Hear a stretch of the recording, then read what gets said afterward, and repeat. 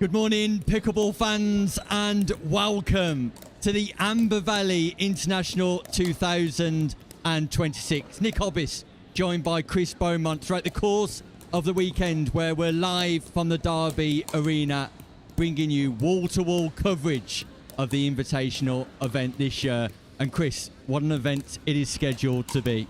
Yeah, it looks like quite a good one, this, Nick, actually. Fair play to James Horn. Nobody on earth would have thought he was capable of putting together such an event, and he's managed to pull it off, we think. I mean, we haven't seen a ball hit yet, so we don't know for sure. But, yeah, it's going to be really, really good. There's some excellent teams here, in all seriousness, and some very good players. Yeah, 16 teams will contest pickleball matches across 3 formats, the men's doubles, women's doubles, and mixed doubles, in order to be crowned elite club champion of this year. Last year, I believe it was the Grizzlies from East Anglia. Couldn't be bothered to turn up again, though, Nick. Not here Couldn't to be bothered retain to their defend it. crown. No. Any ideas, Chris, on who we're expecting this year? I think this year to win it, I'm going to say London Pickleball. I have to say. I mean, I'd like to say Pure Pickleball, and I think they will do the Pure brand proud. But that London Pickleball team does look very, very strong, doesn't it? Does indeed. London Pickleball, the #1 seeds, that's for sure. Action gets underway in just a few moments' time. It's round robin format to begin with. 4 teams qualifying out of the women's and men's doubles draw. And we can't wait to bring you all of the action here live today, where it very much is showtime.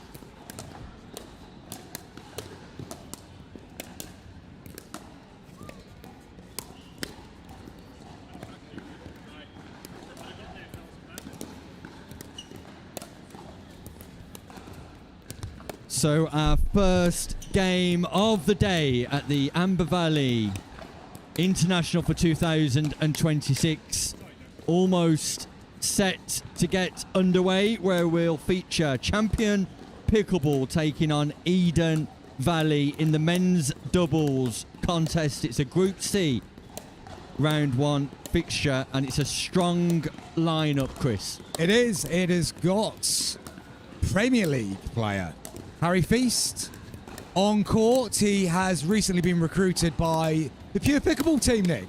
Just going to keep mentioning Pure Pickleball for this entire weekend. But no, we recruited him into the Premier League team following a very strong Challenger season. And he is a game whose levels have gone up and up and up in the last 12 months, isn't he? It is indeed.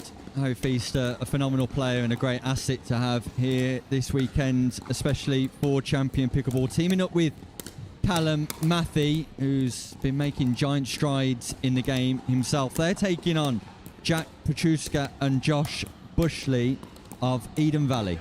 Yeah, so Jack was part of the Northern League here at the start of the year, Nick. He was on the winning team. The Cumberland Sausages went on to win the Northern League, taking down the Midland Outlaws, which the Midland Outlaws did put down eventually that defeat to a complete lack of leadership from the manager and the captain. So, yes, it was disappointing, but Jack's a solid player. Don't know Josh as well. played against Jack quite a lot myself. Though I think we would say Champion Pickleball probably favourites for this one. Yeah, because Harry Feast and Callum Matthey are actually ranked 2 in the whole of the men's doubles competition. So Champion Pickleball looking to make a strong start here. Format for the game will be a race to 11, win by 1 in all group stage pickleball.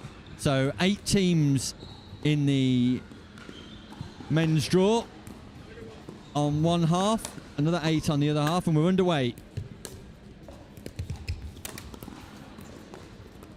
First mistake of the morning there, Nick. Yeah, that ball popped up above the height of the net, and some early nerves from Busley, who just sends that Franklin X40 querying into the net, and again, just signs of a little bit of tenderness to begin with, Chris. Tenderness and tension, I would say. It's been a high-quality start from the players on court so far. Harry Feast just sending his first serve of the morning into the net.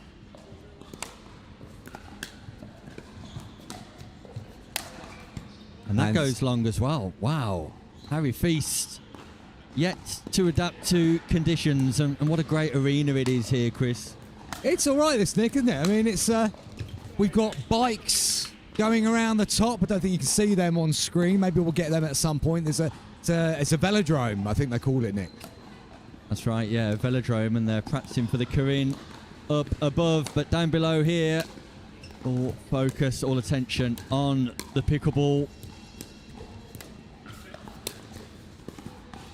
Nice put away there from Callum Matthey, just down to the toes of Jack Petruska.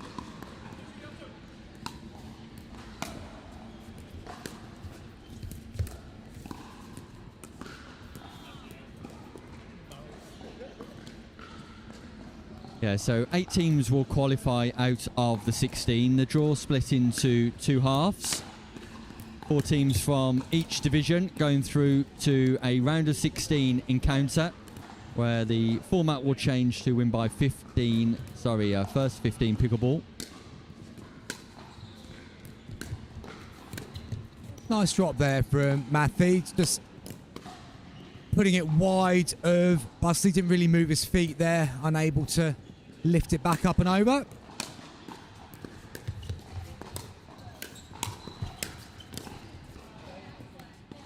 Yeah, Matthey just showing his vast array of ability, coming forward through the transition zone with a single backhand roll followed by a double backhand drive volley.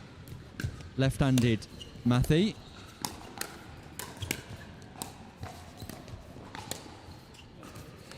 Nicely played by Busley. That was good defensive work by Busley and Petruska initially, and then just took his time and pushed it down the gap in the middle. Be interesting to see today, Chris, how much players get support from their teams, because there's action all around the arena here. Over 14 courts in operation, so I think the support of their fellow players within that team environment could be crucial. Yeah, of course, most teams are going to be playing at the same time initially, but I think when you get to the latter stages and some teams fall by the wayside, I think we'll see the teams be a little bit more vociferous with each other or for each other as it goes on. A nice put away that from Callum Matthey. Good work by Feast to set it all up, and Matthey puts it away nicely. Yeah, and that brings up the change of ends with Feast and Matthey in control. Other players here for Eden Valley: Angela Wright, John Wright, Katrina Donaldson, Luke Whitfield, Nina Petruska and Vanessa Whitfield, all hoping that Jack and Josh can get themselves back into this, and it's a good start for Josh Busley at the change of ends. Yeah, it's a nice little push down the middle there. He's kept himself balanced that time and able to finish that move off.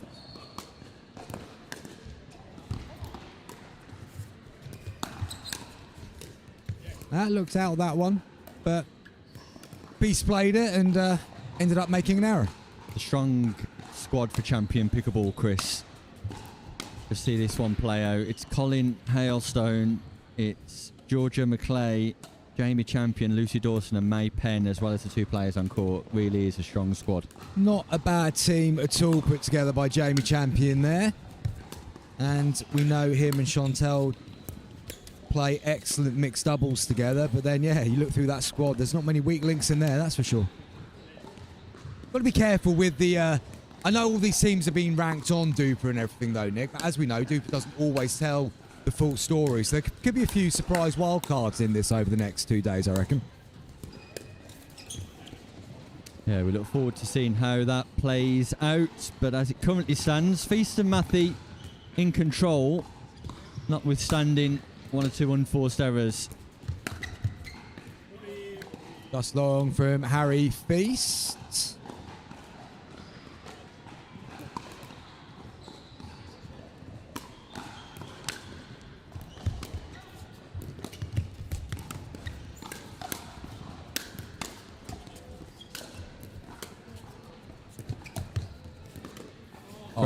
It's a great reset by Petruska there to get in, wasn't it, Nick? And be disappointed they weren't able to get the point off and got up to the line. Yeah, just missed the easy play. The defence is second to none. And again, just playing some simple pickleball, getting that ball into the non-volley zone, proving successful for Eden Valley. I think early on in these and in many tournaments, it's like you give the opposition a chance to make a mistake whilst they're still nervous before they've really got going. You don't have to do too much. Just get into the game, ask questions of them and see where it goes from that point. Yeah, and a mini comeback here because since the turn of ends, Busley and Petruska have managed to win 3 points, closing that gap to 1. Pressure's on Matthew and Feast. This would have been a bank out for champion Pickleball coming into this matchup. Absolutely. They're not going away, these two, and they're putting the pressure on champion Pickleball. That ball bounces just before the baseline, left by Busley. That ball comfortably lands in.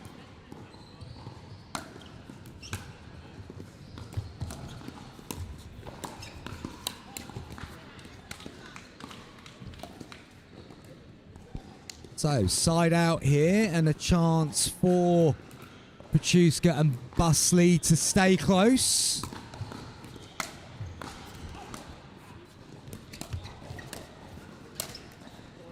Yeah, good attack from Feast. There's a little bit too much lift on that reset from Busley. Feast flicking through and tagging Petruska. RF Karen watching all the way from Dumfries up in Scotland. Thanks for joining us today. Don't forget to like, share and subscribe. Tune in to the Amber Valley Invitational Tournament this weekend for some top quality pickleball, just like that top quality backhand roll from Callum Matthew. Manages to get that ball up and over the nets. Yeah, non-scoring side out there, Nick, and that felt like it was an opportunity for Petruska and Busley to keep going, but I think this could be the moment where the game gets away from them now. Yeah, gap's extended to 3 points again. And an error at a crucial stage by Josh Busley on the 4th shot. Just gives the ascendancy further to Feast, Matthew and champion Pickleball. Long from Petruska and brings up match point.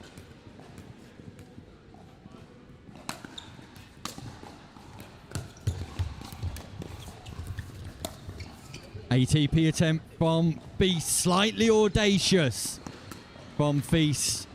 Ball goes wide. Second scoring opportunity, second match point for champion Pickleball. And there it is, an error from the paddle of Jack Petruska gives victory, gives success to Harry Feast and Callum Matthew of champion Pickleball in the men's doubles. The first game of the day here at the Derby Arena concludes But the action continues as we bring you women's doubles Group B round 1 action featuring Rachel McRae and Tracy Matthews taking on May Van Bommel and Debbie Anakura. The Slice Girls versus Nasty Nelsons coming up next. At the Eye Place, we know every eye is unique and should be observed with care. Good morning, how can I help? Here for an eye exam at 10:30. Lovely, I'm just going to check some details and get you booked in. Our exams harness the full power of specialist eye health technology, analysed by our highly experienced optometrists, making it one of the most comprehensive eye examinations in the world. Our dispensers are experts in matching faces to frames, making sure you have the optimal style and fit with our wide variety of choices in store. Call into any of our practices or book your eye exam online today. The Eye Place, a different level of eye care.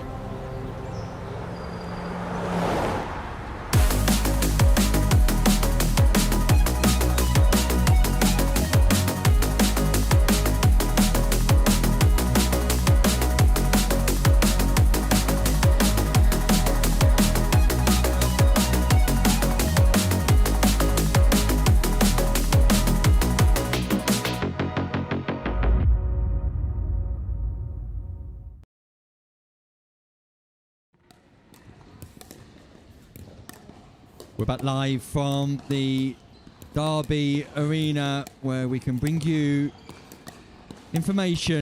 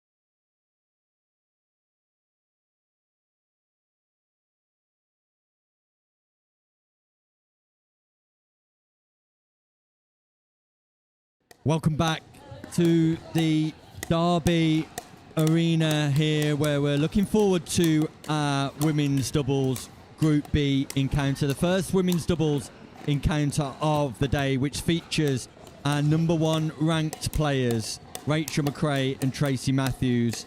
And it's going to be an uphill challenge for May Van Bommel and Debbie Anakura, their opponents, Chris. Yeah, you would think so. You would think so. I mean, Rachel's game has improved dramatically in the last few months again. Another Pure Pickleball team member for the Premier League, Nick. So delighted that she's getting some good reps in this weekend ahead of finals day. But we played against May and Debbie in the Northern League, and May's got quick hands. She's, I think it's a badminton background. She's very fast at the non-volley zone if the ball is in the air. So you never know. No, indeed. And it's the Slice Girls taking on the Nasty Nelsons. Two teams here at the Amber Valley who have been amalgamated from players across clubs here in the UK. So not necessarily a specific club, but a a combination of players, Chris, and the Slice Girls in particular look to have a great chance of taking away the trophy at the end of the weekend. They do, but don't write off these nasty Nelsons, Nick. They've made a couple of recruits going into tomorrow, so you just never know what might happen. Wouldn't be yourself by any chance, Chris, would it? Yeah, I think mainly because I'm here for the weekend and they were short of a guy. I've been roped in to play tomorrow as well, and having looked at our lineup in our group, it's going to be tough. So hoping May and Debbie can get the nasty Nelsons off to a strong start today and cover any losses that I might bring them tomorrow.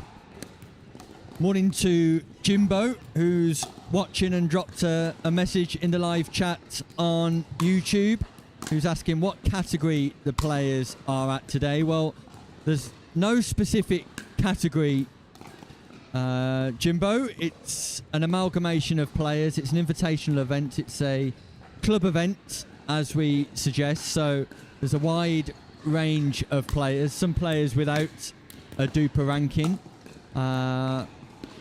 But the game that you've just watched in the men's division, the two players who won are playing at 4.5 plus level. Harry Feast definitely at 5.0 and above, and Rachel McRae and Tracy Matthews here will be playing at 4.5 plus, if not 5.0 as well, Chris. Yeah, I think Rachel's very much on the cusp of that number now. Recently out in Malaga, playing in the WPC event last weekend, pairing up with Abby Fung. They're developing into one of the strongest female pairs in the country as well. But yeah, be good to see how her and Tracy get on. I know Rachel has got a particular affinity with Tracy's little dog. So it's amazing what you need to bring to the party to get a good doubles partnership nowadays, Nick. It is Have indeed. you brought me a dog? I haven't bought you a dog, but it's the weekend of Crufts, and Tracy Matthews warmed up for this event by spending the day at Crufts yesterday, Chris. I thought I'd throw a dog in there, Nick, but you've absolutely trumped me with the Crufts knowledge. Fair play. You know what this mad cycling is above us, and you know that Crufts is happening at the same time. You're a man that knows a little bit about locks. Only a tiny bit, Chris. And it's also FA Cup weekend, of course, but I did know that, in fairness. Makes us think there could be a shock on the cards. And will it appear here in this women's doubles game? Well, you'll be delighted to know, Nick, I turned down the opportunity to commentate on Mansfield Arsenal today so that I could be standing here in the booth alongside you. There you go. Only the best here at the Derby Arena. McRae and Matthews at the top of your screen. Van Bommel and Anakora at the bottom of your screen. It's the Slice Girls, McRae and Matthews, taking on the Nasty Nelsons, Van Bommel and Anakora. Let's see how nasty they can get. Let's see if we will see a Nasty Nelson at all today, Chris. Got to be guaranteed, really, when you got the team now. We had the chat in the group chat before the tournament started, and you should expect one every other game. One of my highlights of last year has to be the Nasty Nelson at the Europeans, Chris. Having moved to Anglesey, Nick, the amount of comments I've had about that already and the commentary on it has been absolutely hilarious. I don't think that Mr. Hazelhurst wants to take a trip to the north of Wales anytime soon. Great play from May Van Bommel. Hey diddle diddle, straight down the middle, splits the Slice Girls in half. Lovely shot there. Just like we were saying from May, she's quite wristy, quite flicky in the middle, and that was a nice move down the middle. And for any of you playing Hobbis Bingo in the YouTube channel at home, I have that one in at 9:22 for Hey Diddle Diddle. Straight down the middle. It's a classic. It's an old classic that comes out every now and again. We've gone early on the play on words for the Slice Girls, though, Chris. Very, very early. This is nice play from Van Bommel and Anakura. They're asking questions early here.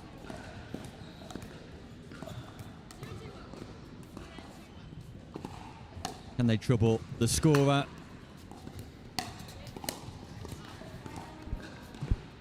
Nice play from Matthews. Not sure it was the cleanest contact, but it got the shortness in the court, which meant Van Bommel couldn't get around to it. From a technical perspective, Chris, and we'll keep our technical views to a minimum today, but I do like to see Tracy Matthews playing on the right-hand side.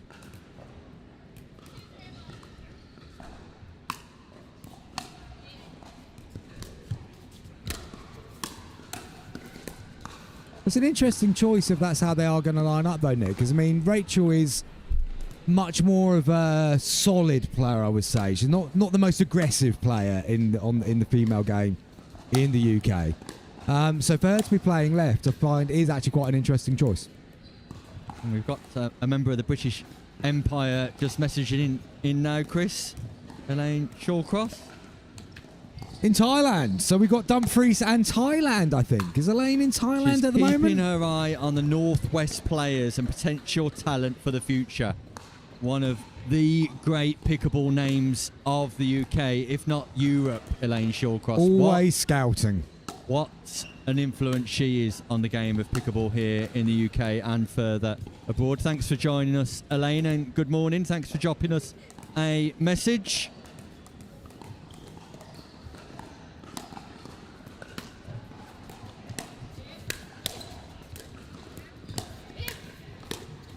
Oh, unlucky there. Anakura just reaching in the transition zone. Nearly got it back up and over the net. But tell you what, McRae and Matthews aren't having this all their own way yet.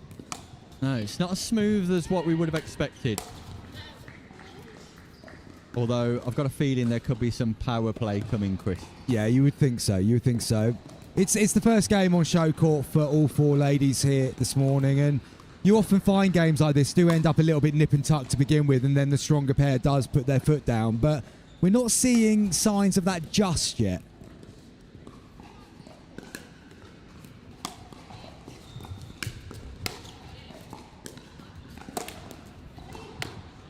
Can't afford to miss too many of those, though.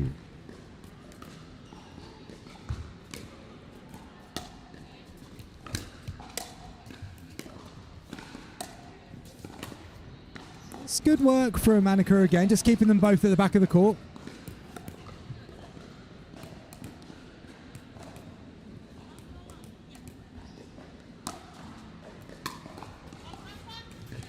Return goes long from Matthews as her mother watches on from the sidelines, who will be in action later today too for Derbyshire, I believe. I think Elaine is in with the nasty Nelsons, Nick. I think she's one of our girls. Is she really? I think so. Let's have a look at the... I mean, obviously, What? as a consummate professional, I researched this massively on the 4.5-hour drive up this morning. You're right, But, she is. There we go, see? Alison O'Donnell, Andrew Glover, Chris Beaumont, Elena Chu, Jake Cutts, Joseph Cutts, Laura Hibbard, Lee Cutts, Matthew Goff, Max Braze, Molly Geary, Stephen Hargreaves. It's a big squad, Nick. It's a big squad. It's a Barry Fry squad. Yeah, there's going to be a lot of rotation throughout the weekend in the nasty Nelsons.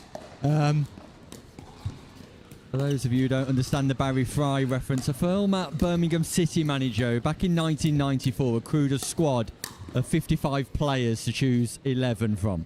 Absolutely, absolutely. The precursor to the Chelsea days, just not with as much money, I think it's fair to say. Indeed. So you fancy your chances of getting a game, Chris, with a squad size? Oh, I've seen who I'm playing, mate. You get to rip it out of me when Josh Roberts and Rachel McRae batter us 11-0 tomorrow, mate. Can't wait, my friend. Cannot wait. Meanwhile, change of ends. Matthews and McRae, without getting out of second gear, comfortably in the lead.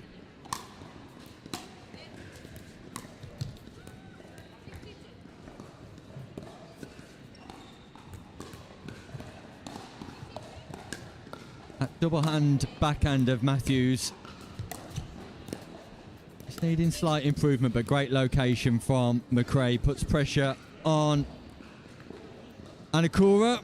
That's such an underrated shot, that, because that wasn't a bad shot by Anakura at all herself, but McRae just beautifully in position and just defended it very, very nicely. And now they're starting to pick up the cheap mistakes from Van Bommel and Anakura.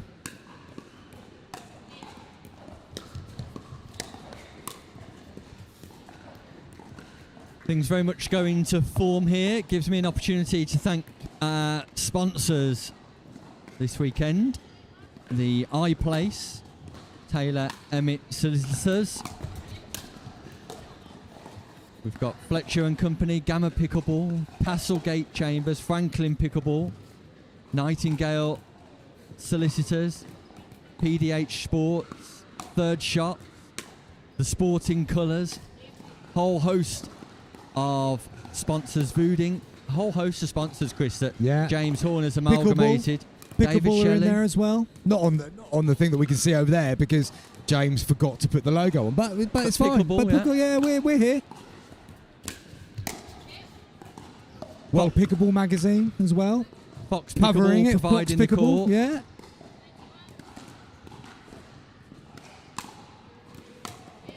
Some big news breaking from Fox Pickleball, Chris, about their foam paddles. That'll be over the next few months.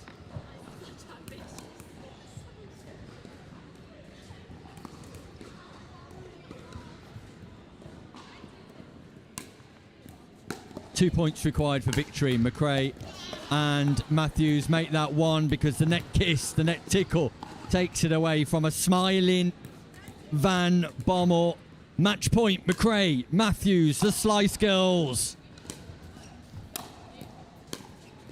Yeah, good placement there from Anacora. It's going to make this game last as long as they can.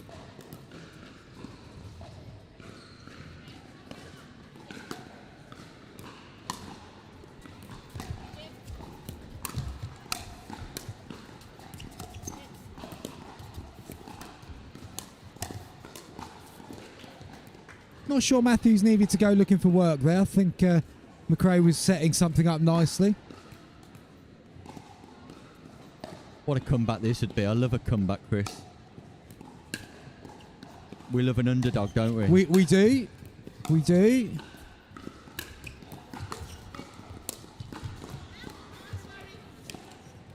Though, I'm going to suggest I think this one might be still going to go the way of Matthews and McRae.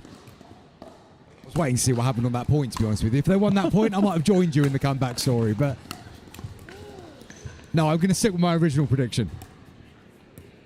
Here we go. Match point, Matthews, McRae, the slice girls. Two opportunities here.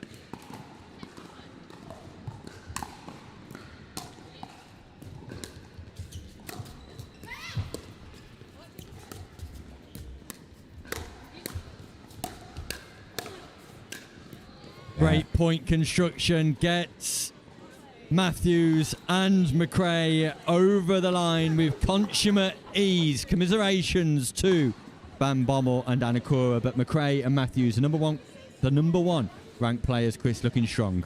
Yeah, but credit to Van Bommel and Anacora there. They played some nice stuff in that game, and they can take a lot of heart from that and look forward to the rest of their day. We're moving on, Nick. We're moving on. We've got the Derbyshire Destroyers against Champion Pickleball coming up.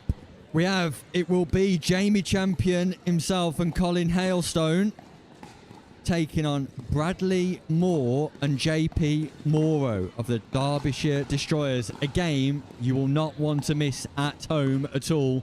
We're going to go to a quick ad break, and when we return, men's doubles Group A action gets underway. At the iPlace, we know every eye is unique and should be observed with care. Good morning, how can I help? Here for an eye exam at 10:30. Lovely, I'm just going to check some details and get you booked in. Our exams harness the full power of specialist eye health technology, analysed by our highly experienced optometrists, making it one of the most comprehensive eye examinations in the world. Our dispensers are experts in matching faces to frames, making sure you have the optimal style and fit with our wide variety of choices in store. Call into any of our practices or book your eye exam online today. The iPlace, a different level of eye care.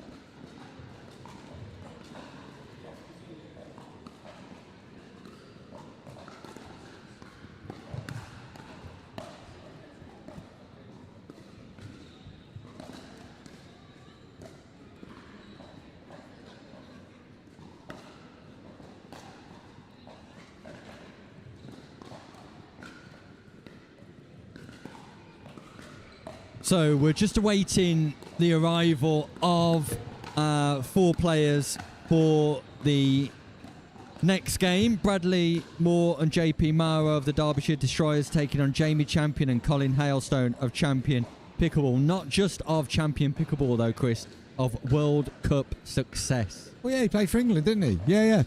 And did very well out there too. Yeah, nice guy, Jamie. I like Jamie. And Colin, bronze medalist, I believe, out in America.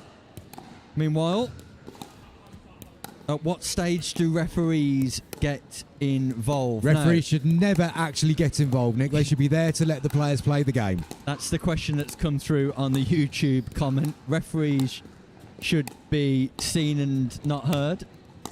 Look, to give this some context, Nick, you are a former Football League level official, so I am indeed. So you do have a valid opinion on such things. I used to give people like you a lot of stick, and don't think I've taken that into pickleball yet. Well, I still get nervous moments driving to this area because when in days gone by where I'd be officiating at Pride Park, which is 50 metres from here, Nigel Clough used to make it very difficult for me, Chris. So I still have the occasional flashback of being in the Derbyshire area and being on the receiving end of Nigel Clough. Well, I'll tell you what, if JP Mara and Bradley Moore don't get a wriggle on, Nick, you might have to tell us a Nigel Clough story. Yeah, I don't mind doing that, Chris, because I've got plenty I could delve into regarding that local.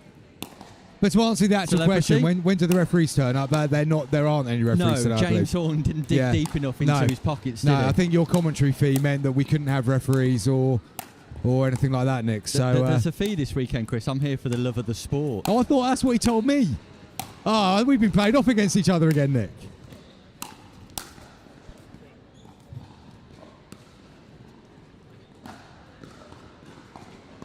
There we go. Breaking news, Mr. Hobbis. Neil Lawson-Smith is en route to the arena. He must have got the bat phone must have gone off about 4 o'clock in the morning. That's brilliant. And so he drove up last night, and we're hearing from Simon Farr, one of the technical directors here behind the comms booth this weekend, that Neil Lawson-Smith will be officiating from 10 a.m. Fantastic stuff. As we were saying, Nick, it's great to have the pickleball referees here. A vital part of any top tournament. Exactly. And we're looking forward to seeing Neil. Neil's a lovely guy. And probably has a few stories himself. Maybe not about Nigel Clough, but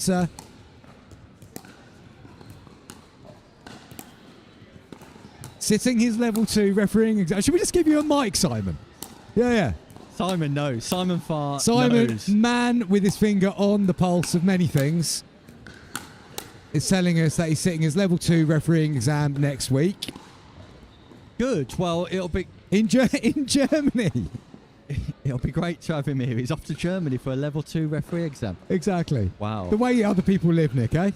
The referee development in relation to Pickleball England and how they've developed referees in this country and how referees have got involved in the European stuff as well, Chris, has been phenomenal, though. They are an integral part of professionalising this game. Oh, absolutely. Yeah, no, all jokes aside, if you've got good officials for the big games, it is really important because the game is played at different speeds and there are things that players genuinely cannot see and will make calls based on what they thought, and they may not always be the right ones.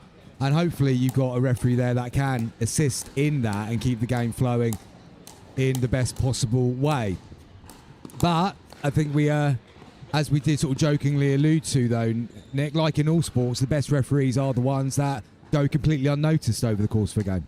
Yeah, 100%. And when I was officiating in football at those levels, Chris, my intention at the start of the day was to get in and get out with anybody. Yeah, without anybody knowing that I was even there. But yeah, definitely at some venues, getting out alive was a challenge.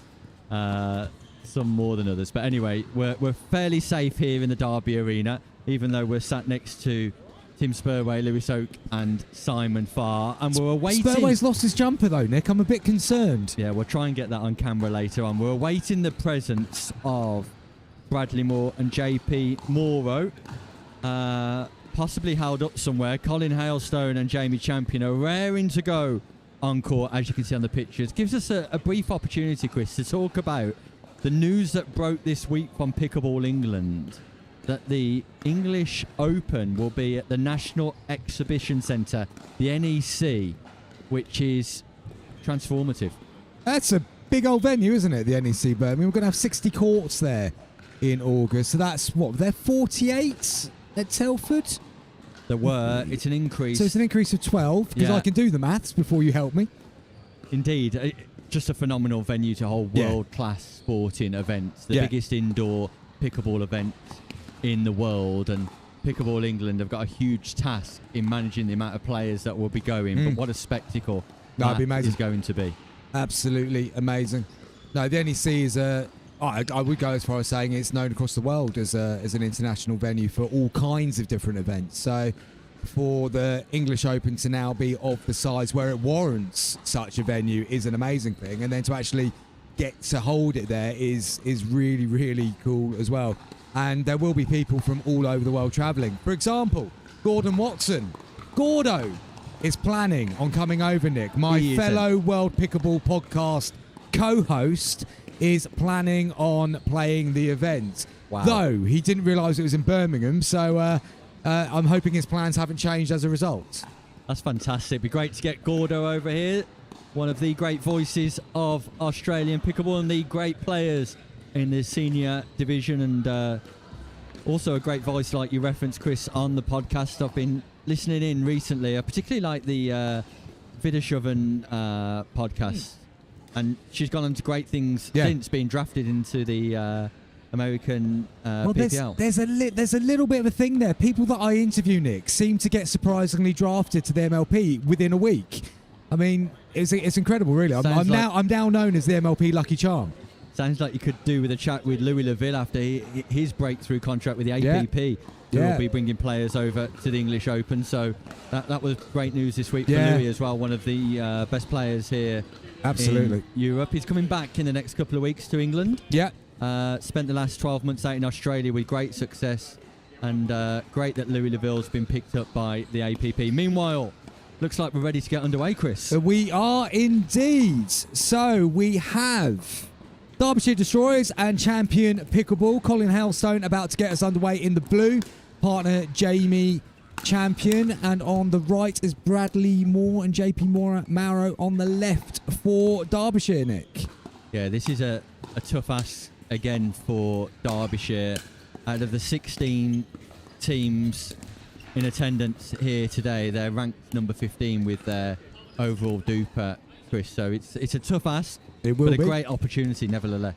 Oh, absolutely. Look, this is a great weekend of pickleball, and no matter what your level is and things like that, tournaments like this are great because you're not always going to get the opportunity to play against some of the better players in the country if you enter a tournament normally. So for some of these players, it's going to be great fun. It might be painful, but I'm sure they'll take a lot from it in some games. An interesting fact about Colin Hailstone: not only is he an England International World Cup medalist, he's also a top baker. That is a decent fact, Nick. You've clearly spent time doing your research. I hope he bakes better than he plays with his left hand, however. He is slightly ambidextrous, Colin. Likes to switch from right to left on occasions. But yeah, his baking is second to none, and he's got a tray bake here this weekend, actually, Chris. What's his speciality bake? You've got to taste the chocolate brownies, my friend. I was hoping it wasn't going to be chocolate. I was hoping it was going to be something different to a chocolate brownie. Oh, there's a whole variety, though. I mean, just take a look at his Instagram. There's a whole variety of baking products that he and his wife prepare regularly for events and share. I need with to be the getting to these pickleball events, community. Nick. I'm going to the wrong events. That's what happens when you move to Winnersmon, my friend. Yeah, well, this is also true. This is also true. Though we do get a regular bake on our Thursday night session, I have to say.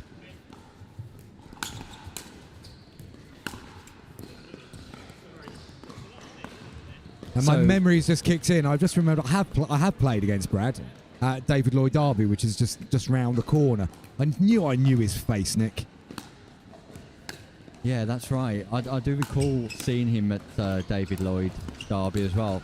It's one of the long-standing venues here in the UK, David Lloyd Derby, one of the inaugural venues of pickleball. Nice bit of play there from Champion, just keeping him under pressure.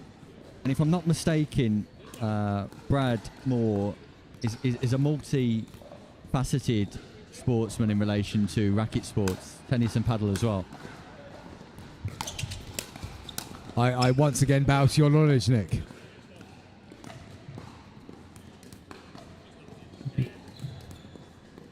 So, Mauro on serve. Good start from Mauro and Moore.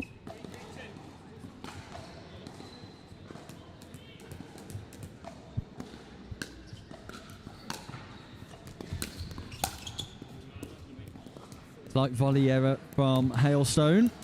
Lovely bit of football skills there from Jamie Champion. I'll give you a Champion fact.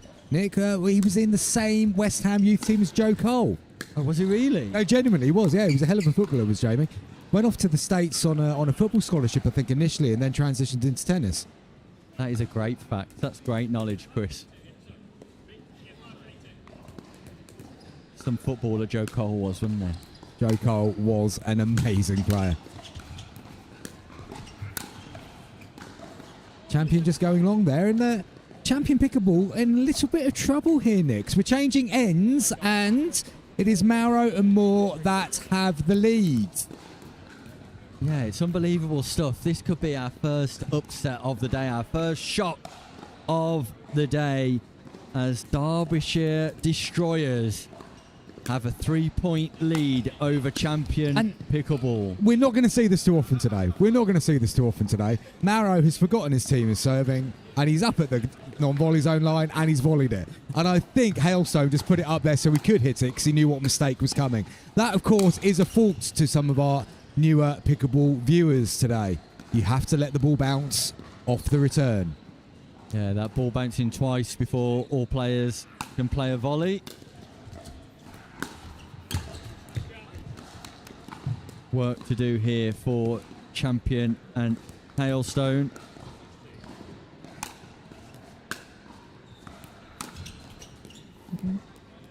And Champion not really getting his range on the thirds yet. I like the slice return from Moore, though. Yeah. I think given when you know how strong Jamie Champion is on the drive, he loves to drive the ball, does Jamie. The slice is a weapon that you want to use relentlessly to get him as low as possible and increase the chances of the net coming into play. Yeah, I couldn't agree more. So, non-scoring side out. Hailstone and Champion making inroads.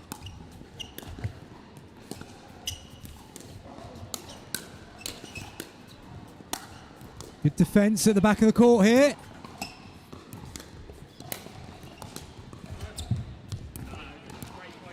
Great construction from Hailstone. Working that ball around the court into spaces. Able to execute finally. Yeah. Champion takes centre stage. Hailstone just getting a good view of that from the back of the court as Champion takes over. All about him, that point.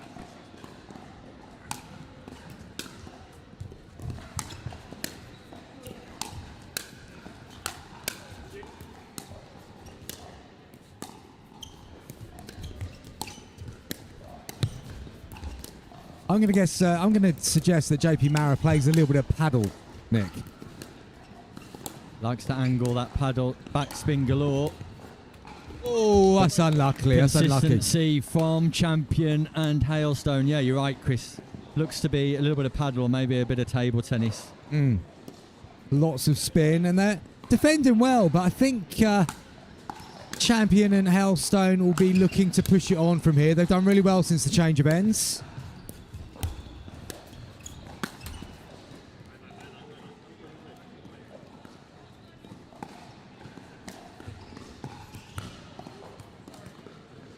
So Hailstone on serve. Oh, and Champion drives that one into the net. So an opportunity for Moore and Mauro to get themselves level. They're a point behind. Good run from Champion and Moore since the change of ends. Meanwhile, a question has just come in, Chris, from James Carroll. We were talking about referees. He wants to know what happens if the ball hits the net, drops towards the stanchion that's holding the net up. It will be a let. It's a replay the point because the... drops towards the stanchion or touches the stanchion. Touches the stanchion. So before it touches the floor. So, yeah, it would be a let there. James Carroll, thanks for joining us and sending your questions in. We'll seek to answer them correctly throughout the course of the day. Or incorrectly. I mean, we'll just answer them. We'll answer them, definitely. Oh, well played. Oh, it's gone out, though. Apologies. I thought Maro hit the space beautifully, but he just pulled it wide. Yeah, some confusion between Hailstone and Champion. Left the space open, but Maro sends the ball wide. Left-hand change. Ambidextrous Hailstone coming into action. Double backhand this time. Defence galore from the baseline.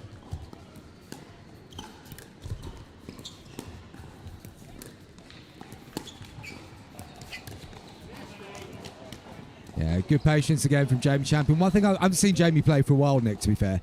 But one thing I've noticed is there's a little bit more patience in his game now than what we were seeing last year. Yeah, vast improvements at the non-volley zone from Jamie Champion. Just like to utilise that drive from the baseline to get forward, though. And occasionally that ball does go long, but Jamie Champion's worked hard on his game, travelling throughout Europe to develop consistency and quality.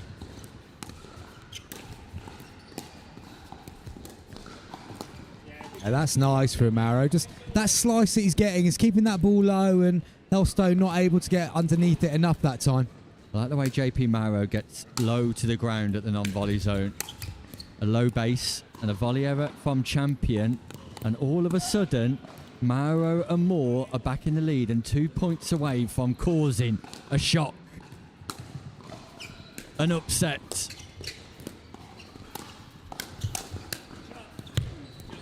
Colin Hailstone, fast reactions just when he needed them most. Second scoring opportunity.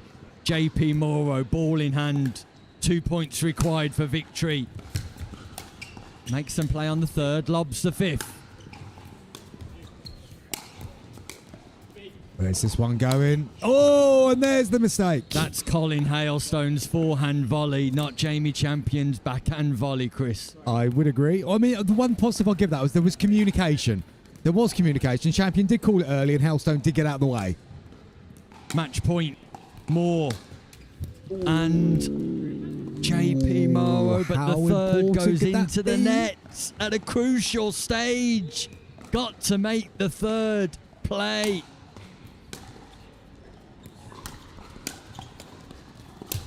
That's good, though, from Moore. Targets the body, speed up towards the midriff of Hailstone, gets the pop-up, puts the volley away.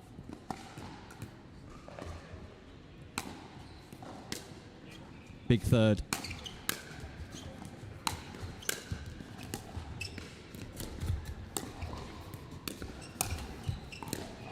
Oh, he's just jammed that. Oh, and he's jammed it long. Fortune off the net for Hailstone. Closes the gap to one. Remember, it's win by one pickleball, so Hailstone and Champion will be the ascendancy if they can win this point.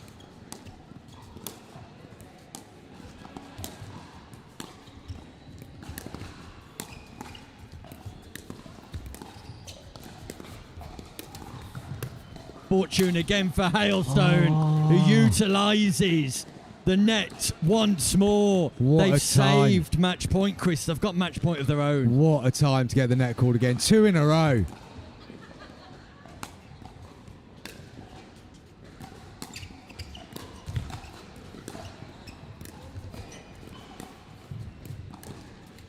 And there it is. Hailstone and Champion get out of jail free. Absolutely.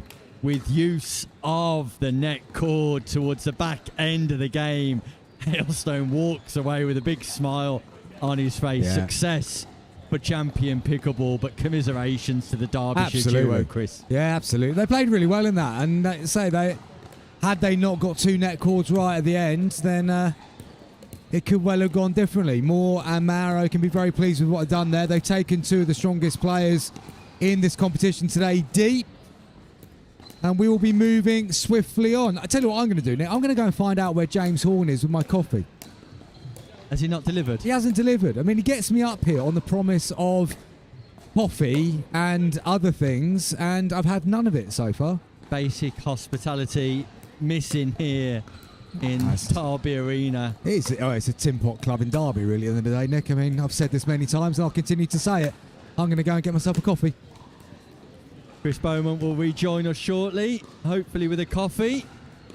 Meanwhile, we'll be looking ahead to Derbyshire Destroyers once more in the men's doubles as Simon Anable and James McInlay take on the Slice Girls, Jack Edwards and Nick Mays. That game coming up in no time at all.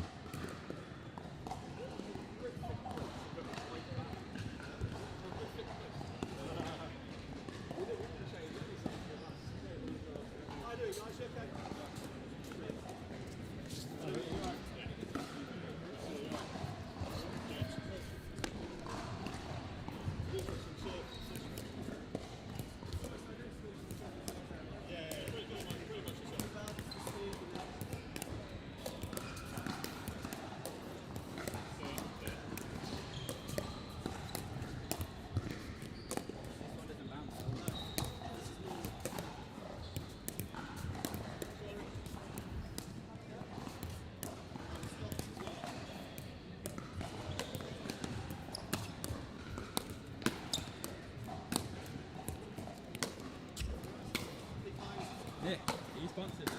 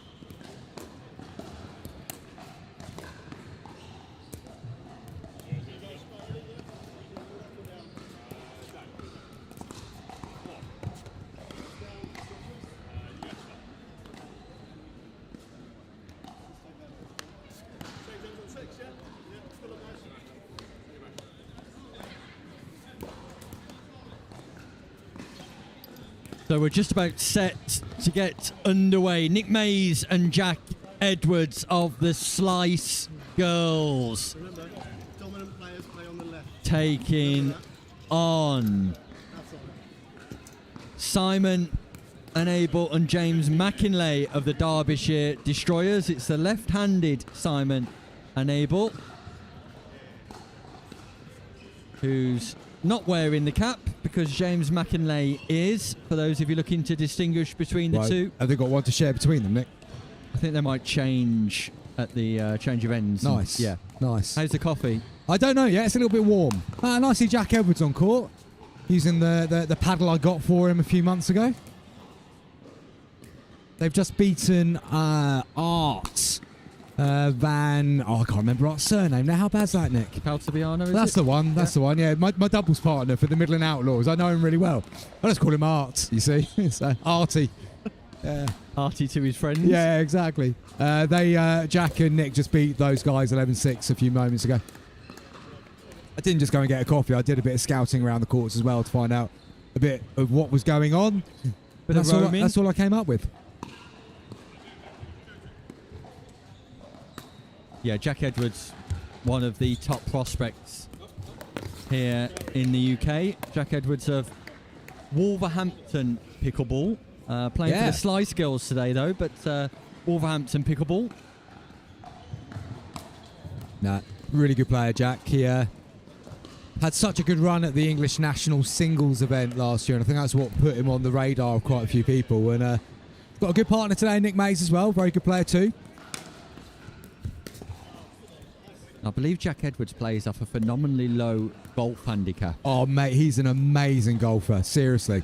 We talk about multi-talented sports people a lot. No, Jack is, he's an incredible golfer. And in fact, when he first started playing pickleball, he would have made quicker progress, but he was playing so much golf because he's that good. Imagine being good at more than one sport. Imagine being good at a sport, I was Nick. going to say, I'd like to be good at one sport, Chris. I tend to find myself either officiating football or standing behind a microphone. That's the depth of my sporting career. Absolutely. I didn't ever referee football, but certainly got into coaching. Encouraged to get into coaching quite early. I think it's the most diplomatic way of saying it. You mean you didn't get the standard schoolboy stint at an academy, Chris? I had trials with so-and-so. No, I was that rubbish, Nick. I didn't get trials with anyone. Everybody's had trials with West Ham or Arsenal or Birmingham or Villa. No, none of that for me. No. None of that for me. I was the best pub player in our university team, though. Impressive. No, genuinely, our uni team was full of ex-United players. The left back used to play up front with Michael Owen at Liverpool. Oh, wow. Oh, where'd you play? Oh, yeah, the Holroyd Arms. Brilliant. Meanwhile, Edwards and Mays Great get from Edwards. are in a match here. Just wide. First bit of potty mouth we've heard on court today, Nick. Probably the last time I heard some potty mouth on court was from you, Chris. More than likely. Would that have been the time I spent most of the day in the kitchen? I still have nightmares about that one. I really do. That was awful. I blame the guys that mark out the courts myself.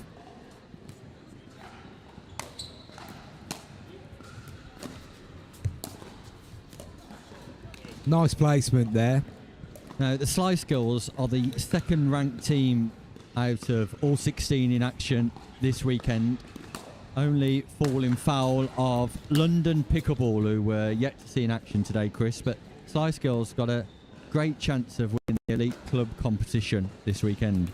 Yeah, you would absolutely think so. I mean, it's an absolutely stacked squad. It really is. And I'm sure, Nick, you can bring us a few of the names in it other than the two that we can see on court and the two that we saw earlier. Yeah, you've got Ewan Skillicorn, Josh Roberts, Respini Jones.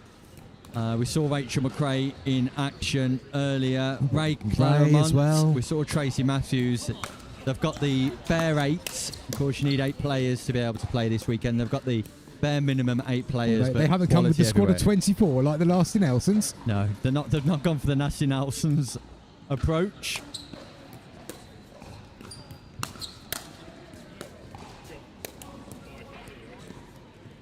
Yeah. Error at the non-volley zone line there. So, chance for Edwards and Mays just to advance their small lead a little bit more. Meanwhile, news coming through on your screen of some group leaders across each group. So who's leading the way so far from Group A, B, C and D? Group A, it's Ridley Smith and Melville. B, it's Jake and Joseph Cutt. C, it's Campbell and Phillips. D, it's Harry Feast and Callum Matthew. I think I've done a great job of that's a speed nice shot reading down the line, Nick. across the ticker there. One of the fastest tickers. There's a game going on, Nick. There's a game. Did you not see that shot? It's an amazing ticker, but did you not see his ticker's going after that shot? I've never seen a ticker move that fast in all my life. It might have been a great shot, Chris. There'll be loads of more of those to come today. But I'm hoping we don't see a ticker move as fast as that on screen. I started working with a teleprompter yesterday, Nick, and it's a true story. Started working with a teleprompter. I didn't realise that you could change the speed. So might have had to re-record that news bulletin yesterday. Hoping these guys can find the pace setting on the old ticker.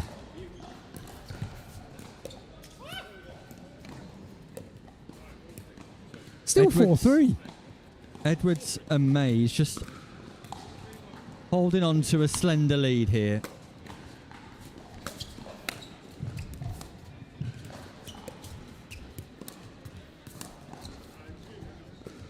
Good leave by Mays, who careers into the sponsorship boardings. Looks to have had a bit of a haircut as well, Nick Mays. Yeah, I was going to say, I thought his hair was usually a little bit longer than that. I wasn't on court against him long enough in the English Open to really find out. Him and Tessa Bruins absolutely killed us. Normally longer flowing locks. Yeah. Which I've always been incredibly jealous of. We're just, Nick, we're just talking about the fact that you may have had a haircut. You as well?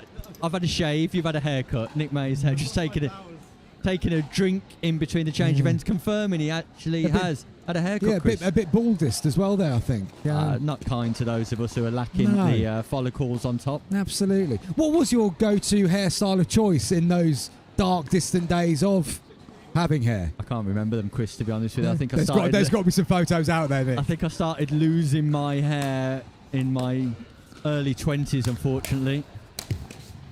Nice attack there from Jack Edwards. Did you go bald instantly, or did you shave it all off instantly, or no, did you? That's you come in the kept last it for a few while? years. Really? I've gone for the goatee and complete shave in the last few years, just to hide the growth of that spot that is balding. Yeah, I fear I have a similar choice to make coming up soon as well. Slight recession, Chris, but not too bad. Yeah, it's more the grey that's possibly the issue. This is true. Yeah. It's the early starts, Nick, driving from Anglesey to ridiculous tournaments in Derby at weekends. You get to go home to places like Newborough, though, my friend. I was going to say Holyhead, but not so much Holyhead. Not so much Newborough, Holyhead. yeah. Good pickleball in Holyhead, but not a good... No, there's some nice beaches up there, to be fair. There's also a TK Maxx. Can't have everything. Right, back to the action here, because Edwards and Mays comfortable and in control. The Derbyshire duo just finding things slightly difficult, if not showing moments here of quality, Chris. Yeah, they played some good stuff, in fairness, and that doesn't help. He's done well, though. No, two bounces. Nick Mays looking very sheepish on that one, apologising to it. Don't apologise to us, mate. We don't care. I don't think he means that apology, Chris. I don't think it. Do any of us ever mean that apology? No. Unless you're playing against like Gladys and Caroline on a Wednesday night and you're 9-0 up and you feel bad enough as it is.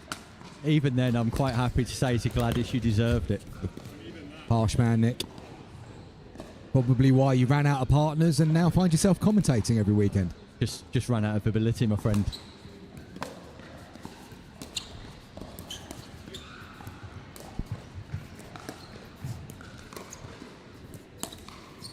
Big speed up. Yeah, off the net as well. Goes long. And Edwards and Mays looking in total control. Bring up match point without getting out of gear number 2 here.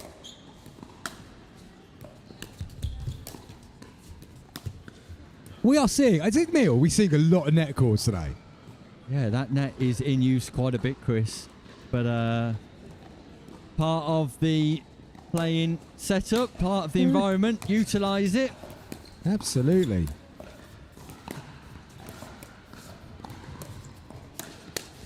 Speaking of which, Chris, did you see some of the social media stuff that Third Shot were doing in relation to the challenge of standing on the baseline and trying to hit the top of the net with 3 balls? Yeah. Well, have you had a go? I haven't. No, I haven't had a go at that. It's. I mean, getting it over the net is difficult enough as it is without trying to actually clip the net. I mean, if I was trying to hit it into the net, I could win that competition all day long.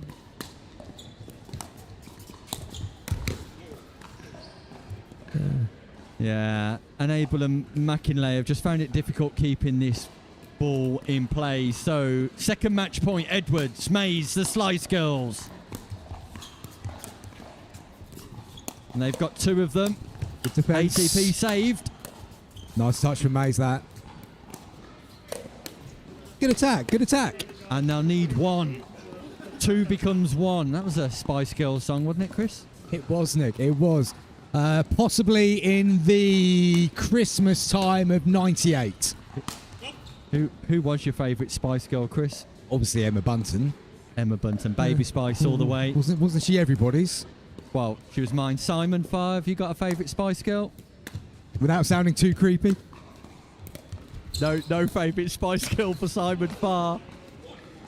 Second match point has gone. Lewis Oak, have you got a favourite Spice Girl? Does Lewis even know who the Spice Girls are? Come on. I do know that, but no, I haven't got a favourite. No favourite for Oak. He does know the Spice Girls are, though. The 90s girl group. Tim Spurway's going to have a favourite Spice Girl. No, before we ask, we should write down what we think he's going to say. Sporty Spice. I genuinely went Sporty Spice. He had Sporty Spice written all over him. Did you see the smile on his face when he said it as well? That's taking him back. Yeah. There was a twinkle in the eye. Yeah. Right, match point number 4. Is this game still going on? Jeez. Slice Girls.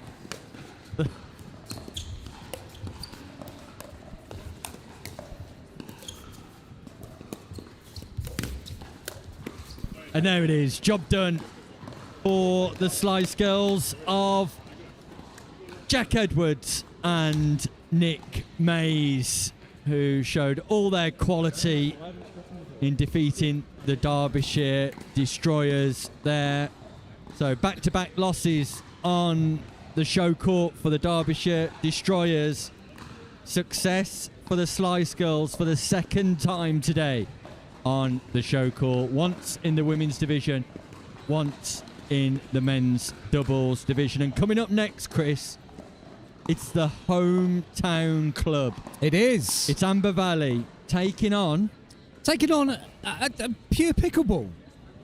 You used to turn up there every now and again, didn't you? I used to be known there. Yeah, not so much nowadays. It's a long commute. Pure Pickleball, the Cheshire-based club, founded by Colin and Chris Beaumont. Let's see what talent they're producing up there under their new coach, Barbara Kappa. When we return, we'll bring you all of the action from that fixture in the women's doubles Group C match. Don't go anywhere. Stay with us. The Amber Valley Invitational 2026 continues here live from the Derby Arena.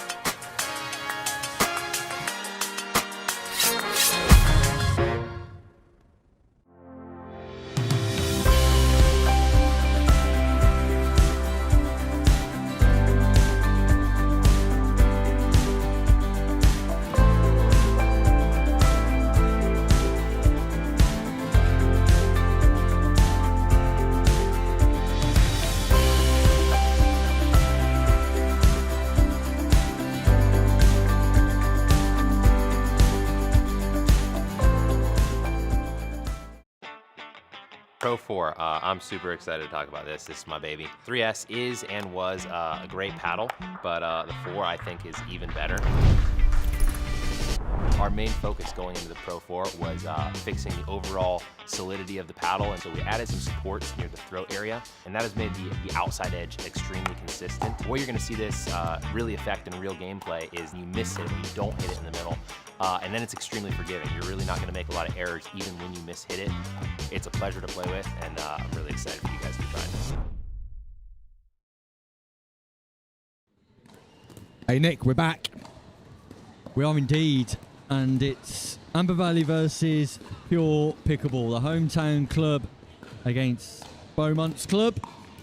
The top of your screen, it is Mora and Bell.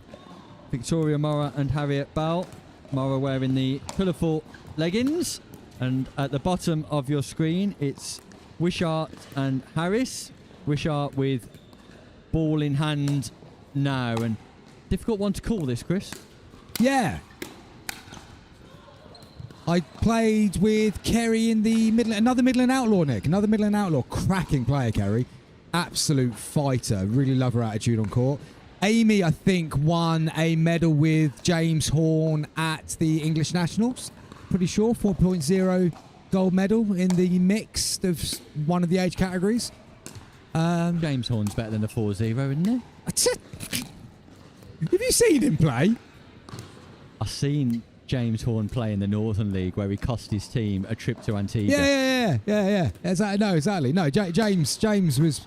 I think Amy did well to carry James to a gold medal in the 4.0 category in Bolton. Vicky and Harriet, they're a relatively new pair at Pure. Play in our Wednesday night Premier League and do relatively well. Harriet was a very good tennis player a few years ago, was playing with some of the better-known British tennis players of that time. Oh, wow. Whose great. names completely escape me because I don't really follow British tennis, but she assures me they were good. Meanwhile, Chris, we've got the latest news ticker coming back on screen. Has it slowed down? You have... It's That's impossible. sped up. I mean, what are you going to do with that? Seriously. It's impossible. I saw Julie Griffiths' name. I mean, the graphics team. I mean, you here could literally say an absolute anything. Nightmare. You could say anything, and that could have been on the ticker. Yeah, that's Griffiths fixed it. Well done. Podenska Yeah. have beat Kelly Cannings and her partner. That was the best.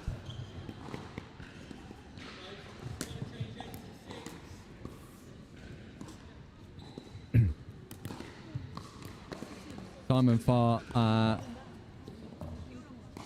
on our technical team doing a great job of reminding players that they needed to change at 6. Tell you what, that referee's not turned up, has he?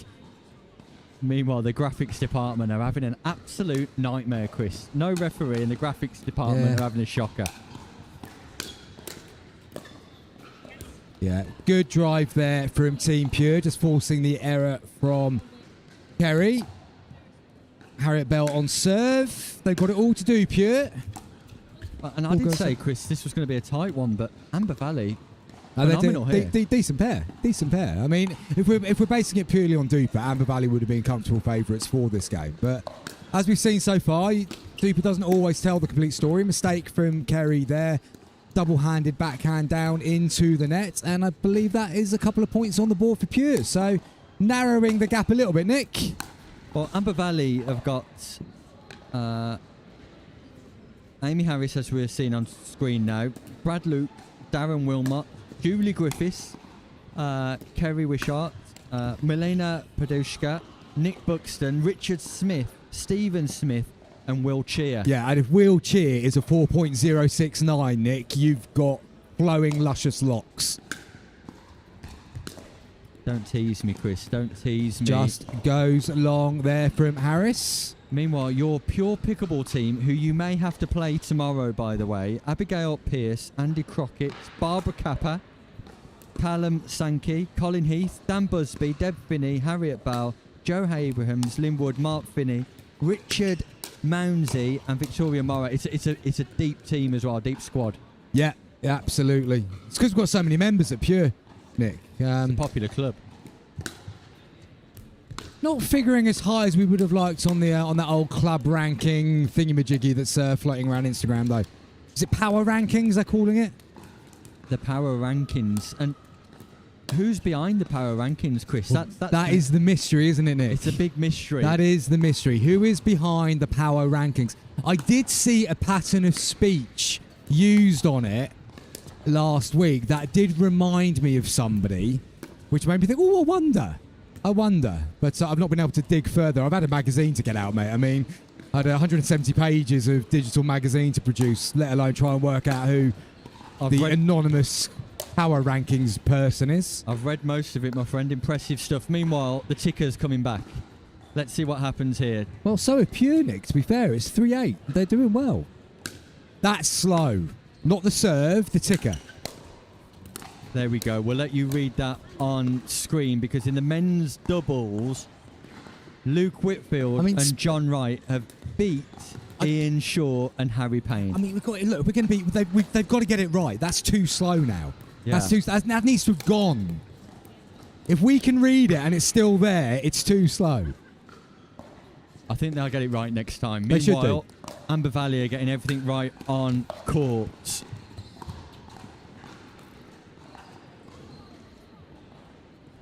Match point.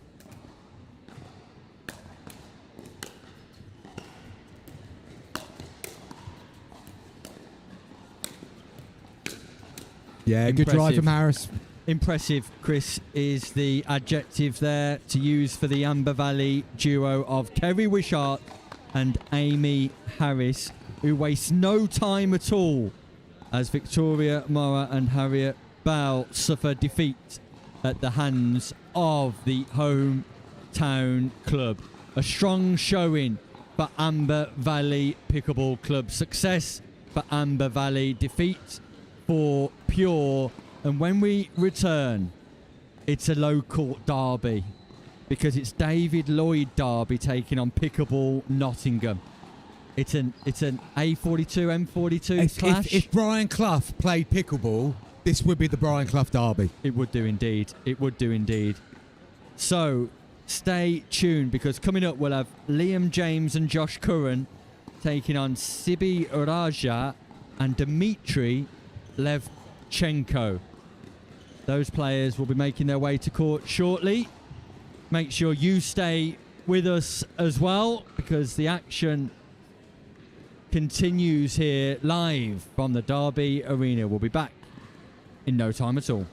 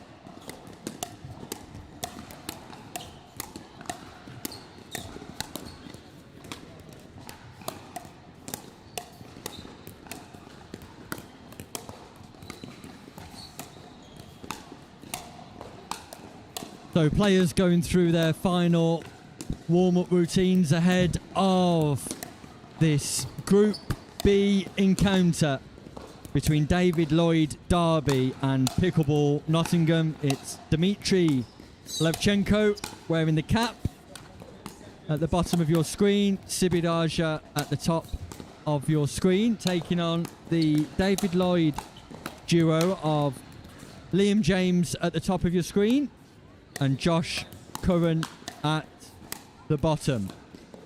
Just got a question in from the chat, Nick. The first serve team gets one serve, right? That's right, yeah. The first call is 0-0-2 inside-out scoring. So the first serving team have only one serve, and then it's two serves or two scoring opportunities on serve for both teams thereafter. Thank you to Harry for that question. Keep sending in questions we know the answer to, folks. It makes us look intelligent. So Pickleball Nottingham at the bottom of your screen. Raja with ball in hand. David Lloyd Derby at the top. And that was James returning. Curran just catching the net. 3 of the 4 players new to us, Chris. Yes, indeed. Yeah, absolutely. And 3 of the 4 players pretty big and imposing on court. And Sibby, not as tall as his partner, but looks very, very, very mobile, it has to be said. Yeah, it's got an nimble. athletic. In fact, I should have gone with rather than mobile. Nimble. Good description, yeah. Looking very athletic, Sibiraja.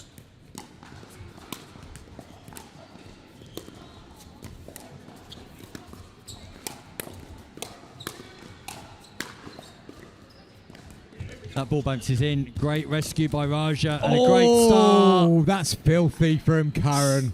Celebrations from Liam James and Josh Curran here. I think we might have a nicely matched game here, Nick, just based off the first couple of exchanges.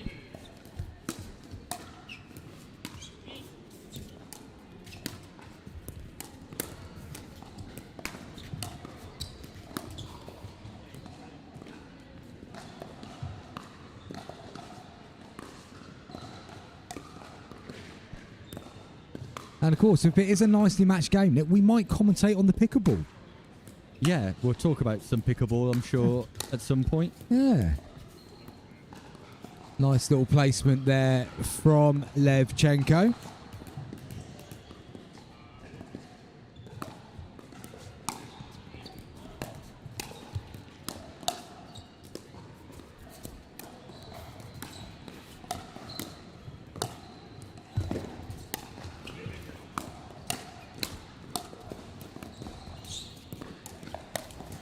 Great pickup from Liam James, but then goes hunting for more on the forehand volley. A nice disguise in his shots. Looks like... Yeah, very compact. I was thinking that, yeah. Looks like a player who's fairly inexperienced, but has got already some skills in his armoury. Not a good choice there, though, from Curran. Looking to speed up on the outside wing, and Sibiraja just sitting on his backhand there, pounces on it and forces the error. And again, Chris, the early indications are that this team from David Lloyd Derby are clearly inexperienced, but they've definitely got the ability. Yeah, they look like players who've got something there for sure, don't they? They're looking to play it the right way as well. They're not executing every time, but you can see there's a little bit of thought that's going into what they're trying to do. But and that ball's not coming back. No. That's hit by Liam. Whilst they're just getting the ball, Nick, we've got another question in from the YouTube channel. What's our thoughts on serve scoring to 11 versus rally scoring to 15? Well, they're completely different dynamics. Rally scoring and side-out scoring, the two scoring methods used around the world. Side-out scoring, for me, tends to give you a clearer picture of the most consistent performers during the course of a match, where rally scoring, where you can win a point on every serve, doesn't always tell the story. Now, the format here today is side-out scoring throughout the course of the day, and as we get to the knockout stages, side-out scoring to 15. Rally scoring, for me, tends to provide clearer winners and deserving winners when that format stretches to 21 rather than just 15. Yeah. No, I'd agree with that. I think also when you got one particular, for example, in some levels of games, you get a particularly dominant server. Rally scoring can reduce that person absolutely dominating the game because the serve obviously is going to keep passing between the two players depending on the score. So we've hit a change of ends here with Pickleball Nottingham in the ascendancy. David Lloyd Derby just struggling to trouble the scorer. Yeah, I called it an even match, potentially, but the score not reflecting that. But I think the Derby team has shown some nice bits and pieces so far. They just look to execute a little bit more and hope that they get a few more mistakes like that from Raja. So they've got a chance to get back into the score now. Matt Brindle getting in touch, saying the commentary's great, Nick. I mean, I don't know if he's actually tuned into the right channel, but... Well, he's here today, Matt Brindle is, so he must Matt's be here tuning today. in live from the venue. I'm sure Is he he is. just playing looking for- over my shoulder. He's not sitting behind us. Unless he's had to pull out at the last minute. I'm sure he was playing for the Northern team for Danielle Fraser's outfit. So, Matt, just confirm with us whether you're here or No, not. he's playing tomorrow in the mix. Playing in tomorrow in the mix. okay. Representing Fair the Northern crowd tomorrow. And he believes he's on show court. Yeah, I have that pain as well. Matt, I'm not playing you on show court, unfortunately. But, Well, let me tell you this. Matt fancy that one a Brindle- bit more, if I'm being honest. Matt Brindle is a top player. He's got fast hands, quick hands, and he's got the abilities to play at the top levels in this country. So nice to have Matt with us tomorrow. Latest news coming up on screen that Georgina Fellows and Rosalind Ridings Good are leading pacing. Group A. Good Rachel McRae, pacing. Tracy Matthews leading Group B. Dawson and Pan in Group C. And Amanda Heath and Jenny Monk in Group D. They're your current leaders in those respective groups. Shout out to Tim Spurway, though, for that. I mean, it's only taken, what's time now, Nick? 10:30. 10:30 on a Saturday morning. Spurway's got the ticker paced rather well. 90 minutes it takes Spurway to warm up. Heard that in most of the tournaments that he plays in as well, Chris. You say that, though, Nick. You say that, though. I played him in the Welsh at 9 o'clock in the morning, and he came annoyingly out of the blocks, which, based on what you said, I wasn't expecting. Raced ahead. Yeah, he's a developing asset, Tim Spurway, to the game of pickleball. Also the Southwest Director, of course, for Pickleball England. Yes, yes. I heard it was hotly contested. Lots of people putting their hand up for that role in the Southwest. And was that two people, Tim, or are you just telling me that you don't agree with my comment? Yeah, also chairperson of Exeter Pickleball. Very nice. So a big tournament coming up down in Exeter. Oh, he's no, not. it's He's been binned not. off. They've got rid. He's been sacked. There's been a There's coup been a in vote of Exeter. no confidence. There's been a vote of no confidence down in Exeter. Exeter Pickleball Club have got rid of Spurway. I mean, I Breaking did hear rumours about question marks over where the funds from the last year's championships did go, but I didn't realise it has gone as far as he'd been kicked out off the back of it. Hashtag embezzlement. Okay, no, we believe it's a sore subject, Chris, so we'll refrain from Even any more more reason tomfoolery. to get Tim on commentary later so I can interview him personally over it and get his side of the story before we make it up completely. I think it needs to go on the World Pickleball podcast, Chris. It's already front cover news for the April magazine, mate. Back to the pickleball. We did say we'd talk about pickleball, Chris. Well, the game hasn't turned out to be as close as first thought, Nick, as it's a 6-point gap. It's inexperience, that's all. These lads from David Lloyd Derby can play pickleball without question. Oh, absolutely. They've Absolutely. got all of the ability. They need on-court experience against players with experience like Dmitry Levchenko. Yeah, I mean, Dimitri's been playing for years, hasn't he? I mean, I believe you and he had a successful run at the English Open, or a medal run at the English Open a couple of years ago. we got a medal each, deservedly so. They Thanks get to one Dmitry. each. One each. One each at Wow. the Pickleball England events.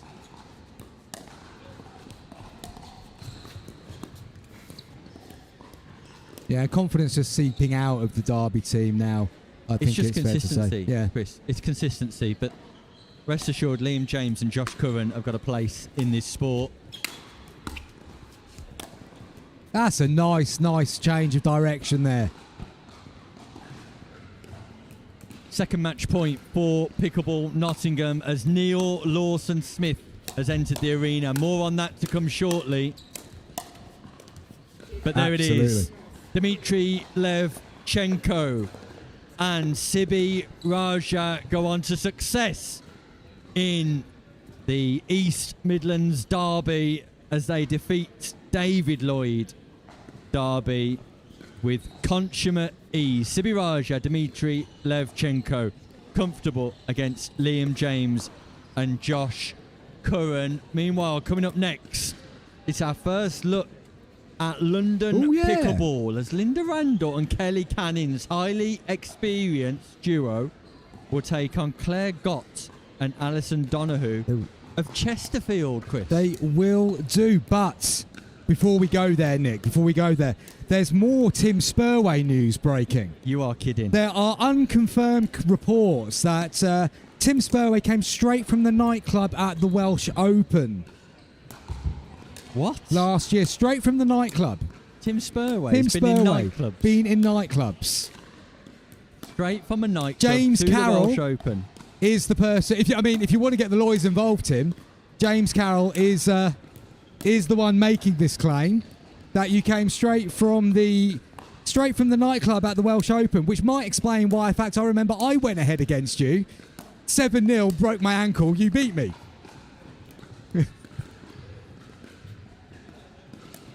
All the stories and tales here coming at the Amber Valley Invitational for 2026. A tournament done differently, that's for sure. So, we're looking ahead to London Pickleball arriving, where they'll take on the Chesterfield duo. Meanwhile, we'll stop talking for a few minutes, let you make a cup of tea, and we'll be back shortly.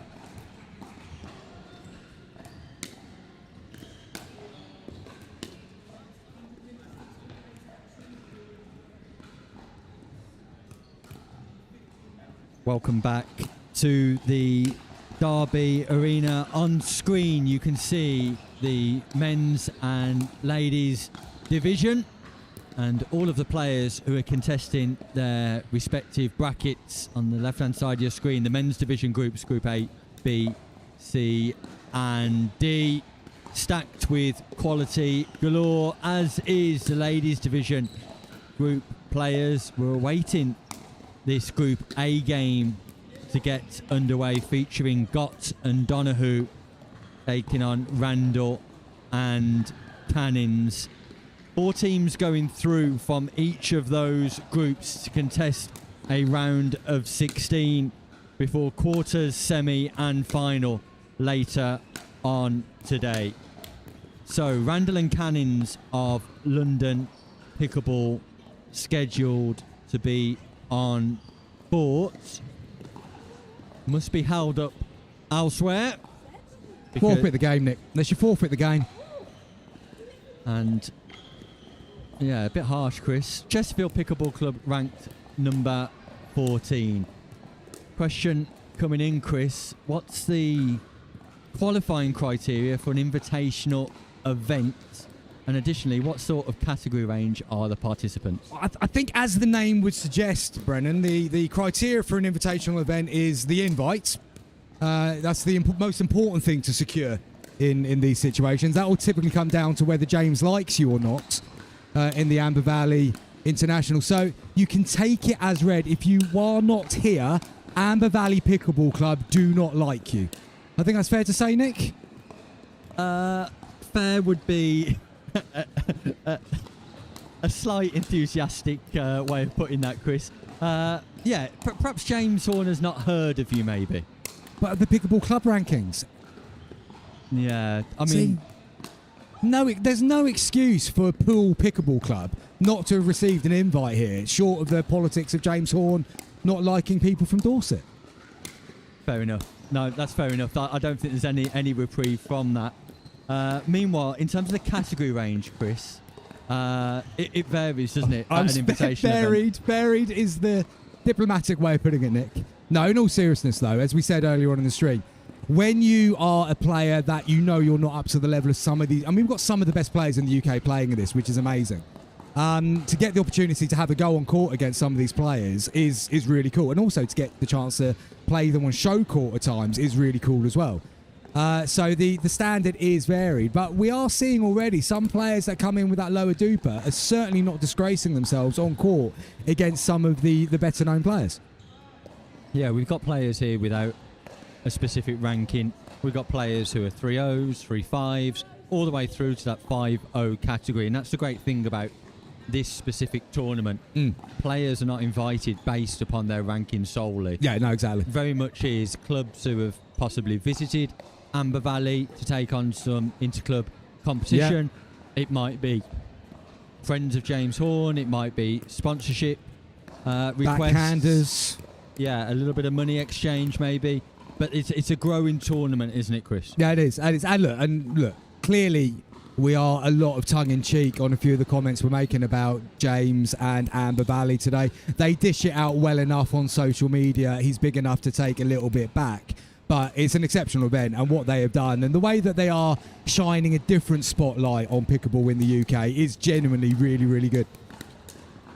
Yeah, couldn't agree more. Meanwhile... Can we delete that bit from the stream? Because I think I actually just said something nice about James Horn. I think he'll have a tear in his eye, Chris. Playing in a tournament with him soon. You and James are playing together? We are playing together. We're going down to Basingstoke. I hope you've got strong soldiers. Soldiers? Shoulders. I was going to let you explain. Shoulders. I was going to let you explain what you meant by that. Yeah, strong shoulders. Yeah. Yeah, we're going to try stacking, and that's going to be a car crash. And luckily, he's very pretty. So if nothing else, he'll look good. He is a good-looking chap. Meanwhile, Steve Beale's been in touch. Morning, Steve. The mastermind behind all of the operations here today. Pickleball bringing all of the stream, and he wants the Nigel Clough story. Who doesn't want the Nigel Clough story? But we're going to have to hold, though, because a game is about to break out. And yeah, we've got Chesterfield at the top of your screen. London Pickleball at the bottom. It's Claire Gott and Alison Donahue and Linda Randall and Kelly Cannings. So Kelly Cannings with ball in hand right now. Very established player here in the UK. Absolutely. First chance we've had to see London Pickleball in action today as well. Number 1 seeds for the club rankings in this tournament. And looking forward to seeing what they're bringing to the party. Strong female pair here against a slightly lesser known team from Chesterfield. Yeah, Chesterfield are ranked number 14 out of the 16 clubs. So Who's number 16, Nick? I can't remember. it was Duffield. Duffield, okay. Duffield Pickleball Club. Just checking it wasn't Nasty Nelsons. I mean, I didn't want to be the weights that dragged them down to the bottom ranking. No, you're mid-ranked, the Nasty Nelsons. We're mid-table, are we? 8, yeah. We are the Fulham of pickleball. Pretty much, yeah. Yeah, lovely.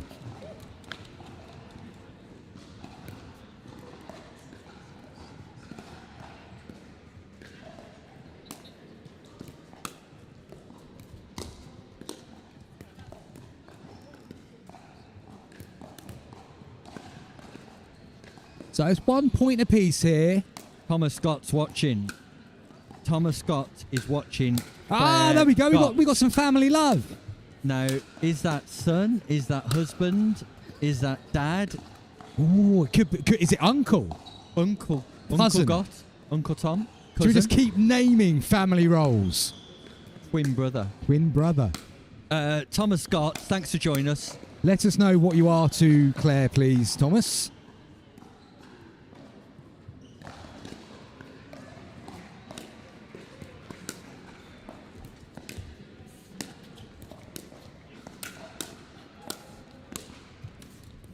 Great defences in the transition zone from the Chesterfield duo, but Cannings and Randall able to thwart, and Donahue and Gott got themselves a slight lead here. Yeah, they have, and they're forcing some errors. They're working their way through the transition zone quite well. The style of play reminds me a little bit of Julie Griffiths, who really does just attack from the transition zone, but does it well. And we are, blimey. So Thomas Scott is claiming that he is son, grandson, and granddaughter. All three. All three. Thank you, Thomas. That's impressive. Now we're presuming, of course, that no, I don't know if we can presume. Would he put himself first in that situation? Do you think he's the son of Claire and he's watching with his children, who are grandson and granddaughter of Claire? That would be the most obvious, boring way to look at it, Nick. Yes. I mean, take the fun out of it, why don't you? Well, I love the fact that he's watching pickleball with his kids, potentially. Yeah, absolutely. There could be a whole Gott family dynasty on pickleball courts in the next couple of months. I hope so.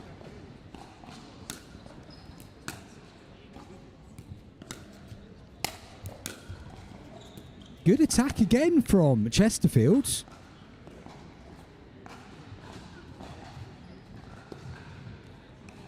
Chance to get back into it. It's 3 points down at the moment, but they're fighting. That's a lovely drop as well. Yeah, a bit too much height that time though, Nick. Yeah, bread and butter for Kelly Cannings. Second scoring opportunity. That ball just catches the net.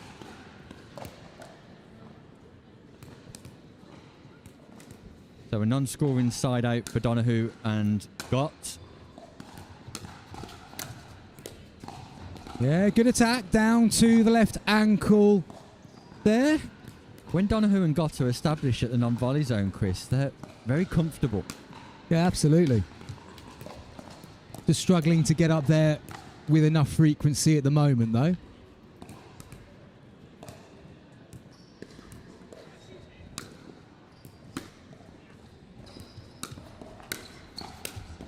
Yeah, well played. Nice little 1-2 there. Yeah. Followed by the third and the fifth by Linda Randall sees a change of ends. So London Pickleball, as expected, in control of this encounter. The number 1 ranked team with a total duper of 75.7. And we're going to see London Pickleball straight after this one again, Nick. And we've got a really good game coming up in the next fixture where they take on the Slice Girls in the women's double Group D. Yeah, I'm It's a looking nice forward lob. to that one, Chris. I'm really looking forward to that one. Overhead smash, but the ball comes right back off the pop-up. No, I'm looking forward to the next game coming up. Katie Taylor and Megan Bignell taking on Ray Claremont and Lily Respini Jones. That'll be a difficult one to call, that's for sure. Yeah, no, I really rate Katie and Megan. I think they're developing into a very, very strong pair. Ray, obviously, we know, is one of the consistencies in the Challenger division and must be on the verge of breaking into the Premier League next season.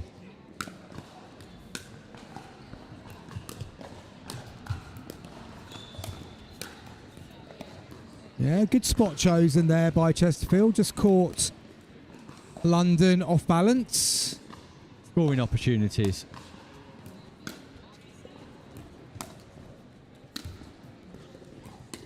Somehow that ball lands in the court. Yeah. And one thing we do see quite a lot with players who are working their way up through the levels is that they do go to a lob quite early in proceedings, Nick. What do you think? What are your thoughts on bringing out a lob so early in an exchange? An occasional third shot lob is useful in pickleball very occasionally, but I'd be reluctant to lob in most circumstances unless I was established at the non-volley zone and could disguise that lob with a lot of top spin. We've got some breaking GOTS news, Nick. Thomas Scott's been back in touch that he is her son watching with his children in the Lake District. Her husband, which is Thomas's dad, watching from the Peak District, and others from MK, which I believe is Milton Keynes. And he finishes it with "Go Claire Gott." I feel we could write the biography. I'm starting to feel like I'm a member of the family, Nick. I mean, I know more about him than some of my own family members, what they're up to this weekend. It's brilliant. I just hope that the children are having a great time in the Lake District. Beautiful part of the world. Significantly better than Derby, has to be said. Meanwhile, now we've worked out the Claire Gott. Isn't that the way of life, though? You just get to know someone. And then it's over. And then it's over. Will we see Claire Gott again? That's the question, Yes. Chris. Or the Gott family. Let's hope that all of the Gott family are playing pickleball. Well, Thomas, you're more than welcome to come over to Anglesey any single weekend you want, my friend. If you like the Lake District, you'll love the beaches of Anglesey. Are they staying at yours, Chris, with the kids as well? I don't think the dogs will make space, to be fair. Fair enough. Okay. Congratulations, anyway, to London Pickleball, Kelly Cannings and Linda Randall, who was fairly usurped by the Gott family in their pickleball success there. But nevertheless... I mean, imagine Claire Gott watching that game back on YouTube later, hoping to hear some analysis of where her game's at, and basically just get told about her family. Information she already has at a touch of a button. I feel like we've kind of missed Alison Donahue's family. So if Alison Donahue's family are watching and they'd like to have a bit of a shout out and get involved. I'm just going to say clearly they don't love her as much as Claire's family love her. Harsh. Meanwhile, coming up next, we'll move swiftly on. As promised, women's doubles Group D action. It's Katie Taylor and Megan Bignell of London Pickleball again, taking on Ray Claremont and Liliana Respini Jones, the Slice Girls, taking on London Pickleball. We'll go to a short break. When we return, a game you just will not want to miss.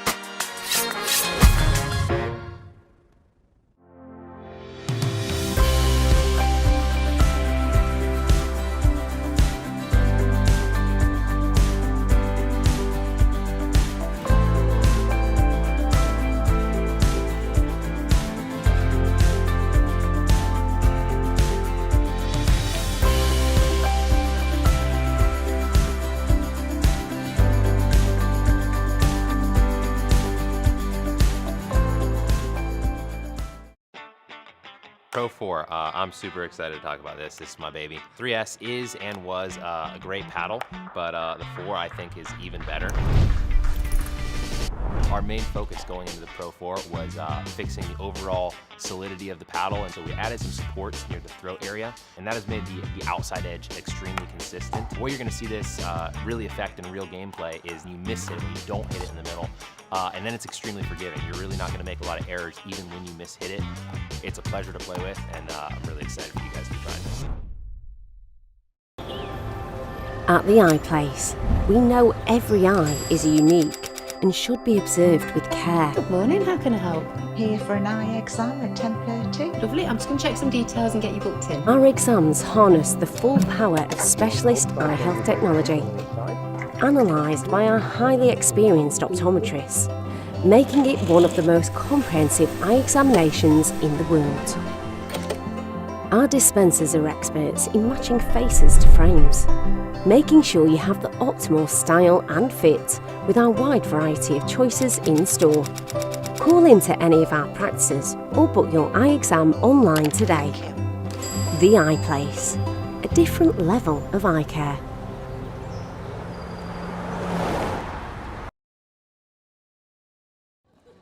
Possibly the game of the day so far is upon us, as London Pickleball take on the Sly Skills. Katie Taylor and Megan Bignell for London Pickleball, Ray Claremont and Lily Respini Jones for the Sly Skills. And Chris, it's a game we're looking forward to. Yeah, this is the game that when you look through the schedules, is the first one that really caught my eyes. Okay, top quality players, really difficult to call. Very impressed with Bignell and Taylor, how they've improved and come into the sport in the last year. And obviously Ray Claremont and Respini Jones, quality opposition as well. So, Respini Jones on serve, Bignell returning. And that drive goes into the net.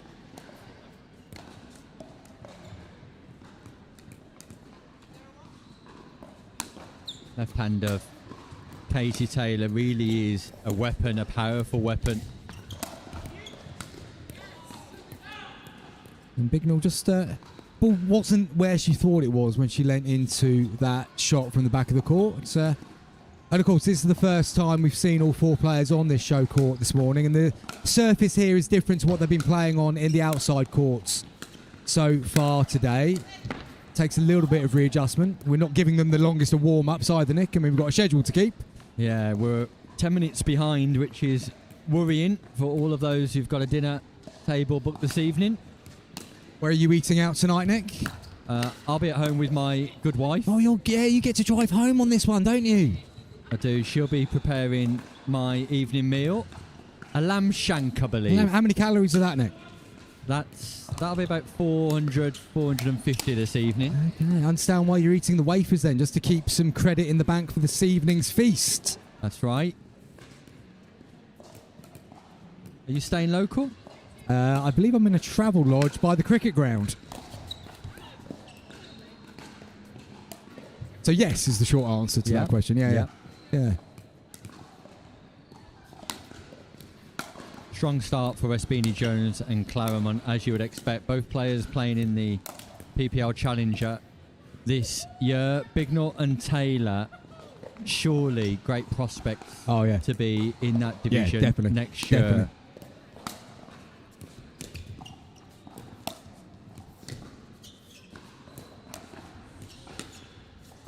Great work from the back of the court. Come through the transition zone. Good attack.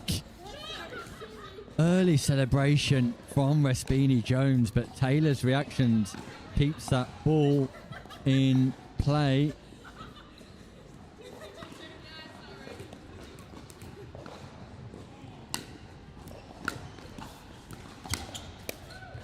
Yeah, big drive from Taylor. Comes off the edge of Claremont's paddle. Nearly decapitates her partner.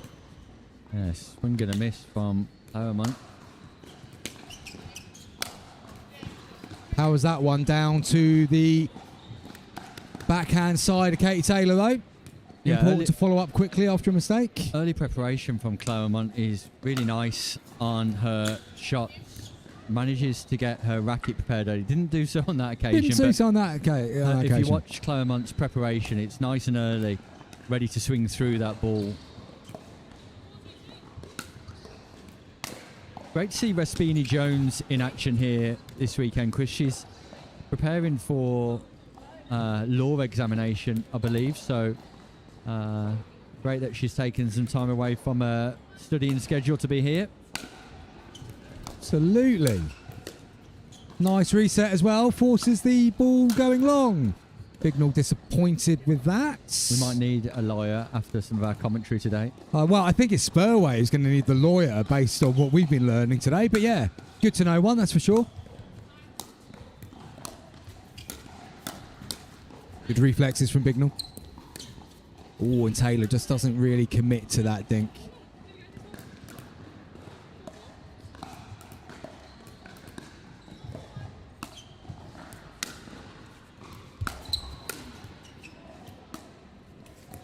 Good pressure there from Katie Taylor. Just kept Respini Jones right at the back of the court. Rest assured, Chris, as these games develop throughout the day, this becomes a lot more serious than we're giving precedence to. Definitely. Pacing ourselves, Nick. Pacing ourselves. Yeah, these players will want to win not only this match, but the Elite Club title and their respective divisions.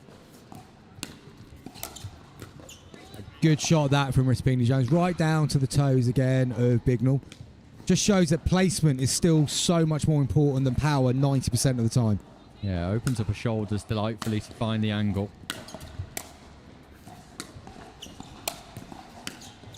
And you're just seeing how often does that happen, Nick? That you hit a couple of shots too high, so you look to over adjust, and you look to adjust and you over adjust, and then the next one goes into the net.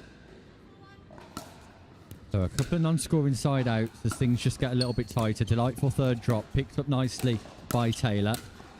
Yeah, Bignell good play. steps in from the middle. Great left-handed play from Katie Taylor. And then Bignell on the left-hand side covers the middle nicely on the forehand. So 4-4-2. Claremont with ball in hand. Big serve.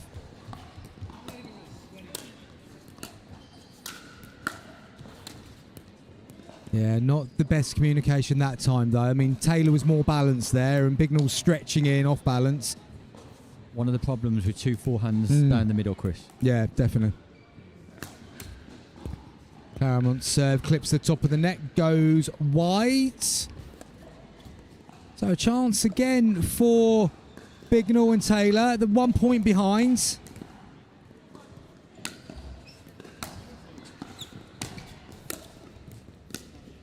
Nice drop. That's a really good setup there from Respini Jones, isn't it, Nick? Yeah, the cross-court play from Respini Jones, second to none. Finds the angle out wide on the cross-court dink, creates the pop-up. Takes full advantage. Really impressive play from Lily Respini Jones, who we've seen this year bring her game on to new levels.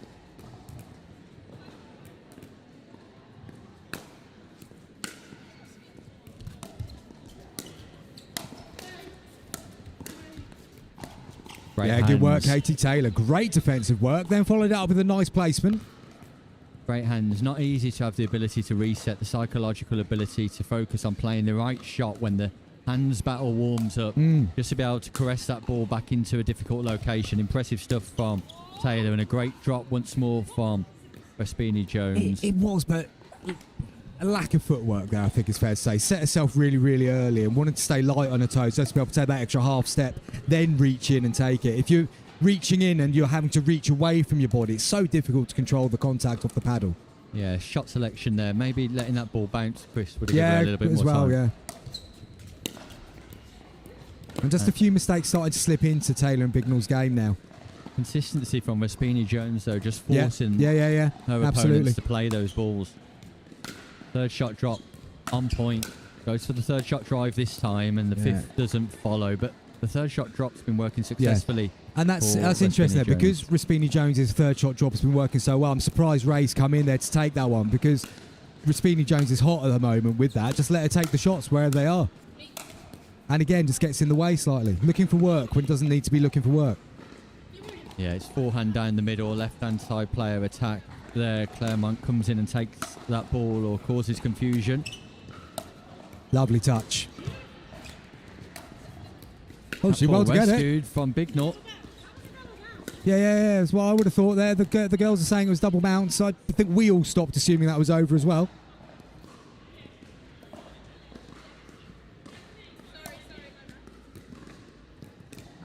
Yeah, play continued briefly, but it was definitely a double bounce from Megan Bignell, who just puts her hand up to say, okay, no problem.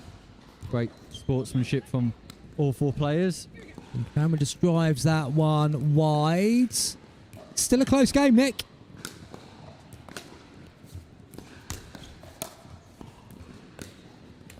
Well, just clips the top of the net at a crucial moment.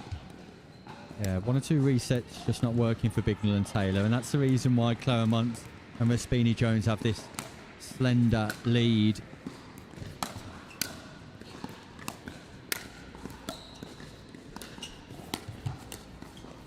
Really good play from Katie Taylor. Creates the movement from Raspini Jones out wide, then exploits the space she's left in behind. Yeah. Impressive stuff. Yeah, really good. Just seeing the benefit. All you got to do sometimes is just put the ball just slightly behind the ankle, and you get so much result from it. It's the first third that Raspini Jones has missed for a while. And this game is still nip and tuck. Only 1 point in it. Oh, and she goes long there, Claremont. You talked about her early setup earlier in this game, Nick. But sometimes I feel that she does get there so early that means she overextends and hits through a bit too much.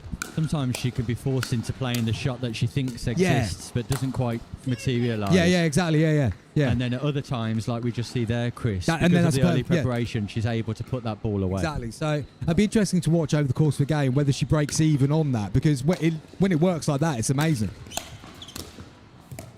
That's a great pick-up from Bignell. Great defensive work. Lovely reset. Forces the error. I don't think Raspini Jones thought that one was coming back. It did, and then her shot went into the net. Missed third shot drive from mid-court. Bread and butter for Bignell. Another unforced error. Ball goes back into the hands of Claremont and Raspini Jones.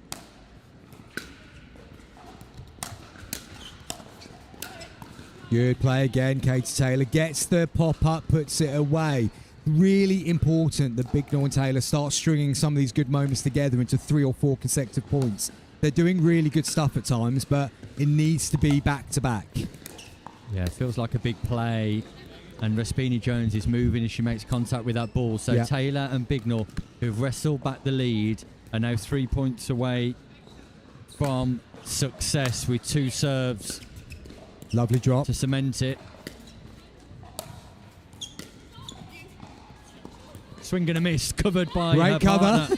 It's at her hair. Oh, she touched it. Fair play by Claremont. Admitted that she touched that as she swung. So not quite a swing and a miss. No, swing and a slight brush. Yes. Snicko gives that one out. So 2 points away now. Taylor and Bignell, who fought back well and showed some of the consistency they've needed to make inroads. Lovely from Raspini really Jones. Good. That double backhand, Chris, is done a that delight. a couple of times, hasn't she? She really gets a lovely angle there. But also the top spin she generates, keeping it low on this surface. Very difficult to reset there. Huge moments. Goes for it again.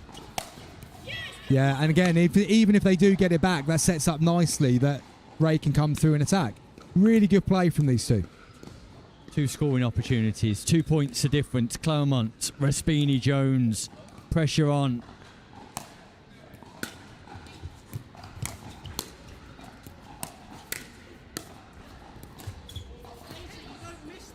Yeah, poor choice there from Taylor, and she's frustrated with herself. Just took it on the half bounce on the short hop rather than letting it elevate a little bit more.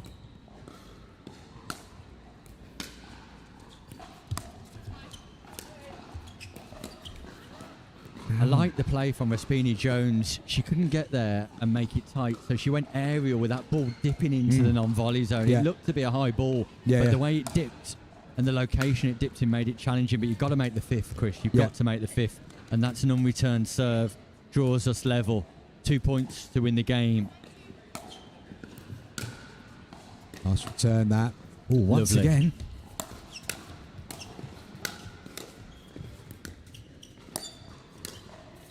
Get the ball bouncing. Got to get the ball bouncing, and Raspini Jones does.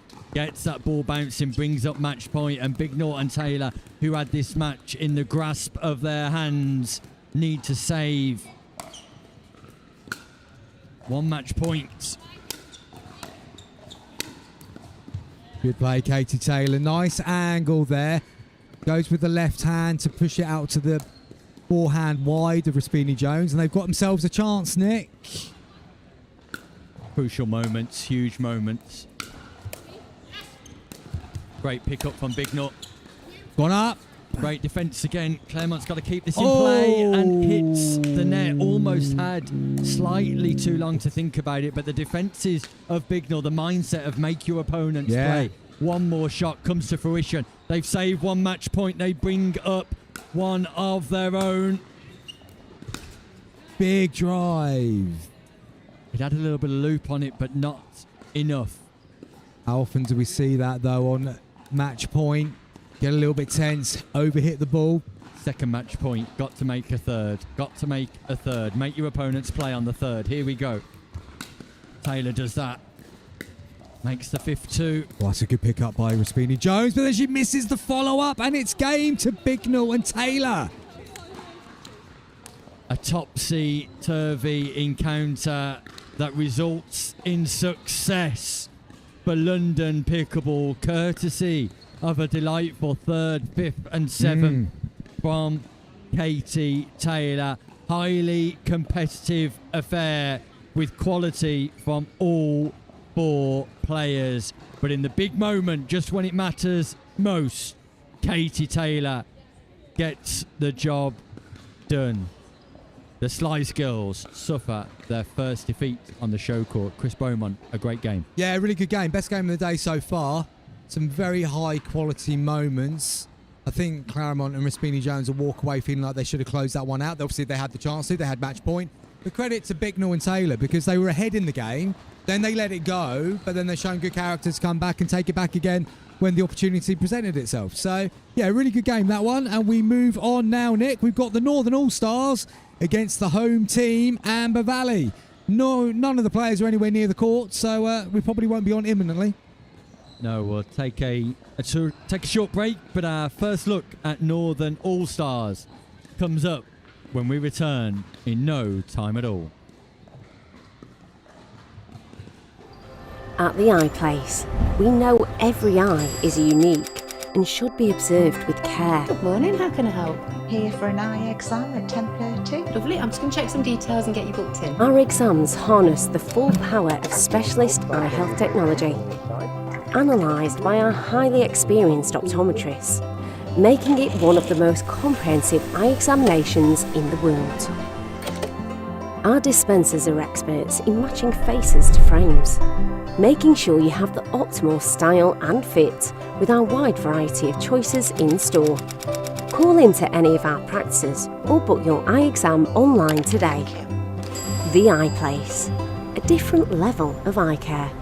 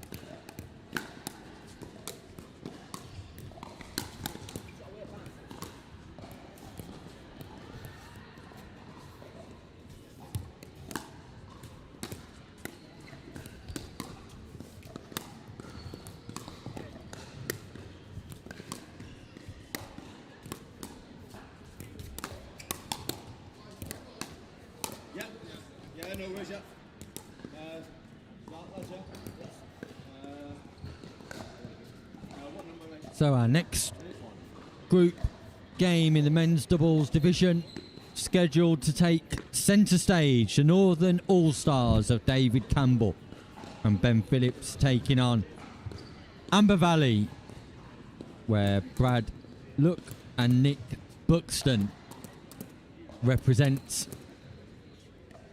the local club.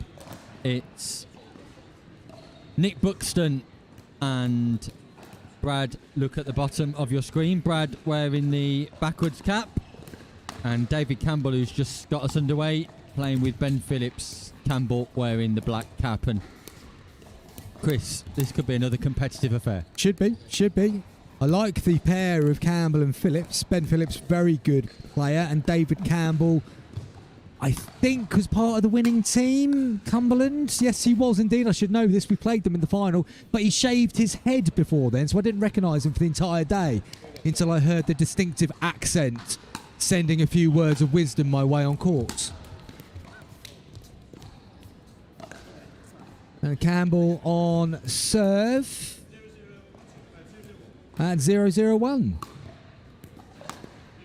Yeah, in terms of the men's doubles, Chris, the Northern All-Stars are winning their group, whereas Amber Valley are at the bottom of their group. Well, in terms of the men's pairings, that is. So in terms of the rankings. No. In terms of where we're at in terms of the actual live standings. Phillips are at the top. We have live standings. And if our tech team was on it, they'd have this running across the ticker, Nick, wouldn't they?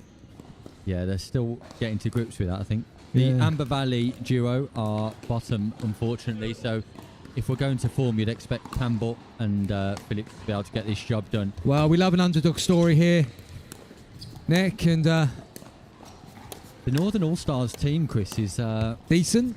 Yeah, it's impressive. Yeah. We've got Danielle Fraser, Harry Payne, Ian Shaw, Lindsay Thomas, Lindsay Hammond, Lucy Bamber, Maisie Wise, and then Matt Brindle, who we heard from. Oh, yeah, Maisie, that well-known Northerner.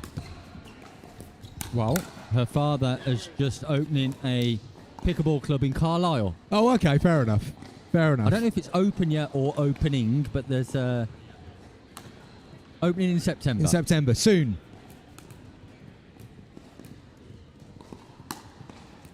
Yeah. I apologise to the Wise family for suggesting that Maisie was a ringer in the Northern Stakes. Obviously opted to not have the accent at a very young age. Carlisle through and through. Absolutely, really. Did not know this.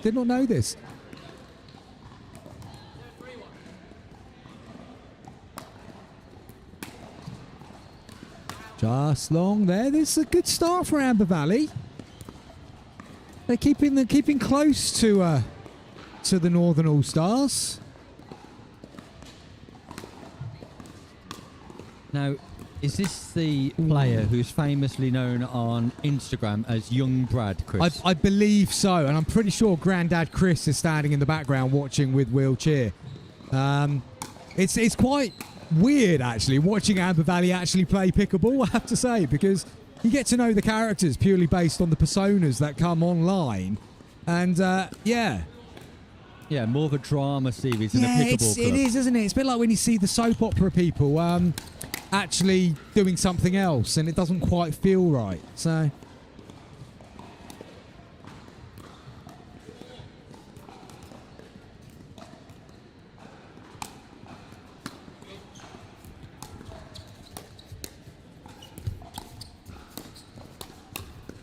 oh, that's a good play from David Campbell there. Force the arrow down the middle.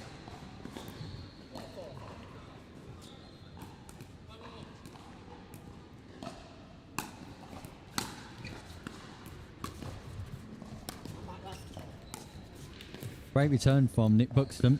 Yeah, very good indeed. Very good indeed. Nice little touch as well from Brad. Just caught Phillips scampering to the line, and he wasn't able to control his next shot.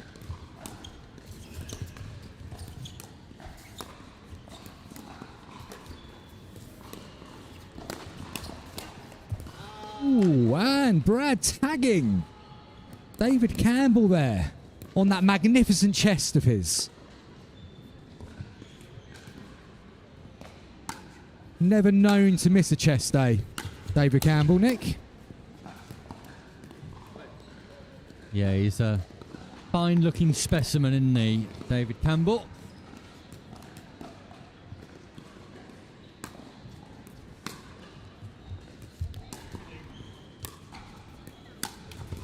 Buxton going from the drive, just clips the top of the net. So in terms of club rankings, it's 6th versus 7th this, Chris. Is it So really? whilst there's a big gap between these players, the clubs overall in terms of their squad list, it's 6th versus 7th.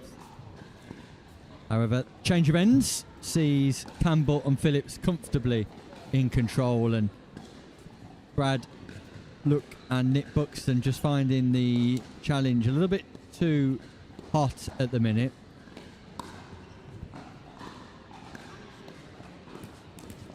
Speaking of hot, Nick, those cyclists going around the top must be getting a sweat on themselves. It's quite a warm venue, this, to be fair. I think it has to be that temperature for the cycling, Chris, I believe.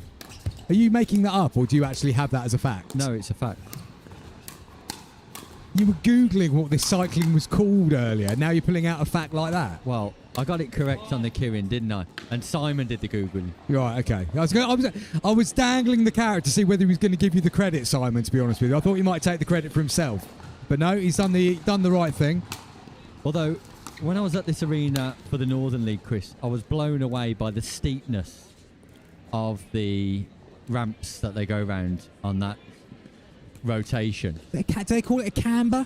Is it a camber? I don't know. I might have just completely made that. It's probably not. I mean, I thought Maisie Wise had nothing to do with the north of England, for crying out loud. How on earth am I going to know what the steepness of a cycling track's called? Either way, it's an impressive arena. And we're glad to be here, bringing you the Amber Valley Invitational. Ooh, and again, Buxton not decisive with his footwork there and dangled the paddle out, and ball ended up in the net.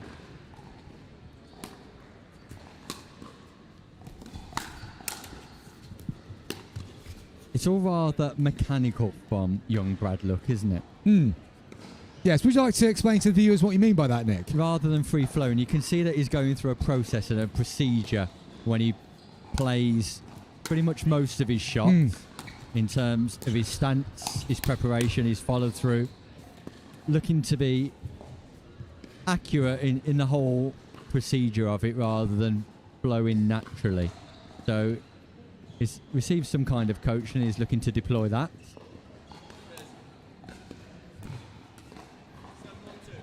Latest news, Nick, that's the biggest load of rubbish you've spoken on the stream today. I don't know, Chris. There's been a fair bit.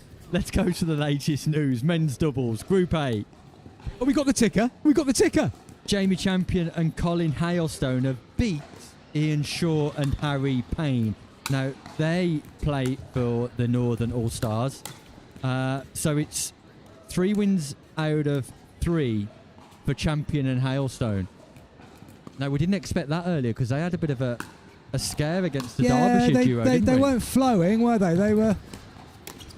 They weren't exactly firing on all cylinders, but they, with the benefit of the net cord, they got there, and now they've gone on. How often does that happen, though? You have one game, and then suddenly things just click. When you get that, even an 11-10, when you get out of jail a little bit, it gives you such confidence. And go on a bit of a run. Yeah, definitely.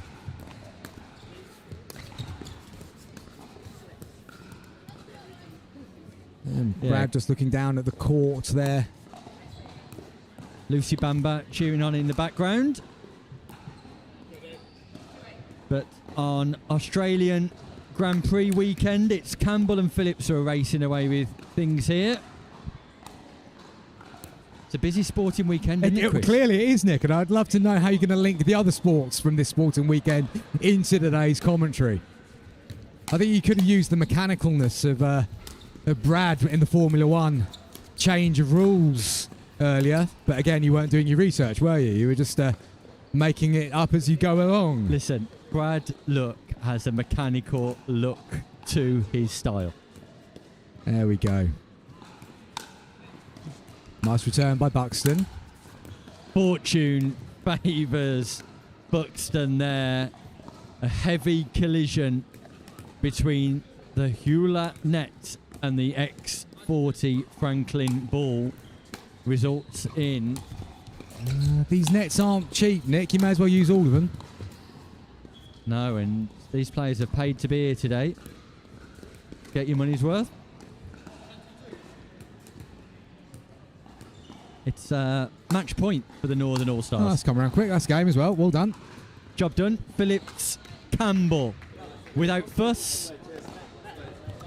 Buxton and look, showing occasional moments of being competitive, particularly at the start of that encounter, but Phillips and Campbell cementing their position as two of the top players in the north of the country. Yeah, definitely. Very strong pair. Play well together. A convincing win. And we are moving on once again, Nick. We've got Sarah Mitchell and Jazz Tutt for Pickleball Nottingham.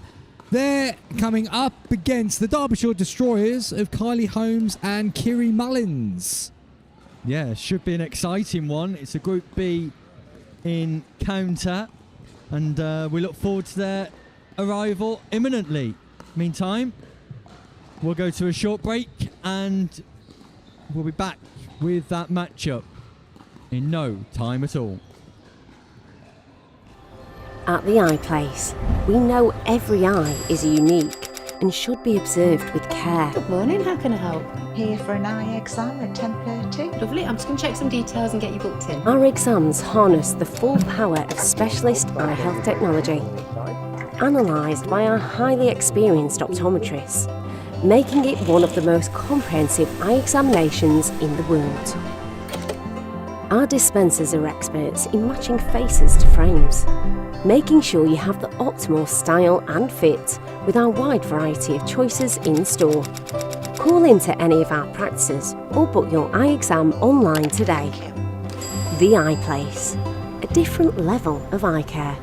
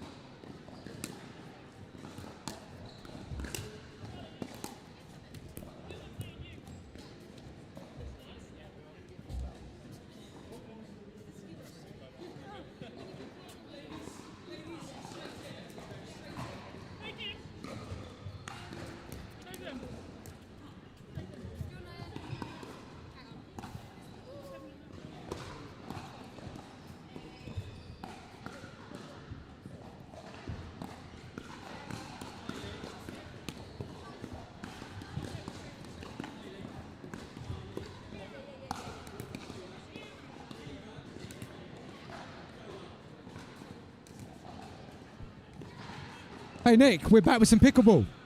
Finally, no, Chris, I believe the Derbyshire Destroyers were watching the cycling. They were. I mean, they live in Derby. This thing's here all year. Watch it on a weekend when you're not about to get on court for a big game against Chad Stutt and Sarah Mitchell. We'll forgive them. So it's Kylie Holmes and Kiri Mullins at the top of your screen. Mullins wearing the green shorts. Holmes wearing the black shorts. Big serve. Big serve. Just long, but a big serve. And then we've got Sarah Mitchell, who's got a delightful looking paddle, playing with Jazz Tuts. Jazz Tuts in the cap. And Jazz Tuts, former hockey player, Chris, works incredibly hard at her game. Yeah, good player. Nice to see her fit as well on court, because last couple of times I've commentated on Jazz, she's been carrying a bit of the knee injury, but you can still see the support on both knees today, but moving the best I've seen her move in a long time. Yeah, indeed.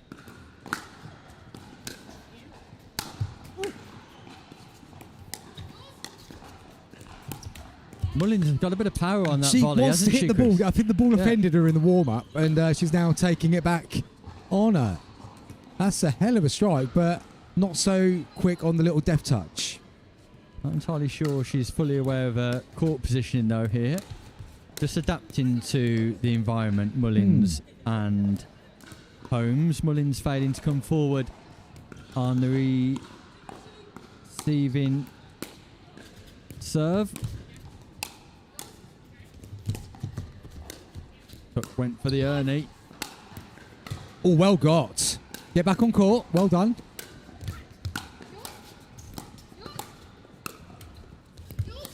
Oh, it's a great point. Good Holmes point, that. and Mullins defending out wide and from the back of the court.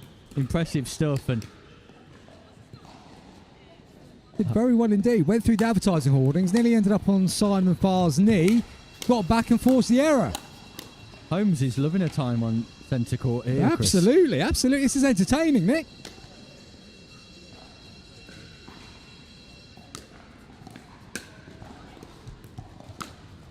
Slight miscommunication that time, though.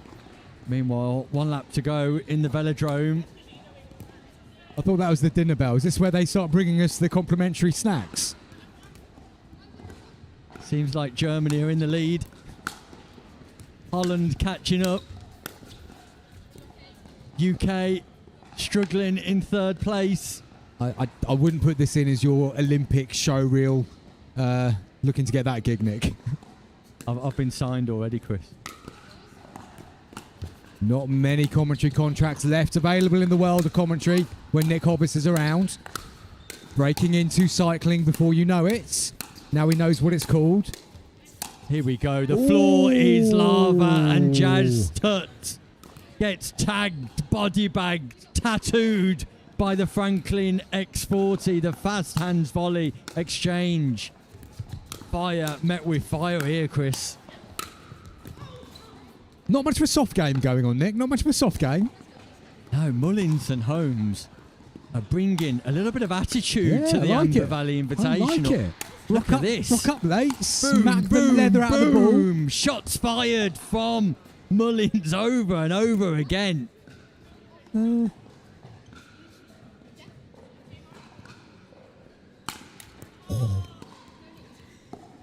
I mean, throwing some bullets here, Chris. Seriously hits a ball. Seriously hits a ball.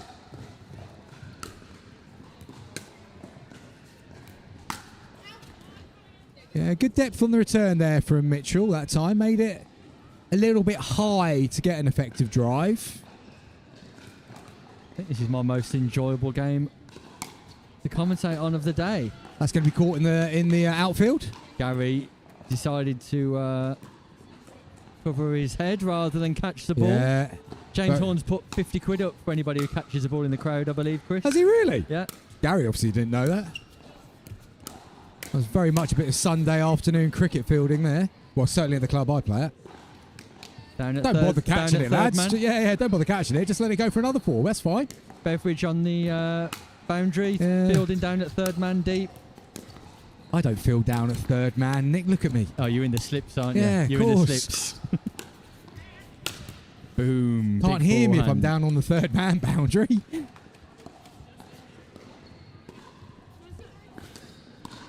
What's the score?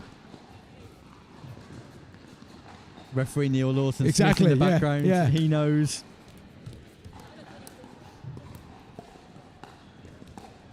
Neil Lawson Smith will be taken to the show court at some point today. That's great defence from Mitchell. Oh. That is great defence from Sarah Mitchell, who keeps that ball alive. It's one of the special features of the pickleball paddle, Nick. It comes with a built-in defensive mechanism. Nothing to do with the player holding it. Absolutely nothing whatsoever. Sarah will be the first to admit that. It's pink as well, surprisingly. No? Yeah, matching her bobble.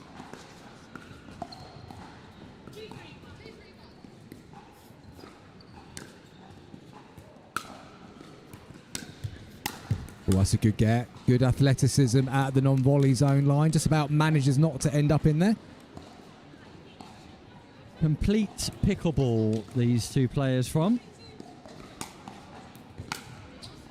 The pickleball Oh, that's a good strike as well, isn't it? collective. The pickleball collective, Derbyshire Destroyers. Nice tops, Chris, aren't they? Very, very nice tops. I was watching the quality of the backhand volley though, Nick. I mean, I thought as we are, well, we're not getting paid to talk about pickleball, but we should comment on the pickleball once in a while. That was a very nice attack again from Kira Mullins. I think fashion's an important part, and that team look. You can tell whether a team is a professional outfit by their outfit. Oh, come on, you've been around sport long enough to hear the phrase "all the gear, no idea." Not at all, Chris. I'm all about. That's I'm all never about been the gear. never been shouted at you at all, ever. I've never had the gear, but I'm all about the gear. Okay, fair enough. Yeah.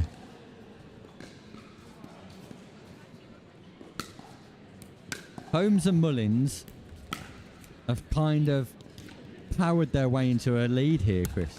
And then actually, genuine point, attempted the drop there, unsuccessful. So there is a method to their style of play. Boom. Just long. I don't think Mullins knows what a drop looks like, Chris. I might be proven wrong. Let's keep an eye on Kiri Mullins to see if she plays a drop from the baseline. It's a nice placement that time. Still a bit of power, but nice placement. So, I'm hearing whisperings of a tennis background. I mean, one thing I like about you, Nick, is you are very good at spotting the obvious. I mean, that single backhand is delightful, though, isn't it? It is, yeah. I mean, a lot of the little comments being made here are purely from a jealous position. I'd love to hit a ball like this. 100%. I'm impressed by Mullins and Holmes. I like it. I like the intensity they've brought to the show court today. Here we go. Watch this. Boom. Long. Just slightly overhit that one. Work for Mitchell and Tutt to do here. Absolutely. You wouldn't have expected this to be going this way. There's the finesse from Kylie Holmes.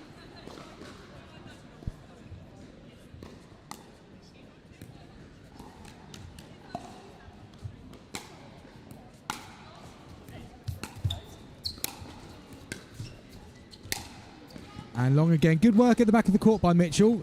Full of energy, Sarah Mitchell. Will not let a ball go if there's any opportunity to scamper and get it back. Yeah, if I'm Jazz Tutt and Sarah Mitchell here, I want that ball bouncing in the non-volley zone in front of Mullins and Holmes. I want them coming forward. I want all four players to be established. Yeah, well, you almost want Mullins driving the ball because she is overhitting quite a few. Some great shots, but there's also some inconsistencies. So you want to get her on the attack sometimes because a few more mistakes and maybe the head goes a little bit and errors start to follow. Mitchell and Tutt are back in, and As soon as you say that though, Nick.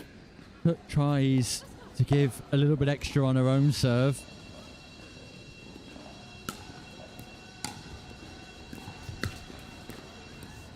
Face off again from Tutt, successful. Yeah.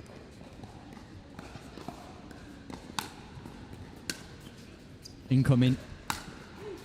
This Good, that time one. they leave and the ball drops in. It's a drive down the middle every time, and not an easy skill set knowing when to leave the ball, Chris. No, absolutely not.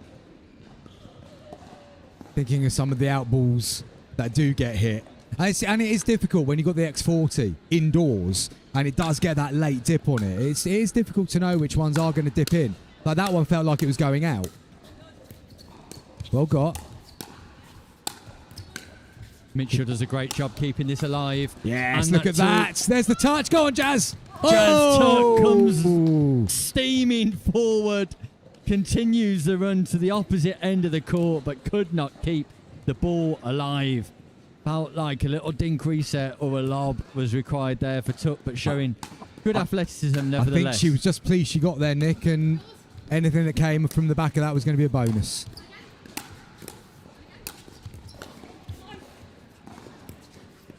Yeah, I could see that happening, Nick. I could see that happening live. I knew it too. As soon as that ball bounced, I thought it's going back towards the net. Yeah, exactly. Jazz Tuck asking for us to edit that one out. Unfortunately, Tuck, you're owning that. Oh, that's gone. You are owning that completely.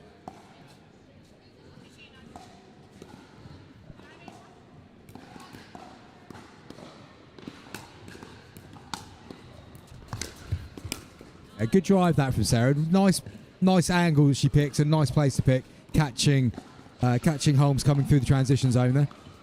Tutt and Mitchell need to trouble the scoreboard.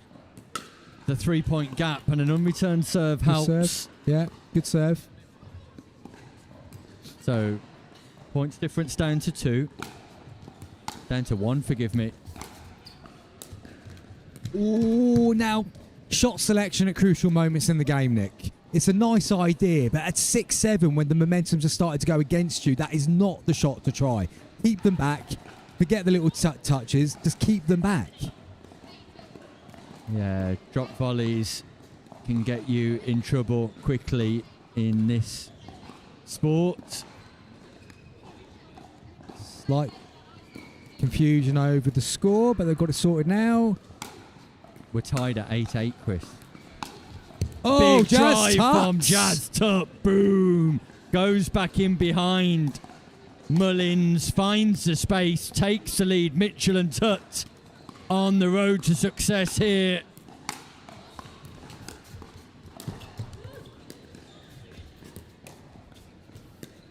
Well retrieved again by Mitchell. Tutt does well. Oh, good play though. Good court positioning all the way through there from Mullins and Holmes. Yeah, Mullins directing that ball to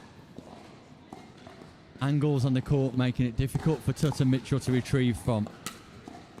Second scoring opportunity. Tutt makes them play on the third. Get the ball bouncing. Jazz Tutt. Just out from Mitchell. So, opportunity once again for Holmes and Mullins. On returning to Mullins and defending the third shot drive. It goes to Holmes. She brings in the third shot drive. Oh, choices. That ball's going in. Mitchell had to play and sends it just onto the baseline. Sorry, the sideline. Impressive from Mitchell. Second scoring opportunity. Holmes serves to Mitchell. Third shot drive again. Fifth shot drive was going out. Mitchell played. Overhead smash tough.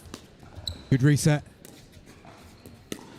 Yeah, unlucky though. It's a good reset, but then the angle, and that's the next one to reset from there. You don't really want to take it on from that angle. 2 serves. 2 points required for Pickleball Nottingham.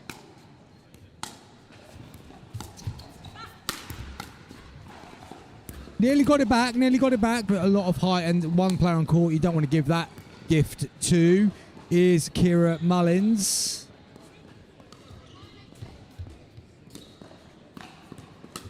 Slice return. It's a delightful return. Yeah, nice change up there. Nice change of pace. Nice change of spin. Big serving coming here from Mullins.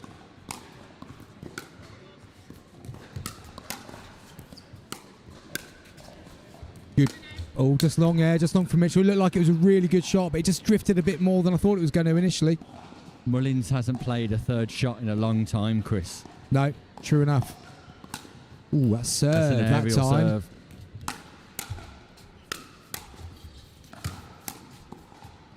Yeah, rat-a-tat at Jazz Tutt. They're unable to defend the final one. Let's keep an eye on this serve. It's a game point, Nick. It's a game point. It brings up match point. Yeah, it's 10-9. Does bring up match point for Mullins and Holmes. Serve looks a little bit above the waist for my liking. Don't make a mistake now on the overhead, Mitchell. Good Ball placement just lands twice. Testing the aerial. Please. It's going out. It's going miles out. And Mitchell plays, and it's success. If you look up there, Nick, there's a cyclist who's just a little bit worried that ball was going to cause them a little bit of danger. Success for Derbyshire Destroyers as Mitchell plays a ball, as Chris quite accurately suggests, was going up into the rafters here at the Derby Arena. It was all about power from the Derbyshire Destroyers. It was enjoyable though, wasn't it? It was a really enjoyable game. Yeah, I liked it. It was good. Entertaining. Success for Holmes and Mullins. Defeat for Pickleball Nottingham, Mitchell and Tutt. When we return, we're going further north. Northumberland have travelled a long way. Jamie Ridley-Smith and Andrew Melville will take on Eden Valley, Luke Whitfield and John Wright. Luke Whitfield, the #1 player from the Northern League. You won't want to miss him in action. It's going to be fierce, Chris. Yeah, this will be a good game. I like all 4 players. It will be entertaining, a little bit noisy, and hopefully we'll live up to the billing we've just given it. Back soon. Should we go to an ad break? I think we should, really.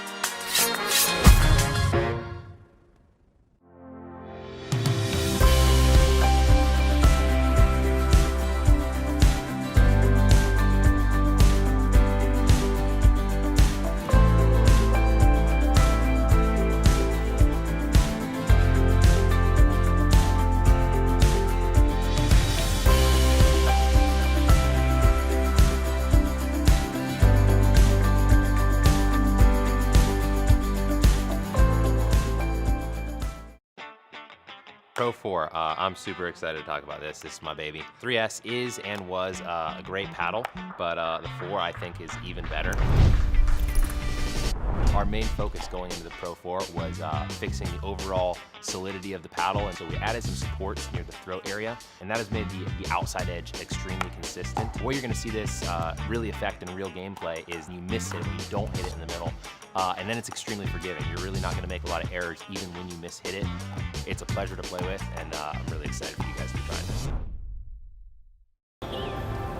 At the Eye Place, we know every eye is unique and should be observed with care. Good morning, how can I help? Here for an eye exam at 10:30. Lovely, I'm just going to check some details and get you booked in. Our exams harness the full power of specialist eye health technology, analysed by our highly experienced optometrists, making it one of the most comprehensive eye examinations in the world.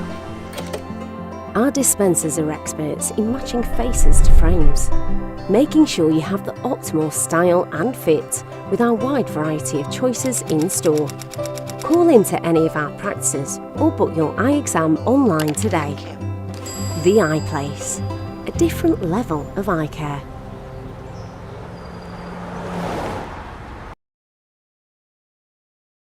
We got some more pickleball for you, Nick. Surprise, surprise, Chris. The Amber Valley Invitational 2026 continues. And our first look at Northumberland. Yeah. We've got Northumberland against Eden Valley. Northumberland in the all-red. Jamie Ridley-Smith with the pink paddle clashing horribly with his red T-shirt. And Andrew Melville. And then on Eden Valley, you've got John Wright, who's going to be serving first, and the Northern League's #1 player, Luke Whitfield. This is a good Northern battle, Nick. Yeah, looking forward to this one. John Wright, the winning manager of Cumberland, who were successful in the Northern League, Yes, they were. defeating the Midland Outlaws. Yes, they Sorry did. to keep mentioning that, Chris. I wonder if they've had their trip to Barbados A yet. couple of books, I'm led to believe. Oh, Danielle really? Fraser let me know this morning. Oh, that's a good reset from Luke Whitfield. Gets the kiss off the net. Now, one thing to look out for in this game, Nick, is how many times Jamie Ridley-Smith might end up on the floor in this game. I'm going to go with twice. I wasn't expecting you to say that, Chris. I thought you were going to say how many times he switches hands with his paddle. Is he a hand switcher, Nick? Yeah. I've played against him loads. I've never seen him do it once. Maybe he's not felt that he needs to embarrass me, right-handed and left-handed. Just content doing it with the one hand. Bit of a crowd building for this one. Yeah.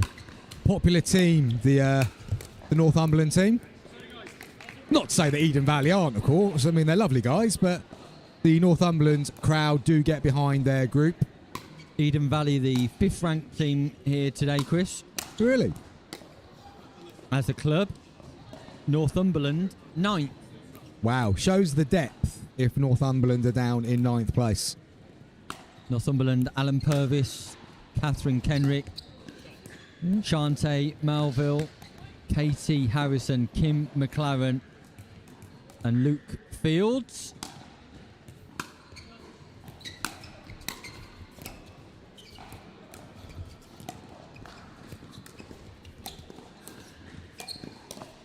Yeah, good choice there by John Wright. Picks a nice spot to the left shoulder of Andrew Melville.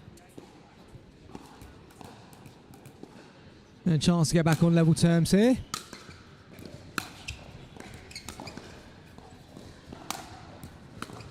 Yeah, nice change of direction as well from Whitfield. Just got himself into a good position early. Picked the backhand side of Melville, and they have tied this game at 2. Eden Valley, Angela Wright, Jack Petruska, John Wright, Josh Busley, Katrina Donaldson, Luke Whitfield, Nina Petruska, and Vanessa Whitfield. So it's the Eden Valley team who are 5th ranked and expected to win this tie, but Northumberland won't go down without a fight. Absolutely not, absolutely not. They're just picking some good... all 4 players so far are picking some good areas on the court to force the error. It's pretty close.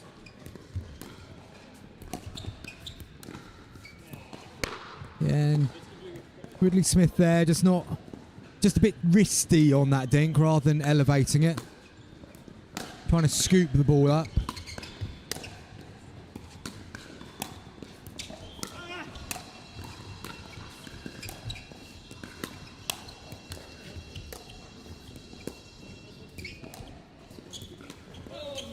Melville did so well in that build-up, Nick. He set himself up really nicely and then just had a bit of a brain fade. Yeah, I'm not too sure what the last shot was from Melville, but it went miles wide. Slice return from Ridley Smith, catches Whitfield out.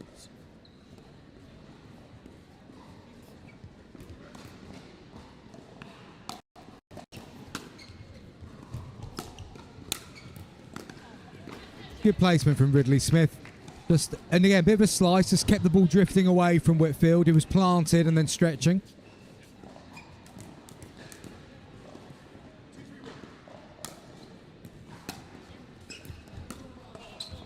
And Melville just walking through that third shot. Unable to control it, unable to lift it.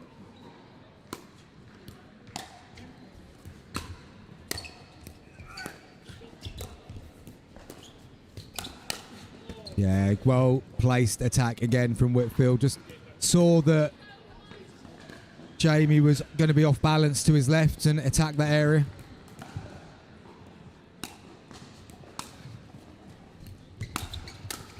It's going, that was going, but he's got away with it. I think sometimes when you've had that slice return and you've generated that backspin, your opponent can utilise the topspin and really power through the shot, Chris, without fear of that ball going long. That's nice from John Wright, just dropping that ball in towards the back end of Melville. Often find a little bit when you're doing that slice return and you're moving forwards, unless you get that slice really deep, that ball's coming back so quick, it's then difficult to judge whether it is going out or staying in. So you do end up hitting a lot of next to the fourth shot on the move if you've done a slice return. Yeah, it can become difficult if you don't get that slice deep in court. Slice from John Wright this time.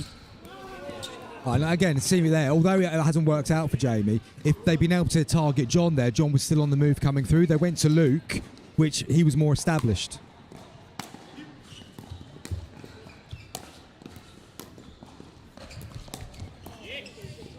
Backspin from Melville, catches John Wright out.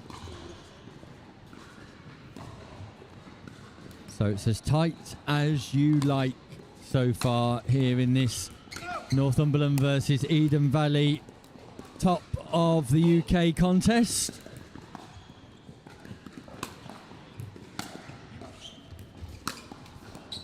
Big backswing from Melville and drive doesn't connect with the way he wanted and goes into the net. So quite a few side outs being exchanged without a lot of damage being done to the scoreboard. Ooh, and that's possibly the worst shot I've seen Luke Whitfield play in 2026. I wouldn't disagree there, Chris. Follows it up though with a good attack to the body of Ridley Smith. Yeah, he's got fast hands, Luke Whitfield. Positions himself nicely, is able to attack from unlikely locations. That was a great example.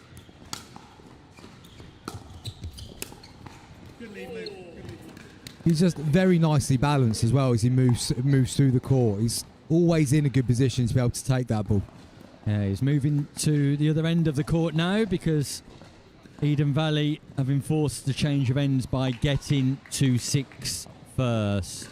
Work to do for Melville and Ridley Smith, who are not out of this contest, Chris. No, absolutely not. Absolutely not. I would say they want to keep working it to the forehand of John Wright a little bit more because there's been a few errors coming off the paddle on that side from him. Also going to the forehand side will keep Luke out of it a little bit more. Meanwhile, latest news. Oh, we've got a ticker back. We've got teams qualified from Group A is Champion and Hailstone. From Group B, Jake Cutts and Joseph Cutts are through, as are Josh Roberts and Ewan Skillicorn. Group C, Campbell and Ben Phillips through, as are Harry Feast and Callum Matthew. So news starting to break of teams who will be progressing through to the round of 16 matches, and we'll bring you all of those details as and when we get them.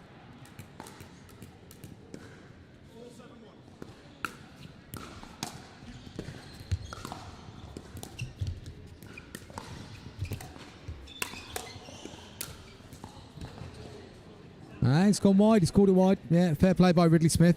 Missed opportunity there, though, because they did exactly what we were talking about. Gone to the forehand side, kept Luke Whitfield out of that exchange, got the pop-up, put away there, and they will regret that, no doubt, because they need to get a little run going here.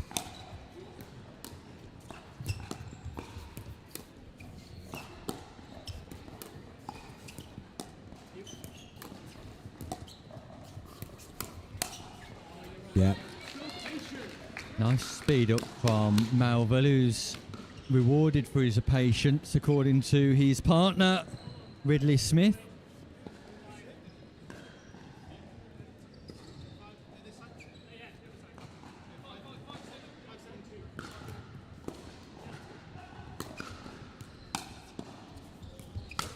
Big drive from Ridley Smith. Follows it up.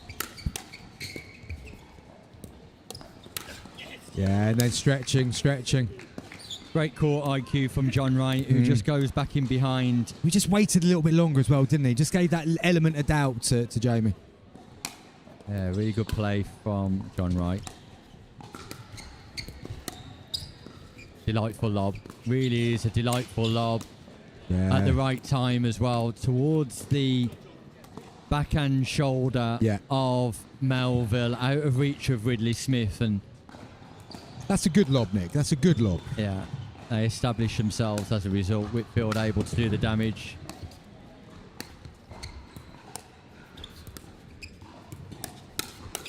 Oh, yeah, good counter there from Ridley Smith. Whitfield unable to go again. John Wright guilty of speeding up right towards the paddle of Ridley Smith. Drop volley works for Ridley Smith. You'd never recommend a drop volley in that circumstance. No, he got a bit lucky with the net, didn't he? Got a little bit lucky with the net. Whitfield was getting there all day otherwise. Oh, yeah. Confident early call. Big drive down the middle. Nice bit of play there from Jamie Ridley Smith. Meanwhile, in the women's doubles division, Georgina Fellows and Rosalind Ridings have qualified out of Group A. Chantal Griffiths and Georgia McClay have come out of Group well played. B. Group C, Lucy Dawson and May Pan, and Group D, Kate Taylor and Megan Bignell, as the play back in behind Luke Whitfield. Sensational from Melville and Ridley Smith. Gap closes to 1 point. It's game on. That return goes long from right. And all of a sudden, Melville and Ridley Smith are in this contest. And knocking over the banner. Hoardings are at risk of going down. As Ridley Smith, who careered into the back end of the Hoardings. And there'll be a slight pause in proceedings here. And we're good. A little bit of DIY work from Melville. Credit to Simon Farr, though. He's got a turn of speed when there's something might fall over that might damage some technical equipment. A man with all the experience. Ooh, this is not the best court positioning from all four players, I think was fair to say. And it's worked out in favour of Ridley Smith and Melville, who snuck ahead. Or was it 8-8 still, Nick? I can't see. We're tied at 8-8, my friend. Yeah. I mean, when setting up the desks, it would have made sense for the commentators to be able to see. I mean, this is some more feedback for the technical team, really, isn't it? Chris, we cannot mention full screen service to the Pickleball team. It's not to be mentioned. It's not to be discussed. Understood. Understood. I'll tell you what we can discuss is the fact that Whitfield and Wright have wasted 1 match point, and Ridley Smith and Melville have got an opportunity to get back into this. Ooh. Might have a score update for you here, Nick.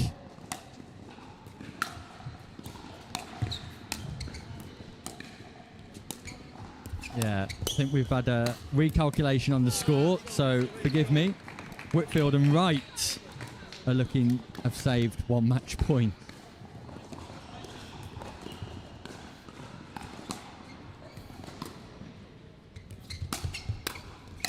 Ooh.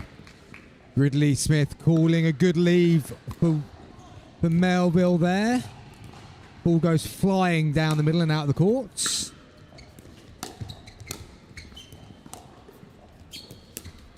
Speed up from Ridley Smith. Poor choice. Poor choice. Shot selection costly, and after saving match point, Whitfield and Wright now have match point of their own. Make the third. Third's made. Make the 5th. And there we go. It's as simple as 1, 3, 5, Chris. And I come back to this, and again, being serious for a moment, Nick. Shots you choose at crucial junctures in the game, and you don't want to speed up there when you've just lost a match point. You've handed it back, then they've got another point. You've handed them the opportunity to win the game. Why do we, as pickleball players, think that is a good idea in that moment? Psychological capabilities, Chris. Intense moments. You calling Jamie a bit stupid, Nick? Big matches. You've got to be able to play the right shot at the right time. Shot selection. And it's a psychological attribute. It's not a technical attribute. It's not a physical attribute. It's a psychological attribute, which is crucial to the success of all sports people. And that's where you see, I mean, there's some really, really good players here. There absolutely are. Better players than I am by a long way. But those that then are at the absolute top or that next level up, it's not so much about technical skills a lot of the time. It's not even so much about physical ability. It's what's going on between your ears and the decisions that they make and how they can decide what shot is the right thing to do at the right time. And that was a poor choice by Jamie Ridley-Smith, and that's going to hurt him. Yeah, it's costly. And ultimately, you could suggest, Chris, cost them the match in the end. Meanwhile, let's look ahead to the next one, because we have the top-ranked male players here today coming to the show court. It is Rodri Oliver, possibly the nicest man in pickleball. Local MP as well, or local councillor, I believe, Rodri Oliver, back in his home location. Which is? Somewhere down south. Somewhere down south. Amazing. Teaming up with James Lofthouse. One of the most influential players in the PPL Prem this year, Chris, as you would know. Absolutely. So pleased we were able to get Lofty into our team. 100%. He's been phenomenal. I mean, his performances in Bolton at the PPL were second to none, especially. And then they're taking on a David Lloyd Derby duo who could be the two players warming up on screen. Well, considering that it's not Rodri and James, Nick, I'm going to be bold and say that it is Siraj Ali and Hamza Ibrahim. Yeah. Unless they've just snuck on and having a little wreck. They might be having a little hit. Yeah, they might be. I mean, we are running behind, so... Either way, whoever turns up on court to play Oliver and Lofthouse... got a job to do. ...are going to find it rather tricky, aren't they? I mean, you get so much out of Rodri Oliver and James Lofthouse. Not just good quality pickleball, but a great atmosphere on court. It will be a lot of fun. There'll be a fair bit of showmanship, I would imagine. Possibly a tweener. Possibly a tweener. And a bit of right-hand, left-hand action from James as well, I would expect. Yeah, he's a showman. He plays with a smile on his face. He's definitely a showman. Tightest shorts in pickleball as well, typically. Though, following your diet at the moment, I would say, James, and those shorts are starting to look a little bit bigger. Has he lost a bit of timber? I think he has. Good. Yeah, well, it catches up with us all, Chris. So every now and again, a little diet is required, a little period of controlling what you eat and a bit more exercise. Well, one thing that we can't comment or give positives for the number one male ranked pair in this tournament is timekeeping. It's coming up 12:15, Nick. This game was slated in for 12:45. We're nudging half an hour behind. That's going to impact my lamb shank this evening, Chris. That is gonna have a big impact on your lamb shank this evening. You might be wishing you'd had a few more of those wafer things earlier in the day, because the tummy will be rumbling on the short drive. How long did it take you to get home? About 45 minutes, 45 so not too minutes. bad. But I've got my Huel, if the directors and chief executives from Huel are listening. Okay, good stuff. So that Huel, I've heard they are the sort of you are the sort of sponsored athlete they are looking to clearly to expand into. You know, if it's good enough for Gary Neville, it's good enough for me. This is true. Huel diet, I would recommend to anybody. 110 calories, meal replacement. It's a good enough drink for lunchtime. Yeah. I must say, Nick, it's working well on you. You're looking like a whisper of the man I was watching sweat relentlessly in Rome. Which is ironic, Chris, because it's the whispers that got me into trouble in the first place. Very good choice of chocolate. Would that be If your, the chief executives of Cadbury's are listening. Exactly. Well, I mean, other streaming broadcasters do come from Cadbury and have worryingly never brought chocolate for us when we're commentating for them. Crazy. I mean, Crazy. at least Simon and the gang provide us with drink, food, all kinds of things here. That's next level Pickleball events, though, Chris. Not this Tin Pot event happening in Derbyshire. No. When is the next Pickleball event? Sure, it's coming up in Basingstoke soon, isn't it? April 10, 11, 12. And the last I heard about the next Pickleball event, Chris, was that places were selling. They were. Well, they are. Over 500 participants. Yeah. Almost full. Yeah, I'm glad I got my entry in early. You'll be playing in Basingstoke? I'm going to go down and have a go. I haven't played in a Pickleball event for ages. I'm really looking forward to it. Playing the singles because I'm a mug. And then having to go at men's doubles with James Horn. Fantastic. Yeah, the singles edition's been great for Pickleball this year. It's definitely attracting more players, as has the over 60s. Okay, yeah. And team tournaments as well, so you can indeed. One of the players for David Lloyd Derby suggesting that they would like a walkover if Loftus and Oliver didn't come. Be interesting to see if it now results in an 11-0 defeat for them. Yeah, exactly. It could be interesting. So Rodri has arrived. James is there too. Thanks for coming, Rodri. Nice to see you, Rodri, we were suggesting. Wonderful. Yeah, you look like you're sweating, James, so it must have been a competitive game you just walked away from. Loftus and Oliver ready to start. They're at the top of your screen. It's Siraj Ali wearing the bronze tracksuit and Hamza Ibrahim in the cap, and we're underway.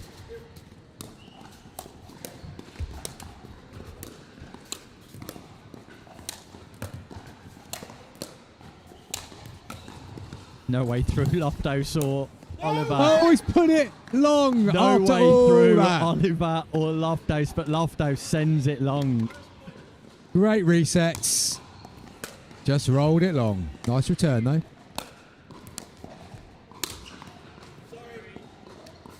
Fortune for Oliver, who catches the net, takes it away from Ali.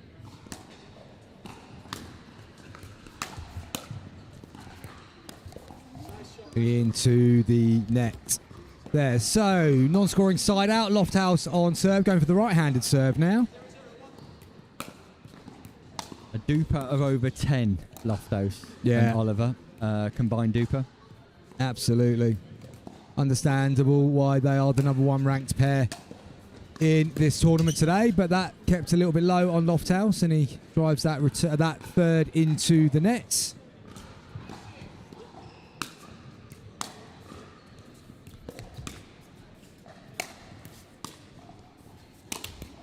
Ooh, and a big opportunity missed there by team David Lloyd from Derby, just round the corner, Nick. It is indeed literally a mile away from the location here, where London Pickleball have travelled a bit further.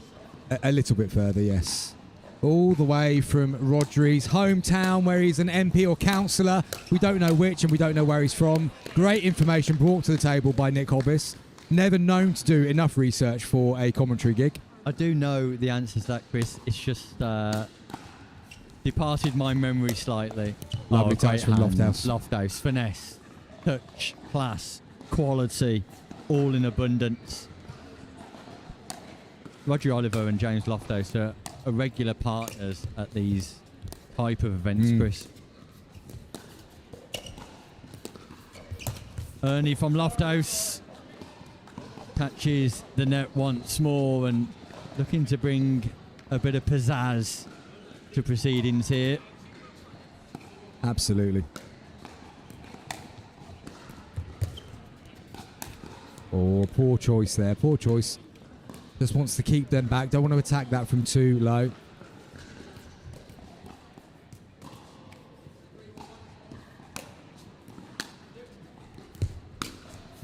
Big drive from Oliver, straight down the middle.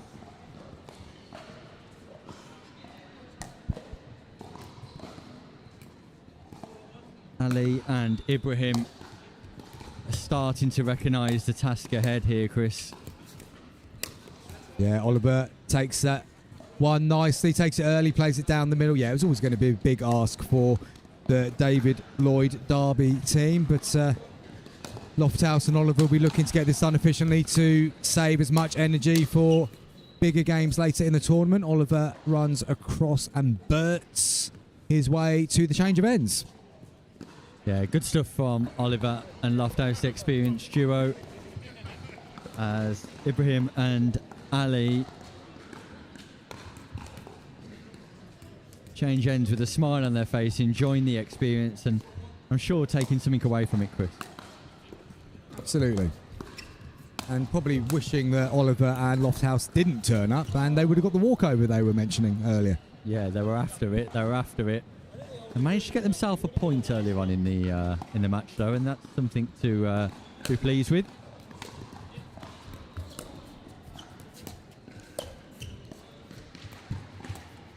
I just love that so much, Nick.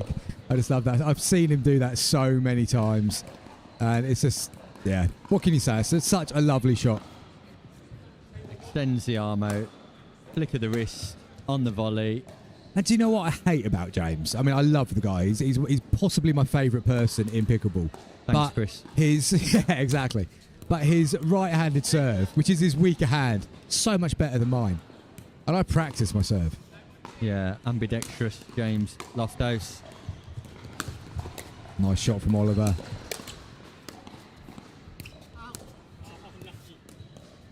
The Ronnie O'Sullivan of pickleball, James Lofthouse.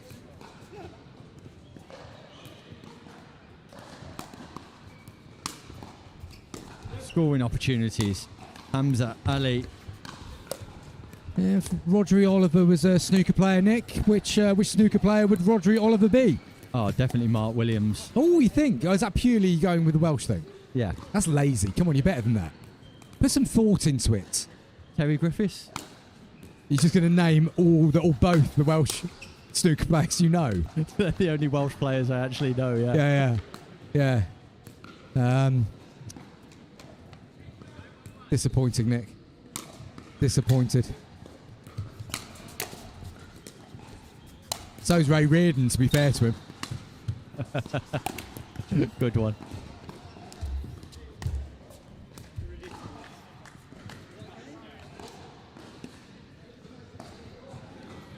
I'd say it's slightly more of the Alex Higgins to Rodri's game, actually. Well, from a hairstyle. What? No. You're going hairstyle. I'm not going hairstyle. Did you see him drinking before the start? And I'm not going to go with any comment on alcohol. I'm thinking more of the whirlwind style, sort of the flamboyance. Yeah. They've won. It was fairly expected. Yes, it was. Yeah. See if James Lofthouse wants a quick word. James, that was rather quick, successful and quick. Yeah, I mean, we got into our rhythm in the last game. We played two strong opponents as well. And this one, we just didn't miss a ball, really. So it was a good performance from both of us. Apart from the one that you missed on the first attack of the game. Yeah. 6 resets, and then I'll just put it long. Don't give me an easy ball. But, I mean, I feel like the other courts just have a slightly lower net. So I tried to maybe overcompensate too much. You having a fun day, James? What's the Amber Valley Invitational like? It's been great. Team atmosphere is great. We're all sticking together, supporting each other. So, yeah, it's been really good. Good to see you guys here, too. Great to see you. Great to see you in action, James. Top man, thanks for giving us He's a nice lad, James, isn't he? He's a nice lad. Us a few moments of his time. What a guy. What a guy. One of the top players. Meanwhile, I think the players are almost ready for our next game, Chris, which would be delightful. It's Lucy Dawson and May Pan now. Lucy Dawson. This girl packs a punch. Okay. She's been part of the PPL Challenger this year and is impressive on the singles court and on the doubles court as well. We've got May Pan. Who did she play for in the Challenger? She plays for the Pickle Bros. Okay, yeah. We've got May Pan as well, who's also been in action in the Challenger this year. They're going to be taking on Nina Petruska and Angela Wright of Eden Valley. Angela Wright, the daughter, I believe, of John Wright. So yes. And Nina, oh no, I don't want to make this mistake again. Wife or sister of Jack? I'm going to go wife. I'm going to look at you for confirmation. I was going to go mom. You could have that conversation. Lewis Oakes just whispered Nan in my ear.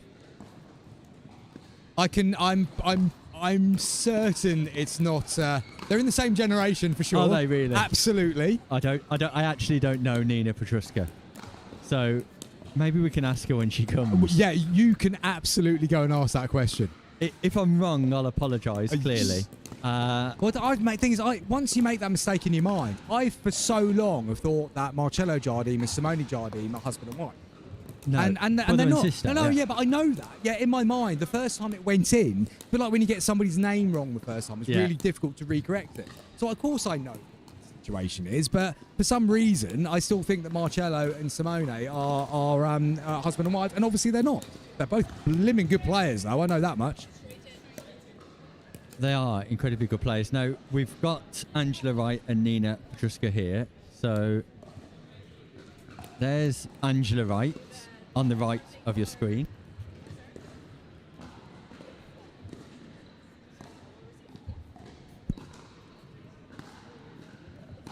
I think Angela Wright is the daughter of John Wright.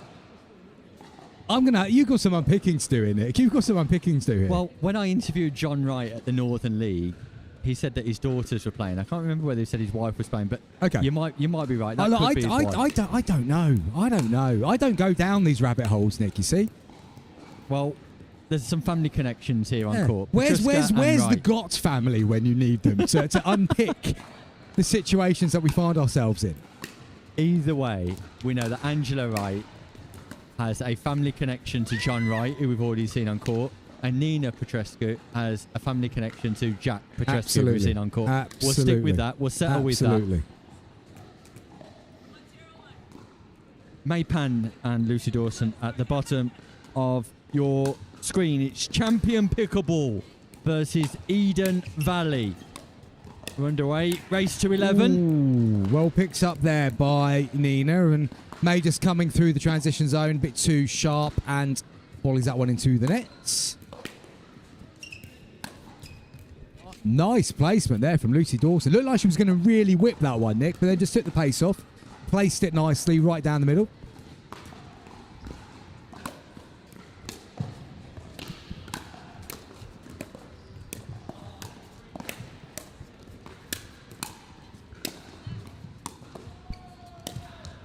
Yeah, well placed by Nina. May just coming through the transition zone again. Wasn't really the reset to make that charge on, to be fair, and gets picked off.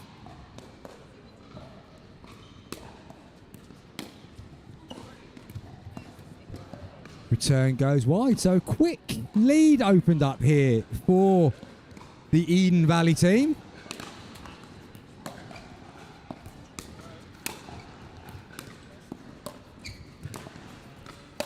Ooh, and there goes that one long. So 4-point lead, Nick, I think. No, it could be 2-2. I mean, look, if you're not going to put the scoreboard in front of me, Lewis, I'm going to be guessing what the score is. I'm not watching this game, am I? Fancy coming back and bailing me out here, Nick, or are you still sucking on a sweet? Just had to have a voice sweet, Chris. The throat needs lubricating.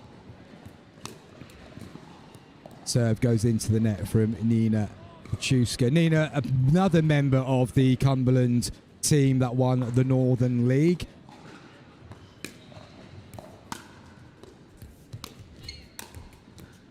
Forces the error from May. So, Eden Valley. Eden Valley. Have you been to Eden Valley? I don't even know where Eden Valley is, Nick. It's up north. It's definitely. up north. It's definitely up north. Like, I think it's just above the Lake District. That would make sense. Because I haven't really travelled too far north of the Lake District in my life, so. If you keep on travelling, you get to Scotland, Chris. Yes, I have done that. I've done Scotland once. Went up to Scottish Open a couple of years ago. Yeah.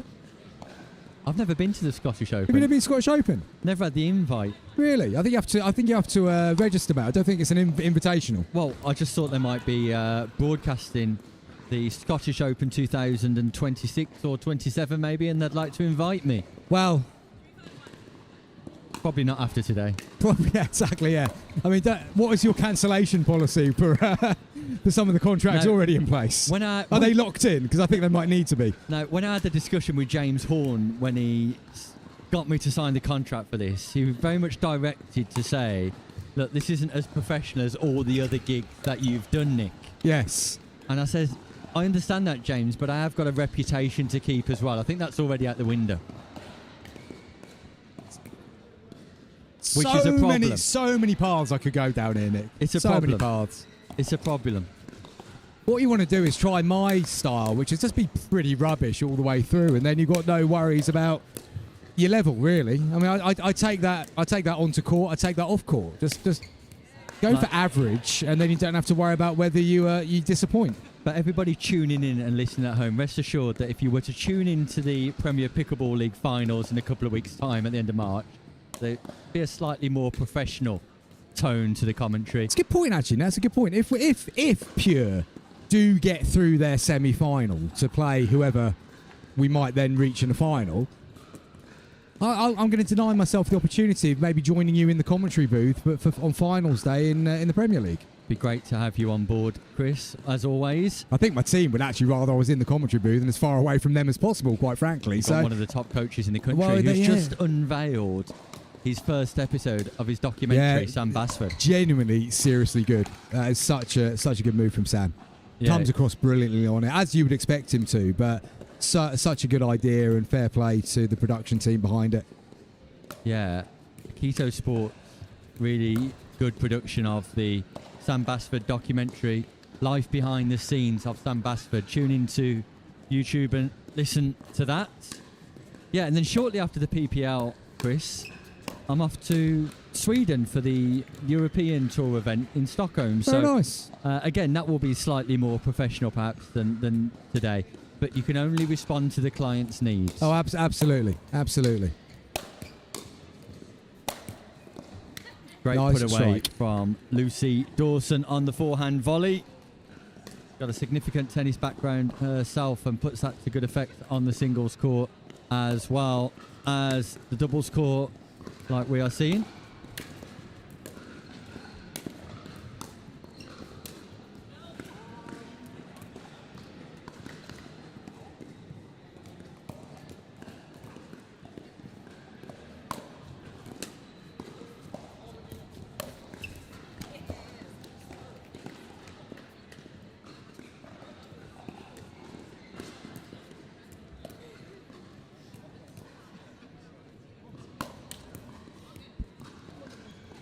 Just apologising to Maisie Wise there, Nick, for suggesting that she wasn't a proper Northerner live earlier.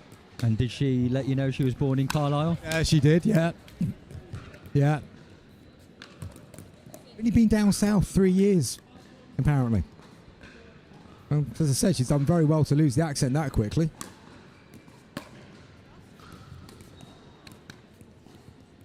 Richard Wise, apparently, and to quote our technical director today, Richard Wise is quite posh. I'd echo that. He's also a thoroughly nice guy. I'm sure he is. I don't think that was what Simon was suggesting, Nick, that being posh wasn't going to make him a thoroughly nice guy. Ooh. Maypan just sends that volley long, but it's Dawson and Pan with a 3-point lead here. Petrescu and Wright just finding things a little difficult.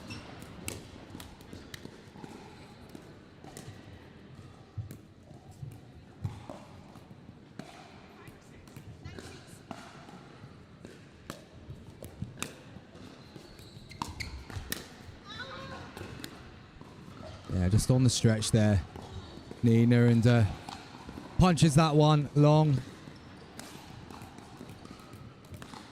Gonna need to find a different gear. I think they're running out of time, Chris. 2 points required for Pan and Dawson. Gonna need the second serve to get it over the line, though. As Colin Hailstone watches on from the sideline for Champion Pickleball. Oh, that's a nice shot there from Angela Wright, right down to the toes of Maypan. And they get themselves the opportunity to stay in this match. Women's doubles, Group C.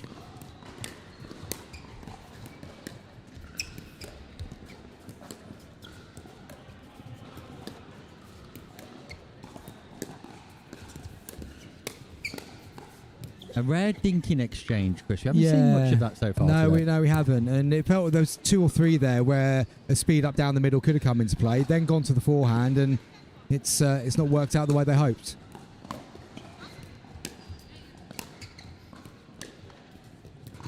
Just wide.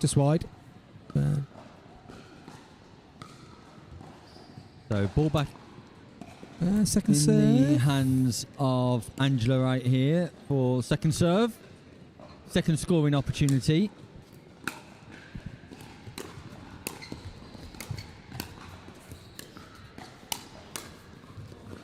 Good reset there. Oh, and then Petreska unable to follow up the good work from Angela Wright. That was a lovely little reset. Got the ball bouncing in the non-volley zone. What you've got to do when you're under this much pressure. But her partner just not quite able to follow it up.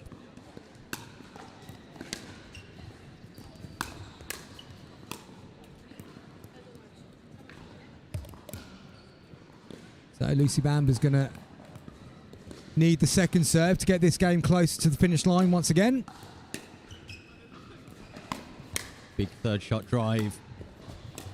And that goes long once more from Petreska. And that's game. Job done for champion Pickleball. Lucy Dawson and May Pan get over the line against a spirited Angela Wright and Nina Petrescu, which means we'll be moving on to a men's doubles game next. Just 6 more matches, Chris, before we see our round of 16 games ensuing. That's when the tournament really comes alive with knockout pickleball. We're going to have to start behaving ourselves at that point, aren't we, really? Could be some serious stuff. In the meantime, Jake Cutts and Joseph Cutts look to be on court for the Nasty Nelsons. They'll be taking on the Slice Girls and none other than Josh Roberts and Ewan Skillicorn. We'll bring you all the action live after this short break.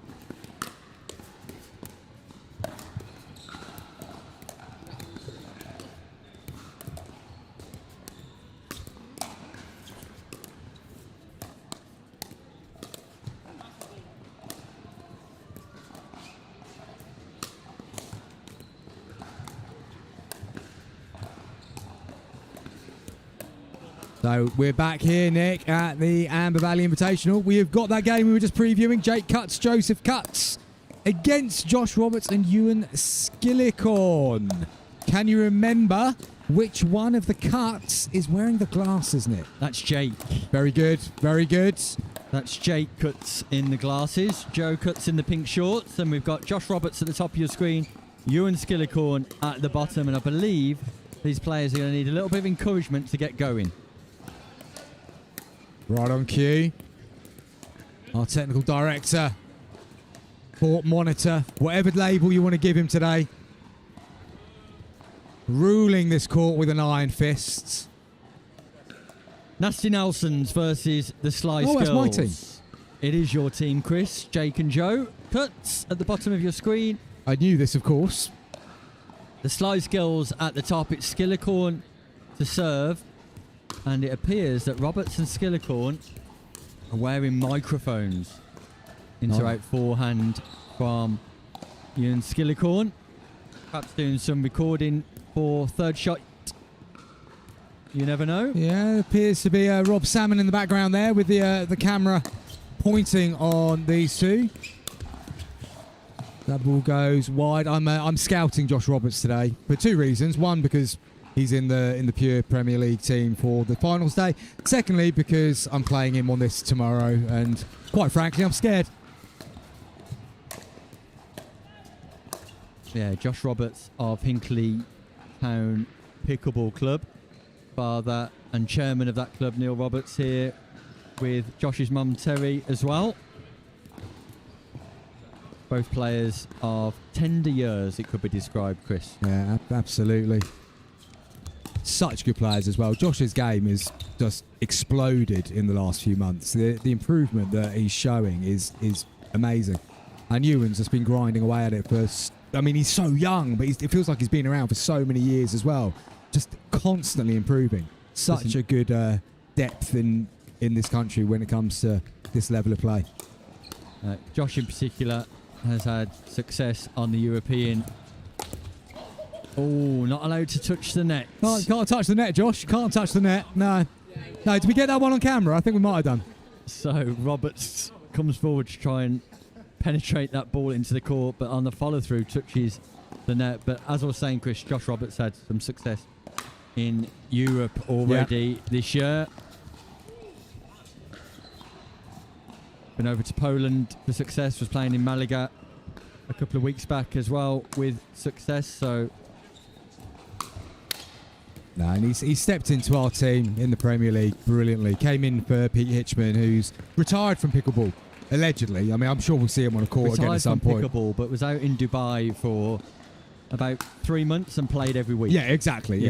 I think basically just didn't want to play for us anymore. Had enough of the regime running the team. But needless to say, we're delighted with the signing because it saved us dropping him and bringing Josh in anyway. So, you know how these things work out. Pete Hitchman, the number 4 ranked player in the UK at one time. The key part of that statement, Nick, being at one time. Pete's he was, so good in our squad. The experience that he has, the energy he brought to the team was fundamental in us making a good start to the year and being where we are now at the end of the season. Yeah, thoroughly top bloke Pete Hitchman. Meanwhile, the Nelsons here, as you would expect, just struggling against Skillicorn and Roberts. Skillicorn and Roberts, the number 3 ranked men's team in the competition.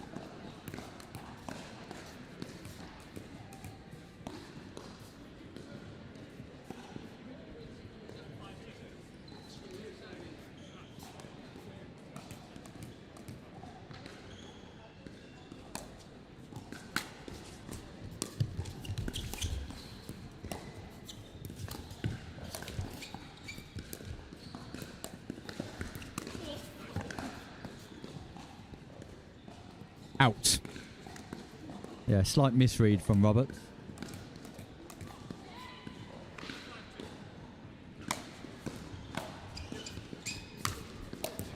Ooh, quite uppish on that drive from Jake Cutts, but Skillicorn not judging that one particularly well. 3 points in a row for the Cutts, who are making a slight incision into the lead of Skillicorn and Roberts here. Is that working for you, Chris? That's not bad. I was going to be going somewhere along those lines, but as ever, you got there first. Never accused of stealing all the best lines is Mr. Hobbis.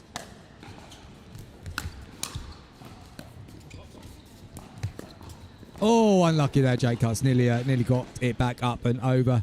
Change of ends. Change of ends. Roberts and Skillicorn cruising their way through, notwithstanding 1 or 2 unforced errors and a couple of moments of success for the Cutts brothers, we believe, Chris. I'm going to go with that. Yes. Maybe father, son, if you're going to make the call. I'm not making any more calls on family members today. Slice serve from Roberts. Yeah, good attack there from Joe Cutts.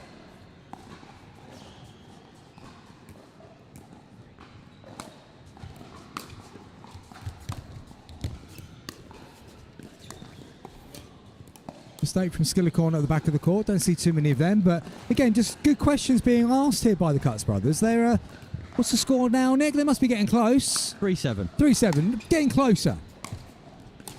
You can see some players, Chris, who haven't played on show court today, just struggling to adapt to the changing conditions. Oh, definitely. I was speaking to a couple of the guys round the back of the curtain where the other games go, and they say the difference between the two is so vast. It does take time. It does take time to adjust, and it's not just adjusting to the surface, is it? It's adjusting to the environment. It's a boxed off court. You've got cameras. You are on a live stream, and some players have done that more than others, and other players don't adjust to it as quickly. Skillicorn and Roberts have 2 scoring opportunities here to extend their lead.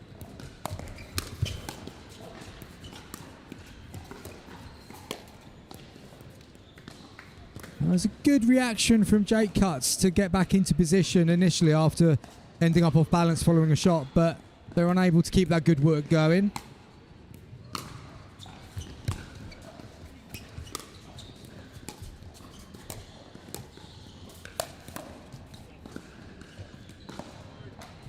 Skillicon goes long with that reset and second serve. Jake and Joseph Cuts just keeping Roberts and Skillicorn honest here, making them earn victory. Yeah, nice little reach in there by Ewan, just casually pushes it down the line. Yeah, great location from Skillicorn.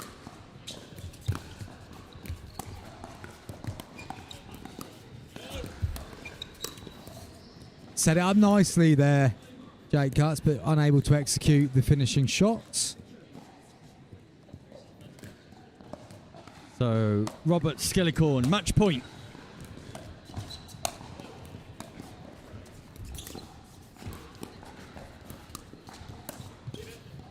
Audacious from Skillicorn, who tries a flat lob. That ball not dipping in time. So, Jake and Joe Cuts have got an opportunity here just to close the gap somewhat, if nothing else. Third shot drive. Would have looked out of place in the T20 World Cup, Nick, that one. Slightly long.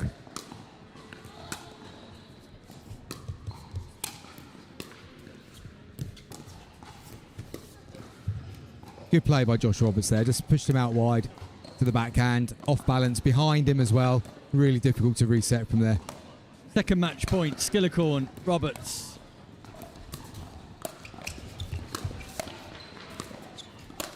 Oh, and he's put that. This time he's got the lob to work for him. Done the next one and then missed the open goal. So another chance for Roberts to serve for this match.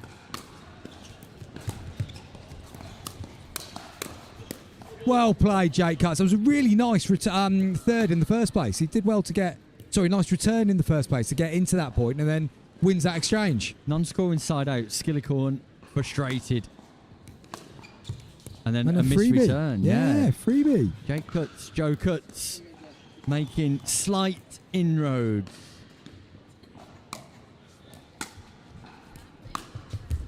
And a big forehand drive. Does that go in or out? Not entirely sure. No. Out. Out, yes.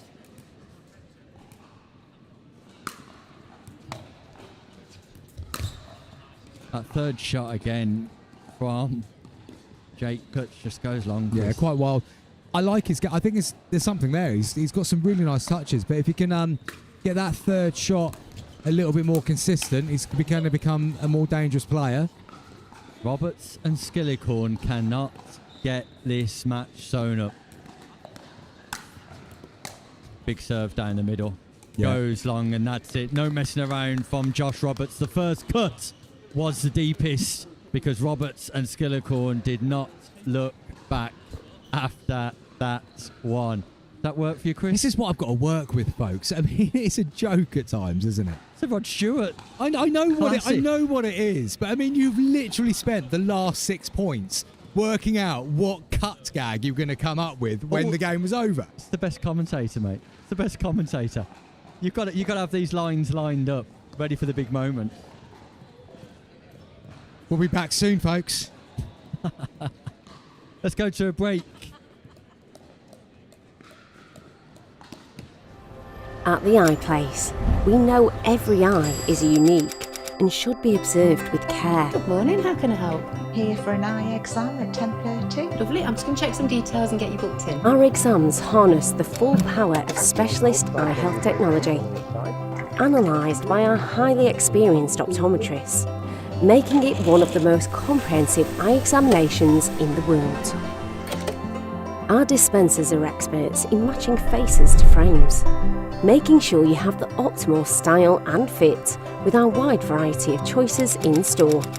Call into any of our practices or book your eye exam online today.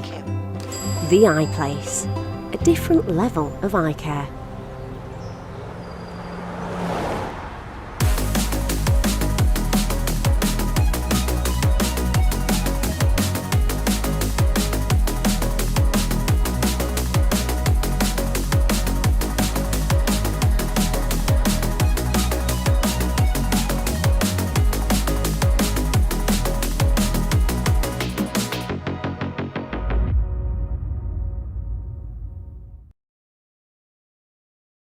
We're back live at the Amber Valley Invitational 2026, where we're awaiting the presence of our next team's encore. Amber Valley taking on the West Yorkshire Warriors. It will be Julie Griffiths and Milena Podejra taking on Georgina Fellows and Rosalind Ridings of the West Yorkshire Warriors.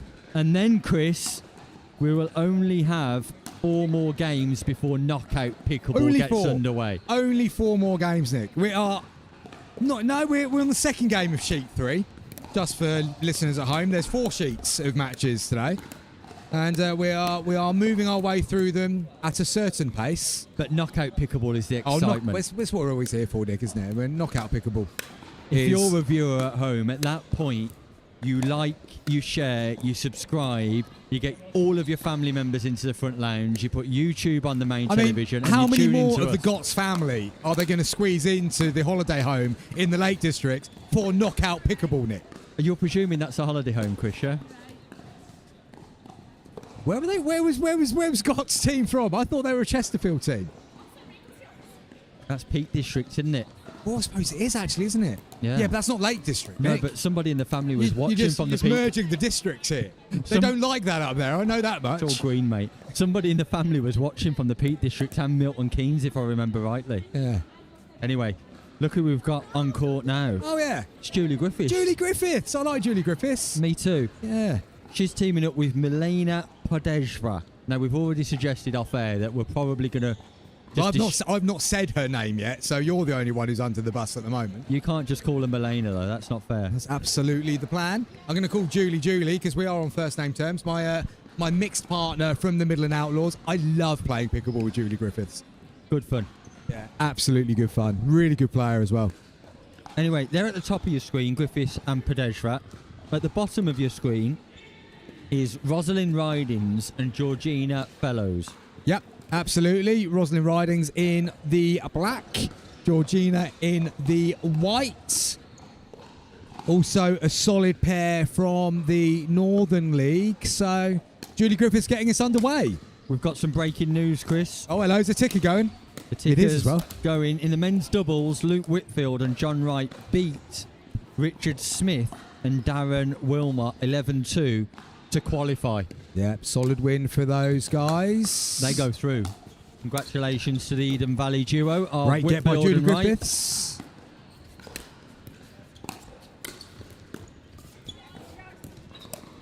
Yeah, down the middle. Nice bit of play there by Georgina Fellows. Good defensive work from Amber Valley, but Fellows able just to pick a spot down the middle. It's our first look at the West Yorkshire Warriors, Chris. You been to Yorkshire before? I have been to Yorkshire several times, Nick. Barnsley, Leeds, Headingley, Sheffield, Harrogate. That's in Yorkshire, isn't it? Harrogate, yeah. Been to Harrogate, yeah. Garforth. Garforth. Yeah, I've been to Garforth, and actually, bizarrely, I met Koreka in Garforth, as Oh, you do. wow, Yeah, okay, yeah, there you genuinely, yeah. And Carlos Alberto, the 1970 World Cup winning captain. Met him there as well. Amazing who you meet in Garforth. There you go. Socrates. Garforth, the place to be. Socrates. In Garforth? In Garforth, seriously. What's everybody doing in Garforth? Brazilian soccer schools back in the day. Wow. They all got signed to play for Garforth Town. Oh, wow. That's Yeah, impressive. look it up. It's quite a good story, actually. Yeah, I'll have a look at that.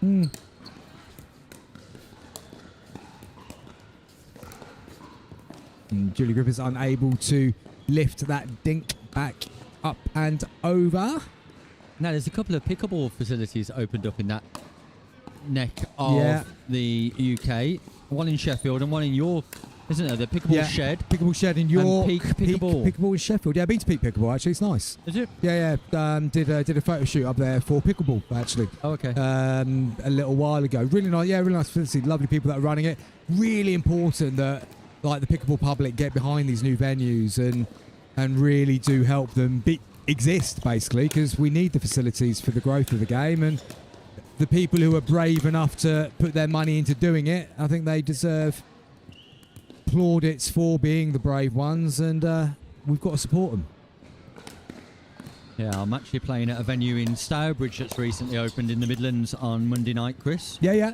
Courtside Pickleball, a new venue that's opened in Stourbridge. There's Looks nice there. venue that's opened in Hull. Yes. We do Pickleball. We do Pickleball, yeah. In Hull. We mentioned the one that's coming up in the northeast. The one in is it in Carlisle? One in Carlisle. Is it going to be Carlisle? Is it? I think they've turned a furniture shop into a pickleball Shildon. venue. Shildon. Yeah. No, there's one coming in Eastleigh, I think. Is that right? Yeah. Might already be open. Is it open already? Soft opening, whatever that is, on the 27th of March. I think that's just where they open a couple of the doors. Yeah. Not a full opening. And of course, Hurlands. Hurlands, of course, which looks the business. It does. I've not been down there yet. So annoying. Hurlands literally is 3 minutes away from where I grew up. Walking 3 minutes from the house I grew up in. But it's about 6 hours from Anglesey where you live now. Yeah, exactly. So it's going to be a long drive on the 29th. And then there's the pickleball venue on the south coast around Bournemouth, isn't there? The pickleball pad, is it? Pickleball, where Jack McGregor and Daniel Wren were in situ, but Jack now in Australia coaching the Australian badminton team. So, meanwhile, Nick, just quickly bring us up to speed on what's been going on courts as we've gone on. And Ridings have raced into a 6-2 lead. There we go. Rather impressively as well. Just trying to think if we've missed any other new pickleball venues. Well, the original was Telford, of course. The original was Telford, but things have moved on now since just having that one for a while. It's amazing to see that they're getting planning permission and everything so much easier nowadays, which can only be good for the growth of the game. Yeah, that infrastructure is starting to come now, which will really enhance and develop pickleball across the UK. No, absolutely.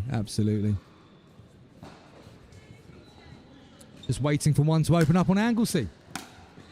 That's a new project for you, Chris, I believe. Absolutely not. Had a great year running most of the sessions at Pure Pickleball last year, but it's quite nice concentrating on my own game now and having a bit of a hit for a leisure activity rather than worrying whether the floor had been swept or whether that door was open and all that side of it. Now, Susan Evans is the pickleball celebrity up in Anglesey, I believe. Sue Evans, Kath Knowles. Kath's got herself an invitation to the Royal Garden Party, would you believe? Oh, really? Must be in the summer. They're not going to do it outside of the summer, are they? It'd be a bit wet. No. What, through her pickleball work? Through her general goodness and greatness. But yeah, Sue Evans. Now, Kathy's the president of Welsh Pickleball, is that right? I think she is the director of North Wales. Right, okay. Yeah. I'm not fully up to speed on all the correct positions and titles and who I should be bowing to in Wales. But will you be playing in the Welsh Nationals, Chris, or the English Nationals? I will be playing in the English Nationals. I will be, hopefully, if I can get the get the piece of paper back, commentating on the Welsh Nationals. Oh, fantastic. Yeah, they're doing it at Cardiff this year. And not Cardiff, sorry, Wrexham. They're doing it in Wrexham. Yeah, because it's relatively local. I will go and do a bit of commentary on that. No, I'm going to stay playing in the English Nationals because I'm English and that feels important to me to play in the English Nationals. He says before making a late run to try and play for the Welsh team in the Euros in the future, maybe. Spaces could be available, Chris. Meanwhile, Griffiths and Milena Podejra face an uphill challenge against Ridings and Fellows here.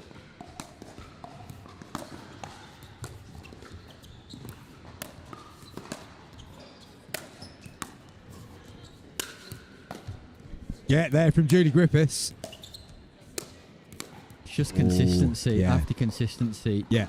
From Fellows and Ridings, though, who just make very few mistakes when they're established. No, absolutely. That was one of the standout bits of their play in the Northern League, was just that consistency. They don't go for the big shots. They just keep putting the ball back and let the opposition make the mistakes. Nice reset there from Elena.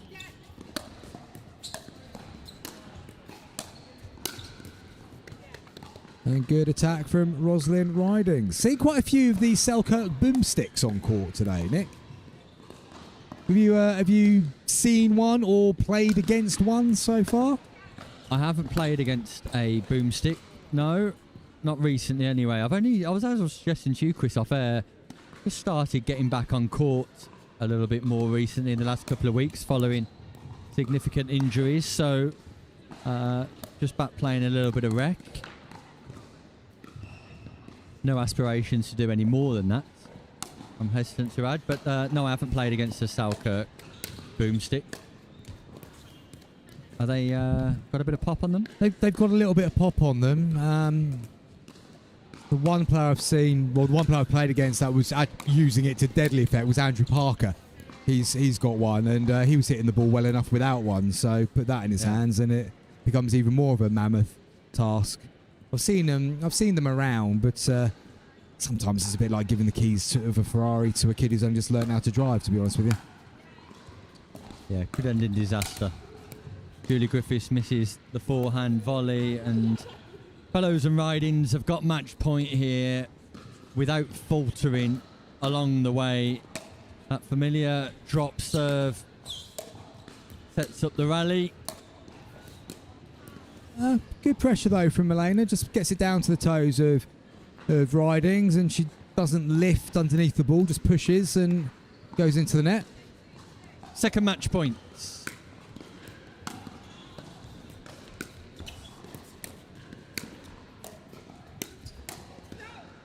Ball goes long, and that'll be that, Nick. Yeah, fairly understated Julie Griffiths there, not playing to her usual standards with Milena Podejra. But Georgina Fellows and Rosalind Ridings producing one of the most consistent performances of the day so far.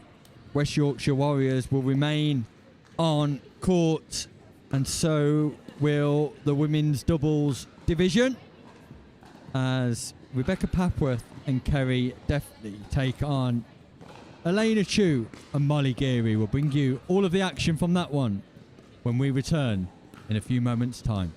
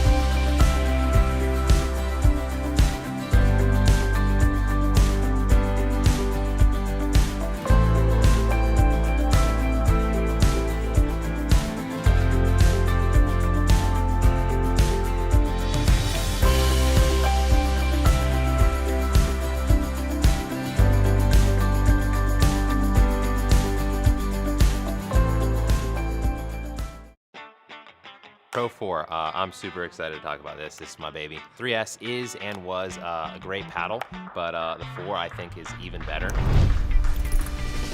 Our main focus going into the Pro 4 was fixing the overall solidity of the paddle, and so we added some supports near the throat area, and that has made the outside edge extremely consistent. Where you're going to see this really affect in real gameplay is you miss it when you don't hit it in the middle, and then it's extremely forgiving. You're really not going to make a lot of errors even when you miss-hit it.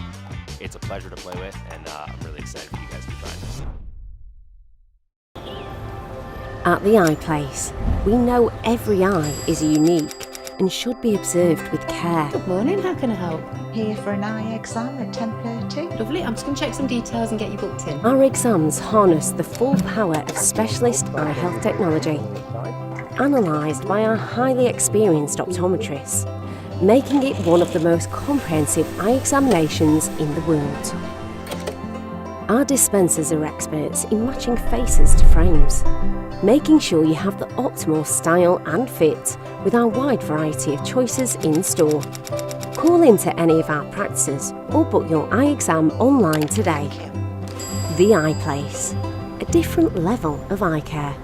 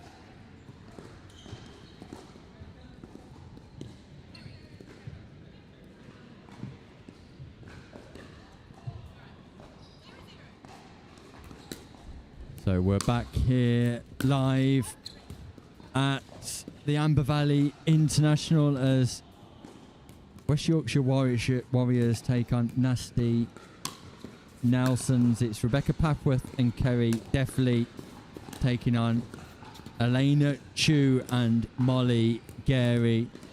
Elena in the green skort at the bottom of your screen. Molly Gary in the black shorts. And at the top of your screen, Rebecca in the protective eyewear. In fact, they're both wearing protective eyewear. Rebecca's wearing the orange trainers and Kerry Deffley in the black trainers.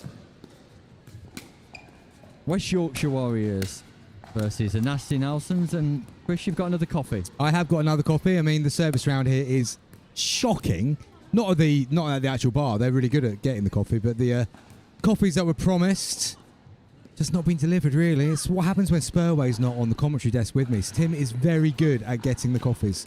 Is he really? He is, genuinely. I mean, not many positive things you get to say about Tim Spurway over the course of a day, but coffee getting is... actually, no. Did you get... No, you didn't, did you? No, I take it back, actually, Nick. He's terrible at getting coffees. Rubbish, in fact. On the other hand, Simon Farr's gone for the hot drinks, and there'll be hot water coming in my direction shortly, I'm hoping. Yeah. Meanwhile, I dream of being as much of the team as that, or I might get some hot water delivered in my direction. Meanwhile, Chris, the countdown is on to knock out pickleball here at Amber Valley. Well, we've got a game I'm looking forward to in the next one. I have to say, it's my Pure Pickleball business partner, Colin Heath, and Jeff Abrahams up against Luke Fields and Alan Purvis. Could be good. Could be good. They've asked me to be very nice.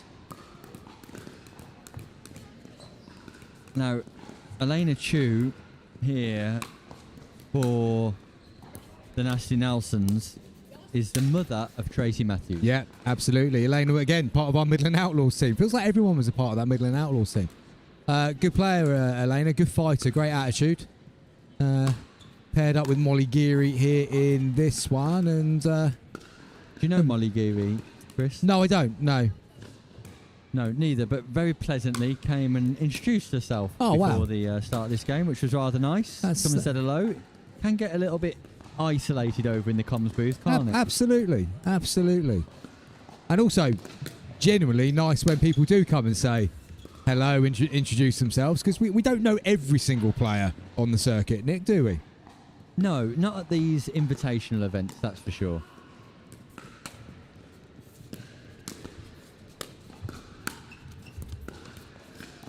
Chu and Gary made a solid start to proceedings here, just preventing Deffley and Papworth from scoring.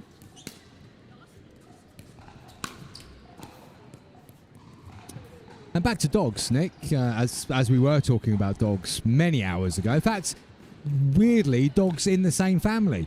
Elena has a wonderful dog that was a little Westie Terrier, I think, that was our team mascot for the Midland Outlaws, and was there for every single match, and genuinely brought quite a calming influence to the team. Some say spoke more sense than the manager and captain combined, but a therapy dog. Yes, yeah, very much so. They're becoming quite important in sport, therapy dogs. There's Mansfield, who are playing today. They have a team dog which they take for a walk after training. Each of the squad do their bit and stuff, and apparently it's very much part of it nowadays. Big thing in education too. Really, genuinely. Yeah. Brilliant. Got any dogs, Nick? I used to, Chris. Unfortunately, they passed away, and they were shown at Crufts as well. So hence the Crufts knowledge from earlier. Yeah, they were shown at Crufts. See, no wonder you keep checking your phone whilst commentating. You're trying to stay up to date with the latest results coming in from wherever that's been. Well, it's Toy Dog Day today. It's Toy Dog Day. So it's not my favourite. Now, I'm not going to fall into the obvious trap here. When you say toy dog, this is a size of dog, not actually literally Tim bringing along his little wind-up chihuahua. No, pretty much, yeah, pretty much. Have you got a chihuahua, Tim? And do you stick a key in its backside to get it going?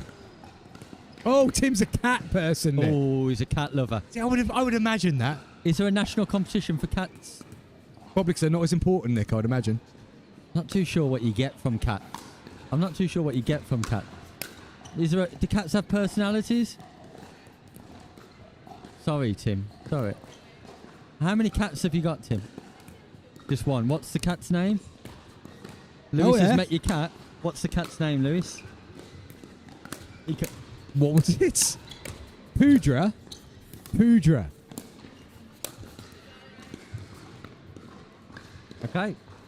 Right, well... So, Nick, if you just pretend for a minute you were a cat person, which I know is a big leap, because, I mean, who would be? But would you call it Poodra? Well, there's clearly a Ukrainian connection there for Tim Spurway. Maybe at the breakout of war, he thought it would be nice to name a cat after the country.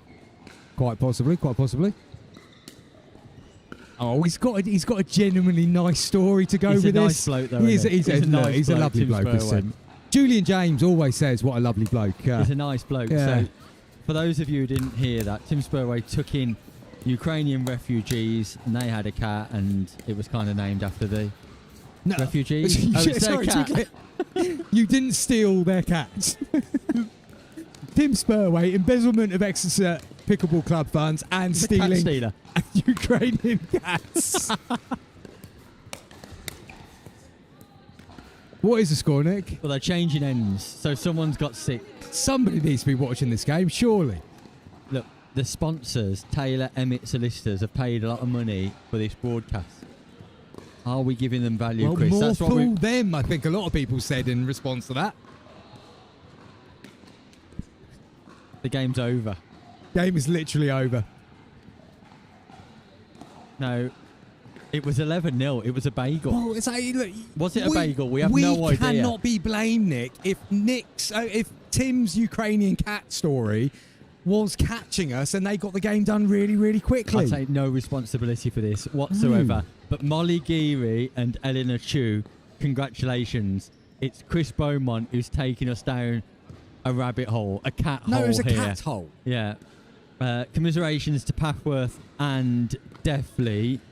We need to focus. Things have got rather delirious here, but we're looking forward to Knockout Pickleball. Knockout Pickleball will be sensational. How many games left until Knockout Pickleball, Nick? 3.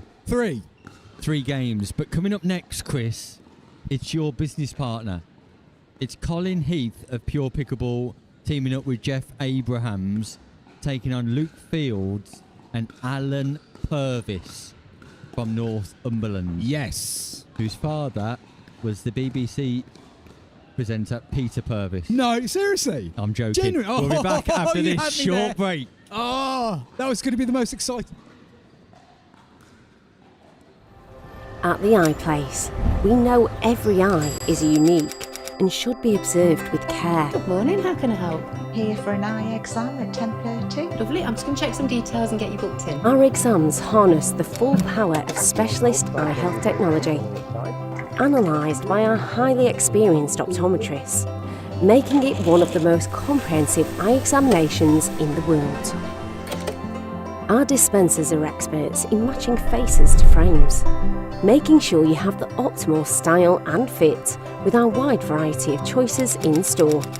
Call into any of our practices or book your eye exam online today. The Eye Place, a different level of eye care.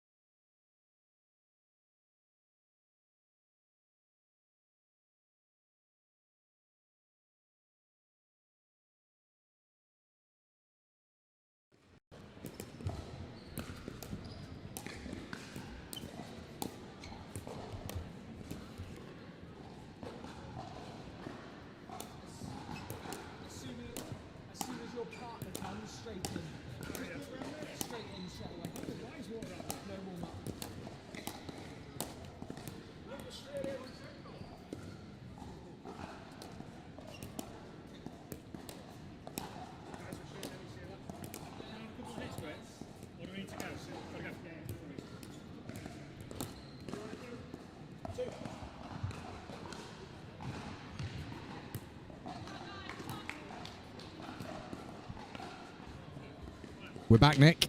We have got Pure Pickleball against Northumberland. Serving for Pure Pickleball is going to be Jeff Abrahams, his partner Colin Heath to his left, and it's Alan Purvis just returning, and Jeff drives his first third into the net.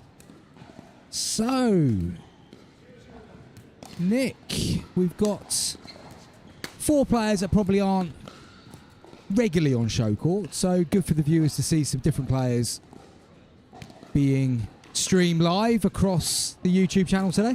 It is indeed, and your very own Pure Pickleball Chris taking on Northumberland here. Nice play, Jeff Abrahams there. Got the pop-up, backhand flick volley down the middle.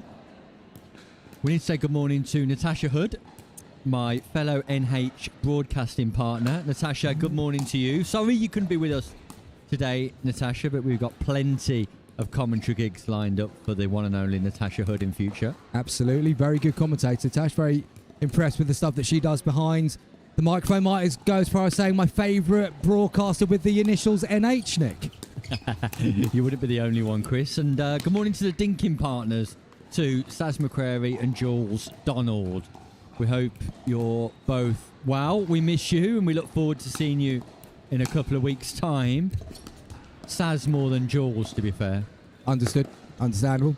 Won't go into the personal reasons for that, Nick, I'm sure. Side out here, by the way. We must watch some of this match. Yeah, Fields and Purvis here looking to make inroads into the early lead of Heath and Abrahams. Just long, so but both their serves faulted there. So Heath on serve for Pure. 3 missed serves in a row. Early nerves for the players on court. Things can get just slightly more tense, though, can't they, when you're playing in front of the cameras, Chris? Yeah.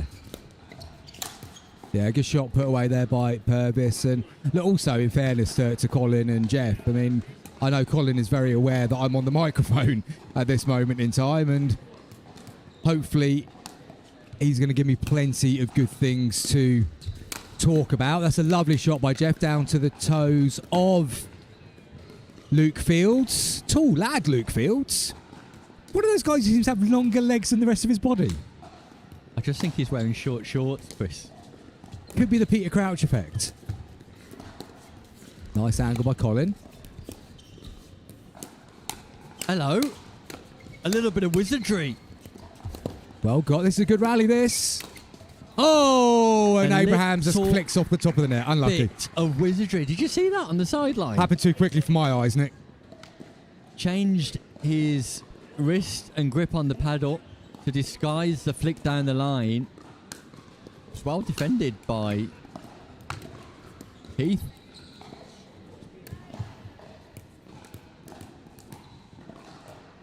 So a little lead opening up here for Purvis and Fields.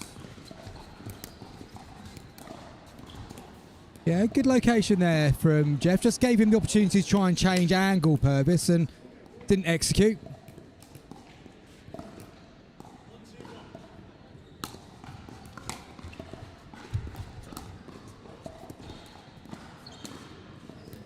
It was a good deep serve by Heath, but unable to get the third down the line. Don't know too many players from the West Yorkshire Warriors, Chris. Aaron Baxter, Andrew Spencer, Don Pitchfork, I do know. Gavin Turner, Gemma Newton, Georgina Fellows, Ian Marshall, Ian Reid, John Wade, Rebecca Papworth, Kerry Deffley and Rosalind Ridings, but they're the 10th ranked team here. Yeah, fair few of them again, Northern League players. The event that was finished off here in January. Finals day held here at the Derby Arena, the well-known northern city of Derby. In terms of pure Pickleball players, Chris, you'll be fully aware of these. Abigail Pearce, Barbara Kappa, Callum Sankey, Colin Heath, Dan Busby, Deb Finney, Harriet Bowell, Joe Abrahams, Lynn Wood, Mark Finney, Richard Mounsey and Victoria Morra. Air shot there from Jeff Abrahams. Didn't get the best grip off the court, that one, but swung over the top of the ball. 12th ranked team, pure pickleball. 12th ranked team, that's good going. No, it's a good players in the pure team there. You've got Barb Capra, of course, as we know, we've seen her quite a lot of the Nationals and the Open. Consistent medal winner in that event. I don't think she's here today. I think she's playing tomorrow. Dan Busby, racquethlon star Dan Busby, so very solid racket background. Nice strike by Jeff Abrahams coming through the middle there. Pins Purvis. Just explain to the viewers at home, Chris, the 4 sports for the racquethlon. Tell you what, Nick, if you haven't done your research on that, mate, you don't need me to help you out in that situation. I mean, quite obviously, it's squash, tennis, table tennis, and tennis. Did I say tennis twice there?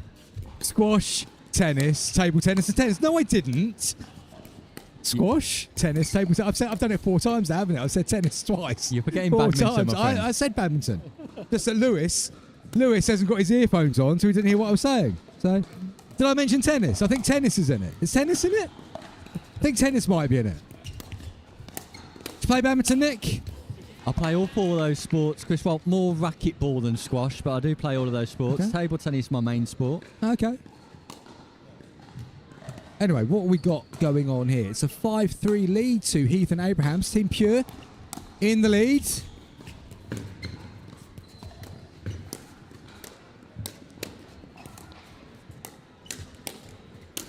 Oh, Yeah, unlucky. tentative with that ball above the height of the net that Yeah. time, Abrahams. The ball was there to be punished and just reset it back in front of Purvis. Something I know Jeff's been working on a lot is actually not attacking every ball out of the air. But on that occasion, as you say, just a bit too tentative.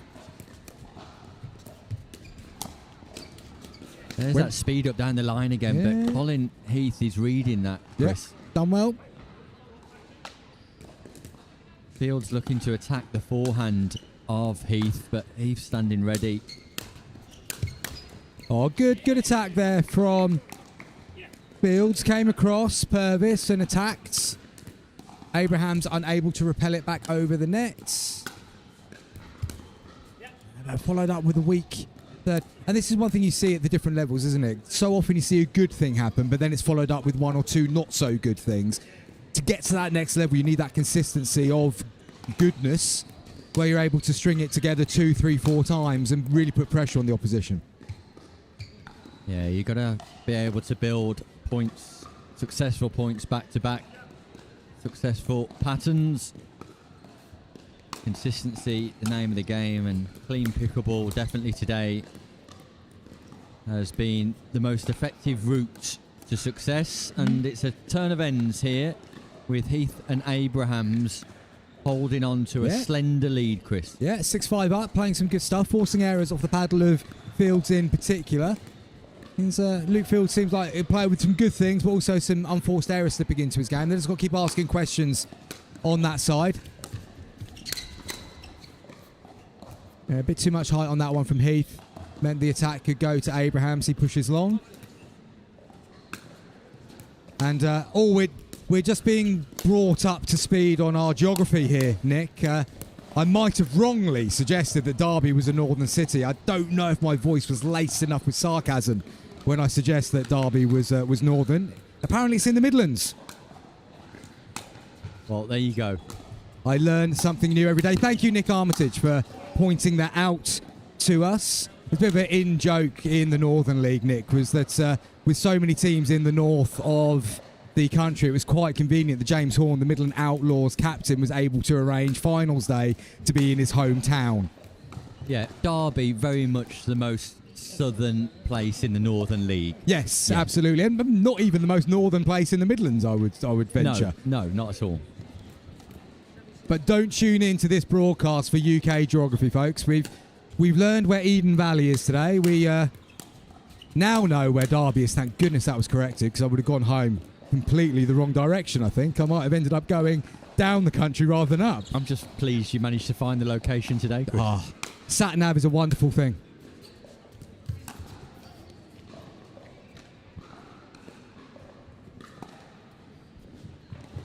Meanwhile, Fields and Purvis have halted the momentum of Abrahams and Heath, and taken the lead themselves. Yeah, crucial moments here for Pure. Need to get the momentum back. That's a good bit of play by Purvis. Has caught Abrahams moving through the transition zone. Wasn't balanced, so put that dink volley into the nets. Without stating the obvious, Chris, which we never like to do as commentators, the team that will win this match will be the team that applies themselves consistently for the next few moments. Cuts out the unforced errors. Absolutely. Either that or the team that gets the most points, Nick. Oh, just leaning in there, Purvis. Didn't commit to that one at all, did he? I don't think it was there to attack. That ball just dipping below the height of the net. And then Heath attacking on the backhand side, going across his body, not balanced on that occasion either. It's a good little run of points here for Fields and Purvis. Then give it away with a long serve. Opportunity on the paddle of Jeff Abraham. 6-9 the score.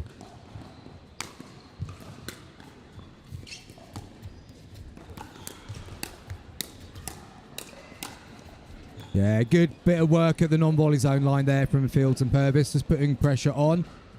Your Pickleball team have got to score here, Chris. This is a crucial moment in this match.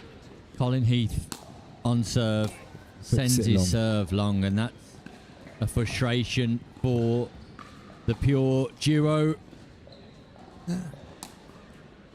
Difficult here. Got to keep their heads up. Got to keep believing that if they're making mistakes, the other team might make a couple as well, and you never know. And they're getting some joy there, going to that offside from on Purvis's paddle. He's putting a few of those forehand dinks into the net.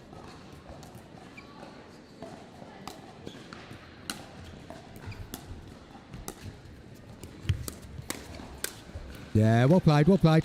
This time, the inside-out speed up from Fields does work, creates the space. Abraham's not able to defend the space between Abrahams and Heath. Exploited. Success for Fields. Brings up match point for the Northumberland pair.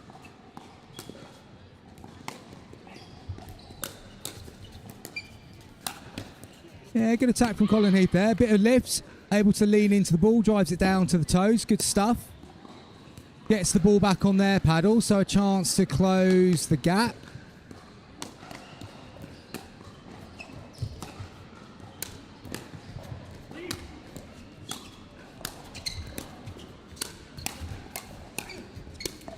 Good defensive work from Team Pure. Heath and Abrahams battling there in the transition zone. Kept the ball alive, eventually forced the error from the Northumberland team. Yeah, big puff of the cheeks from Heath. They've had to work hard to score since the change of ends, Abrahams and Heath, and finally they managed to do so. But a missed third will be a frustration for the duo from Pure Pickleball.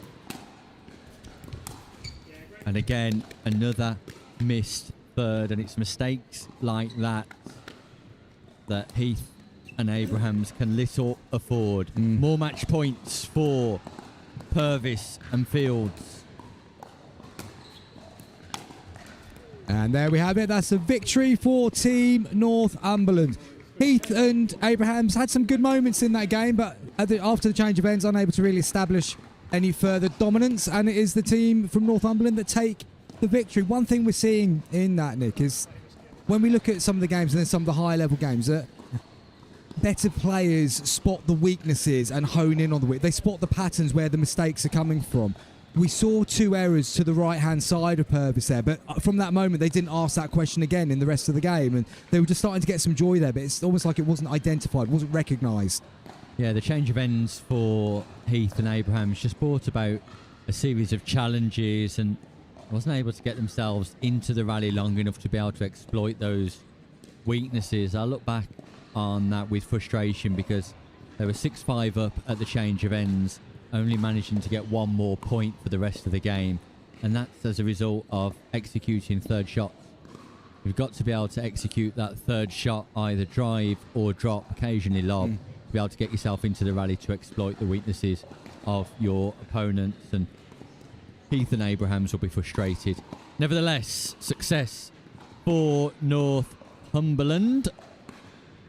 2 women's doubles games to come before the last 16, the round of 16 takes place, and we will see the superstar that is Chantal Griffiths taking to show court, teaming up with Georgia McClay. They currently top the women's doubles Group B league standings for champion pickleball. They'll be taking on Vanessa Whitfield and Katrina Donaldson, where the big question will be to Chris Beaumont. Vanessa Whitfield, sister, wife, girlfriend, mother or daughter of Luke Whitfield? I thought she might have released a single in the early 90s, Saturday Night, Nick, but clearly I got that one wrong as well. Wigfield. Close, there's a typo on my list here, mate. There's the schedule that James Hall's put together has just thrown me under the bus once more. I did wonder why we were seeing some dance moves from you in the comms box here, Chris. Anyway, I think Chantal Griffiths and Georgia McClay are already through out of their group, but they will want to go through as winners, because the winners of the league will play 4th place finishers. If you're second in your league, you will play the 3rd place finishers when we get to that round of 16. Win and you're in pickleball, lose and you're going home. So elite club points up for grabs at that stage, and this is going to be tough for Whitfield and Donaldson of Eden Valley.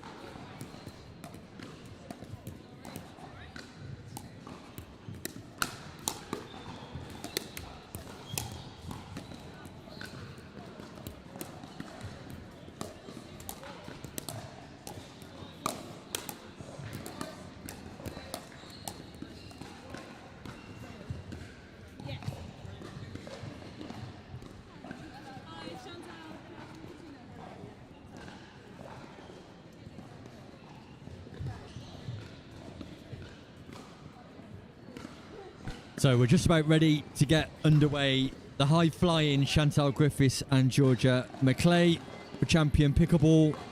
Vanessa Whitfield and Katrina Donaldson. It's Katrina Donaldson in the wearing the glasses. Returning serve. Vanessa Whitfield making her way to the non-volley zone. Georgia McClay with ball in hand, and Phil Spice, who I believe might be on holiday, has asked Neil to give him a wave. He's in Kenya, we believe, and would like Neil Lawson-Smith to give him a wave. I'm sure we can do that. And the Dinking partners are laughing at us, Chris. Ah. So I'm going to presume that's a positive laughing at us, as opposed to... I presume it's Sarah McCrary who's on the social media there for the Dinking partners, as opposed to Jules Donald, who might have sent the angry emoji. Yes. Yes. But we like winding Jules up, don't we? Absolutely. Absolutely. So, Georgia McClay on serve. And gets a point on the board. Nice deep serve there. Katrina unable to get the ball back up and over the nets. Georgia McClay, part of the Dinking partners, the Pickleball Stingers team this year. I've got Dinking partners on the brain now. You have, and it's your team as well, Nick. So I know. I'm thinking Jules Donald when I should be thinking Buzz. Does that give any Stingers. credence to the rumours that you might be abandoning Pickleball to go and coach Dinking partners in place of Sam next season? Well, the Dinking partners probably need me, but I'll be remaining with the Stingers for this year. That's not what I've heard. Don't start false rumours now, Chris Beaumont. Nice bit of play there by Vanessa Whitfield, just nudging the ball back down the middle. McClay and Griffiths just running past that one. I'm going to guess this will be a drive. Yeah, good attack. Shake and bait from Griffiths and McClay. McClay just slightly too slow to respond. A big hello to Georgia's mum if she's watching. Always fond of Georgia McClay's mum at these events. Shame she's not here this weekend. A big horse racing fan, Georgia's mum. Yeah, coming into Cheltenham week, Nick. That's, Cheltenham next was that where you were Tuesday. going with this one? Cheltenham next Tuesday. Now, I normally release a series of Oh, you do, don't videos, Chris. Yeah. But unfortunately, I've got work commitments, and Yeah. I don't think they'll be out this year. But there'll be a written Any tips? written blog. I think I know the way you're thinking will win the Gold Cup Good shout, yeah. next Friday. But we'll look forward to the action throughout the course of the week as well. The handicaps are where the value is at, but it's an open Cheltenham. I think Team Great Britain could defeat Team Ireland this year at Presbury Park, but we'll see what happens. Tune into my Instagram if you want to read who my selections are this year. For the last 4 years, we've been in profit for Cheltenham. Just goes to show, Nick, if you do actually put some research into a sport, you can appear quite knowledgeable. I must practice that ready for the PPL finals, Chris. I'm sure James Horn will forgive me this weekend.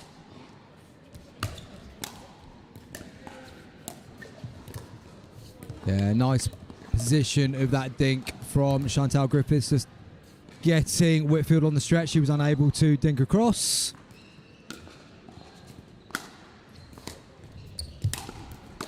Yeah, good attack from McClay as well. Now, Chantal Griffiths has brought her game on significantly in the last 18 months, Chris. Part of the Premier Pickleball setup this year. She really is an impressive athlete. No, she was definitely a player that many of the teams were looking at in the draft, and it was no great surprise to see that she went quite early, and played in the World Cup as well, of course, for England, alongside Jamie Champion and the rest of the team members. Tom Turney out there as well in Florida for that. Good attack from McClay. No way past McClay. Her defence and ability to reset and on occasion counter, second to none in the women's game. Really is an asset for the Pickleball Stingers this year.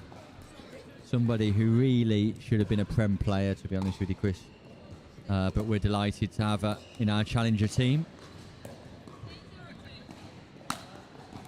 Now, we think we saw a bagel earlier. We're not sure. We're at risk here of another bagel. Indeed. A donut. The big duck egg.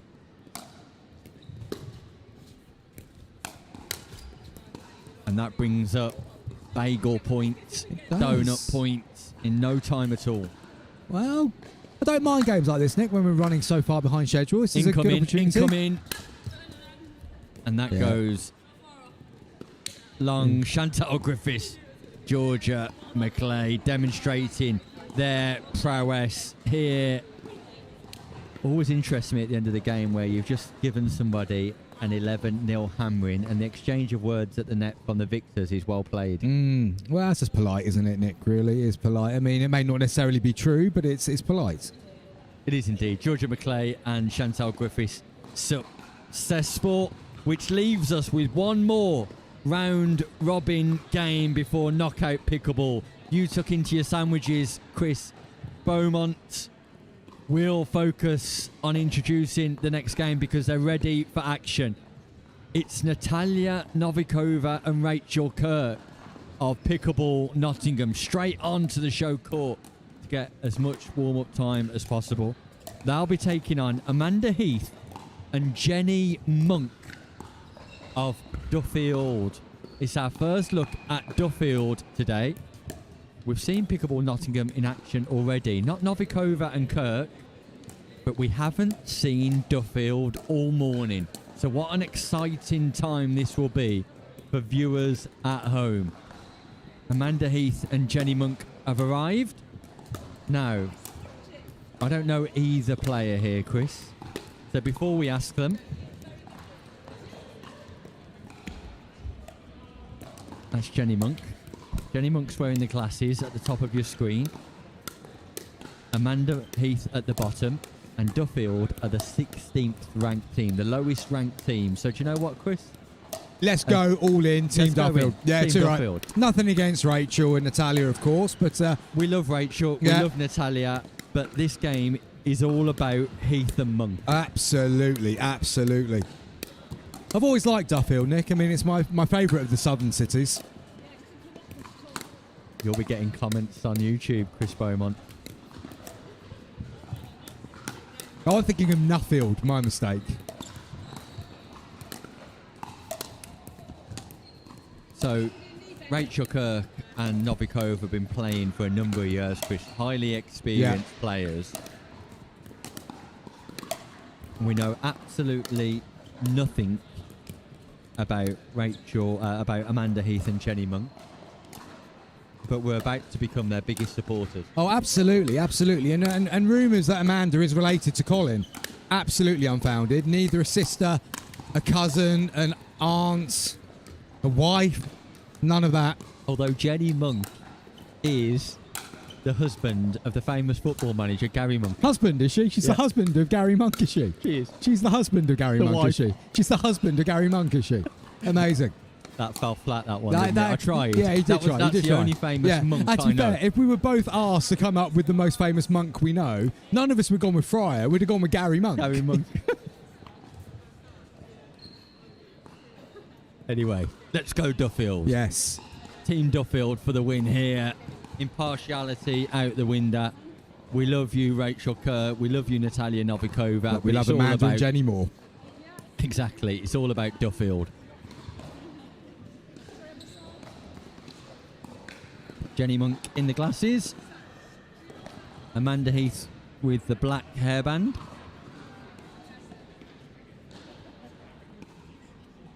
It will be Nottingham to serve. Kirk wearing the visor.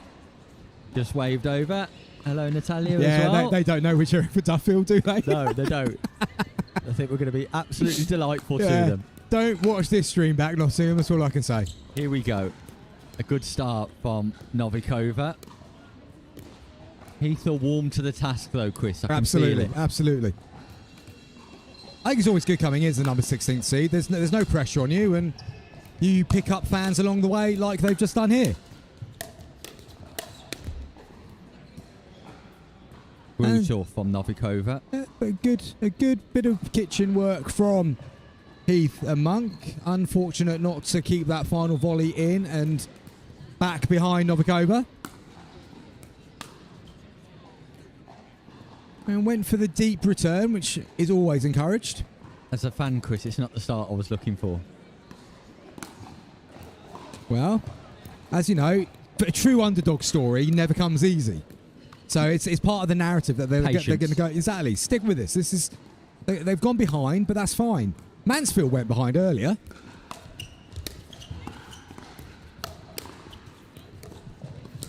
Good reach. Oh, that's unlucky. That was nearly a good bit of defensive work there from Amanda Heath. Heath and Monk just warming to the task here, Chris. Absolutely, absolutely. I can feel it. Yeah, without a doubt.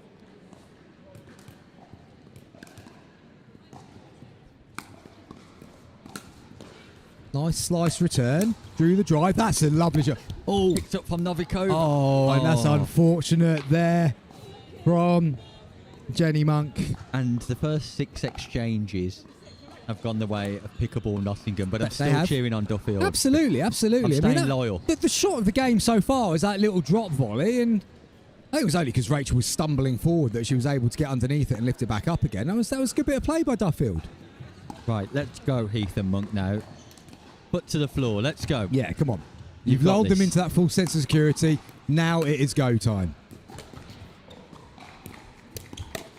Yes, that's the There start we they were go. looking for. Heath and Monk win their first exchange, and now the tide's about to turn.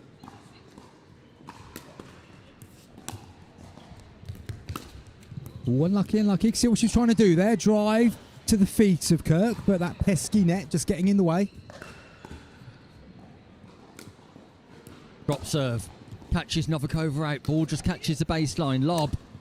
They're pulling out all the stops here, Duffield. Yeah, good attack though by Kirk. Just down to the feet, and don't lob somebody with a boomstick. is often advice I hear being thrown around, and came to fruition there. Wise words from Beaumont. Look at the drop again. Oh, I like that. Patches Novikova. Yeah, she's done it out. twice now. Done it twice. So that is an intentional shot. That isn't anything other than, I know I can pull this off. Nice play from Amanda Heath. Stops that score, that lead from growing. This And is it's a good. non-scoring side out. Non-scoring side out. Let's go. Let's get on the board, Duffield. Come on. Duffield have just been toying with this, Nick. They're playing to the crowd. They're playing to the narrative. They know what we need here.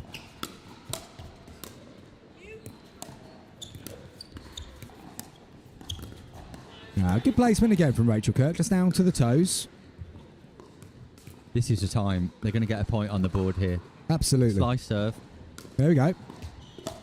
Oh, and it's there. It's there. That's what we wanted. Duffield are on the board. I'm liking the slice serve.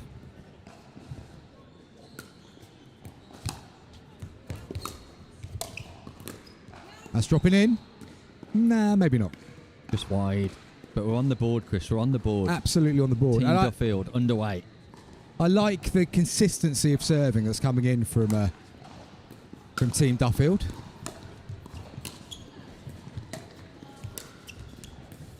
We'll ignore the footfall there, Nick. We'll play on. Oh, that's good. That is. That's a lovely little shot down the middle. Comes off the top of the net. And that is what we are looking for from this Duffield pair. Novikova and Kirk split in half. It's a good return, genuinely good return, that. Nice and deep. One that Natalia thought was there for the drive, but probably wasn't. Dropping would have been a better option, and side out. Another non-scoring side out.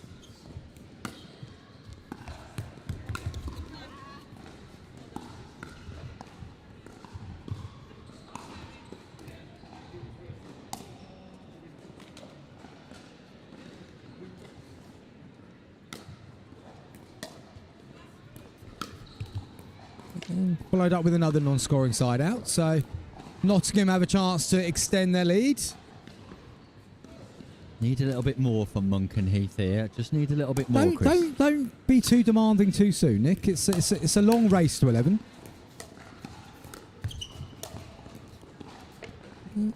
Ball placed down the line by I almost Natalia. started to boo then, Chris.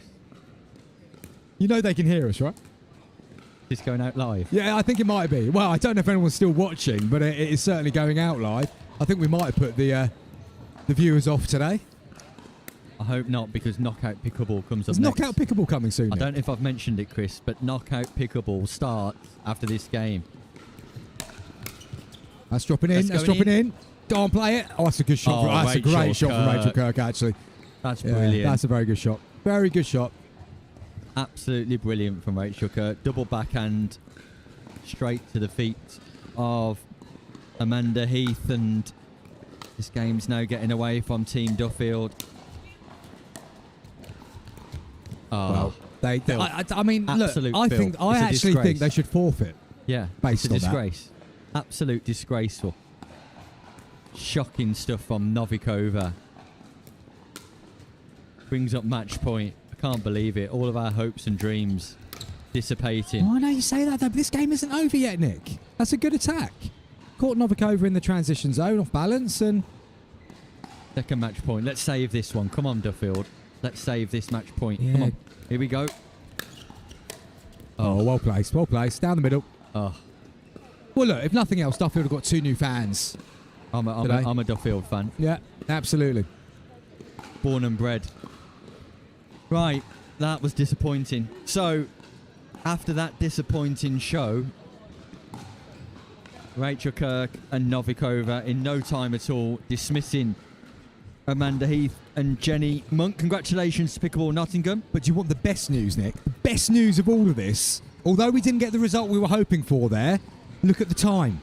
We are back on track. We are back Unbelievable. on track. The schedule Unbelievable. is almost as if they knew what was going to happen. We are going into knockout pickleball, bang on 2 o'clock. Where are the players? That is great news for the lamb shank at the end of the day. Chris, Now, to your be lamb honest with shank you. is looking and smelling good. we're going to be delayed, Chris. I'm hearing we're going to be There's delayed. such negative ninnies over there, though, aren't they? We're waiting for news of who's actually gone through. We're trying to bring positivity to the world of pickleball, and then you've got Lewis and Tim on the side. Oh, no, so we're going to run late. No. The referee's ready. Neil Lawson-Smith Oh, is no, not ready. Neil's He's not happy about the with net. apparel. What's This happened is to the net? most expensive net in the Midlands. The net is too high. What, Neil, in the you're middle. saying all the games have to be replayed because the net is too high? Neil That doesn't seem- Lawson-Smith has if gone I'm out to Duffield, inspect. If I am Duffield at the moment, I am raging. It's a disgrace. We need a replay of every single knockout stage game that's been on I mean, the look, show court. I'm not one to knock Neil at all. Here Neil- he is. Neil does a lovely the job. measuring tape But is out. he's been here 2 hours. And this is the first time he's getting the tape measure out. He's been here 2 hours. Neil Lawson-Smith is measuring now. I believe that should be 36 inches. Is that right? I don't know. Neil, 36 inches and 34 in the middle. Is that right? 36 inches and 34 in the middle, Lee? Yeah. And what is it in the middle at the moment? Nearer 35, you're saying? Half an inch out. I mean, that changes.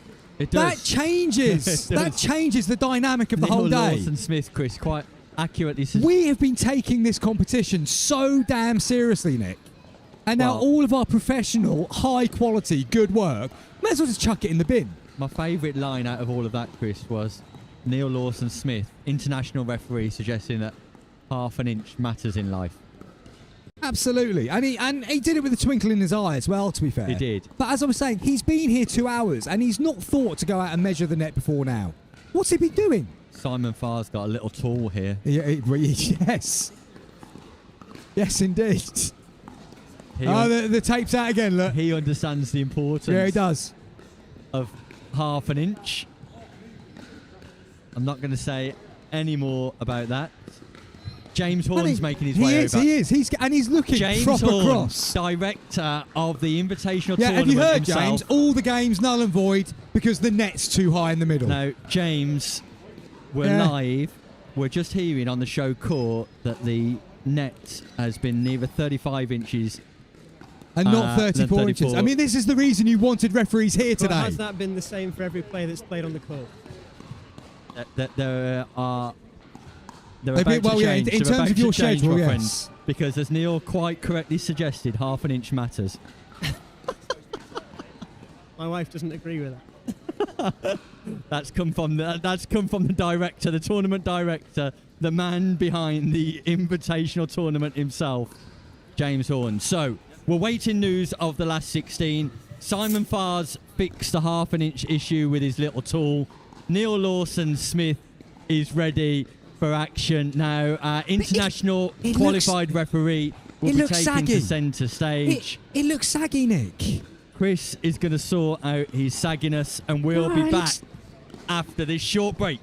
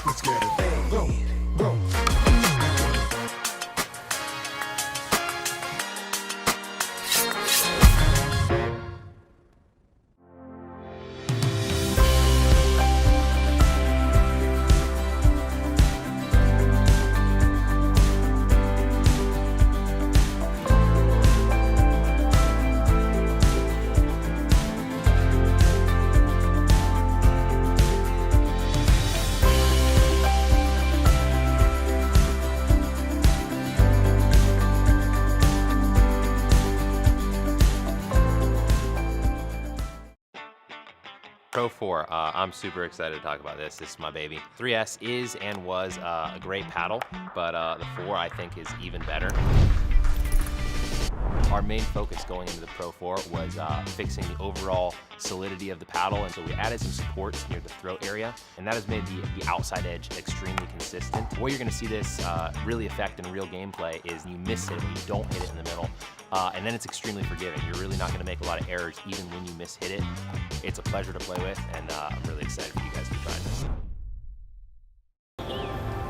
At the Eye Place, we know every eye is unique and should be observed with care. Good morning, how can I help? Here for an eye exam at 10:30. Lovely, I'm just going to check some details and get you booked in. Our exams harness the full power of specialist eye health technology, analysed by our highly experienced optometrists, making it one of the most comprehensive eye examinations in the world. Our dispensers are experts in matching faces to frames, making sure you have the optimal style and fit with our wide variety of choices in store. Call into any of our practices or book your eye exam online today. The Eye Place, a different level of eye care.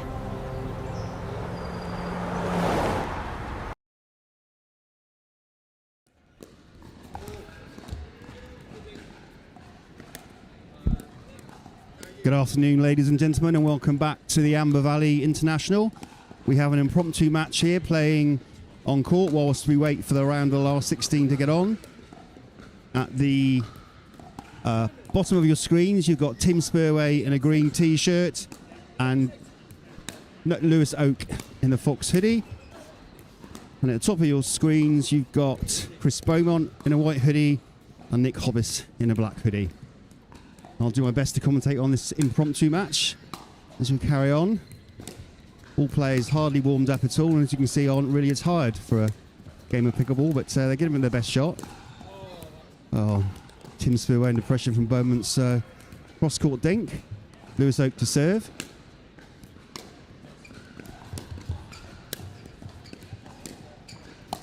Oh, Mr. Hobbis would want that one back all day long, I think. Had it on his paddle, couldn't put it away. Oh, he's having a shocker. He's going to blame the paddle now. Absolute shocker. Blaming the paddle.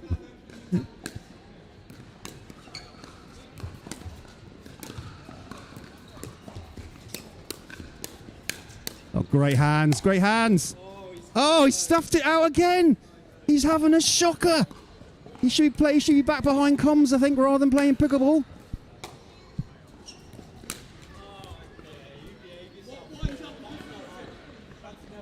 Tim Spurway forehand special there, straight into the net.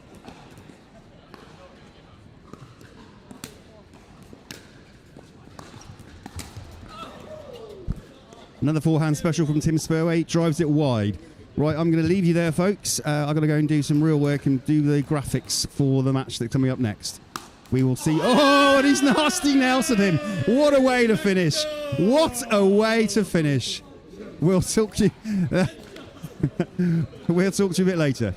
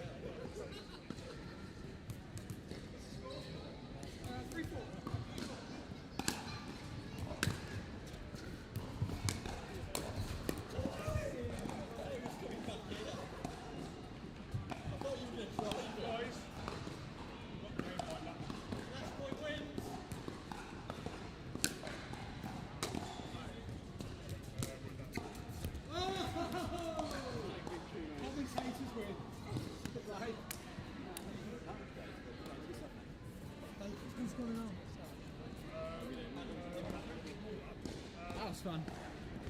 That was good.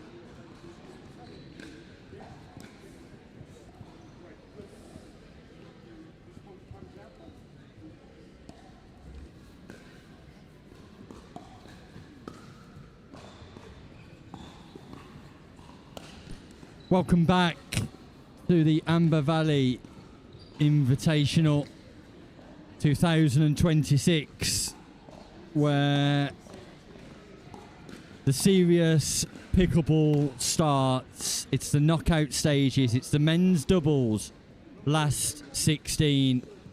Same format as the group stages, a race to 11, win by 1. However, a loss here will end your time in the men's doubles competition. Win and you're in. You go through to the quarterfinals, lose, and the road is over for you. We will have Eden Valley versus Nasty Nelsons. So for Eden Valley, it's John Wright and Luke Whitfield who have progressed out of Group A, taking on Jake Cutts and Joe Cutts who have progressed out of Group B. More news to come about the finishing positions of all group standings shortly, but for now, Chris, this sets to be a great game. Yeah, it should be. It's great to be at the knockout stages of the Amber Valley Invitational. Not international, Invitational. And no, we've been looking forward to this part of the day. Got the number 1 player from the Northern League, Luke Whitfield, and the winning team manager, John Wright, up against the Cutts brothers. And when we saw the Cutts brothers play earlier, there was some good stuff in there, Nick. Didn't surprise me that they got out of the group. And particularly impressed with Jake, the left-hander. And, all right, you would assume that the quality of Whitfield should be able to take control of this game, but you just never know in knockout pickleball, especially when it's it is a short game. First to 11, win by 1 at this stage. Can't afford too many mistakes. No, anything could happen here, Chris. This race to 11 format in the round of 16 is cutthroat pickleball, to be honest with you, because when you've worked hard to get out of the group stages, a simple race to 11 to get through to the next stage means that you've got to apply yourself from there off. Absolutely. And we've got a referee with us now. Neil Lawson-Smith is officiating this game. 1 minute before we get going, we just had a little go on the court ourselves, Nick, and it's playing well, and should be some good action here over the next few hours in Derby. Nick Armitage has messaged in to suggest that it's one to rewind the Nasty Nelson on Tim Spurway after our little run on court, Chris. We called it as we were retrieving the ball, didn't we? Absolutely did. To be able to execute was something rather special, possibly the highlight of my pickleball career. I think saying this is for the people of Exeter Pickleball Club was one step too far, Nick, but it was well executed, and kissing the net on the way through was an added bonus. It was indeed, and Slothy suggested it looked like there were 70 plus women's doubles playing on court, which fair shout as well. Yeah, to be fair. it's understandable. Yeah. The standard wasn't that great, but I did get the opportunity to have a hit with the Fox foam paddle. Oh, you made it look very good as well, Nick, if you don't mind me saying. Thanks, Chris. I mean, if they're going to use any footage for their next wonderful advert, it's going to be that. It's an absolute weapon. So if you're tuning in, you really should consider what they will feel like, look like, and play like in the next couple of weeks when they are released, because it's a weapon. If even I can play with that paddle, Chris. Nice play there from Jake Cutts. Just goes down the outside of Luke Whitfield, just held it a little bit longer and then rolled it to the backhand side. Early side out. We're underway. The boys from the Nasty Nelsons at the top of your screen. Eden Valley at the bottom. Joe Cutts serves. There's Jake with the glasses. Pop up from John Wright.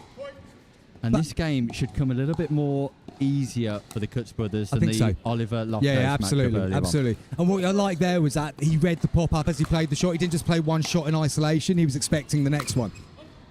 Big drive again, though, from Jake Cutts. And we did mention that in the previous game, that a bit wild on that third shot drive. Just if he can control it a little bit more, then he's going to give himself more opportunities in this match. Nice deep return.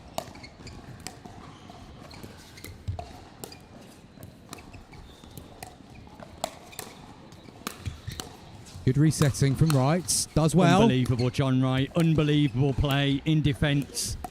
Now stay patient. And there he gets does. the John rewards. Wright, fantastic in defence, in the transition zone.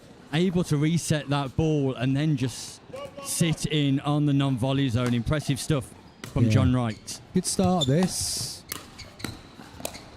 And that's nice play, though, from the Cutts brothers again, though.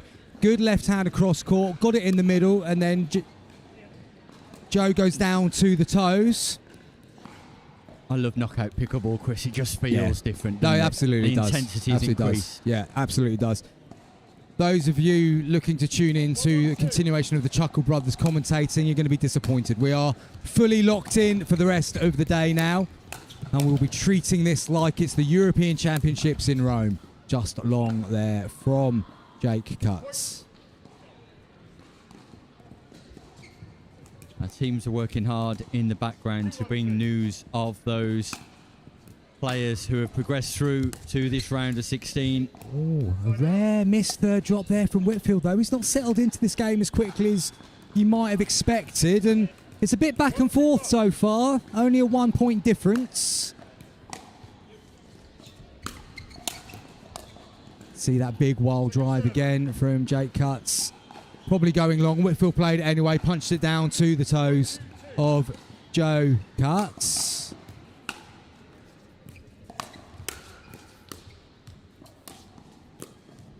Good reset. Great reset. But Luke Whitfield's so calm and composed absolutely. in those situations, So balanced. Chris. Yeah, really, really good balance. Good shot selection as well. Doesn't get flustered, doesn't get rushed, and you've really got to do something special to get past him. And you feel that pressure when you're against him as well. You feel like you've got to do something extra, and then that forces mistakes. That's a good shot, though. Get it down to the toes.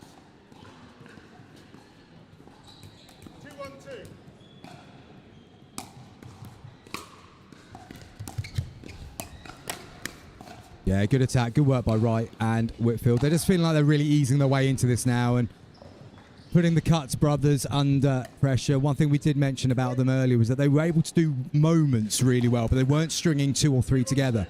It's really important they try and find a way of getting a couple of good things back to back here. Unbelievable reset from Whitfield.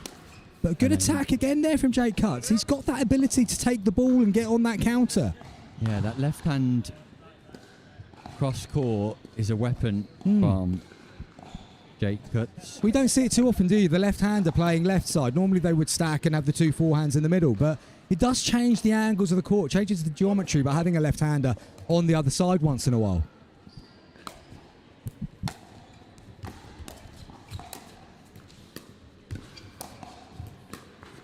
It's a nice drop.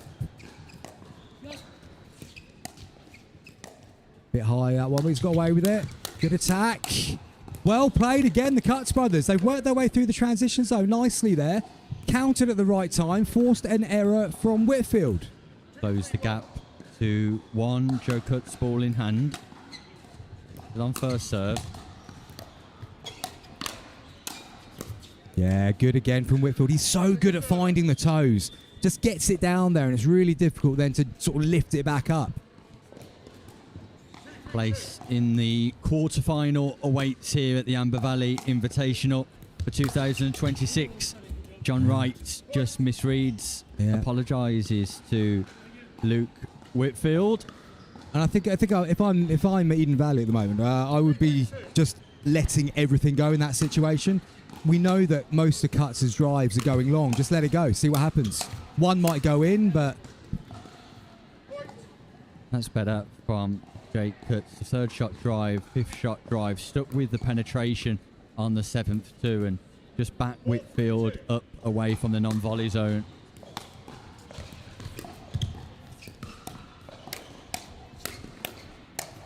well played, the Cutts. They're starting to dominate their hands battles.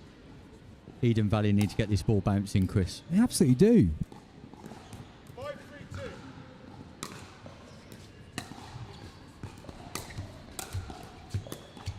Good reset. That gets him up again.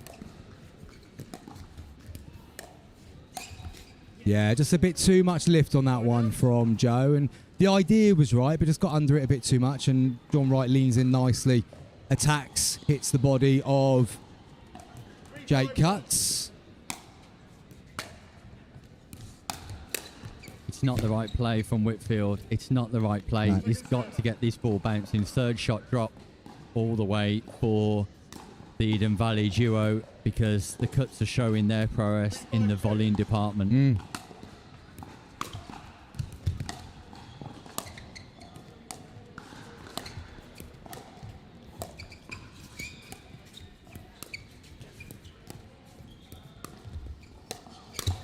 Yeah, and that's exactly, they've got the play right on here, Nick. They're playing off John.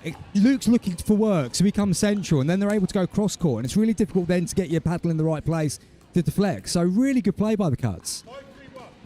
Every time Eden Valley give the Nasty Nelsons a volley, they put themselves on the back foot. Keep this ball bouncing is the advice to John Wright. And again, there's the pop-up, gives them the volley, and the Cuts are winning this game because of their ability to volley the ball, Chris. Oh, they're playing really, really well. I like what they've done there again. They've just been patient on that backhander, John Wright, and then that last stink before was a slight cut underneath which changed the grip. And that meant John got through it a little bit early. It just popped up, and they've been clinical with putting those chances away. And I was talking earlier about they've got to make these good moments come back to back. They're starting to do this now, and it's absolutely a different game.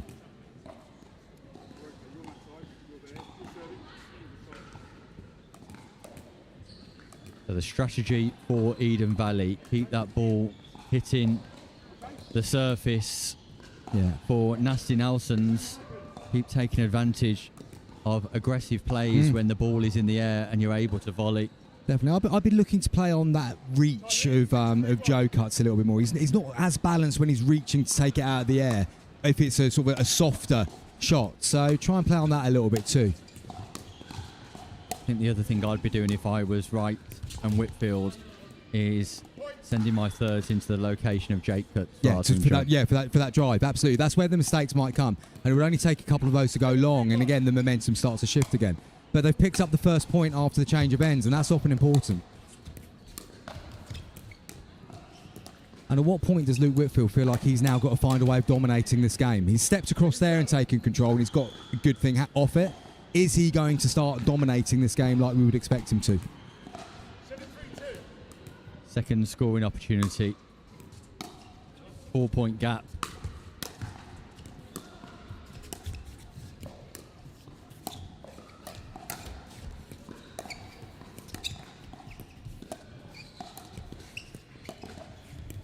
This is where Eden Valley needs to stay patient. Great reset, John Wright. And a great lead. John Wright with a great reset mid-rally, recognising that he didn't want to give his opponents another volley. He was losing that hands battle. A delightful reset pace off from John Wright and a great leave. No, very good play, very good play. Gets the ball back in their hands. This is their chance to get a little bit of momentum going again. Been a while since they've scored a point, Eden Valley, so this is a crucial juncture, I think, in this one. Got to strike. Got to strike. Luke Whitfield slow to get there, but took advantage of the big pop-up. Nice location from John Wright to third shot speed behind Jake Coots. Good deep serve that from Whitfield. Followed up with a nice drop. Wright just popping up though, didn't help his partner there. Well put away by Cuts, because that could have been easy to get there too soon and put that one into the net, because a little bit of pressure building on them there, and they've done well to get out there. Chris, Luke's drop was the right thing to do, 100%. It just felt like a dead drop. Yeah.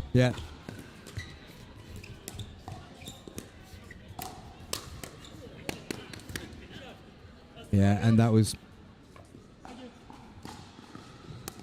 That's just been caught in the crowd. That's 50 quid. I mean, I got the first one earlier, so I didn't realise. I'd have been round there at lunchtime to get that money. Could have paid for the coffees.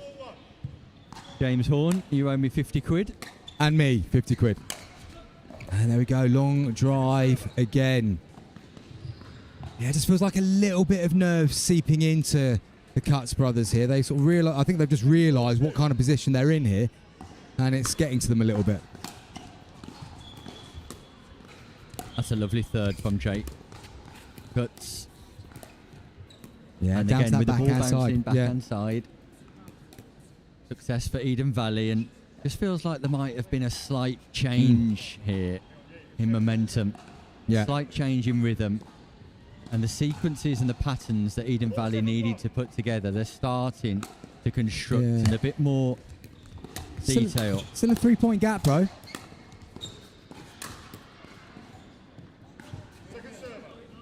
He's called that out, and I think... I didn't see the ball clearly land. My rule was on stands. So referee Neil Lawson-Smith did not see that ball land. It's been called out. 5-7-1. Unfortunate for the Cuts brothers there. And a missed third, though, from Wright. They're chipping away, but there's still not that real consistency in play yet. 5-7-2. 2-point gap now. Was 4.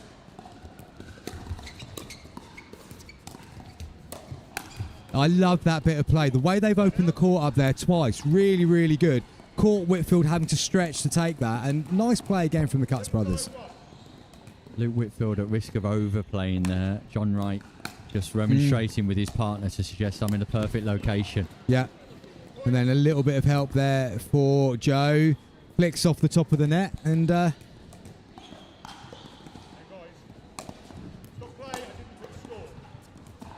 referee just asking the serve to be replayed. That's the first warning for players to wait for the referee's score before starting the rally. yeah, that was a good read by John Wright. Just stayed balanced, saw the ball coming. It would have been very easy to reach in too far and flick that too much. But he got the timing right. 8-5-2. There's still a 3-point gap here on their second serve.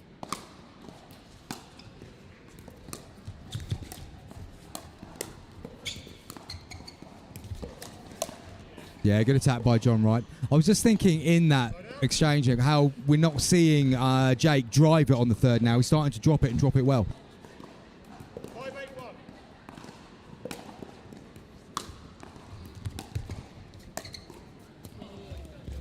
That was a nice idea by Joe Cuts. He got the help from the middle of the net, but I liked what he was trying to do there in the first place. Obviously got the net kiss, but... And that goes wide from John Wright. So, non-scoring side out, I think. And that's damaging at a critical time for Eden Valley. And it gives the ascendancy to the Nasty Nelsons here. That's a good reset. Doing well here, the Cuts. Can they get up now? Yeah, they've done enough. That's great work. Slice backhand. The backspin catches John Wright out, who looked to provide a response but couldn't get the ball up and over the net. So 2 points away from victory here for Jake and Joe Cuts.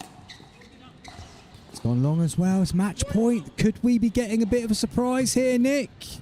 This would be a bit of a shot. Wright and Whitfield would have been favourites, but that serve goes long. Second match point. 10-5-2. Nasty Nelsons, Jake and Joe Cuts.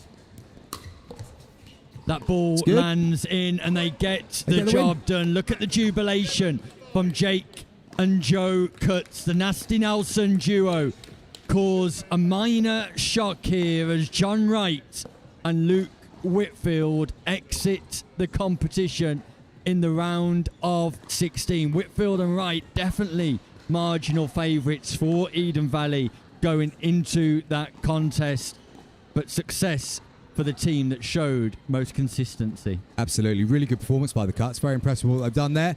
Looking forward to the next one.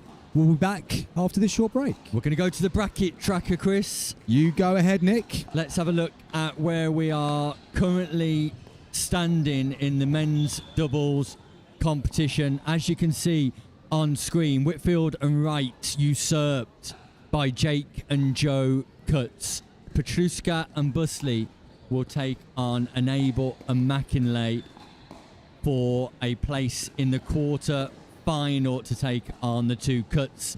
In the bottom half of that side, it's Moore and Mauro taking on Raja and Levchenko.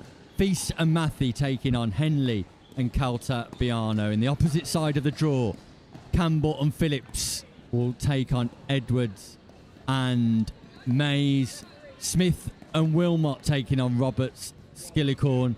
Fletcher and Adams taking on Ridley Smith and Melville. And coming up next on the show court, we will see Rodri Oliver and James Lofthouse taking on Fields and Purvis from Northumberland. No, we won't. Oh, no, we won't. There's going to be a change. It's going to be a change. A women's doubles game. So that Lofthouse, Oliver Fields Purvis game may be up next with a slight change of plan, because I believe we're going to switch to the women's doubles. But Chris, there's some cracking games there.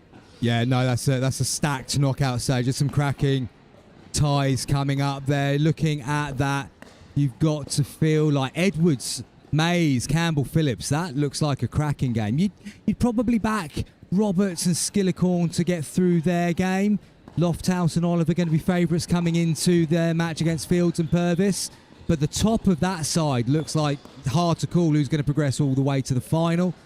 And then on the other side, I don't know. Don't write off Henley and Caltabiano in that bottom game against Feast and Matthew. I know Feast and Matthew are severely ranked here, but they could be a potential shock there.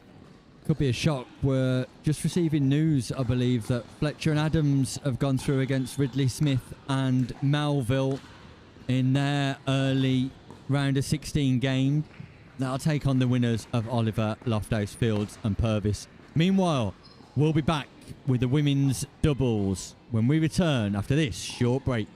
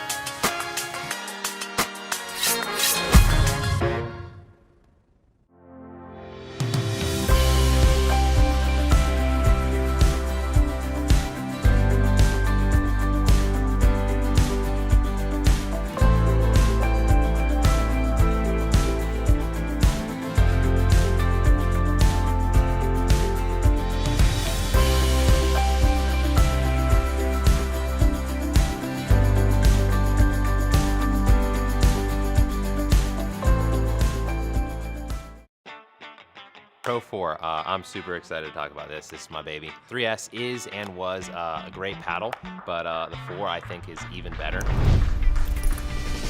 Our main focus going into the Pro 4 was fixing the overall solidity of the paddle, and so we added some supports near the throat area, and that has made the outside edge extremely consistent. The way you're going to see this really affect in real gameplay is you miss it when you don't hit it in the middle, and then it's extremely forgiving. You're really not going to make a lot of errors even when you miss-hit it. It's a pleasure to play with, and I'm really excited for you guys to try this. At the Eye Place, we know every eye is unique and should be observed with care. Good morning, how can I help? Here for an eye exam at 10:30. Lovely, I'm just going to check some details and get you booked in. Our exams harness the full power of specialist eye health technology. analysed by our highly experienced optometrists, making it one of the most comprehensive eye examinations in the world. Our dispensers are experts in matching faces to frames, making sure you have the optimal style and fit with our wide variety of choices in store. Call into any of our practices or book your eye exam online today. The Eye Place, a different level of eye care.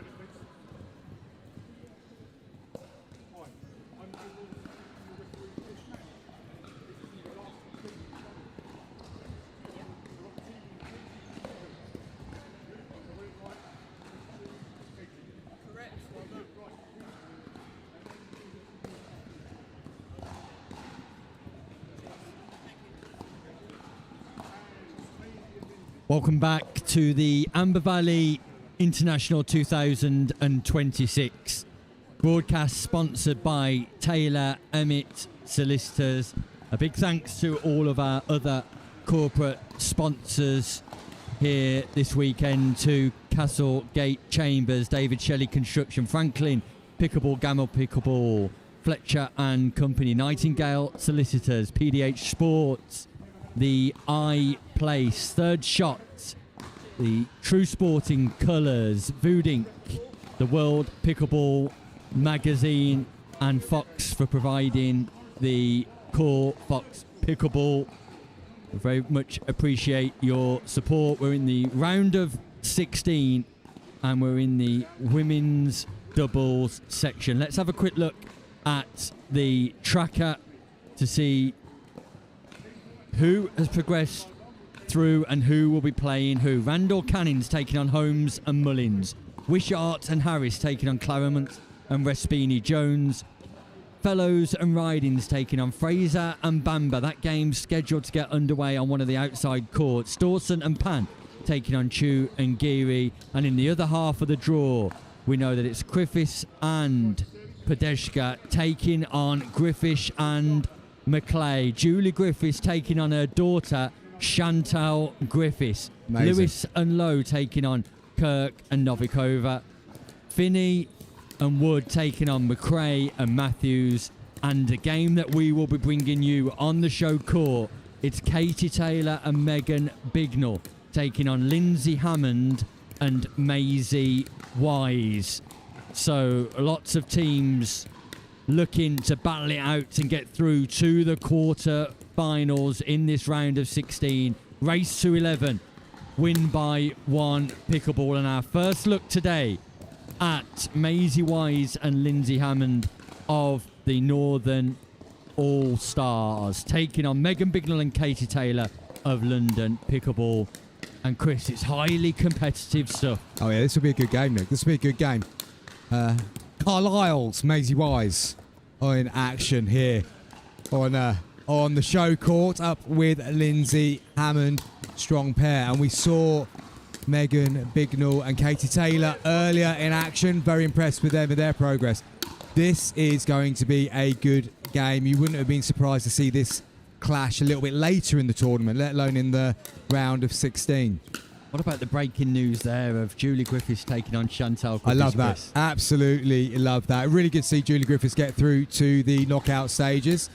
And tell you what, I'd like to see her beat Chantal. Nothing against Chantal as well, but I'd really like to see Julie get the bragging rights at Sunday dinner tomorrow. You've nailed your colours to the mast. Absolutely. She'd be furious with me if I didn't back her in this one. Don't ever write off Julie Griffiths. It's something we learned from the English Nationals in Bolton when her and Daz Wilmot went on a really big run in the mixed doubles. Took down a couple of bigger name players in that run. And yeah, she's bailed me out quite a lot in the Northern League as well. Really do rate her. Chantal, obviously, as we said earlier, really good player whose game has improved massively. But we have got an up-and-coming pair here in Bignell and Taylor up against Maisie Wise and Lindsay Hammond. Too close to call, I would say, at this stage. Nick? Yeah, this will be a tight contest, that's for sure. Maisie Wise, another Pickle B stinger on court here today. Nice to have all 3 female players represented from the Pickle B Stingers in action. Tracy Matthews, Georgia McClay, and now Maisie Wise. It's Bignell and Taylor of London Pickleball at the bottom of your screen. Wise and Hammond at the top, and a strong start from Maisie Wise. 102. Went for him. Hammond Slightly tries nervy to speed up off the bounce, Chris. Off the bounce in the early stages. Off the bounce on the backhand. Not a confident shot, I would say. That I think actually the exchange between the two left-handers at times is going to be crucial as to how this one goes because of the different angles and the different geometry that they'll bring to it. Mistake off the paddle there, and Taylor Bignell get their first point on the board.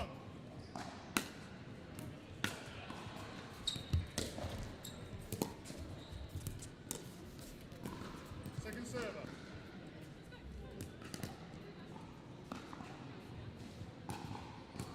One, 2.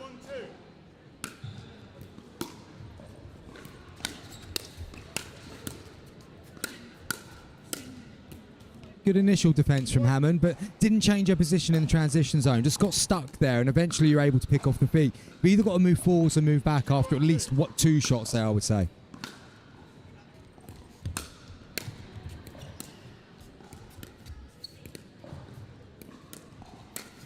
Good play there from Megan Bignell. Slightly tentative again from Hammond. Just popped it up. Strategy is clear here from Bignell and Taylor, and that's to freeze Maisie Wise out of this game. Third shot drive on to Hammond, and again the power play on Hammond, and Hammond's about to be peppered, Chris. Now we're just going to break away from the action here for a moment because we might have mentioned a bit of baking earlier on, and wow. You look at the cake. I'll let the viewers know what's going on. Follow Nick? the action while I shall just find out from Colin what I'll have one of each. Colin Hailstone here, top pickleball player and baker. Colin, we have the traditional Austrian Gugelhupf cake and then the chocolate brown. Second to none. One of each, please, sir, if that is possible. And which one does your good lady recommend? All of them. All of them, obviously. Can you get my portion there as well, please, Chris? You want me to Thank commentate, you. get the food, Nick, and if you could just get anything the cake, else, if you Nick? could, you get the cake, and then I'll turn around and focus on the action. Thanks, my friend. It doesn't matter about pickleball. Pickleball is irrelevant in this circumstance because the baking is unreal. 15 seconds. Anyway, Bignell and Taylor have raced into a 6-1 lead. The cake is being distributed. We referenced this in commentary earlier on today. Once it come on Instagram, there was only one way forward. How's that looking for your lamb shank later, Nick? Are those calories... have a day off, mate. Have a day off. It's a day off. Yeah. It's an off day. And we should probably give these guys an official shout out. What's the name of the business? Hailstone Baking. Unofficially. You should follow them on Instagram, though. Not only a World Cup bronze medalist, also a top baker. Absolutely. No, Back stunning to the work. action. What's going on in the action? It's 8-1. Bignell and Taylor are just unbelievable. Relentless. Has Maisie Wise hit a ball yet? Oh, there we go. And she keeps it in play phenomenally. And then she goes on the attack and just sends it long. A little bit of frustration from Wise. Because when you get those opportunities, you've got to take them. 9-1-2.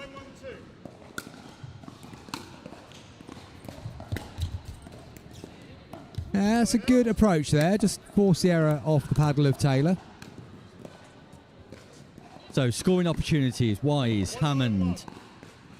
And boy, do they need to score with some regularity here. Yeah, it's the plan. And we were talking about plans earlier, weren't we? And sort of like having something and sticking to it. They are sticking to it and they're getting their rewards. So often you see games where try this, try that, try this, try that, but stick to something and really keep going until it's proven to not be working. The biggest thing I've noticed this year, Chris, having the opportunity to coach a team in the PPL Challenger is you can deploy a plan amongst your team and you can deploy a strategy, but you really need the players to be coachable and be able to execute that plan as well. Absolutely, because I mean the amount of different things that go through your mind when you're playing of, I might do this, I might do that. Sometimes the game just needs to be simplified for people and just like in that situation, non-negotiable, do this and you'll probably get this result. Match point, qualification point to the quarterfinals here for Bignell and Taylor. And Bignell goes on the attack.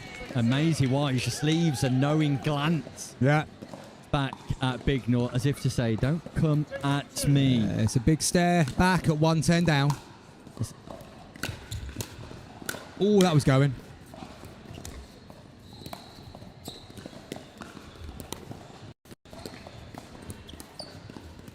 Nice location from Wise.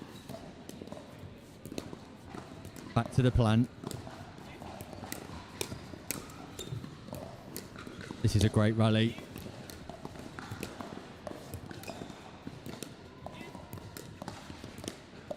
Hammond's backed up, there we and go. as Great a play. result, Great play. gets tagged off the net. Yeah. Megan Bignell and Katie Taylor on point for London Pickleball. An impressive performance, a demolition job from the duo. From the capital, Maisie Wise and Alison Hammond exit the competition, but for Bignell and Taylor, it's just beginning. For us, Chris, there could be a timely opportunity to tuck into this vast array of cake that's appeared on the comms table. Unbelievable. Yeah. What was the name of the cake? Austrian? Oh, I don't know. I just know what it looks like. I don't mind what it's And a called. chocolate brownie? Yeah, I recognise chocolate brownie. No, thank you to Katie Taylor and Megan Bignell for flying through that game, so we do get a bit of cake eating time. I think we're going to the ladies bracket because there's news breaking, Chris. Are we going to get the tracker? Breaking news. Everybody wants breaking news. No ticker. The ticker's not... We've not seen the ticker, have we, for a while? Have we got anything, Tim?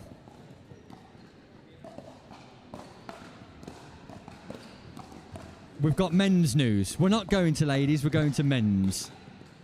We've done the women's, we're going to men's. Here we go, Oliver and Lofthouse, who thought they were on show court, got booted off, whether you're the number one players or not, they're through to take on Fletcher and Adams. Ben Fletcher and Johnny Adams will take on Rodri Oliver and James Lofthouse. Ben Fletcher here with his family today, 2 children watching on and his good lady.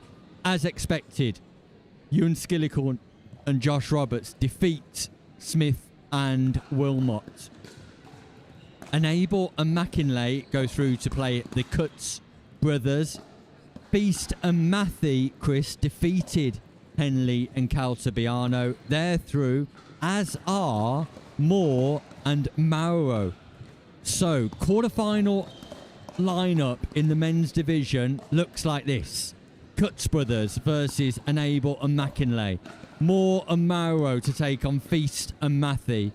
Edwards and Mays to take on Roberts and Skillicorn, which is a match we would love to have on the show court. Fletcher and Adams to take on Oliver and Lofthouse. And if that doesn't whet the appetite for more pickleball today, I don't know what will. No, very good indeed. Very good indeed. Pleasantly surprised by Moore and Mauro. Didn't really see a great deal from them in the game that we saw on show court, but they've obviously picked up their pace and fought their way all the way through to the quarterfinal stage. And yeah, as I say, some really good matches there. Edwards Mays, Robert Skillicorn is probably the pick of the ties in that one, but Fletcher Adams, Oliver Lofthouse as well should be pretty good too. Change of format for the quarterfinals as well, Chris. It will be a race to 15. Side out scoring, race to 15, win by 1. So if we're tied at 14, it will be win by 1. But it leaves a little bit more scope for construction. It leaves a little bit more room for error. Absolutely. Absolutely. I wonder what game we're going to get next on show court here in Derby. Well, that's the exciting thing. We'll wait to find out. We're going to go to an ad break. And when we return, we will have eaten cake. And then we'll be bringing you more live pickleball from the Amber Valley Invitational 2026. Don't go anywhere.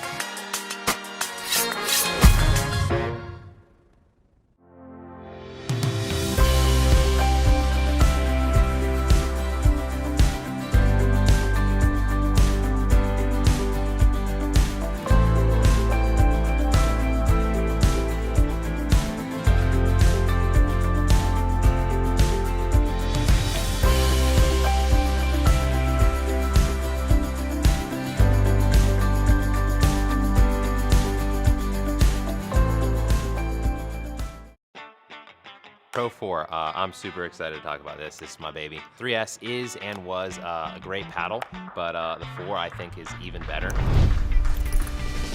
Our main focus going into the Pro 4 was fixing the overall solidity of the paddle, and so we added some supports near the throat area, and that has made the outside edge extremely consistent. Where you're going to see this really affect in real gameplay is you miss it when you don't hit it in the middle, and then it's extremely forgiving. You're really not going to make a lot of errors even when you mishit it. It's a pleasure to play with, and I'm really excited for you guys to try this. At the Eye Place, we know every eye is unique and should be observed with care. Good morning, how can I help? Here for an eye exam at 10:30. Lovely, I'm just going to check some details and get you booked in. Our exams harness the full power of specialist eye health technology, analysed by our highly experienced optometrists, making it one of the most comprehensive eye examinations in the world. Our dispensers are experts in matching faces to frames, making sure you have the optimal style and fit with our wide variety of choices in store. Call into any of our practices or book your eye exam online today. The Eye Place, a different level of eye care.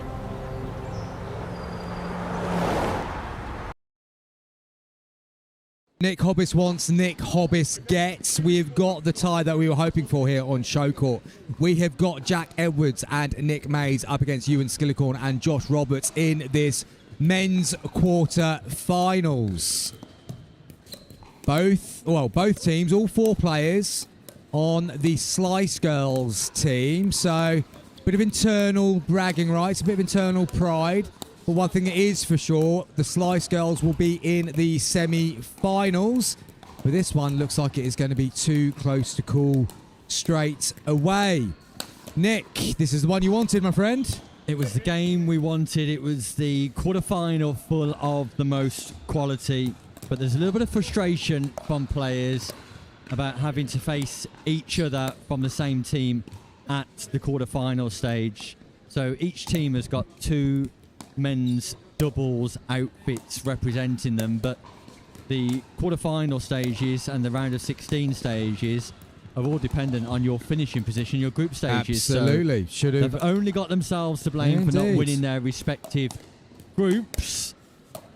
In relation to the Elite Club competition, which is a trophy that will be awarded at the end of the weekend, Chris, gold medalists in each respective bracket will receive 11 club points. Okay. So silver medalists will get 10, bronze medalists 9, and it works all the way back down to the 8th place finishers who are eliminated to get 1 point. So they will be added together collectively across the men's doubles, women's doubles and mixed doubles brackets. So Tash Hood has asked will James and Rodri be on the show court? And if we could tell you, Tash, we would. She's in. They might be later on today, but she's in Sri Lanka. We hope you're safe, Tash, and enjoying cleaning off elephants and things like that. Oh, she's working. She's working. Well, hopefully you've got some time off to play with the elephants. 15 seconds. So, yeah, nice to have you, Tash, and glad you're enjoying. Right then, so it's going to be Ewan Skillicorn getting us underway here on Show Court. Nick Mays just wiping down that very pretty face and getting into position. Bit of a local, not just within the team, Nick, but also within the players. I know Jack, Josh and Ewan spend a lot of time on court together. Not too sure where Nick's located. Maybe Canterbury, I guess. Might have just made that up completely. It's a great guess. That's exactly where he's based. Canterbury Pickleball Club, Nick Mays. Ewan Skillicorn based over here in Shropshire. Josh Roberts in Hinckley and Jack Edwards, Wolverhampton.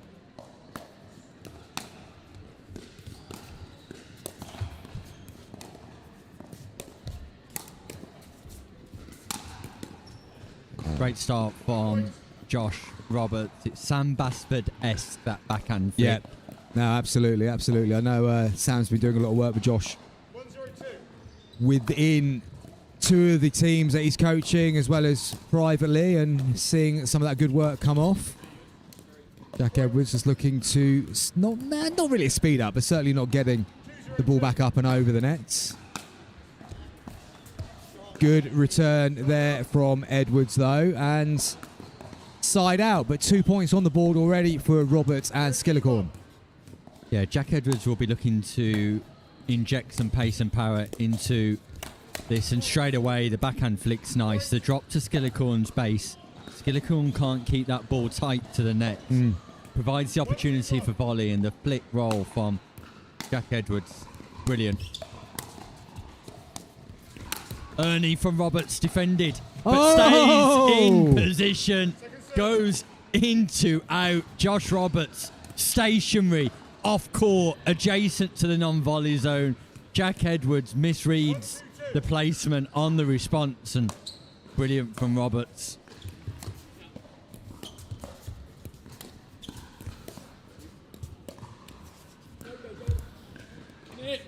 Nick Mays celebrating the net tickle with that ball just dying out of reach of Roberts. Get some level, Nick. Get some level. Too low for that, Josh Roberts. Now, I suggested, Chris, that Jack Edwards would be looking to inject some pace and power, and that's accurate, but his third shot drop at the minute has been sensational. Yeah, absolutely. Yeah, and there we see the pace, and Skillicorn still moving through the transition zone, punches at that volley, can't control it therefore, and it goes wide of court. Yeah, no solid base or foundation for Skillicorn, no split step. It's a nice drop from Mays, sets it up for Edwards.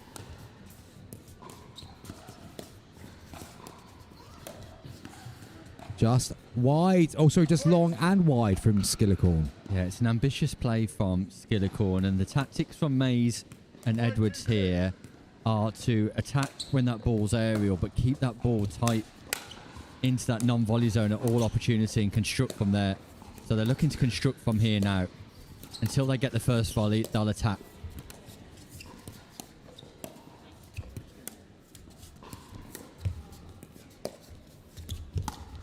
ATP, there is the first volley. Jack Edwards. Edwards, look at the court positioning. Roberts goes around the post, but it's aerial.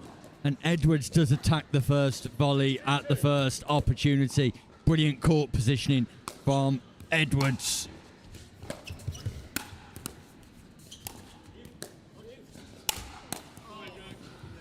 And tell you what, if that hadn't flicked the net, I think Jack Edwards would have been resetting that one too. But side out now, and a chance for Skillicorn and Roberts to repair some of the damage. Tagged. Skillicorn's body bagged by Nick Mays. Got the Franklin X40 tattooed all over his chest. But again, even though it's tagged him, still moving through transition zone when the opponent's about to hit the ball. And that's twice that's happened now to Ewan. So big serve from Roberts. It's a huge serve. Nick Mays just remarked, good serve. That's massive. 3-6-2.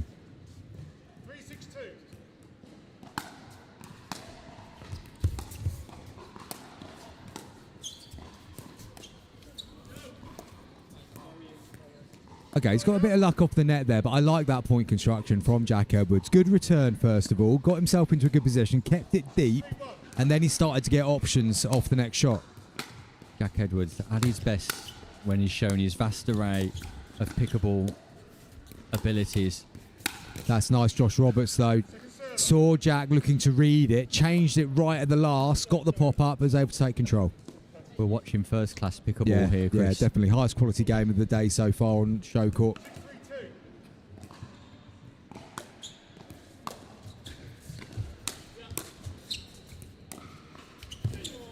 First shot Jack Edwards has missed in relation to dropping or resetting. Jack Edwards has been second to none so far in this quarter-final contest. A place in the semi-final awaits a race to 15.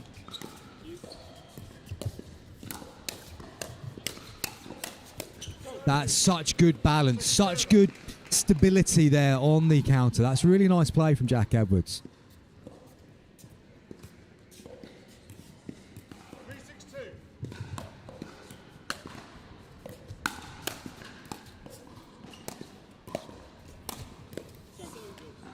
3-6-2.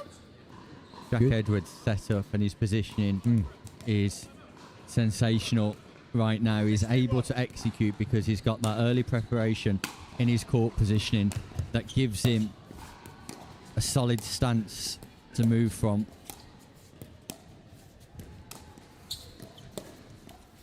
Ooh, that sounds like his first cross-court Nick Mays has missed so far today. I mean, he got a double bounce off the net earlier. That one just kissed the net and dropped on his side, but...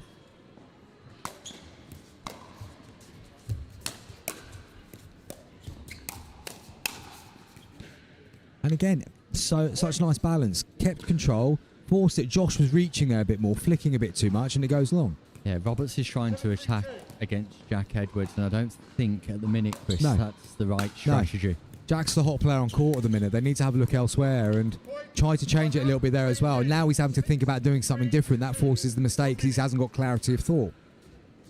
Yeah, Nick Mays and Jack Edwards are executing with a greater degree of accuracy here, and they're executing a game plan that's working for them. Yeah, playing absolutely. the right shots at the right times, Chris. Yeah, very good. Really impressed with them in this fit. But we're only at the change of ends. This game could change back just as quickly.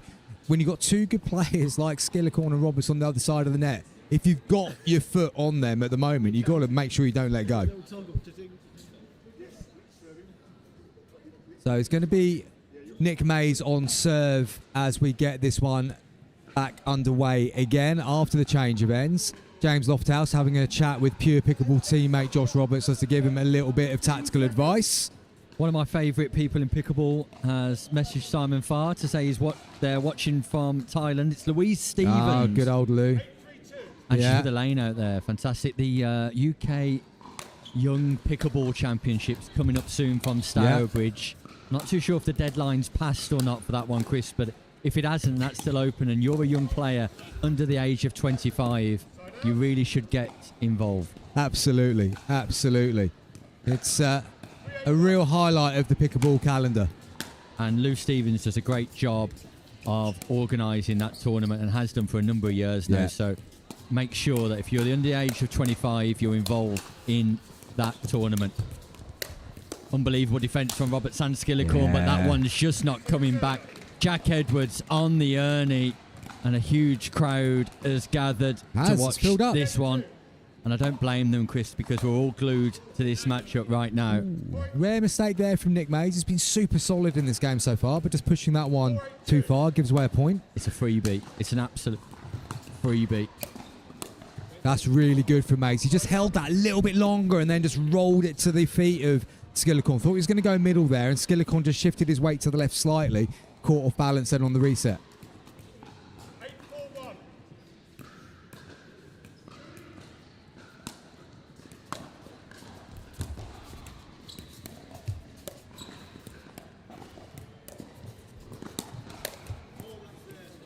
I like what Nick Mays was looking at. He read it well, but just didn't get the balance on that counter. But Josh Roberts having to try and force this game a little bit now. And he's got one there, but it didn't feel like it was anything that Nick didn't want to happen.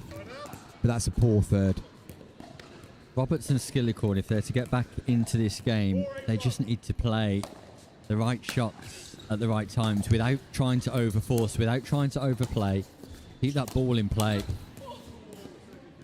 And Edwards is dangling a bit of a carrot to Roberts there, and he's missed the open tram line and hits the top of the net. Stop play. Questionable whether your service is clearly below your waist. Replay. Questionable serve called by referee Neil Lawson-Smith, which means Roberts gets a second opportunity to serve. So that questionable call comes when the referee isn't certain that that ball is being struck above the height of the waist, or whether the paddle is above the height of the wrist. It was a nice attack there by Skillicorn on the last one, just pinned Mays on the shoulder, but then the next time around puts his third into the net. So side out, and an opportunity again for Edwards and Mays to push this game further down the road. Get a freebie from a missed return serve. 9-5-1.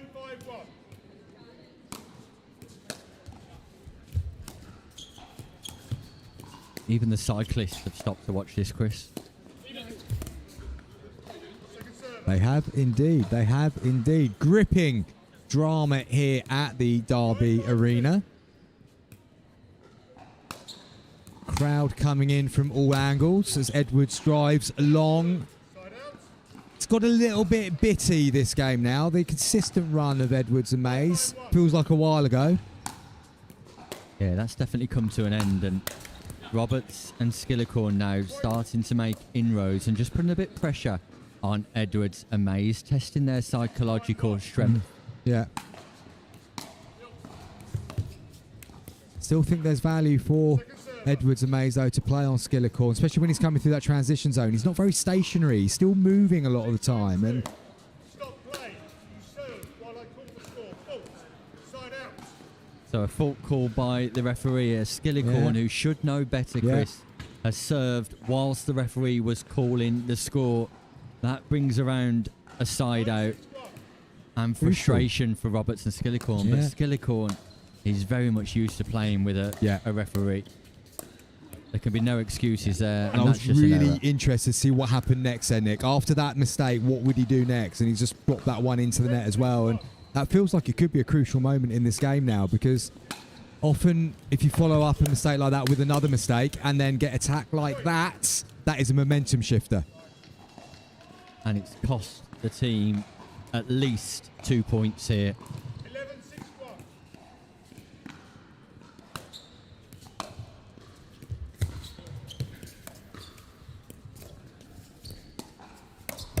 That was aerial from Roberts in response. But also, it's starting to see what's coming from Josh Roberts on that side now. He's got this double-handed thing, which he rolls, but it's coming, so it's easy to reach in and be there to take it out of the air. Safe play from Roberts is to play that ball from out wide back into the centre of the court, almost looking to go too far wide on the counter. This time, Skillicorn tags Nick Mays. Fast hands on the forehand side from Skillicorn. Nice change up a serve from Edwards. Mays is getting a bit flicky on that one, sends it long. Yeah, didn't brush through the ball enough, made too much contact.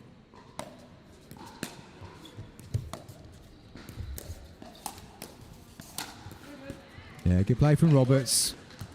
Kept balance, put it away to the side of Jack Edwards. Still work to do, though, for Skillicorn and Roberts here. And that's the difference. See, the difference between Roberts did a minute ago and then what Edwards has done there. Edwards has done that into the middle, which caused the pop-up, gave them Mays a chance to come central and counter-attack. Just by going central those off few more times is going to create different opportunities for your partner to get in and take the pressure off you. Skillicorn. Whether you serve clearly below your waist. Replay. So Roberts. Referee Neil Lawson-Smith suggesting that serve was questionable whether it was below the waist this time. So last time, paddle above the wrist. This time, paddle below the waist. Fast hands from Josh Roberts. Ball's call good. Yeah, I think it's fair call. I think that ball did just dip right at the arse and clip the line all the way through. So, right outcome there. Gap's down to 4 points.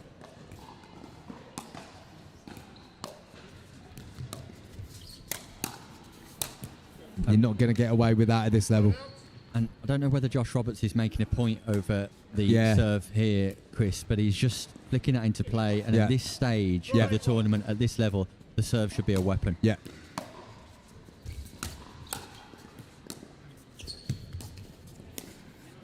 A really rare mistake from Edwards on that side today.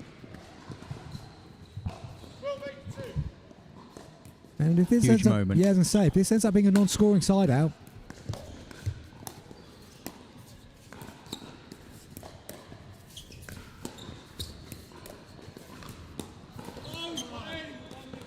big point there. Big point, I think, for Mays and Edwards. Mays celebrating that exchange as well. Roberts frustrated with himself. Again, possibly trying to play too wide. Go middle. Go inside foot.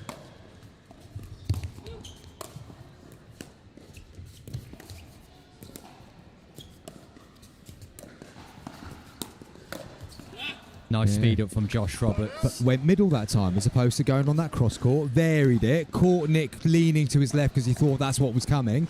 Caught him off balance and was able to get the joy. 5-point gap. What can Skillicorn and Roberts do? Stack unwinds. Not the right choice there from Roberts, speeding up from there. Jack just sitting on it, able to force it back, gets the mistake off Skillicorn. Impatience from Roberts.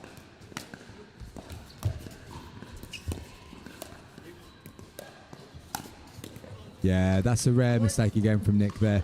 He's done that really well, playing to that side so far. Just too much air allowed Roberts to come through and flick. 9-13-2.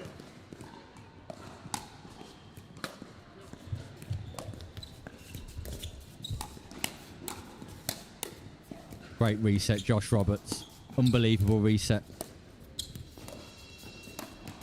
Skillicorn By Edwards. penetrates and Josh Roberts misses.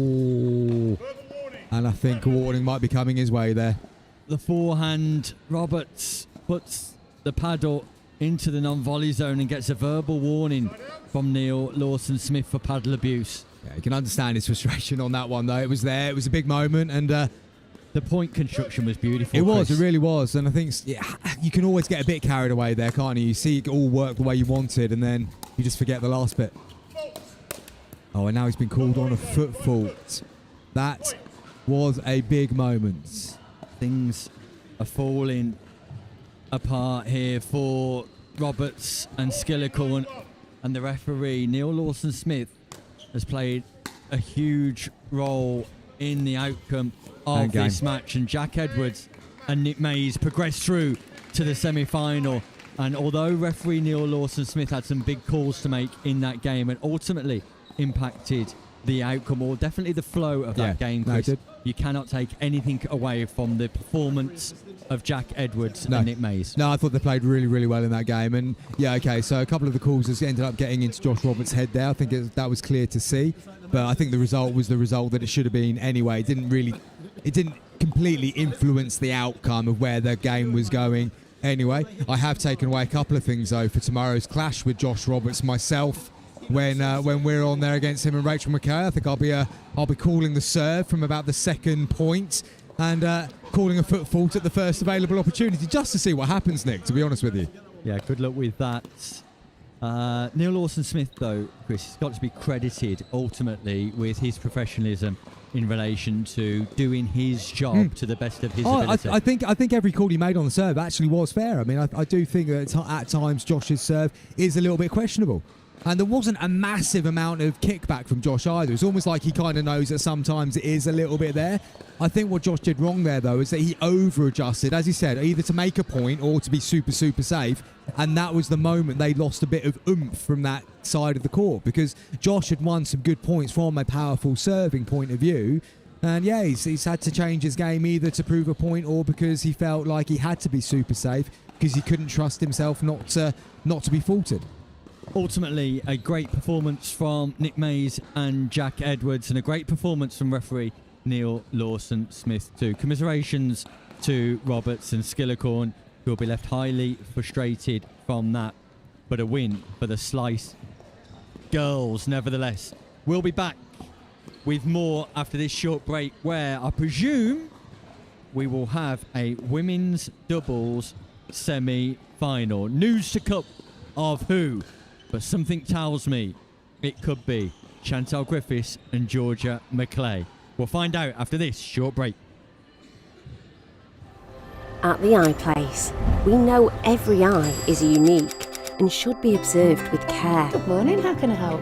Here for an eye exam at 10:30. Lovely, I'm just going to check some details and get you booked in. Our exams harness the full power of specialist eye health technology, analysed by our highly experienced optometrists, making it one of the most comprehensive eye examinations in the world. Our dispensers are experts in matching faces to frames, making sure you have the optimal style and fit with our wide variety of choices in store. Call into any of our practices or book your eye exam online today. The iPlace, a different level of eye care.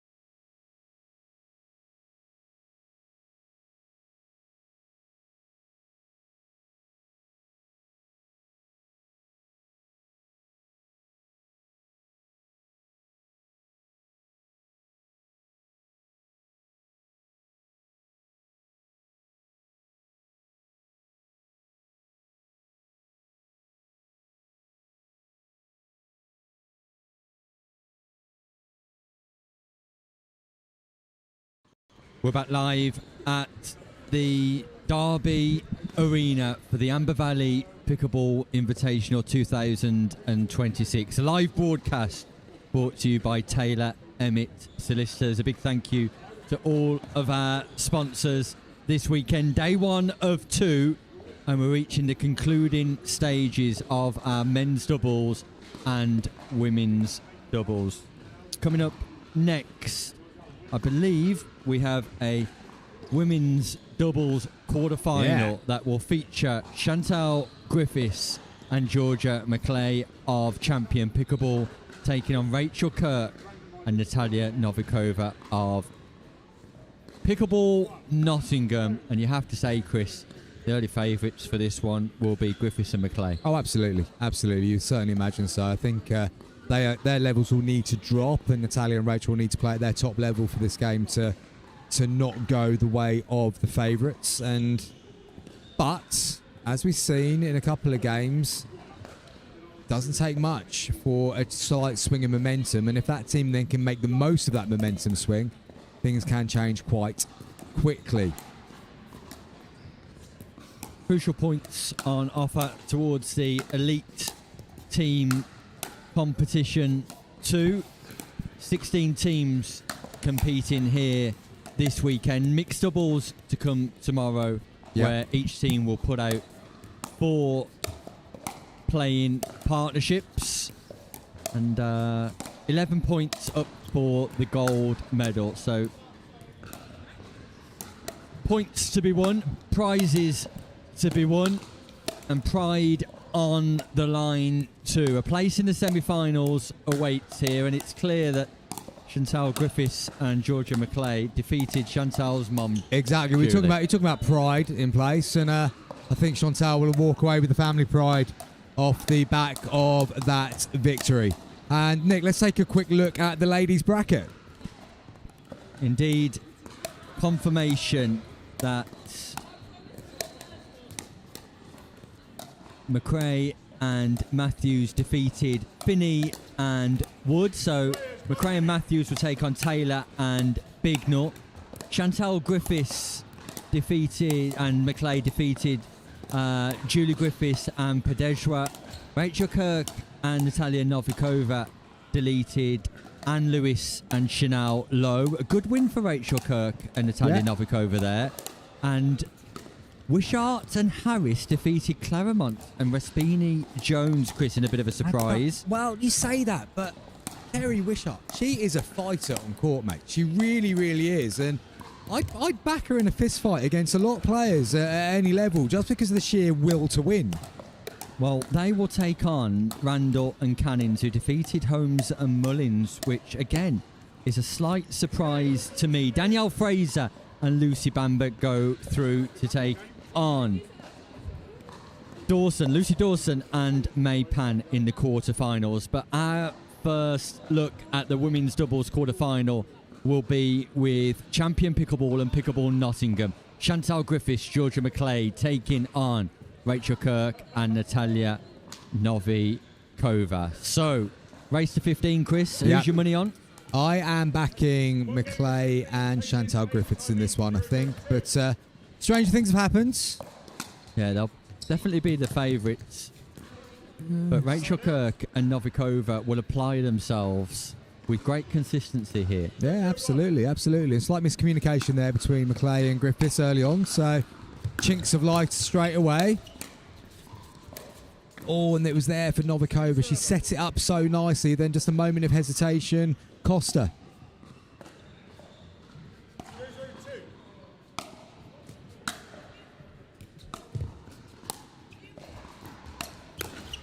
Yeah, that's better from Natalia Novikova there. Just move through the transition zone nicely. Good drive to the middle of Georgia McClay. Andrew Fennell's been in touch. He's just back from the West Midlands Pickleball League. I was going to say, surely Andrew's been playing today. Is there a minute that goes past him and Jack on court somewhere in the country? Definitely not. He's been at the West Midlands Pickleball League today. We hope that's gone well for you, Andrew. He's tuning in and says we're a great team of commentators, which is very kind, isn't it? He clearly wasn't around this morning. He must have been playing. That's all I can say to that comment. Thank you, Andrew.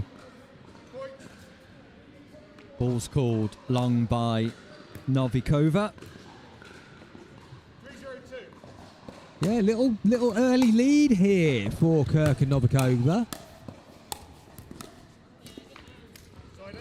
And we haven't seen too many games today, Chris, where the team who have been behind in the game have come back to take victory.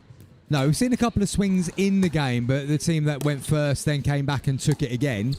But yeah, you're quite right. We haven't had a great comeback yet. Still time. Kirk's done nearly so well there. Just got there, but unable to lift back up and over the net. Did well to get there in the first place. Rachel Kirk, the regular mixed doubles partner of a great friend, Atto Stevens. They'll be in action, I'm sure, at the English Open.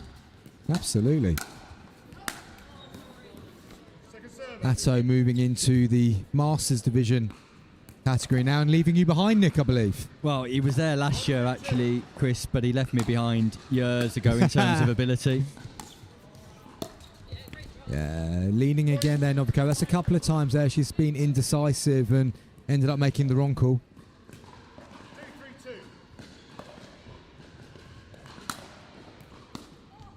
Good serve from Chantal Griffiths, forces the mistake from Rachel Kirk. Go back to Atto Stevens for a moment, Nick. We're expecting him really start tearing up the 50 plus. Do you think this will be the year where we see him now he's settled into it a bit more? I don't know, just because his work commitment. Okay. So he's taken his foot off the pedal somewhat in relation to practice, preparation and playing competitively due to work commitments. So that's having an impact on Atto in relation to spending time on the pickleball court. But when he is there, he's as enthusiastic as ever. And he is definitely one of the top players in that senior division. Oh, absolutely, absolutely. I mean, he's an absolute athlete and incredible player. Just, he'd probably agree, hasn't quite done himself justice in that as of yet, and hoping we will see that soon. The non-scoring side out inflicted. Opportunity for Griffiths and McClade to take the lead here. Yeah, they've got themselves back from that early 3-point deficit, but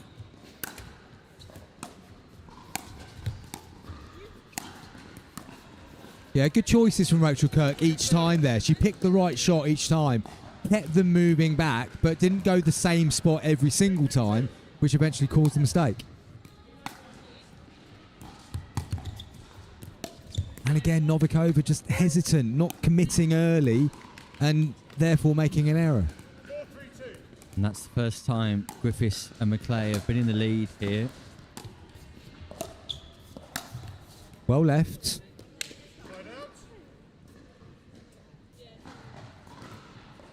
So, Novikova and Kirk just need to stem the flow a little bit here, get a point back on the board themselves. Yeah, good choice by Chantal Griffiths. So easy to do too much with that, but pinned it down to the toes. I think the early strategy from Kirk and Novikova here has been to drive their thirds and fifths, Chris. I'm not too sure if that's going to be the best strategy as this game continues. Yeah, it feels like a good one early on, but you're going to have to adapt as the game changes, and the game is changing for sure.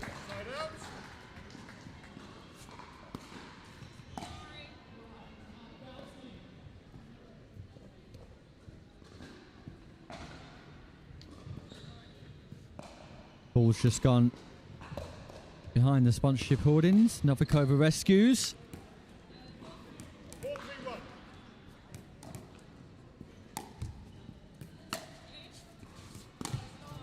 And this mistake's really starting to slip into the game for Novikova. And it's costing her partnership at the moment because daylight now. Only 2 points, but still a little bit of daylight.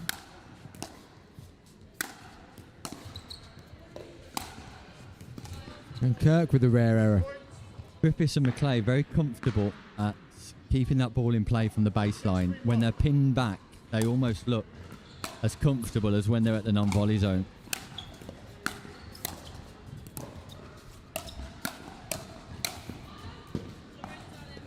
And that is an area we can still get Chantal Griffiths. It gets a little bit carried away on the hands battles, and 2 or 3 she's overhit in that situation in this game alone. I think she gets caught in that transition zone.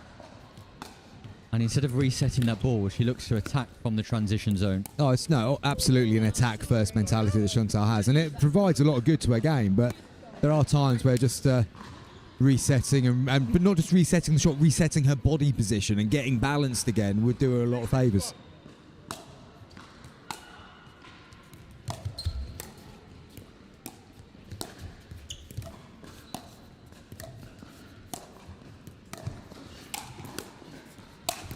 Novikova's got to get that ball bouncing, hasn't she? Really effective from Chantal Griffiths, so put pressure on the backhand of Novikova. But you're right, Chris. That ball's on the volley, and Griffiths and McClay are going to take full advantage at the non-volley zone.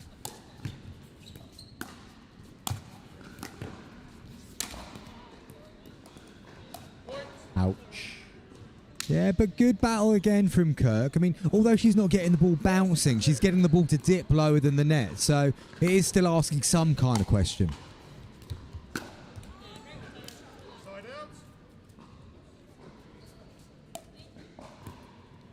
Scoring's not been coming too freely here for Novikova and Kirk. They're finding it slightly more difficult. Race away at the start of this game.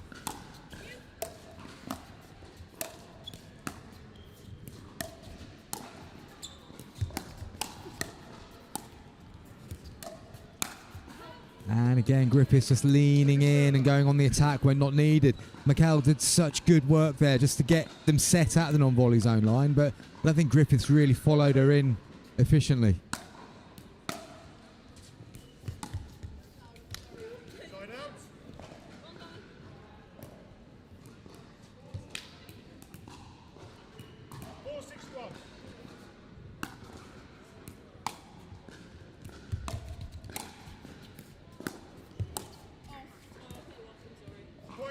So 1 or 2 errors just coming from Griffiths Yeah. and McClay now. Definitely going to give hope, aren't it? Yeah, just keeping Kirk and Novikova in this.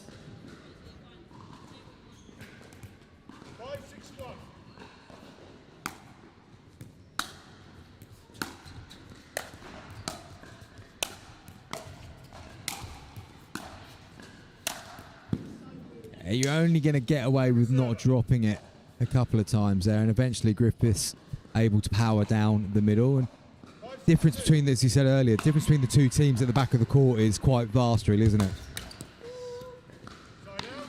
Sometimes, Chris, when you're pinned to the baseline like that, I am a big fan of lobbing that ball to the baseline in the opposite side of the court and then coming forward and rushing the net, establishing yourself and defending the onslaught after that. I don't think it's not even just about sort of rushing from the point of view trying to get the next ball, just changing the visuals for the other team so they're looking at and having to think about something different as they play that ball. Just even that alone sometimes can cause a little bit of hesitation and a misstep.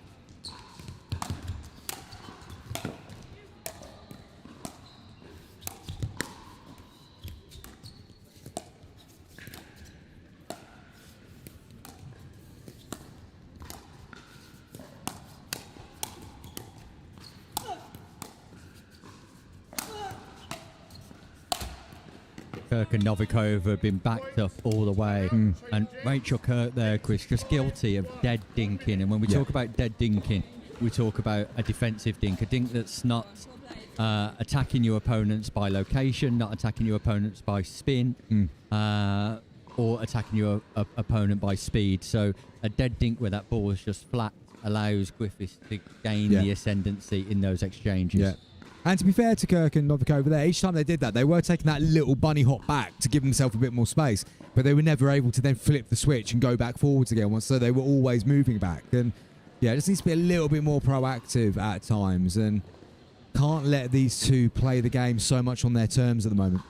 And that's the difference between a player who might be operating around about that 4.5 level and a player who's able to really elevate their game like Chantal Griffiths has this year.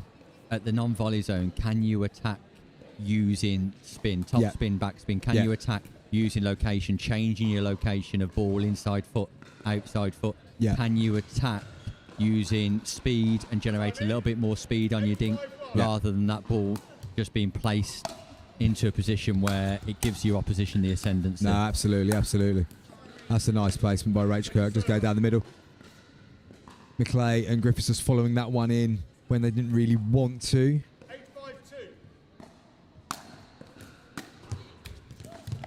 Kirk pinned right back by the advertising hoardings there, clipping the Taylor Emmett solicitor's sign as she tried to return, and therefore an error ensued.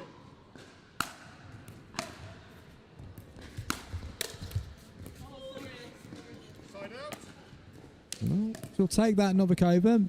Much needed side out. 5-9-1. And a Freebie. Yeah, an absolute freebie there. And it now narrows it down to 3 points. So another couple here, and it's a different game, Nick.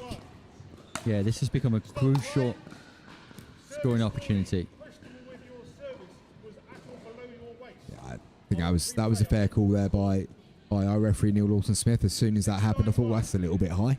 Yeah, offers the questionable ruling where I feel like he would have been within his rights just to issue a full ATP. Well done, from Novikova. Novikova. It's showtime here at the Derby Arena. Natalia Novikova goes round the post and secures a crucial point for the team from Nottingham at a crucial stage. What a big play, Chris Beaumont. Yeah, what I really liked about that ATP was the fact that it was obvious that I think it was Chantel was getting into position to defend, so she kept it lower. Quite often you see it just coming in at a height where you can push it back, but she managed to get enough sort of depth on it to the shin bone, which made it even more difficult to defend. Good work by Novikova.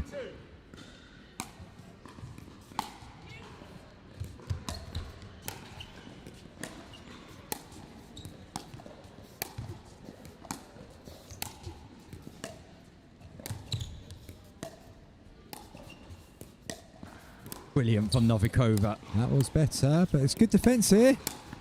And gets the rewards for it. Really good defence from McClay. Rachel Kurt was just stuck in the wrong position though, Chris. Got to get to that non-volley zone. Yeah. She could see her partner was playing accurate and precise resets. Just didn't edge forward quick enough. And it gave McClay the opportunity to attack when the ball was in the air.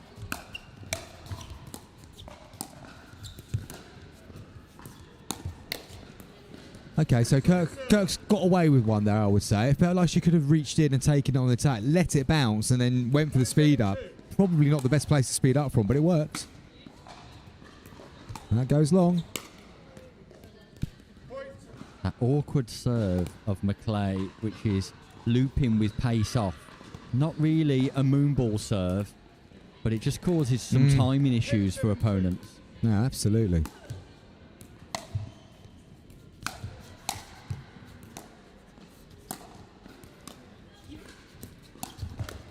Ooh, Kirk on the speed up, and Griffiths just not set in that transition zone. Some breaking news coming through on screen here in the men's quarterfinals.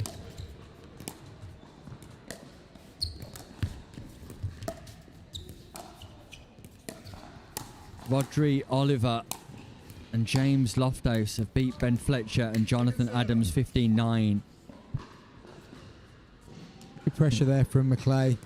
Nick just kept asking questions again of Rachel Kirk and unable to reset over the nets. And a good win there for Lofthouse and Oliver. Yeah, they advanced through in the competition as expected, the number one ranked team. Commiserations to Fletcher and Adams. So a 3-point gap, but Griffiths and McClay with 2 scoring opportunities. And Kirk and Novikova are hanging on here, Chris. Yeah, they they're can not get a getting away. non-scoring side out here. They'll have an opportunity. Yeah. That serve goes long. Second server. Apologies from McClay to her partner Griffiths. Shake that one off quickly. Yeah, reset.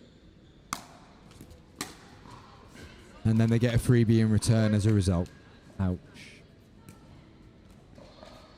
11-7-2. Ooh, that's gone a distance from Griffiths. Mistimed from Griffiths on the forehand drive. So 1 point damage there. Can Novikova and Kirk put a sequence together? That looked long as well, Nick, but they've played it. Great drop. Aerial. Oh, that was Ball going as well. Out. Ball was going out. Novikova played the ball that was going out, and she suggests to her partner afterwards. Yeah. It was going, wasn't it? We all know it's going out by the time we've hit it and made the mistake. 7-11-2.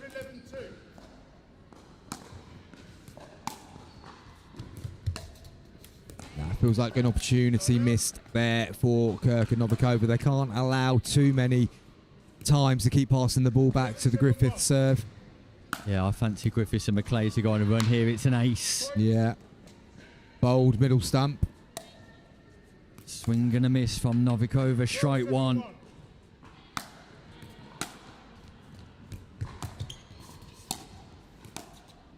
Lovely from Griffiths. Lovely from Chantal Griffiths. Yeah. Top spin on the forehand. Backspin on the backhand. Rachel Kurt not picking it.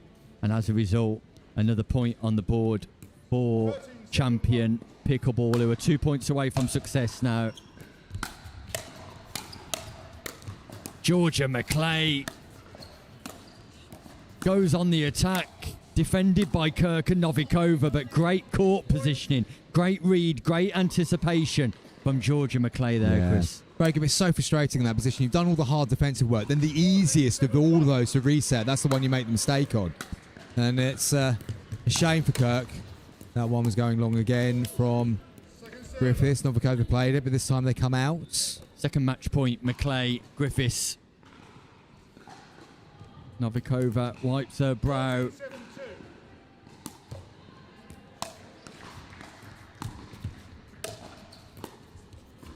Great reset that.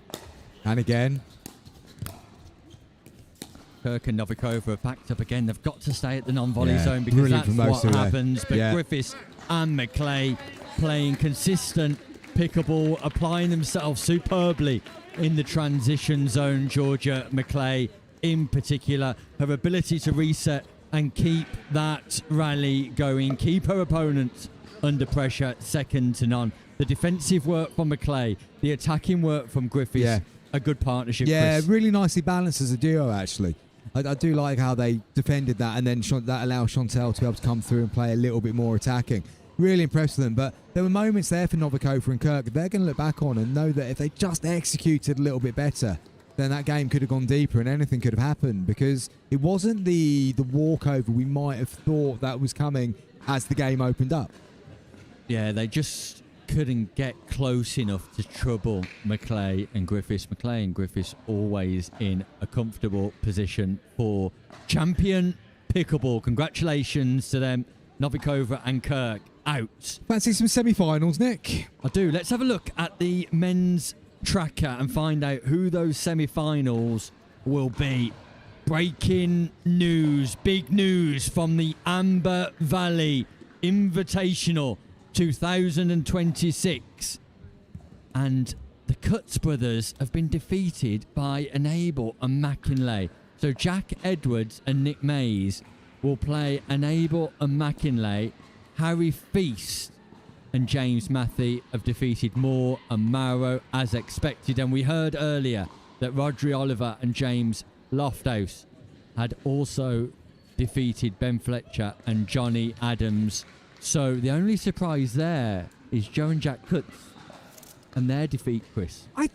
Yeah, maybe. I mean, look, Hannibal and McKinley, they played some good stuff today as well. So I mean, there might have been, we don't know how the game went. We didn't see it. So, but the Cutts brothers were playing some very good stuff. But I think once you get to this stage now, I mean, apart from like the clear number one seed situation, but they've got a tough game coming up against Callum Matthew and Harry Feast as well. It looks like that's the one we're going to get on show court coming right up. Yeah, I think this semi-final, there's a lot going in this one. It could go either way. It could, because we got the number one ranked team playing against the number 3 ranked team. No, the number 2 ranked team actually it could be. Let me just do a quick check. Go and check your figures on that one, Nick. Ranking. It's number 1 versus number 2. I was right. So London Pickleball duo, Rodri Oliver and James Lofthouse, the number 1 ranked team, taking on the number 2 ranked team, Harry Feast and Callum Matthew. That is going to be an absolute classic here at the Amber Valley Pickleball Club, and we'll be back with all of the action from that game after this short break. At the Eye Place, we know every eye is unique and should be observed with care. Good morning, how can I help? Here for an eye exam at 10:30. Lovely, I'm just going to check some details and get you booked in. Our exams harness the full power of specialist eye health technology. analysed by our highly experienced optometrists, making it one of the most comprehensive eye examinations in the world. Our dispensers are experts in matching faces to frames, making sure you have the optimal style and fit with our wide variety of choices in store. Call into any of our practices or book your eye exam online today. The Eye Place, a different level of eye care.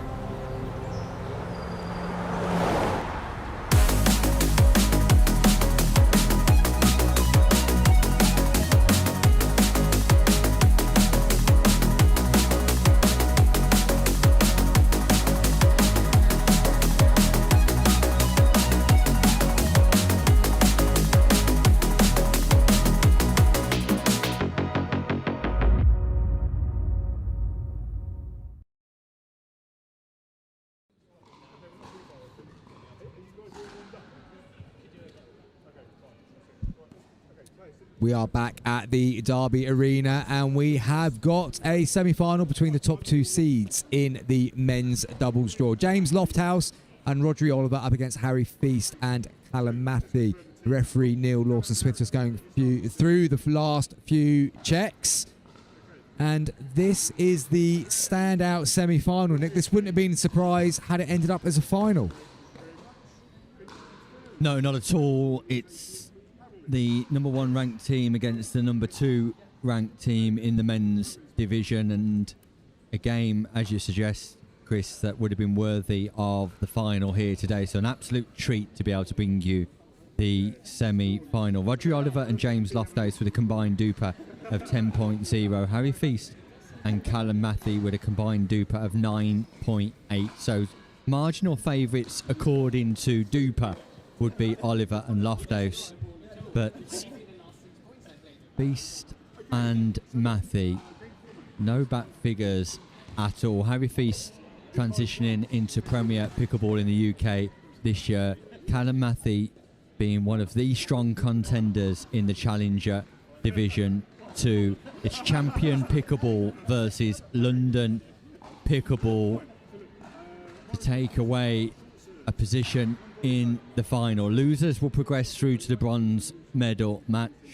The format the same as the quarterfinals, a race to 15, win by 1 pickleball. We'll bring you the women's semi-finals at the conclusion of this match too, before showcasing both the men's doubles final and the women's doubles final before we go off air today, closing ahead of the mixed doubles competition tomorrow. So Nick, what do you think Harry Feast and Callum Matthew have to do here to get the better of Lofthouse and Oliver? I would be looking to engage Oliver in a dinking exchange if I was Harry Feast. That's 50 quid. Just got myself another 50 quid. Can we do that again, James? Because every time we catch it, we get 50 bucks. James Lofthouse just sends a ball into the comms booth without realising that James Horn has put up a £50 cash prize for anyone who catches the ball here today in the crowd. That's 150 quid between the two of us. So I'll split mine with you. Let's go 75 each. I'm happy with that, my friend. Yeah. Costly for James Horn. Meanwhile, breaking some news, latest Nick. News coming through on the ticker. It's from the women's quarterfinals, and Linda Randall and Kelly Cannings are through to the semi-finals. They've beaten Kerry Wishart close and game. Amy Harris 15-13 in what sounds like an Amber Valley classic. So Randall and Cannings through to the semi-finals.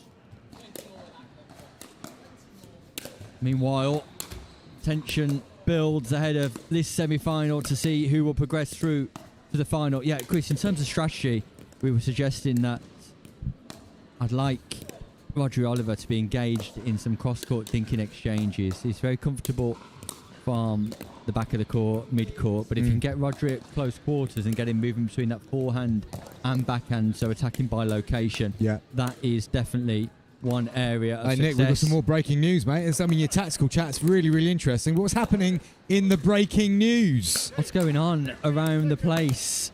Let's have a look. Another women's quarterfinal result because Rachel McRae and Tracy Matthews have beat Katie Taylor and Megan Bignor. Ooh, it's a big win as well. Demolition job. 15-5. Yeah. Wow, McRae and Matthews. A brilliant performance there by the sound of it, which means there are 2 Pickleball Stingers going through to the semi-final. Impressive stuff there, Nick. And I'm sure the players will be quick to credit your coaching of them throughout the course of the season. We'll wait for the interviews for that to happen. Yeah, meanwhile, we're going to get underway here. Callum Matthew on serve, Lofthouse receiving. Yeah, I don't think from Lofthouse and Oliver's perspective, Harry Feast will see too much of the ball in the early stages here, apart from keeping him honest, going back in behind on occasions.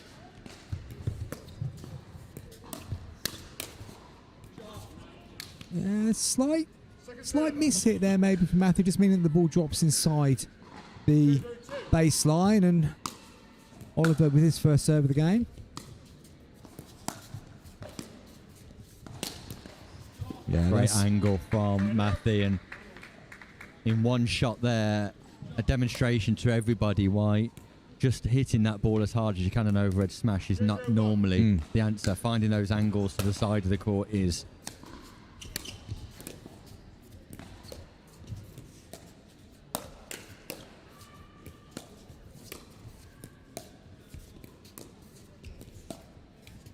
That's good. Now that'll give Oliver a lot of pleasure getting that, winning that first thinking exchange. We were talking about that as maybe a strategy, but to win the first one will give Oliver a lot of confidence, but also maybe make them think a little bit more about going that way as their first port of call.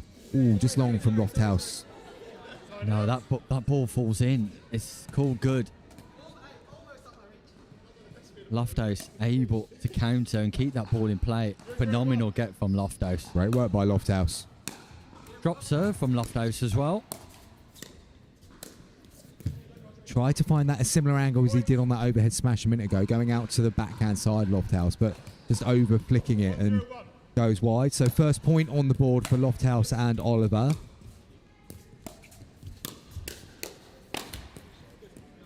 Both went for the same ball, and don't know whether that did affect the timing of it, but goes into the net. Natasha Hood will be tuned in right now, Chris, watching Rodri Oliver. And James Lofthouse should be supporting them, cheering them on. Ooh. Matthew using all of the facilities there, just rolling it off that net. I wonder if that would have happened if the net had remained at 36 inches, Nick. Now we're getting past Neil Lawson-Smith in that department. Lofthouse just reaching into that drive, just hitting over the top of the ball when it wasn't really there.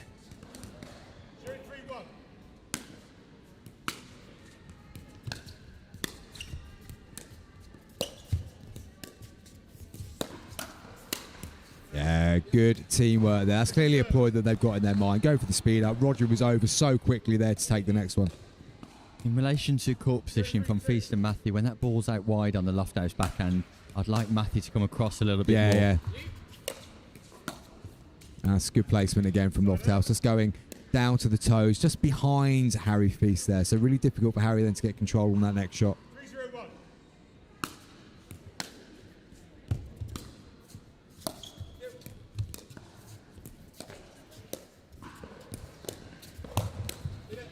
Yeah, and Lofthouse is dictating what he wants to happen here. You can see that he's working some patterns in his mind already.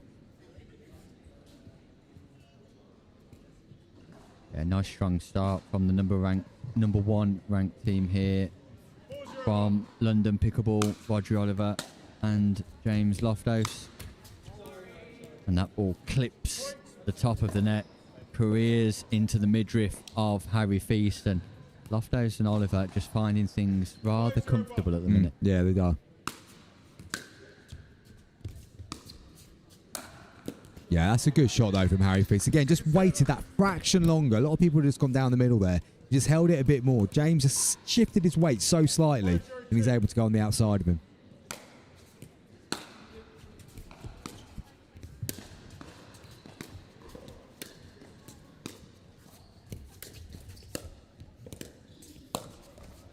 Yeah, I think Matthew's got to ask a little bit more there, hasn't he, Nick? He was just pushing the ball back, making it very easy for Lofthouse and Oliver just to get up to the line.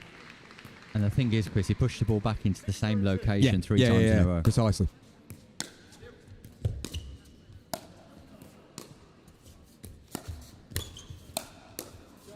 Yeah, it was nice from Feast as well, though. Just, again, like you say there, it didn't go to the same place each time. It was just slight, subtle changes which got to change the result.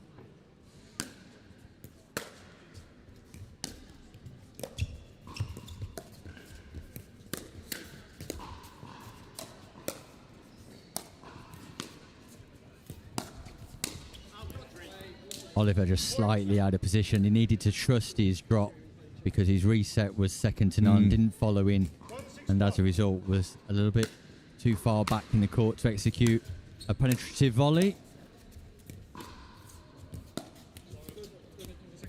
Yeah, Feast just looking again, just to do a bit too much. And this is what happens when you go behind quite early. You just start to try to do a little bit too much to get back into it. And got veered from being too safe to a bit too proactive there. Yeah, Harry Feast not playing to his usual level here. Slightly undercooked Harry Feast at the moment in this semi-final. Speaking of which, I do wonder how your lamb shank is getting on, Nick. Any updates from the missus on that Feast? No updates on that Feast, but this Feast on court is facing an uphill challenge.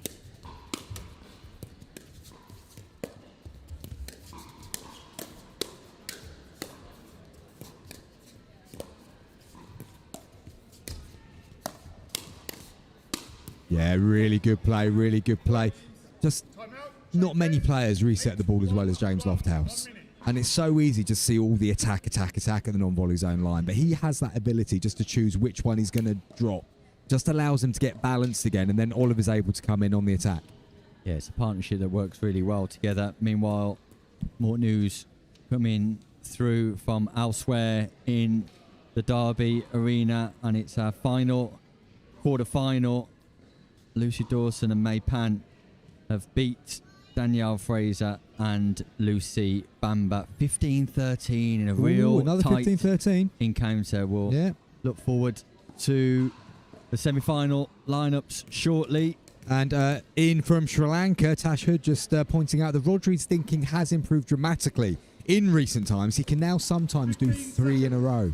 Wow, impressive stuff. Natasha Hood must have worked miracles on him. Absolutely. Apparently it's his neck cords you've got to watch out for.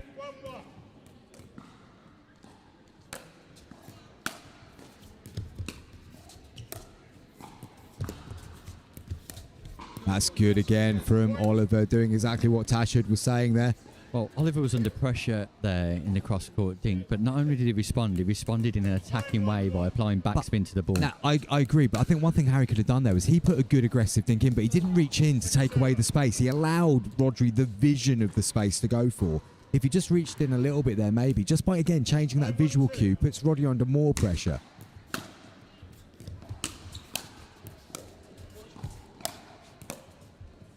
And look at that reset from Lofthouse. Oliver went fishing, couldn't catch a bite. So, Lofthouse and Oliver with an 8-point lead, and Feast and Matthew have got to start making inroads at some point. And at this point it is, a bit, as you say, about their serves, returns, and then thirds. So they've got to get the thirds in to get into these points. And at the moment, it's not really putting their opponents under any kind of pressure. That's lovely from Lofthouse. James Lofthouse, wow.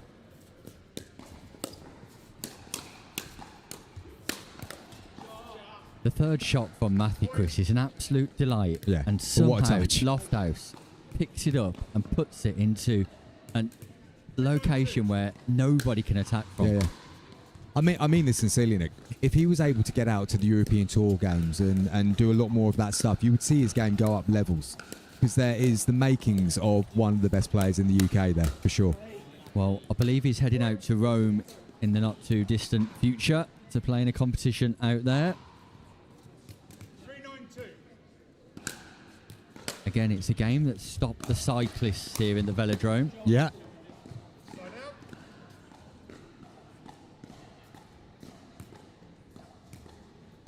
out. Probably wondering what is that crazy looking sport happening on the court below them. As Lofthouse resets another one from the back of the court.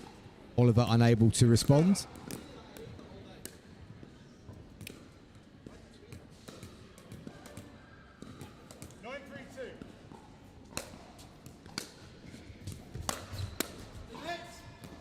Good communication, good partner communication from Lofthouse, because Oliver was setting up Oh, for the he big was like, swinging volley. he wasn't leaving that. He absolutely was not leaving that one.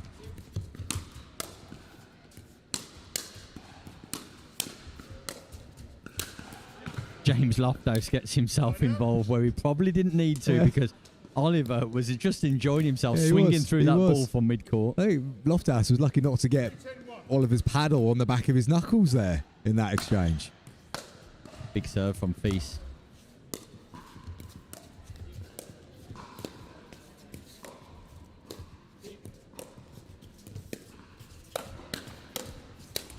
Oh, Matthew did so well. He got him there, but then he was off balance. And the swing's too big, Chris. Yeah, it is, isn't it?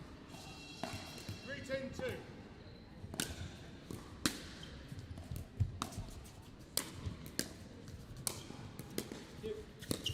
Lovely from Callum Matthew. The drop, delightful.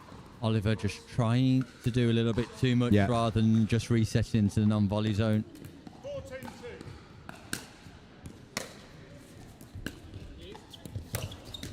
Such good speed up again from Lofthouse. Matthew just coming through the transition zone. Lofthouse has seen that, and he's just picked a lovely spot to attack.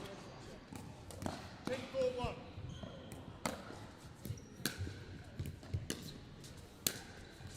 Out. Matthew just going a bit too far with that one. Oh, Nick, that latest news has come through again. Indeed, could be the men's semi-final, and it is. I was right.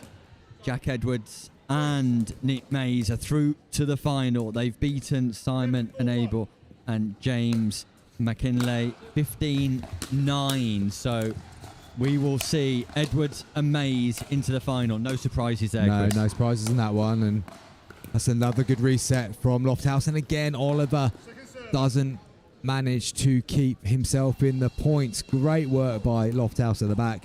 Oliver just not lifting enough there. But they've still got plenty in the tank here and plenty in the bank. That's gone long.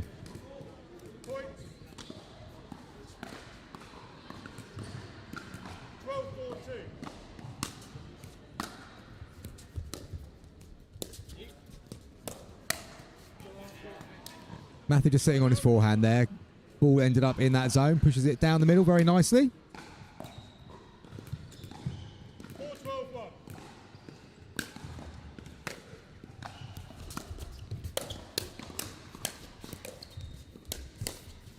Great reset from Oliver. Can Lofthouse and Oliver get forward? Come through at speed. Oh, that's so Brilliant good. play from Oliver and Lofthouse, who were in sync with each other, Chris. Yeah, that was really, really good from the two of them. The way they moved through the transition zone, beautiful. Referee correction. 4-12-2.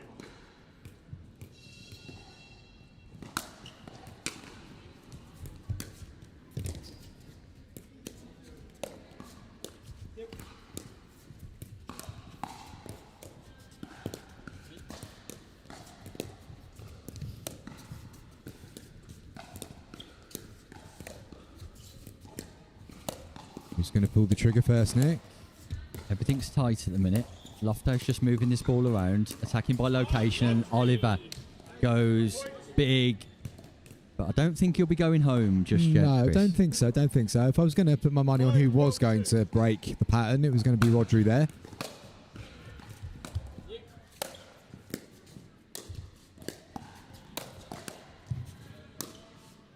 Lovely backhand roll. Good get from Matthew, and Oliver gets excited Goes long. Gap's down to 6 It is. points. Yeah. Little by little. Just waiting for the ball to reappear from outside the arena, and it comes back in again. I think Lofthouse and Oliver will be looking to put this to bed as quickly as possible now. They've just dropped off a little bit in the last couple of exchanges.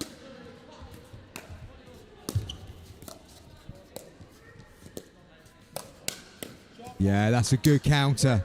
Good counter from Matthew. Knew what was coming, was ready, and got it low over the net. I think we've got a game on our hands here, Chris. Yeah, tell you what, another point, and I think I'll join you in that. Spoke too soon. There we go. Spoke too soon. Got excited too early. Can they inflict an on-scoring side out? No, they can't, because Rodri Oliver. Perfect preparation, big swing, lots of topspin. That ball loops inside the baseline, and that takes Lofthouse and Oliver 2 points away from victory.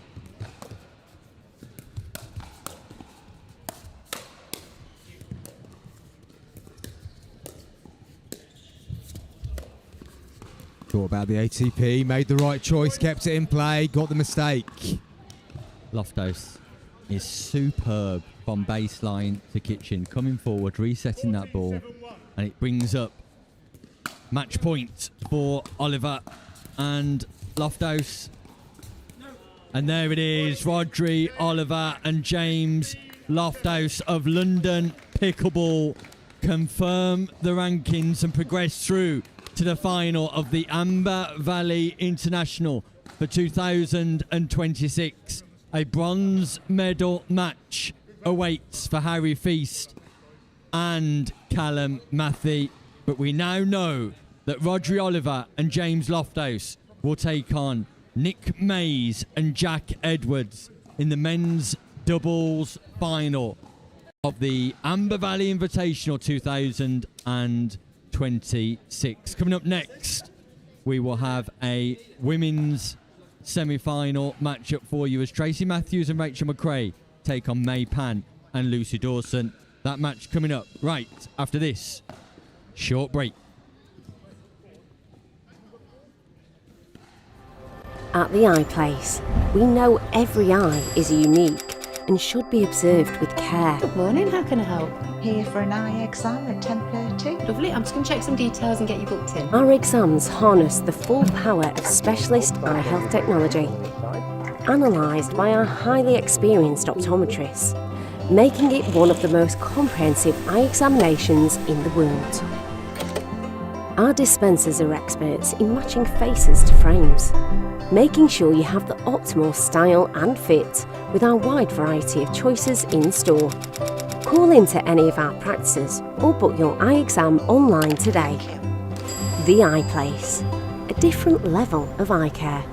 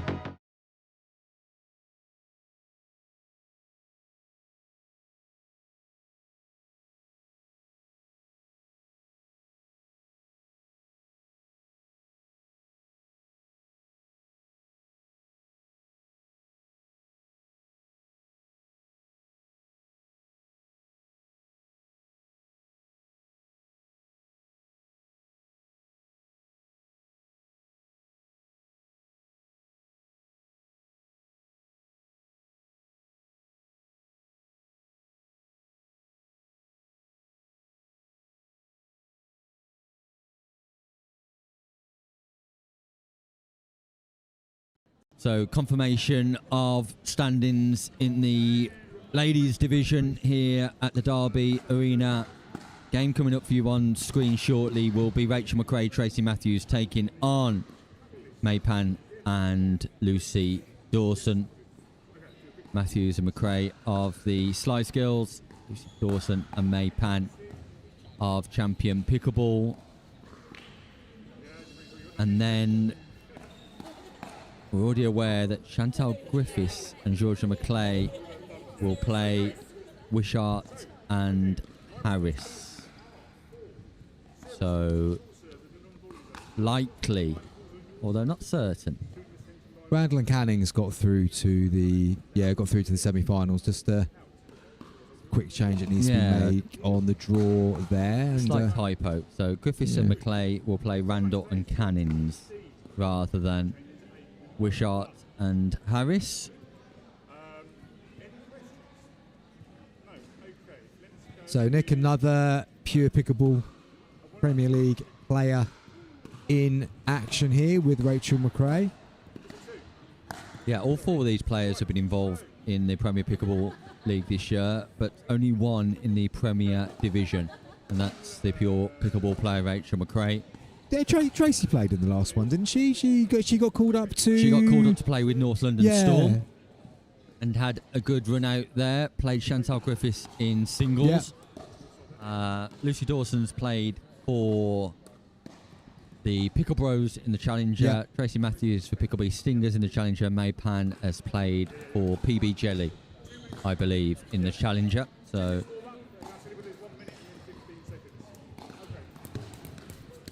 now, one thing we really love about Rachel in our team is just the grit, the determination, just absolute fighter. And her game has developed so much in the last year, where initially really solid, really defensive, but she's just starting to add those elements of attack in there now as well, which I think has given her a completely different dimension, and starting to play some of the European events now as well. Went off to Malaga with Abby Fung, as we said earlier, and had a good time out there, and hopefully some more international experience for her over the next few months. I think we'd have to believe Matthews and McRae favourites for this one. you would expect so, just from their experience on court and playing at the highest echelons this year. But I've been impressed with Lucy Dawson in particular, not just today, but this year. Her progress in the sport of pickleball and the way in which she's transferred her skills from her tennis career has been impressive to see. And May Pan has got this uncanny ability to keep this ball alive from unlikely positions. So won't be straightforward for McRae and Matthews, but I think you're right, Chris, with your prediction. It will be difficult for Dawson and May Pan.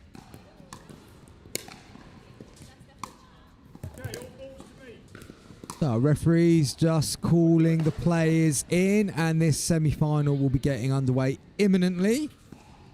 And of course, just to remind you, we're going to be bringing you the men's doubles final after this, and then the women's doubles final. I have to say, Nick, quite impressive. It's 18 minutes past 4. This game was scheduled to go at 4 o'clock. We got behind quite early in the day, but we've managed to stay on track from that moment. Yeah, pretty much on track. We'll see how things develop in the last 3 games of the day here. Just thinking about your lamb shank, mate. You don't want to let that cook too long. I mean, to get the lamb nice and tender. I mean, I'm sure your wife knows what she's doing. Just needs to be bang on time. Well, again, you say that about my wife, Chris. I wouldn't necessarily agree at all times. There speaks a man whose wife is clearly not interested in picking up on any of your pickleball commentary.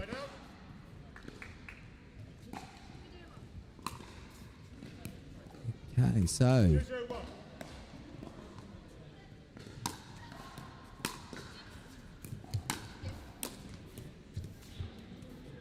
that ball rolls away. I'm not too sure what the call is. Calls in. Yeah, not the cleanest of contacts from Tracy Matthews, but they all count. And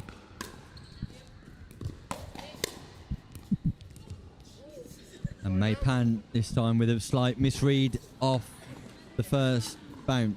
So, non-scoring side out. Matthews and McRae with the first opportunity to trouble the finger of Simon Farr here.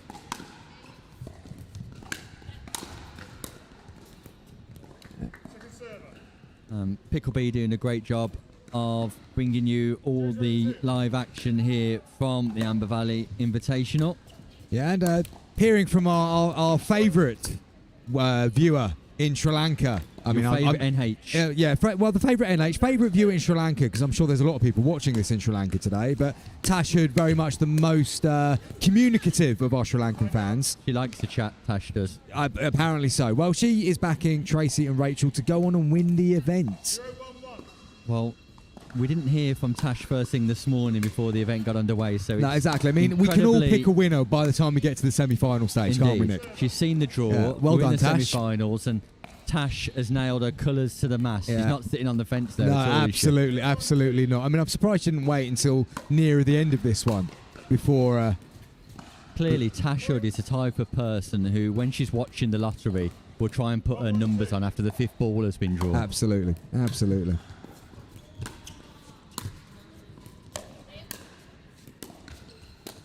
Ooh, again, not the cleanest of contacts from Matthews, but it's effective, and clip the line.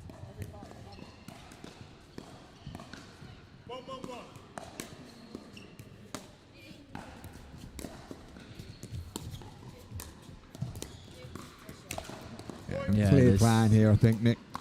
Definitely an objective and an aim here from McRae and Matthews to go to the outside wing of Maypan on that backhand side.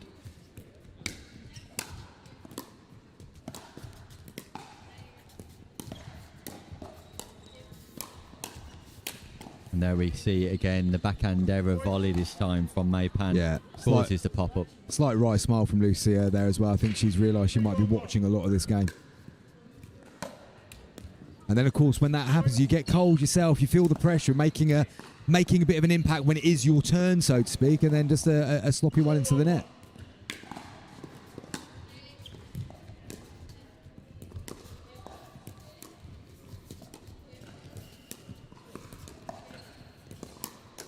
And yes, our favourite Thailand viewer. Well, I'd say, I mean, Lou, you're putting me in an awkward position there. Lou Stevens. Just messaging live saying, can she be the favourite person in Thailand? But she's my favourite person in the world. Well, yes, but she's also there with Elaine, and I don't want to upset Elaine. I mean, I don't want to upset either of them. They both scare the living daylights out of me, to be perfectly honest. So Listen, Lou versus Elaine, don't put me on that kind of spot. I get that. Referee Neil Lawson-Smith, in the meantime, has suggested to Rachel McRae that she's added force to the ball. The ball has to just be released out the hand rather than penetrating towards the floor. You just have to allow that ball to drop out of your hand, hence it being called the drop serve. So a fault's called by Neil Lawson-Smith. Absolutely, and we have some news coming through. Well, we've got some latest news, Nick. We've got the piece of paper that says latest news scribbled on it as our notification. I think this is a poll on who is our favourite viewer worldwide. No, it's the no, women's semi-finals. Chantal Griffiths and Georgia McClay will be in the final. They've beaten Linda Randall and Kelly Cannings comfortably, 15-5. And it's fairly comfortable here for McRae. Elaine's not watching, Chris. Lou can be the favourite person. I'll tell you, no, definitely what. If you've got the commitment levels you're showing, Lou Stevens, you are our number one in Thailand. If Elaine is actually out at a bar, then yeah, Elaine, well, quite frankly, this time, Lou, she can go in the bin.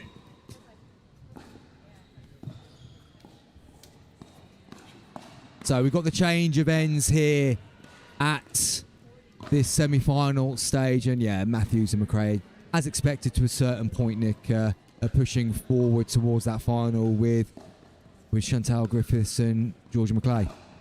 Yeah, it's looking like the writing's on the wall early on here. And it is a tough ask for the duo from champion Pickleball Maypan and Lucy Dawson. If they can just find some consistency themselves in the early stages of the rally, they might be able to claw their way back in. But no matter the outcome, this is a great experience for Maypan and Lucy Dawson at this stage of their playing careers. Oh, absolutely. To get to the semi-final in this event, that's a really good effort. Tell you what, if I get anywhere near the semi-finals tomorrow, Nick, I'm going to be cock-a-hoop. Chris, I'm expecting you to win. Well, you are, my friend, a fool. But if you'd like to say the phrase cock-a-hoop again online, on air, that would be great. Absolutely. Well, you might see the Beaumont cock-a-hoop if if we get out of the groups tomorrow.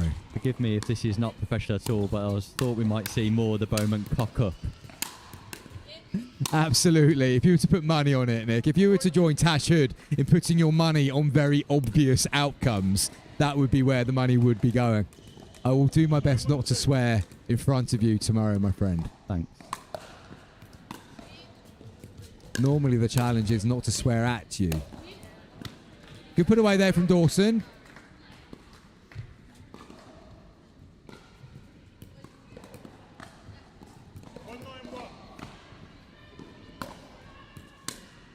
Slice return, big slice return from McRae, but Maypan does a great job of keeping the third in play, just not able to keep the fifth. So second scoring opportunity, Maypan.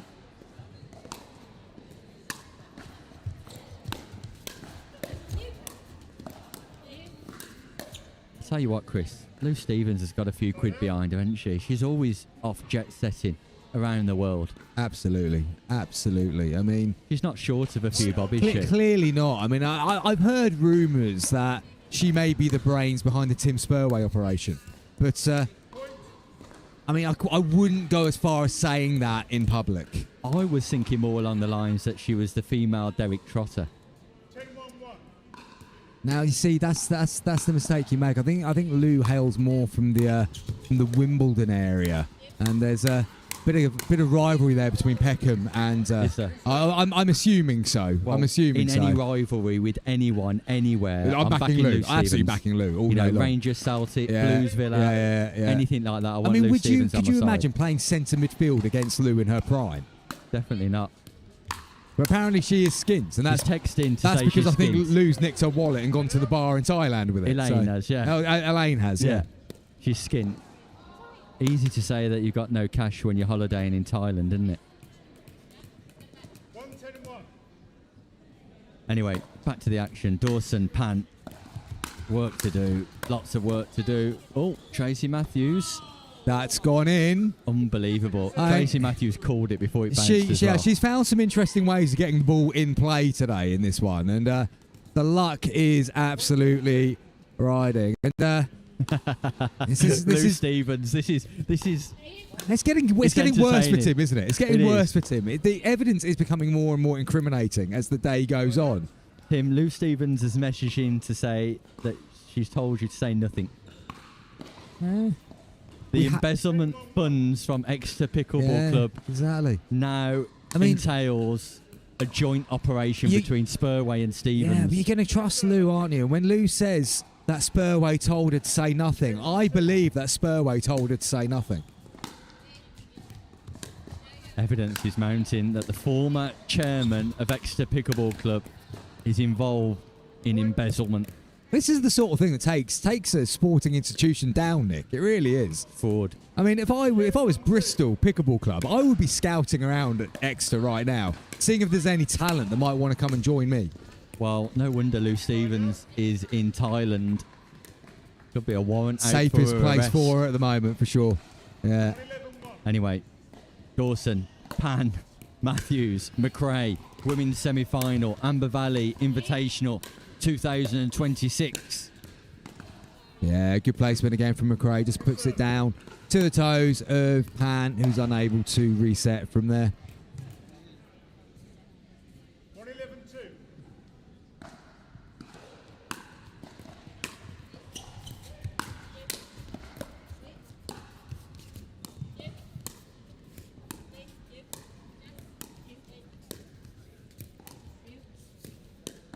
Listening to Tracy Matthews and Rachel McRae. Great communication from McRae and Matthews there. Somebody would say that we've been the Chuckle Brothers today, Chris, especially this morning. But listening to Rachel McRae and Tracy Matthews, the amount of to me to you that's been going on there is unrealistic. And none of it at the right time, in fairness, either. None at all.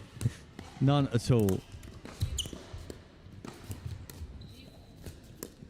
And Lou just getting back in touch again. And now we're starting to understand more why she is in Thailand, because apparently there is no extradition from Thailand back to the UK.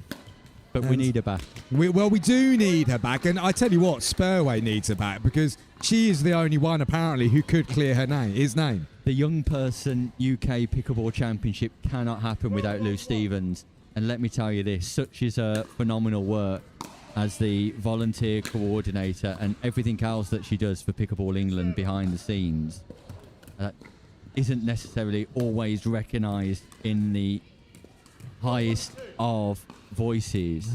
We need her for the English Open. We absolutely do. We absolutely do. And her good name shouldn't be blackened by the likes of Spurway. Disappointed in him, Tim. Oh, it's another 50. It's another 50. I'm giving that one to Hobbis mainly because he's splitting the money with me. No, Oak Lewis is saying that he got there first. Either way, out. Fingers up. There's a catch in the booth. It's not Oak. It's Hobbis, and it's another 50 quid from James Horn. That's 200 quid we've got now, Nick, between us. I tell you what, you might be able to afford your hotel tonight. I might be able to. I don't think your expenses were included in my deal. Hence me kipping in the back of the van this evening. So Matthews and McRae, match point, 1 point away from a place in the final against Georgia McClay and Chantal Griffiths. And job very much done. Lucy Dawson and May Pan found it difficult to get into a rhythm in that game, but ultimately comfortable success for McRae and Matthews. And we now know the final lineups for this year's gender doubles in the Amber Valley Invitational 2026. James Lofthouse and Rodri Oliver will take on Jack Edwards and Nick Mays in the men's doubles. London Pickleball versus the Slice Girls. And in the women's, it will be Tracy Matthews and her partner Rachel McRae taking on Georgia McClay and Chantal Griffiths of Champion Pickleball. Those games to follow, there'll be a race to 11, win by one, best of 3 sets. We cannot wait to bring you them live here from the Derby Arena. So stay tuned because the best action, the crowning action on day 1 of the Invitational here at Amber Valley is coming up right after this short break.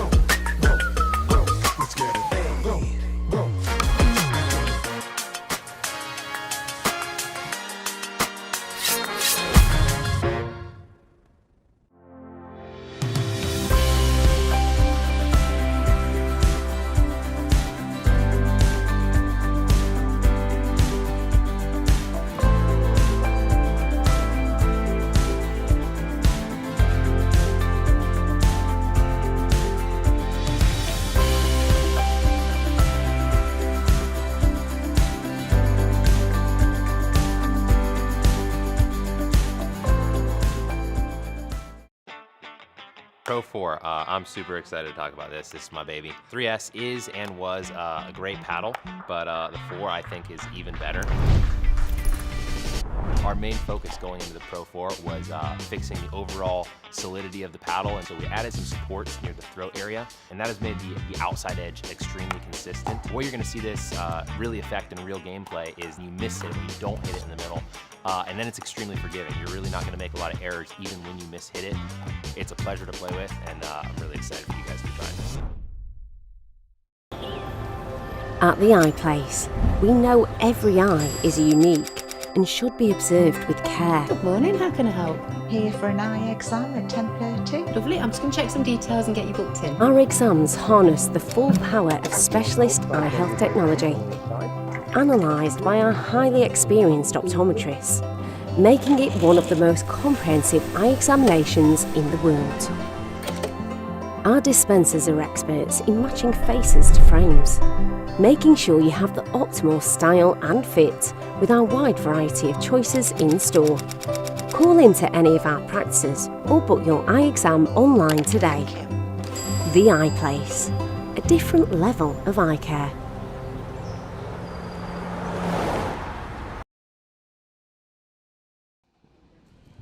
Nick, do you fancy a final? You've been looking forward to knockout pickleball afternoon. We're at the final stage already. It's gone really quick this afternoon. I'd love a final, Chris. Absolutely love a final as Jack Edwards and Nick Mays team up to take on Roger Oliver and James Lofthouse. It is the Slice Girls taking on London Pickleball, and it is the number 1 ranked men's doubles pairing, Lofthouse and Oliver, taking on not so much a surprise package, Chris. No, definitely not. Definitely not. But a team that don't figure as highly in the Duper ratings as some, Jack Edwards and Nick Mays. But the way Jack Edwards played early on in the semi-final would make you believe that this is not as straightforward or as clean cut as the rankings would suggest. No, absolutely not. Jack's going to have to bring that level to this game again if they are going to get anything from it. But he's been consistent in today's tournament, so every chance that could be the case. Nick Mays is going to need to keep doing the job he's been doing for his partner throughout the competition today. For Lofthouse and Oliver, it's a case of just staying focused for long stretches, I think. If they can really lock in for long periods, then they should make, not light work, but they should be able to get it done in 2 if they can concentrate for that period of time. But one weakness they do have is that I would say not that they drift off, but sometimes the game comes a little bit easy for them and mistakes then start to creep in as a result. Yeah, I think it's crucial for Edwards and Mays not to allow Lofthouse and Oliver a comfortable lead. And therefore, at the start of this game, I think the toss is crucial. Who will be serving first? Who will be receiving? I believe Neil Lawson-Smith has already done that, and that's been determined. We're yet to find out. But so, who do you think? I mean, who gets the advantage by serving then in this situation? Well, if I was Nick Mays and Jack Edwards, I'd like to give away that serve, and have 2 scoring opportunities first in the game rather than just 1, followed by another 2. So within the first 5 scoring opportunities, you could receive 3 times or receive 2 times. I'd like to give the first serve away, stay nice and strong and solid in that exchange, and have 2 scoring opportunities just to gain the ascendancy. But that's all on the proviso, of course, that you get it back. Yeah, nice and I early. think more often than not in the early exchanges, if you've done a good solid warm-up, if you've got the right strategy and the right mindset going into the game, placing a significant importance at the start of that first game, then that can be crucial for you. Notwithstanding the fact, of course, this is a race to 11 now, the best of 3. So win by 1, and if it goes to a 3rd game, Nick, win by 2. That's correct. Yeah. So it is Lofthouse to serve first. The men's Amber Valley Invitational for 2026 is underway. It's the gold medal match.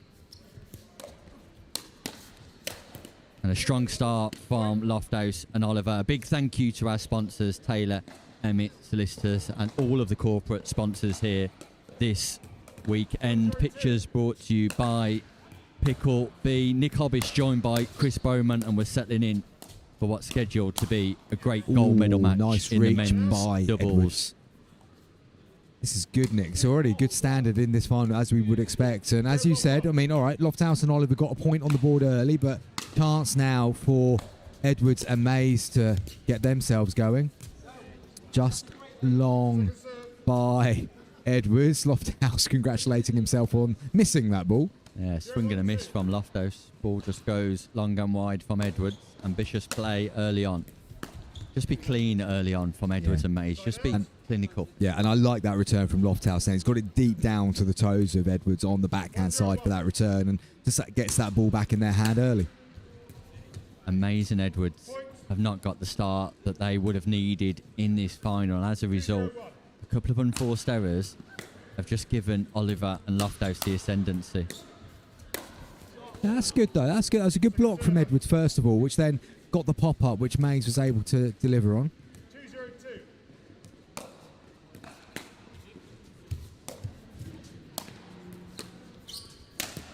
Yeah, a bit too much height that time from Lofthouse. Dropped in the crowd by John Wright. Oh, there we go. That's 50 quid down the drain, Nick. Just cost him 50 quid. 50 quid down the drain. Does he? I wonder if he knows.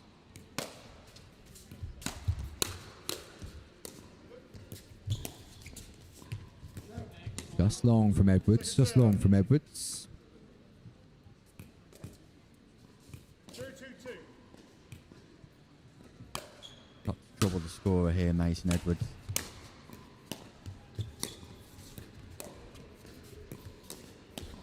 Nice disguise from Oliver. Just holds that paddle, delays for a fraction of a second before unleashing with a flick of the wrist. Impressive from Rodri Oliver.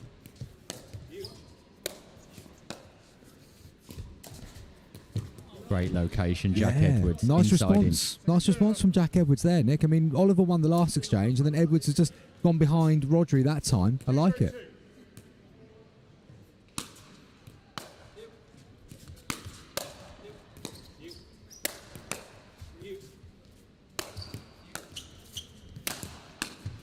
Rodri Oliver doing a great job keeping that ball in play. And again, wow, amazing. Rodri Oliver tries to come forward, then leaves it. Rodri Oliver in defence. That ball is being hit hard by Jack Edwards and on the angle too. But the defences of Rodri Oliver, thou shall not pass. Talks a lot about Lofthouse's resetting ability, but Oliver did a great job for the team there. Kept it going, and in the end, Edwards just lost a little bit of composure and overhit the smash.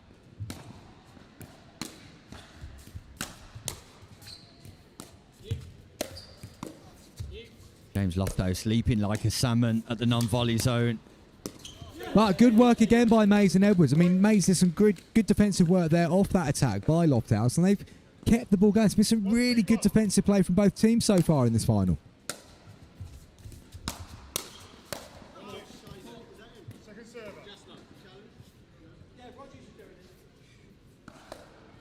Nick Mays penetrates that ball some 20 metres past the baseline and asks the question, was that in? Yeah, I'm not entirely sure how serious the question was, but...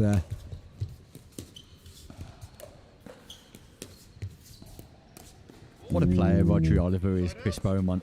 Understated in the world of pickleball, but he is a phenomenal athlete. I love watching him play. I mean, there's a lot going on when Rodri's playing, but it's effective, and he looks different to every other player playing pickleball, and I think that gives him an advantage because people aren't used to seeing what's happening on that side of the court, but he's deadly.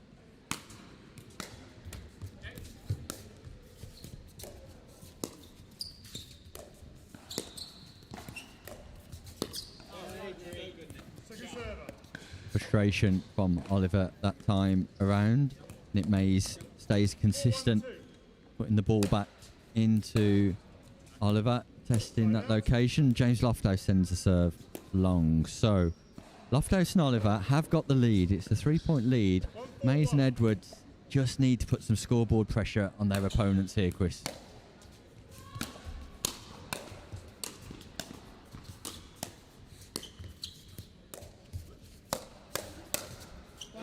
Good play, Nick Mays, that time. Kept himself balanced, took the attack on, and came out on top against Lofthouse there. And as you say, they need to get some points, and they've just got one there, and that felt like a big point to win.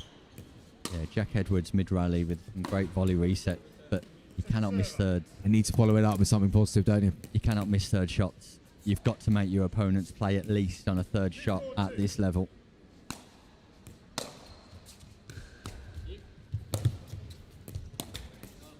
Speed up off the bounce from Edwards, ambitious and just slightly forcing matters in a situation where you can construct from that position. Just marginally long, that. It was a good leave in the end, but it's only marginally long. 4-2-2. Side out.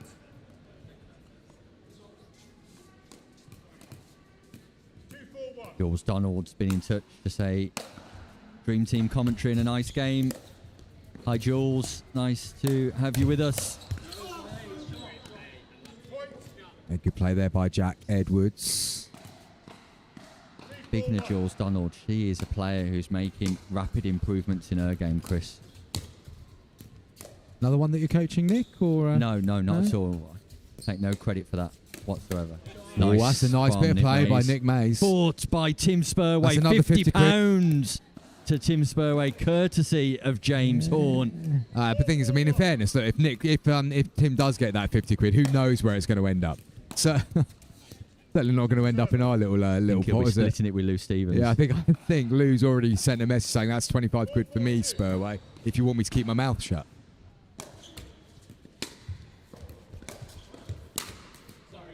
Good attack by Rodri Oliver, down low to the kneecap of Jack Edwards. 4-4-1. Close game now, Nick. Yeah, Close game. So nice little run from Mays and Edwards. Just when they needed it most, and they've put that scoreboard pressure on. Oh, wow, what a reset. Jack Edwards then misses the forehand volley. A phenomenal reset. Cannot continue the good work on the volley, though. Frustration for Edwards because the reset, unreal. Another unbelievable reset with that ball bouncing, but the neck cord comes to the aid of Lofthouse. Yeah, just a couple of good things going the way of Lofthouse and Oliver there.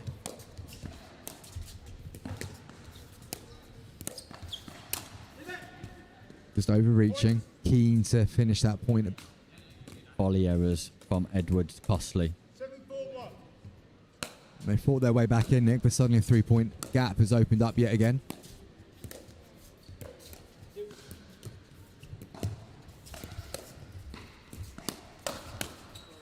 Yeah. And you can see what they're trying to do there. Lofthouse does that so well. He sets it up. He wants that return coming back down the middle. And they're playing on Jack a little bit now just because there's a few mistakes slipping in and pick on the player who's not hot at the moment.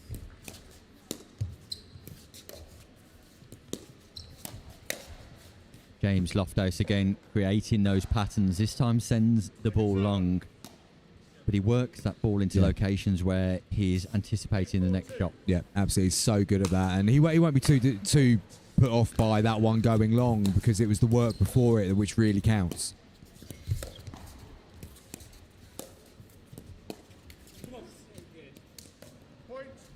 Edwards just looking slightly disconsolate. The shoulders have dropped. The head's dropped with it. The body language coming from Edwards and Mays, not great at the minute. And they've got to stick on Jack now. They've got to make him play every ball whilst he's in this run of form. And it's working for them. They're executing this plan well. Brings up game point for Oliver and Lofthouse. And that goes out from Mays. So the first game of our gold medal match goes to James Lofthouse and Rodri Oliver. They're halfway to achieving their target of a gold medal. For Edwards and Mays, they now face a tricky task of winning the last two games and having to win both games to get the gold medal. Whilst we're at the change of ends, Chris, just an opportunity for me to thank our sponsors, Taylor Emmett in this matchup. Castlegate Chambers, David and Shelley Construction, Franklin Pickleball, Gamma Pickleball, Fletcher and Company, Nightingale Solicitors, PDH Sports, The I Place, Third Shot, Food Inc., True Sporting Colours, the World Pickleball magazine, and Fox for providing the court.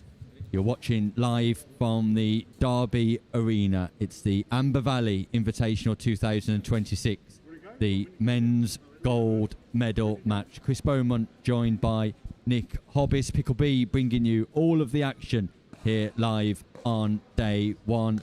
And Roger Oliver and James Lofthouse in command, Chris. Yeah, they are. This is all now down to the mindset of Nick Mays and Jack Edwards. Can they get themselves focused, relaxed again, and not let how that first game went carry on into this game? If James and Rodri get an early start in this, I can see this being over quite quickly. But if Jack and Nick can flip this a little bit now and stop making the errors that were creeping in at the back end of that game, then we might see this go to a third. But I just feel like, I don't know, Jack's head was going a little bit there, and I think Nick came off a little bit chirpy at the end there, and hopefully they've reset mentally and can go again. Underway in this must-win game for Mays and Edwards if they're to stay in contention for this gold medal and elite club points.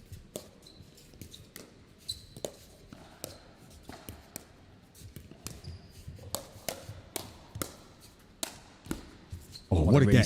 Rodri Oliver. Unbelievable. And Nick, Rodri Oliver. I'm going to say this now. That is the point that wins that final. Had Nick and Jack come out on top of that, I think the momentum changes a little bit. I think that's just made the shoulders slump once again. A big call from Beaumont. There's no way past Oliver and Lofthouse at the minute. No way through the brick wall that is Lofthouse and Rodri Oliver until that point.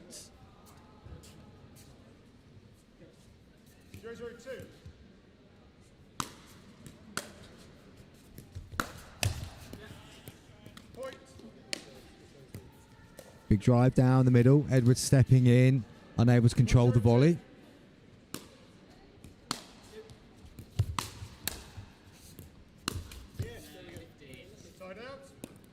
Yeah, Oliver commenting on his shot selection there. I think he's right with his own feedback.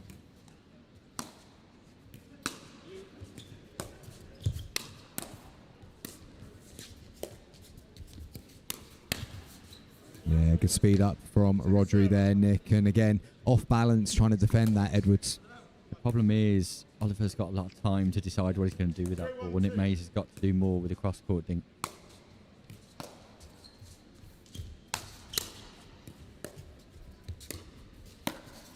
That's better for Mays. From Mays, the contact point right out in front of his body. Able to execute, bringing that paddle from low to high, just brushing through top edge of the Franklin X40. Lovely angle from Lofthouse. Sent the ball out of the arena. Bounced though, and there's no one hand, one catch. That means I think you'll even get 25 quid for that, Nick. 50 pence.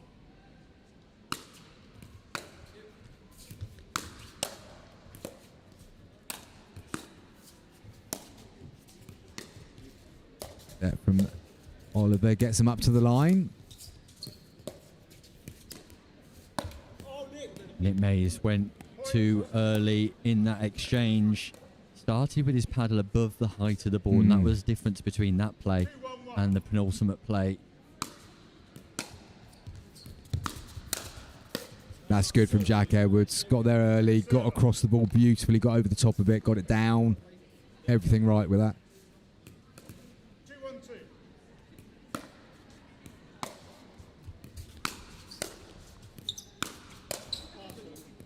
Yeah, and again, now they're picking on Mays. So where we saw earlier, it was Jack who was making the mistakes. Now they've realised Nick's the one who's gone cold, and they're really forcing the game on him now.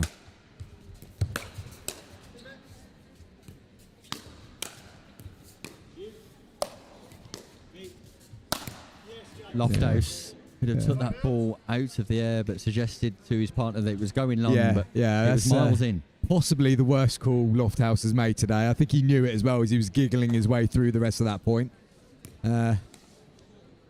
Just give his partner a little bit of work to do there. Yeah, exactly. James Lofthouse. I think that one might have been in.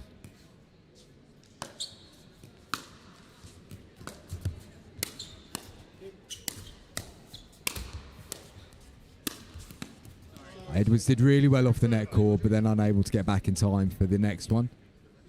And again, we see Nick Mays and Jack Edwards just struggling to score.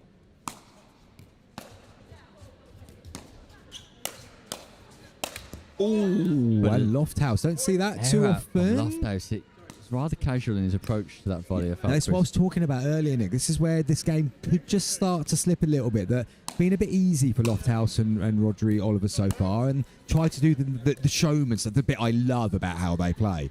But that was one where they could have just really punished.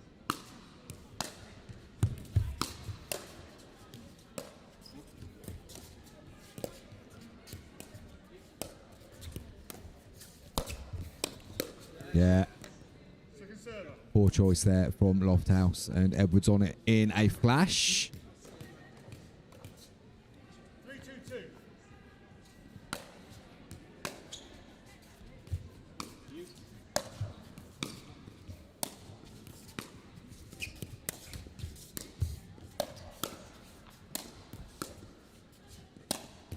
Nice angle from Jack Edwards. I like that a lot. Just nice and composed at the line. Open the paddle face. 2-3-1.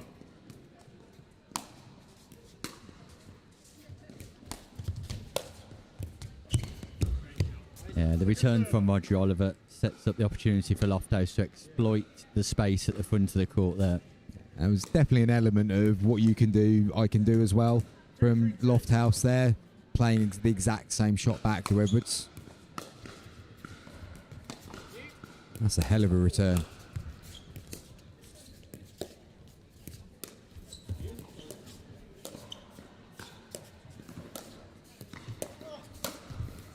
Sorry. No, sorry.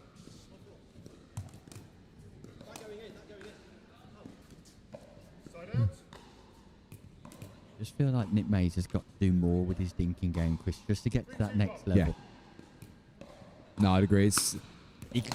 Again, you kind of know what's coming. And with a bit like we were saying with Josh Roberts earlier, where he was going a bit too obvious, it's sort of similar there, but with less penetration than Josh did. Well, it's safe, but also and predictable and safe.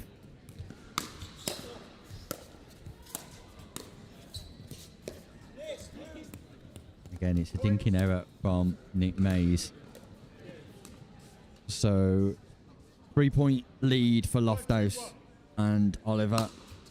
Big serve. Wow. Edwards rescues. Regains his balance.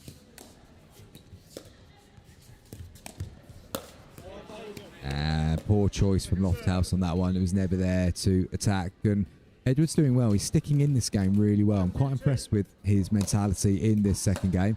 Just needs Nick Mays to join him in that respect. Great reset. And again, Jack what play. Edwards, superb pickleball from the man from Wolverhampton. Reset defence, counter volley, impressive from Edwards.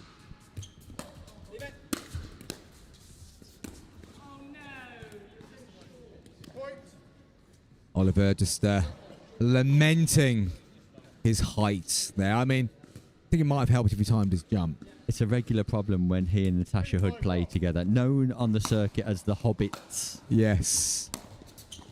As opposed to the Hobbis. As opposed to the Hobbits. There's a couple of points. Yeah, a couple of points quickly on the board there. You feel like Mays and Edwards are just scrapping. They are, but they're fighting. Yeah, they are, and it's not consistent. It's not regular. It's not flowing, but they're not also getting too far behind. If they can just get a little run of momentum, you just don't know. Well, they're not surrendering by any means, but at the same time, like you suggest, Chris, things aren't coming easy either. Yeah. They're And having to work really hard. Yeah. And it's about stringing those one good thing, two good things, three good things together, just consistently, just to start really asking questions of Lofthouse and Oliver.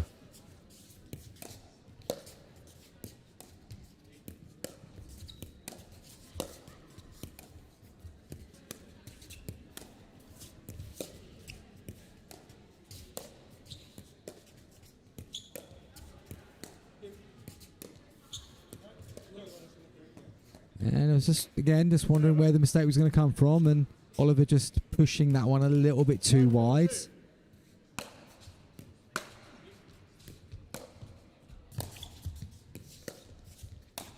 Yeah, well played, Jack Edwards. Good court positioning there. Oliver and Loftus just at risk of becoming too neutral Mm. in Yeah, this second match, rather than applying the intensity that we saw in game number 1. And I think it's also because the game has got a bit bitty, a bit scrappy. They're not able to enforce their personality on it as well. If there's one good exchange where something really good happens, you'll feel the energy leap with Lofthouse and Oliver. But this isn't the sort of game that they love because there's no flow to it at this stage. 5-4-1.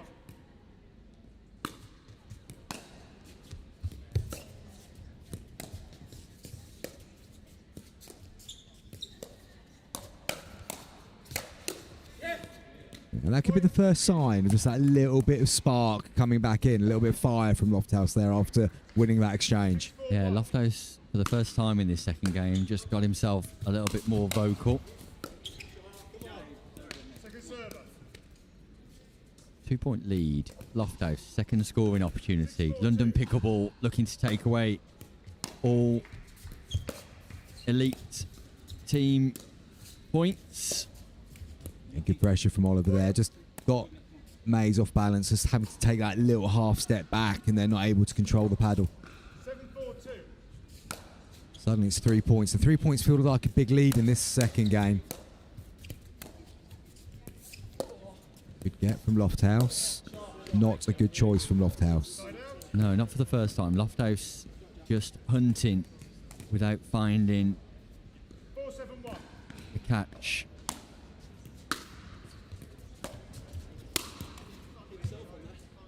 And that isn't going to help their cause. Oliver on that one instantly and powers it down. They've got to make the most of these serving opportunities. 4-7-2.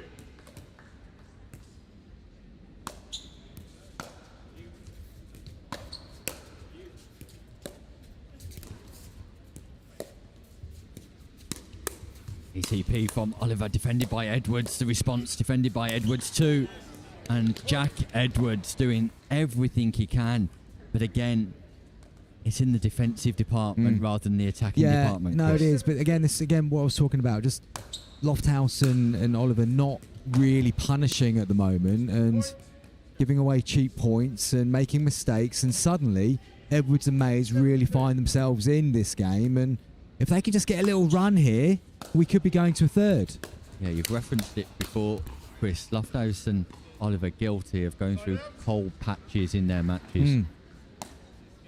And James has just been flexing his left hand a couple of times there in between points, and he has struggled with his hand and wrist for a little while now. I'm just wondering if fatigue's starting to set in there a little bit too.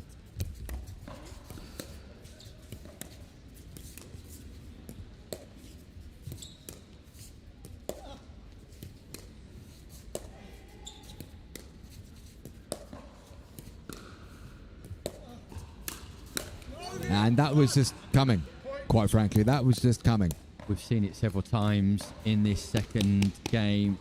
I think Mays might just want to try the straight drop occasionally and just change the pattern of that exchange, because he's coming out on the wrong side of it every time. And this time the inside out from Lofthouse sets up an opportunity, but he can't capitalise. I'm surprised Lofthouse didn't move in for the Ernie there. Yeah, absolutely. And again, he's just shaking that left wrist again. Serving right-handed now.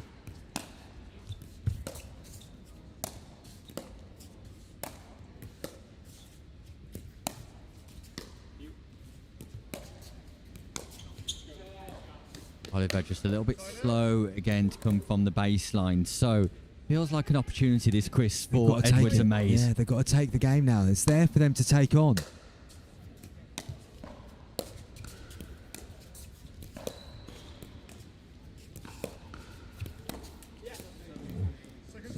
there we see the benefit of changing the dink. Just a little bit more push there from Lofthouse. Just change the angle in the non-volley zone area slightly and forces the error from Edwards.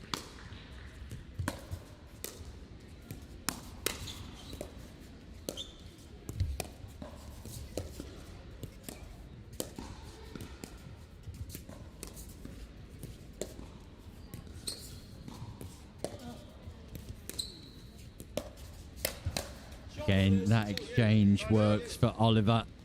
Gets the better of Nick Mays. And it's a non-scoring side out. Roger Oliver, every time he's engaging Nick Mays in that cross-court exchange at the non-volley zone, is coming out with 100% success. Yeah, absolutely. And there's no need for Rodri to change his pattern there because he knows that he can win it. But you don't see Jack and James dink to the same place more than once. They just slight little subtle changes, and that's what changes the dynamic of that rally.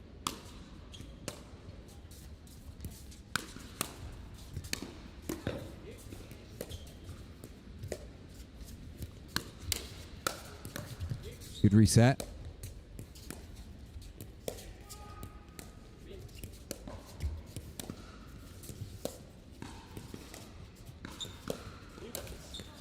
Mays misses out there. That was so good from Jack Edwards. He's moving that around nicely. He's patiently creating the situation. Okay, Nick's not killed it there, but that was really impressive play by Jack Edwards. So Lofthouse and Oliver getting closer to that magic target of 11, where they will take home the gold medals and be crowned Amber Valley champions. James Lofthouse switches with Roger Oliver, communicates with his partner mid-rally, then sets up the counter volley. It brings up championship point for Oliver and Lofthouse.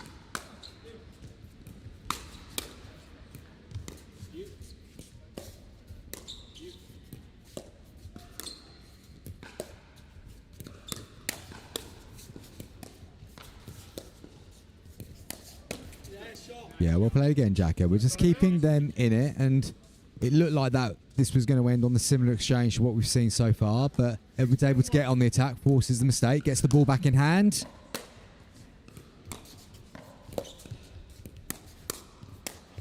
On match point saved, 1 point gained for Edwards, and Mays close the gap once more to just 3 in a must-win second game. Edwards and Mays have to strike now. 7-10.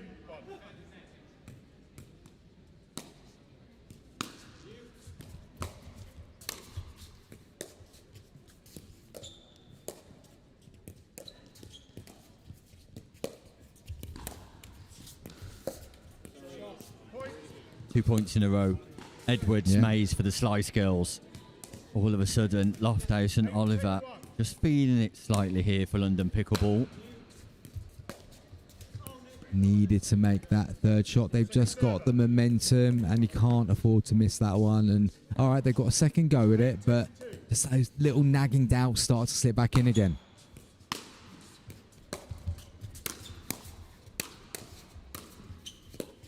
Phenomenal stuff from Jack Edwards. Nick Mays can't follow up, got stuck in behind, watching, observing Edwards reset. Match point number 2, championship point number 2 here for Lofthouse and Oliver.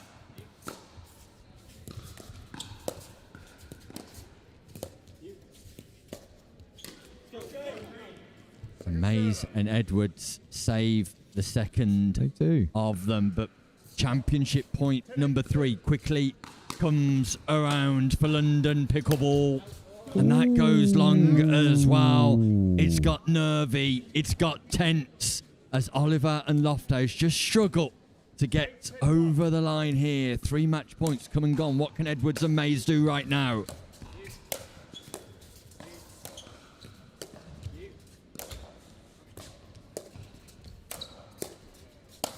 Yeah, that's really good from Lofthouse. Constructed it really nicely. All right, there's a little bit of net help in there, but always felt like Lofthouse was in control of that exchange. And second serve, and you feel like they've got to win this point.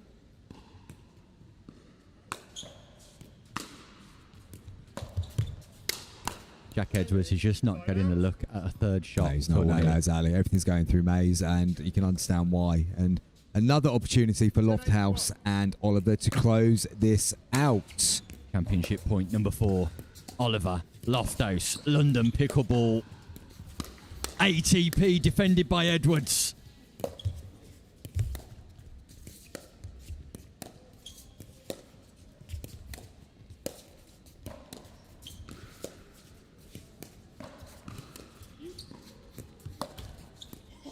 Fortune Tell you what. for Mays, who takes a bow, receives applause, and just when you need a little bit of fortune, the net tickle, the net kiss comes to the aid of the slice girls.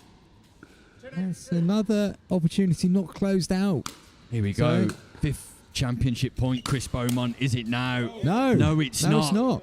Another non-scoring side out. 5 championship points have come and gone.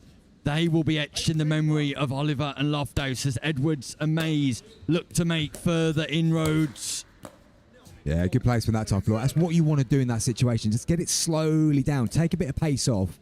Just get it down there, jam them in a little bit, and keep asking the questions. Don't have to do anything spectacular at this point. Edwards gets a third. What a get. gets from Jack Edwards. Puts that ball low. Edwards goes searching for the backhand roll, but that exchange is all about the reset from Jack Edwards, who keeps that rally alive. The gap's down to 1. 5 match points saved. This set will be win by 1 Pickleball 2, so this is crucial right now. Oh, Edwards good pressure. can't keep it in place, so we're going to see championship point number 6. 10-9-1.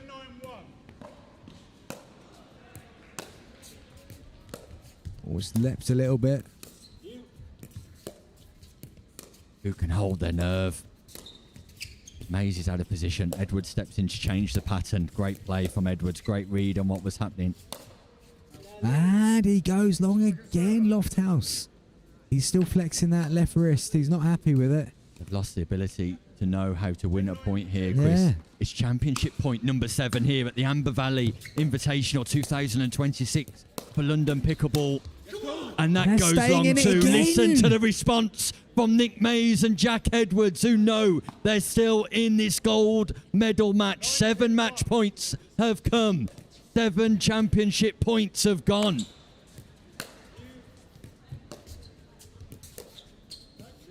And that's a nice drop for Mays. He had to get that one, and he's forced the error. Chris, it's game point. It Mays is. and Edwards. 7 championship points come and gone. Mays and Edwards can get out of jail free.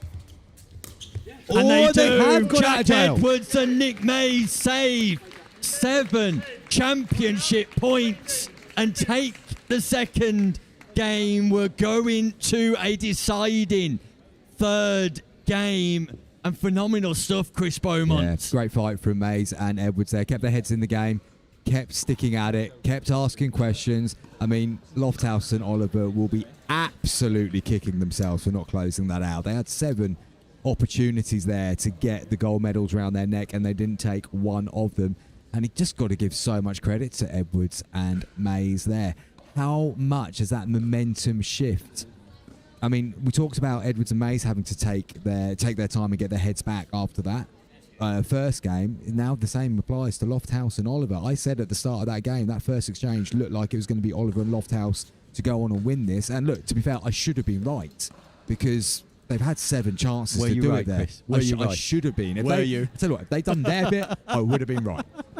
And you can't afford to let 7 match points go. I mean, this is going to take a bit of a shift. Oliver and Lofthouse just lost the ability to know how to win at a point, to know how to construct. They were trying to force it too early, and as a result, are left wondering what might have been, and now have all of the hard work ahead of them. Oliver coming out from the timeout just on his haunches slightly. Lofthouse, we think, Flexing might that be wrist. slightly injured on the left wrist as well. But Nick Mays and Jack Edwards very much in the ascendancy now. Can they make that count at the start of this deciding game? They've got to keep their foot to the floor. They've got to put the pressure on, Chris. Absolutely. And again, a bit like we said earlier, if Lofthouse and Oliver struggle to get a point on the board early in this game, then it really does feel like the dynamic has completely shifted. But Lofthouse, I know that his left wrist that troubles him, a lot of that comes from fatigue over the course of a long day. So he starts off okay, and after a bit of time, it just really starts to get into there again. I think he might be suffering from that. I think Johnny Adams from London Pickleballs just got him a couple of painkillers, maybe. So he's quickly glugging those down, and see if he passes the drugs test after the final, Chris. Absolutely. I'm sure James. There's a bit more coming in as well. What else is he getting there? And referee Neil Lawson-Smith has called play here. James Lofthouse not ready. Is able to ask for a medical timeout, but doesn't need it. Some ibuprofen gel rubbed onto the left wrist. Tablets taken. Will that change the fortunes of Lofthouse and Oliver? Mays and Edwards ready for action. The deciding game of the Amber Valley Invitational 2026 gold medal match in the men's doubles division is underway. We're tied at 1 game all, with Lofthouse and Oliver having wasted 7 championship points. Yeah, but that's such an important point to get straight off in this third and final game, and they get the second point. Now, that is exactly what we were talking about. What happens early in this game will dictate what happens. And now Lofthouse and Oliver, we're almost forgetting the fact they had 7 match points because they've realised how to win points again. Get the impression, Chris, that Oliver and Lofthouse are going to bring a new level of intensity here to this third game. Yeah, they need to get themselves up again, and Edwards and Mays have got to also match the energy and not go into their own shell if it does go against them a little bit early on. Nice placement by Lofthouse to the backhand side of Jack Edwards, forces the error. 0-1-2. Referee correction, 0-2-2.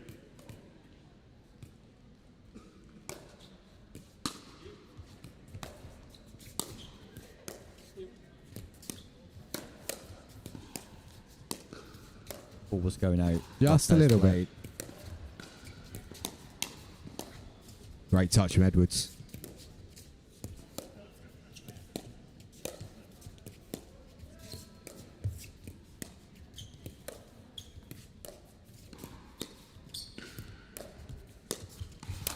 Yeah, well read, Jack Edwards. Good patience, good waiting for the opportunity, and then when he saw it, he was on it in a flash.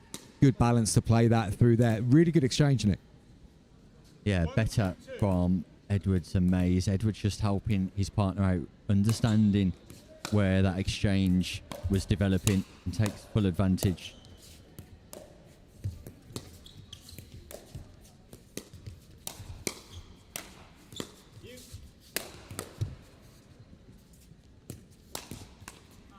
You're noticing those exchanges now, Chris, between Nick Mays and Rodri Oliver, that Nick Mays is running around the backhand and playing forehand. Yeah.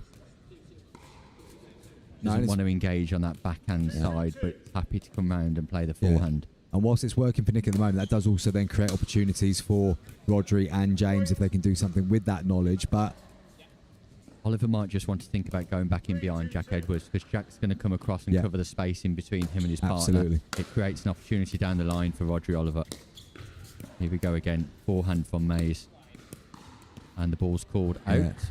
The thing is, we really shouldn't be seeing the same tactics now in Game 3 that we were seeing in Game 1 and most of Game 2. The game should have evolved now and should have changed, and different things should be happening. So it will be interesting to see what they do try and change up. Good again from Edwards. Edwards recognising that this ball is constantly coming cross court from Oliver. Yeah. Oliver needs to go down the line. He does, absolutely. Just needs to keep Jack a little bit more honest there and change what's in front of him.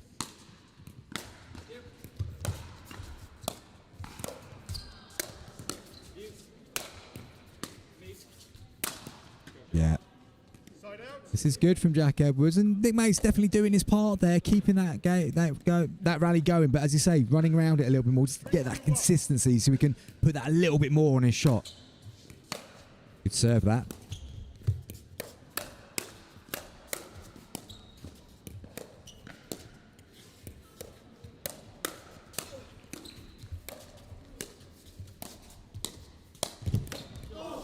Well played again, Jack Edwards. Yeah, brilliant exchange. One of the Best points of the day so far. All 4 players exchanging. Nice little bit of daylight opening up here for Mays and Edwards. They've got over that slow start to this third game. They're in the ascendancy now, and Edwards is starting to take control of this game. He is the dominant force on court. Look at the response from Edwards and Mays. Just G themselves up after that point. Let their opponents know that they're on the back foot. Oliver and Lofthouse are under pressure.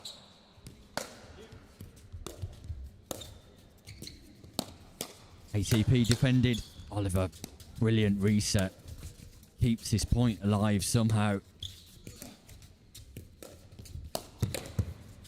Lofthouse this time with the unbelievable reset. Jack Edwards on the Ernie. And Nick Mays and Jack Edwards are just not missing Chris Beaumont. No, really good. And what Nick Mays has done really well in that exchange there is he just kept nagging, kept asking the questions. Didn't look to kill the point, just kept putting it into good positions.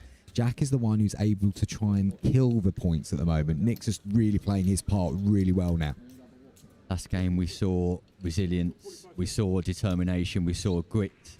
In this game, Chris, we're seeing confidence from the duo. Yep, and Jack Edwards has quickly gone off to get something, a towel, I think, maybe from outside the arena.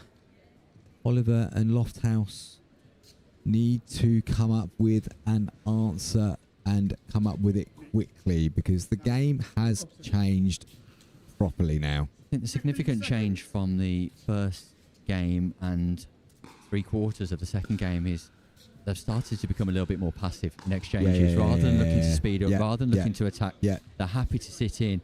And Nick Mays in particular has found a counter to that by coming around his backhand to play the forehand. Absolutely. And those patterns are now working for Edwards and Mays. How many times early on did we see Lofthouse create the 1-2 where he was able to get back down the middle and push it back down? We haven't seen that for about 20 minutes or so. But that's better. That's, again, just pushing it deep. They can get the ball back early in this third game, then anything could happen. I mean, the Slice girls have turned this around and they're getting the fortune. They are getting the luck as well. The neck kiss just pops up into the face of Oliver, who can't respond. Still smiling though, Roger Oliver. What a turnaround this is. An unreturned serve, a big serve from Edwards. He's going on the attack, Chris. Yeah, he is. Very good serve. He is absolutely stepped up in this game and he is the dominant force on court right now. But that's a good shot by Oliver. Just caught him in the transition zone there and they have got the ball back. Feels like a huge match in the career of Jack Edwards. It feels like a match where he's maturing as we watch him on court with his decision making, with his confidence, with his ability to defend, with his ability to show the right body language. It's a real important performance this for Jack Edwards. No, absolutely, absolutely.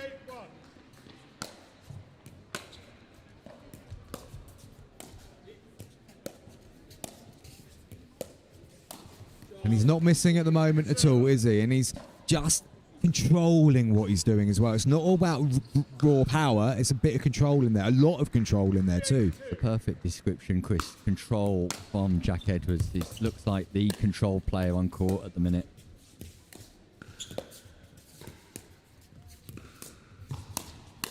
And look at the footwork again from Jack Edwards. It's phenomenal pickleball from the Slice girls. Jack Edwards just conducting the orchestra here. And Sam Basford's been in touch to say it's a Jack Edwards masterclass. We couldn't agree more. Sam really is dictating matters as it currently stands. And Nick Mays is now winning the backhand to backhand exchange. If Nick Snelton's win that battle now, after that's where it was going wrong for them earlier, that says so much.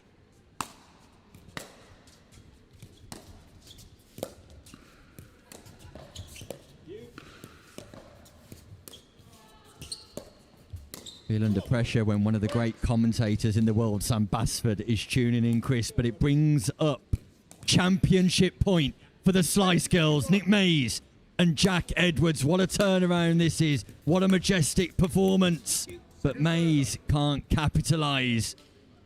Lofthouse and Rodri Oliver will be left ruining what could have been right about now. But they're not going to give up either, Chris. Absolutely not. second And they're going to championship get a go. points. Look, we were here in the previous game. There was a big gap to close, and it was close. So let's see what happens.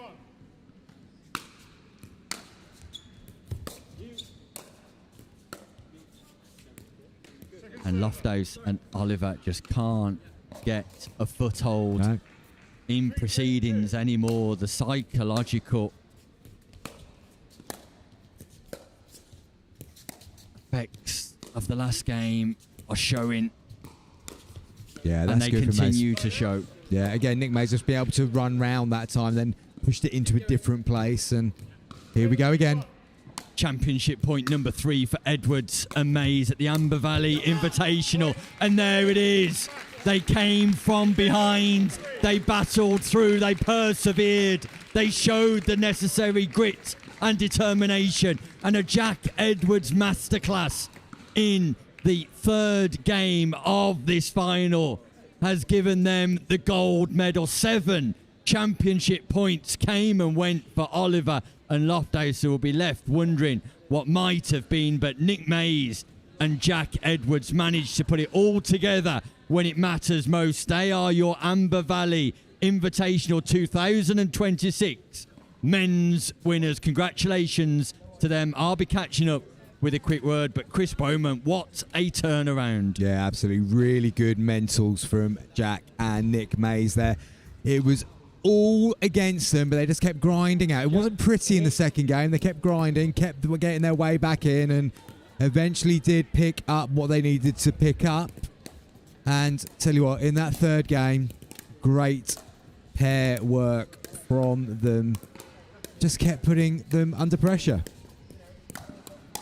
And we're going to be moving on to the ladies doubles final shortly, but we are going to have an interview with Nick Hobbis, Nick Maze, and hopefully Jack Edwards, if we can locate him. Here he comes, just across the back of court now.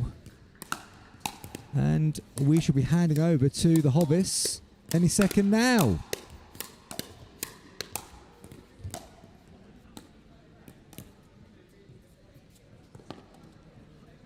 I say any second now in the most loosest of terms, and yeah, I'm joined now by our gold medalist at the Amber Valley Invitational 2026. What a comeback that was. Nick Maze, Jack Edwards, congratulations. Yeah, thank you. I mean, yeah, as a comeback, I mean, we felt like we'd probably lost it, and that just made the difference. We were losing it because it was getting tight, and once you get to that point, you almost relax a little bit, and from then on, I don't think we felt tight again. We just kept that momentum going, and it was a really good game to be in. Probably less so for them towards the end, but really enjoyed it. And Jack, you managed to save 7 championship points before going on a run in that final game where you just looked like the players in control of the final at all times. What was going through your mind during the period where you needed to save those championship points? I was just telling Nick, like, just keep making them try and earn it. Keep battling for every point. Make them win the match rather than give it them. We just kept trying to make them balls, getting in the dink rallies, making our thirds. And then we just about managed to get the game back to 10-10. And for you in particular, Jack, it seemed like a critical moment in your career, a maturing performance where you've been able to turn the tables on 2 high-quality players, the #1 ranked team here, and the way you put together and constructed points in that third game was world-class pickleball. Thank you. Yeah, it's just like the experience playing in competitions. Like, everyone can play well in rec play, but then it's like taking it out onto the camera when you've got people watching. It's been able to do it then as well. So I've had a lot of experience recently in bigger matches, and that's just helped loads, especially today as well. It's helped a lot. Nick, from your perspective, there were moments in that third game where you had to play clean, concise pickleball, and you were able to execute when it mattered most. Yeah, I mean, what really helped that was that I think we were probably getting beaten at the net a lot more in the earlier ones, and then Jack just seemed to figure it out, and knowing that I could just trust him to develop the point meant that I could just keep the ball in play, and that was my goal, that was my plan, and so it was a much easier one for me to go to. Don't look to be creative, let Jack develop it. If we have to reset. It was just helpful to have somebody that you could trust to develop the point and then let you settle down into an easier rhythm, which is new for me, but it was fun. And how much confidence does this give you, Nick, It'd be wrong to describe you as an emerging player, but as a player who's come into the PPL Challenger mid-season, this must feel like a huge win for you personally. Yeah, I've had a few results recently that have just come out of nowhere, and this one's just a shock still. So, I mean, those are two players that I don't ever bet on myself to beat. And, still on paper, I wouldn't have thought we'd have taken that. But to have won that third one so comprehensively, it does make you feel like you belong at that level. But do need someone as good as Jack probably on my right-hand side, taking most of the balls to be able to do that. So I'm not going to take too much credit for that one. Well done. Well, we have to ask you this question now, gents, because today we've been referencing the play on words with the Slice Girls with the Spice Girls. So we'd like to know who your favourite Spice Girl is. So, Jack, I'm going to start off with you. I think you're going to have to ask Nick that question. I don't really know any of them. a bit before your era. Favourite Spice Girls is one of the ones playing now. They're the Spice Girls you need to look out for. Two that play now in the final. And Nick, your favourite Spice Girl? I think the real Spice Girls are the friends we've made along the way. Nick. It's a great answer, a fantastic answer. And just one final question, gents, a bit more of a serious question here. The Amber Valley Invitational, the second year it's been running. James Horn's done a great job. Yeah, it's been an amazing tournament. Like, just with the sheer amount of people here, it's been a great atmosphere all day. And yeah, it's been really exciting to play with, especially with Nick as well.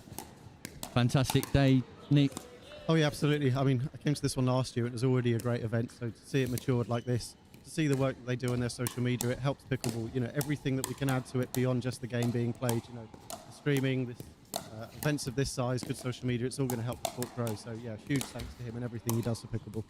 Well, gents, you've got 11 elite club points for the Slice Girls, and now I'm sure you'll be cheering on your female partners now in this final, the women's final to come. But in the meantime, Nick Mays, Jack Edwards, congratulations. You are the gold medalists this year at the Amber Valley Men's Doubles Invitational.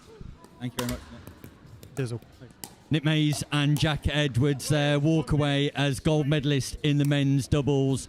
Meanwhile, we've got one more match to bring you today. It's in the women's category, and it will be the Slice Girls taking on champion Pickleball. Let's go back to Chris Beaumont, who will introduce the action. Indeed. And warming up on court right now, we have the Slice Girls of Tracy Matthews and Rachel McRae. And they will be up against Georgia McHale and Chantel Griffiths of Champion Pickleball. Both teams obviously fought long and hard to get here. Final game of the day. Just gone 5:30 on a Saturday evening. Tell you what, folks, get this game in before you go off for your Saturday evening meal. Nick Hobbis, thinking about his lamb shank, is back in the commentary booth with me. And slightly shorter trip to get back to the commentary booth to compare to what it was in Rome, Nick. Yeah, I remember those days, Chris, with great fondness, sweating as I had to put a jacket on for the international broadcast, and you timing me on the way back to the comms tent. Yeah, right. So we are about to get underway here with Tracy Matthews on serve. And Nick, I believe you're going to bring me an update on how we pronounce the name on court here. Well, Georgia... You've forgotten already, haven't McAlay, who's been playing in the Pickleball Stingers team all year. I did ask her at the start of the year, how do we pronounce your last name? And I'm sure I heard Georgia McAlay. She's done you there, Nick. I mean, she has. I've heard of a few of the footballers deliberately give the wrong pronunciation to the commentators, and just to make it difficult. And I think that might have happened there to you. Well, we can confirm it's McAlay. McAlay, and she is away in this one. McRae reaching in.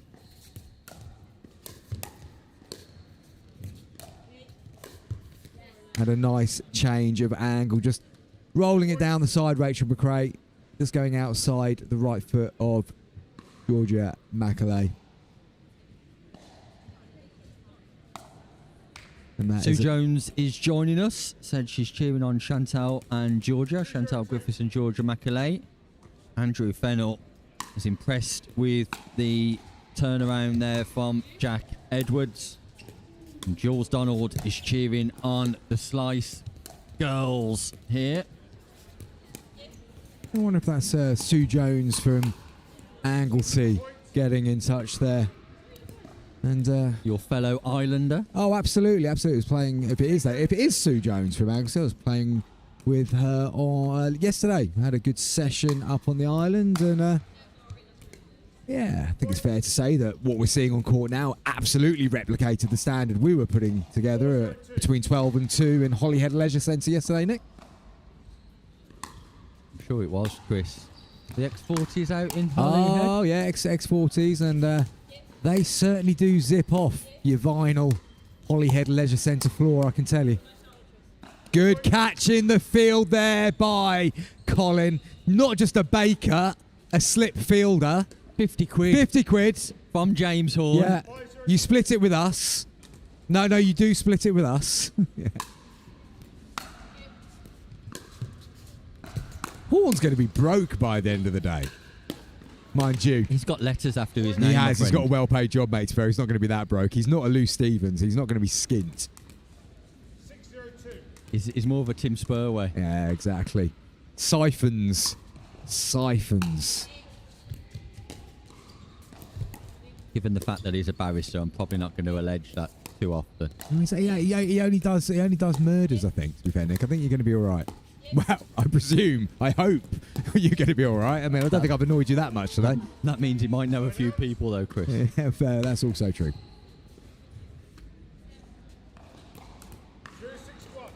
Look at the start from Matthews and McRae here. Yeah, that's a good reset from Griffiths. Bit of help of the nets. Macaulay and Griffiths have just not got to grips with so consistent.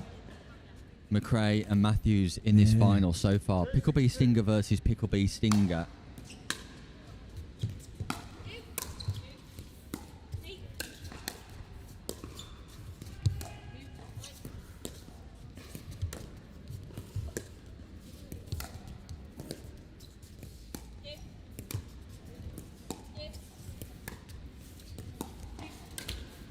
Oh, bit of help from the net there for Rachel McRae, and they've got the points and the luck on their side at the moment. Yeah, Griffiths and Macaulay just struggling to trouble the scoreboard here, and Matthews and McRae controlling proceedings in the game.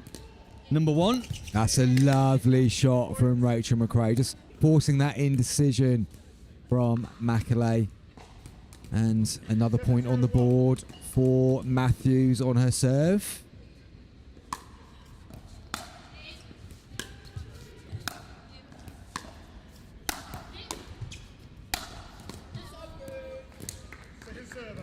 Great hit there from Griffiths, just kissing the line.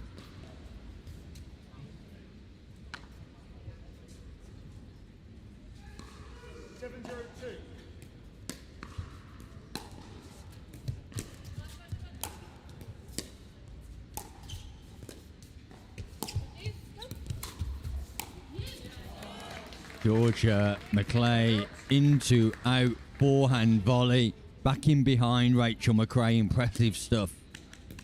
Yeah, just again, lots of communication from McRae and Matthews, but on that occasion, just the wrong call, really, which opened up the space.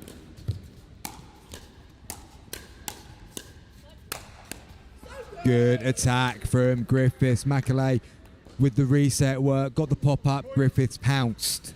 First point of this gold medal match in the women's doubles for Macaulay and Griffiths. Macaulay.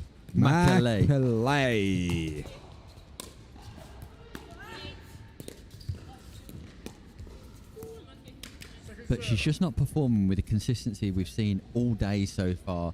Neither Griffiths or Macaulay. Yeah. But then they are getting asked questions that haven't been asked so far, I think. You've got such a consistent pair on the other side of the court. Matthews potentially just slipping into the non-volley zone there. Good put away, though. When Tracy Matthews is on the left, that's where Griffiths and Macaulay need to exploit the backhand. Yeah, no, I'd agree with that. And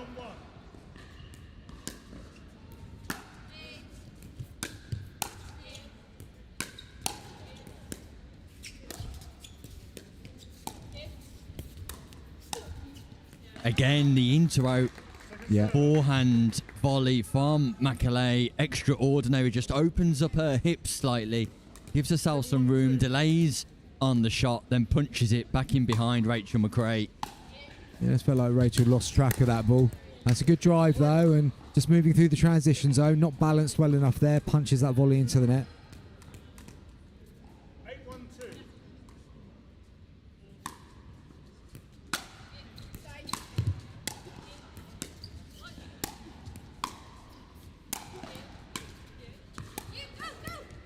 Well, oh, I thought Tracy Matthews made that. She did so well to get there. That's why that drop volley can just bring about problems, Chris, because it's what it does. It brings your opponents closer to the non-volley zone. But Georgia McAlay gets away with that one.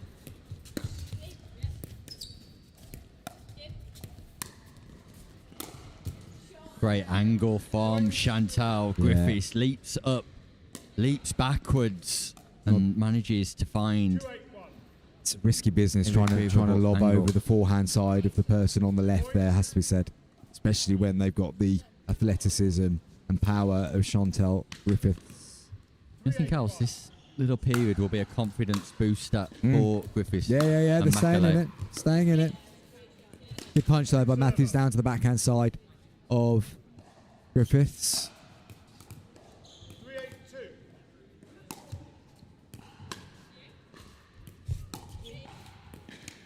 Huge slice return from Rachel McRae, and you're not at risk of overplaying like we suggested earlier, Chris, on those shots. I'll be happy with a third shot drive there. Yeah, I like what that does though, because if you look at Georgia's style of serve, she comes in quite far after her serve, and when that slice is coming back, she's having to move backwards, and it's difficult to pick the speed of it and the spin of it if you're moving away from the ball. It's easier to move back to a quicker ball, in fact, because you can then take the momentum straight back through again and just basically trust the ball, the pace of the ball, to do the next bit for you. You have to do a lot of work on that slice when you're moving backwards to get the control. Yeah, it's a good point, Chris. Chris Beaumont joining me here on day one of the Amber Valley Invitational 2026, where we're midway through our concluding match on day one, the women's doubles final, ahead of mixed doubles on day number 2.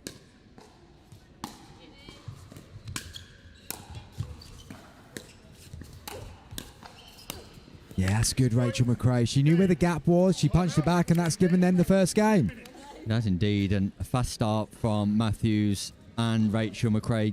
Signs of recovery from Chantal Griffiths and Georgia McAlay, but ultimately the control, the quality, all coming from the paddles of McRae and Tracy Matthews. Yeah, absolutely. It just felt like they were able to put their foot back down again when they needed to. They were always in control of that game. Yes, McAlay and Griffiths did get back into it to a point, but it never really felt like they'd taken control of the game. They were just trying to chip away a little bit. And I think there's nothing real need for Matthews and McRae to change at all in their game. And for McAlay and Griffiths, it's got to be really just not allowing McRae and Matthews to force the errors. There's been a few occasions there where they have just given away free cheap points, and you can't afford that when you're playing against such a solid, consistent team that aren't likely to make the same amount of mistakes as you are.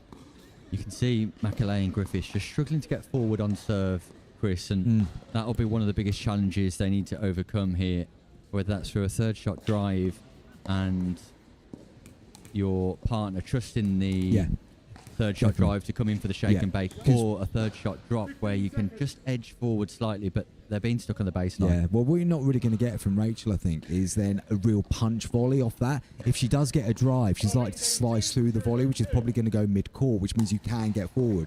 So it might be a strategy to try and drive in that direction a few more times, just to see if they can get off the baseline. But as you see, they're back there still at the moment.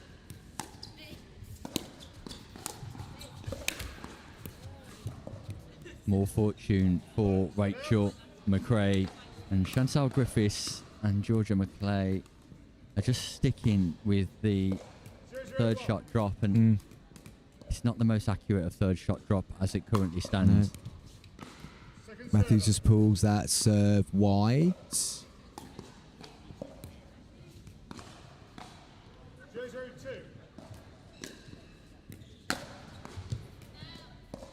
And Griffiths goes along with that return. So, like we were saying, can't afford to give away too many cheap points, but that is one that has been given away.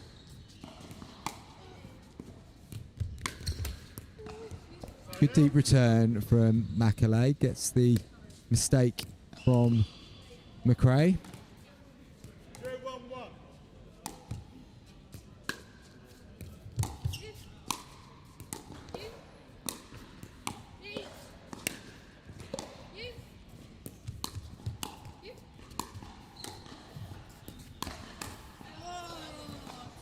And again, this feels like you've got to pull the trigger at some point, otherwise you are eventually going to get picked off there. They were great. I mean, they were lovely resets, but they weren't really progressing the game at all there.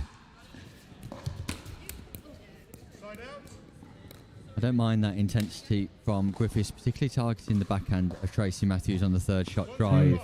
But ultimately, Matthews and McRae are still finding things comfortable, if not making one or two errors themselves at the start of this second game. But these errors aren't getting punished. That's the key thing. I mean, we saw in the men's final when Lofthouse and Oliver did start making some errors, they then got punished in return for them. They've got to make them count.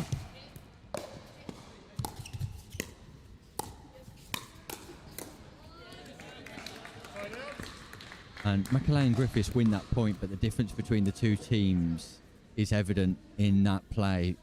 Rachel McRae and Tracy Matthews able to get forward at absolutely, speed. yeah. They got up there. They got up there quickly. Right, it didn't come off for them, but they got there. Better drop from Macaulay.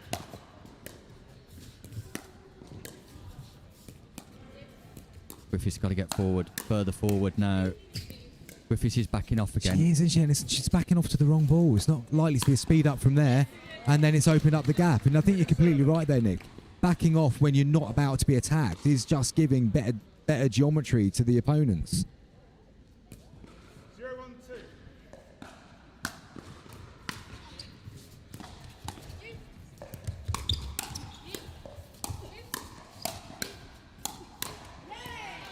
A bit more fire on the volley from Griffiths and Macaulay. Tracy Matthews this time caught out of position.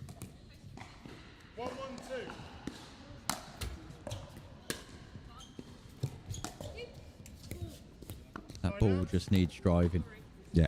You cannot overhit that ball. And one thing that you would not think we would be saying to Chantal Griffiths in a game of pickleball is, would you mind driving the ball a bit more often?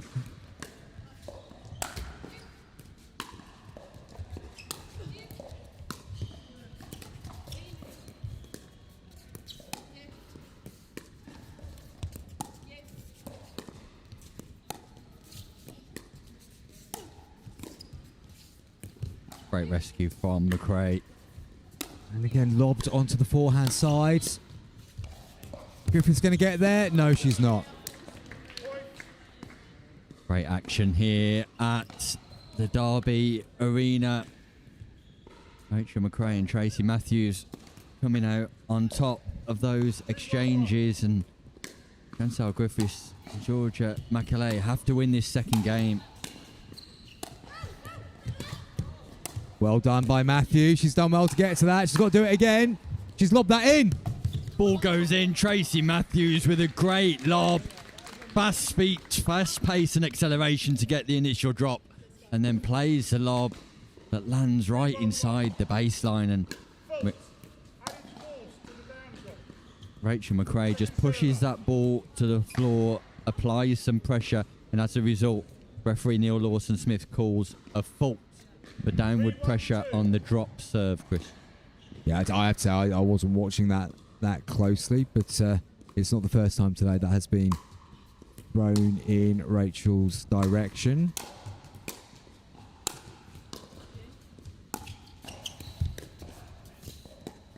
Yeah, good reading of the game there from Rachel. She knew where that ball was going to go, which allowed her to come forward with confidence, then able to force the error. Georgia Macaulay just commenting to herself there, I'm tight, I'm tight.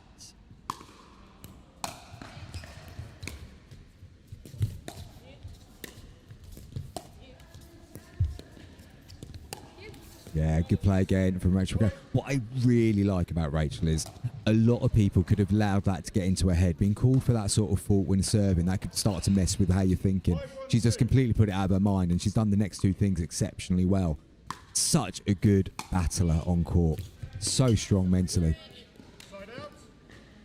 For Griffiths and Macaulay. Macaulay in particular, where the soft game's not working, Chris, just turn to the hard game.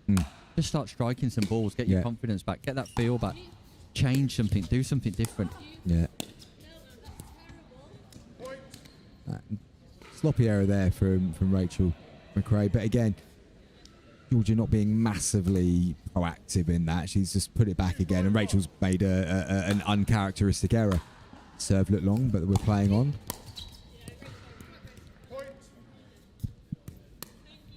Gap closes slightly, and not because Griffiths and Macaulay have had to do anything extraordinary here.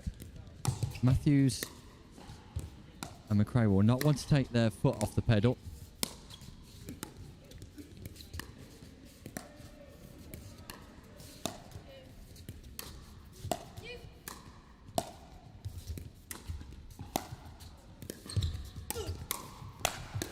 Better Now point that's good. construction That's and a bit good. of friendly fire, Chris. Yes. Tracy Matthews caught on the chops Oh, by has the that come up Franklin through, is it? X40. Friendly fire from Rachel McRae, but the construction, Chris. Yeah. I turned away before that bit finished. I was watching what Griffiths and Macaulay were doing. That I really liked it, and when we saw that spark of aggression from Macaulay, which changed the pace of that exchange, which then got them into that winning position. She could just do that a little bit more often. That's over here, and we are seeing mistakes off the paddle here of McRae and Matthews. It feels like it has shifted a little bit. Yeah, we're tied. All of a sudden, some consistency from Griffiths and Macaulay, and a little bit more intent.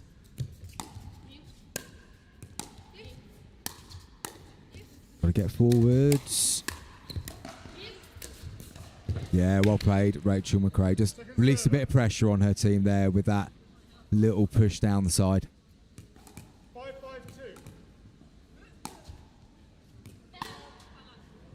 Frustration there. That's a wasted opportunity. An opportunity for Griffiths and Macaulay to go into the lead in this all-important second game. What can Rachel McRae and Tracy Matthews do here? Third shot drive is low. Yeah, their levels have just dropped, haven't they, Nick? Quite significantly. They barely missed a thing in the first game. And a bit like we saw in the men's final, the team that raced ahead are just dropping off a little bit in game two. And it's a different game for sure now. Better. More intent. Yeah. Challenge your opponent to have to counter. 6-5-2.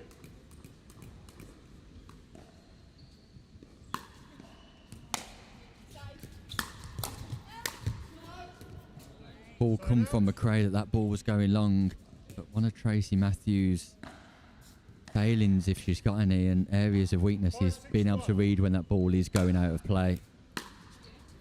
And that was on display there again, and Georgia Macaulay went through a small period of consistency, and that's just evaded her again here.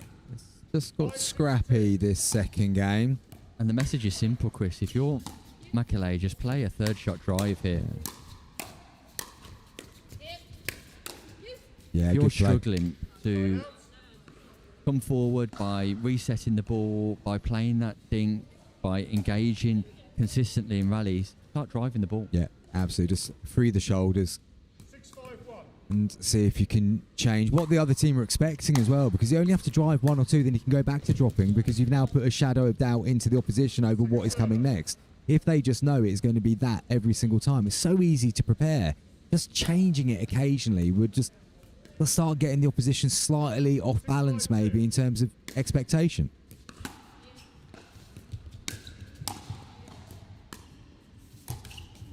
Another error from Georgia Macaulay, and this is not her best performance of the day. And when you get to championship medal matches, Chris, you want to be peaking. Yeah, you absolutely do, but it's very easy game to play when in the commentary booth, Nick, as you know, and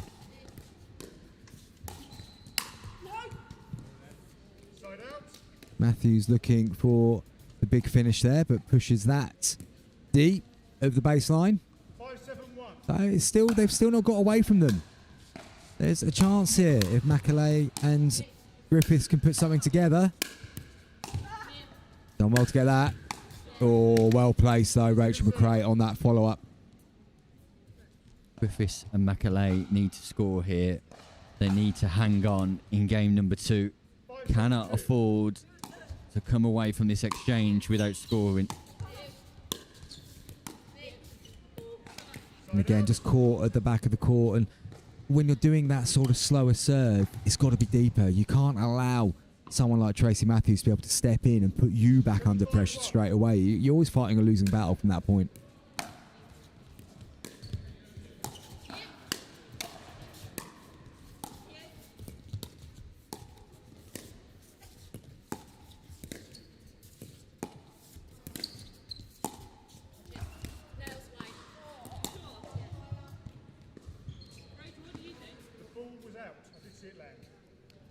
Referee's called it as he's agreed with the call of being out. It just felt like Macaulay was just starting to try and do something a little bit different, a bit more proactive in the dinking exchange there, but then the error came. I do like Macaulay on the left-hand side of the court, though, as opposed to the right, Chris. Yeah. For that reason. Yeah, very good play, very good play. Just immediately just seems to change mindset and just becomes that a bit more proactive. It's almost like she feels a little bit restricted being on the right, where she thinks that she's got to be the safe, sort of like set it up player, whereas on the left immediately she's taking control at that point. Stack unwinds again, though, and it unwinds off a loose ball, a mid-court return. And Matthews and McRae are 2 points away from success here on second serve. Can Griffiths and Macaulay dig deep, or will Rachel McRae and Tracy Matthews continue with the onslaught? They continue, and it brings up championship point for Tracy Matthews and Rachel McRae at the Amber Valley Invitational 2026. The women's division could be concluded on this very point.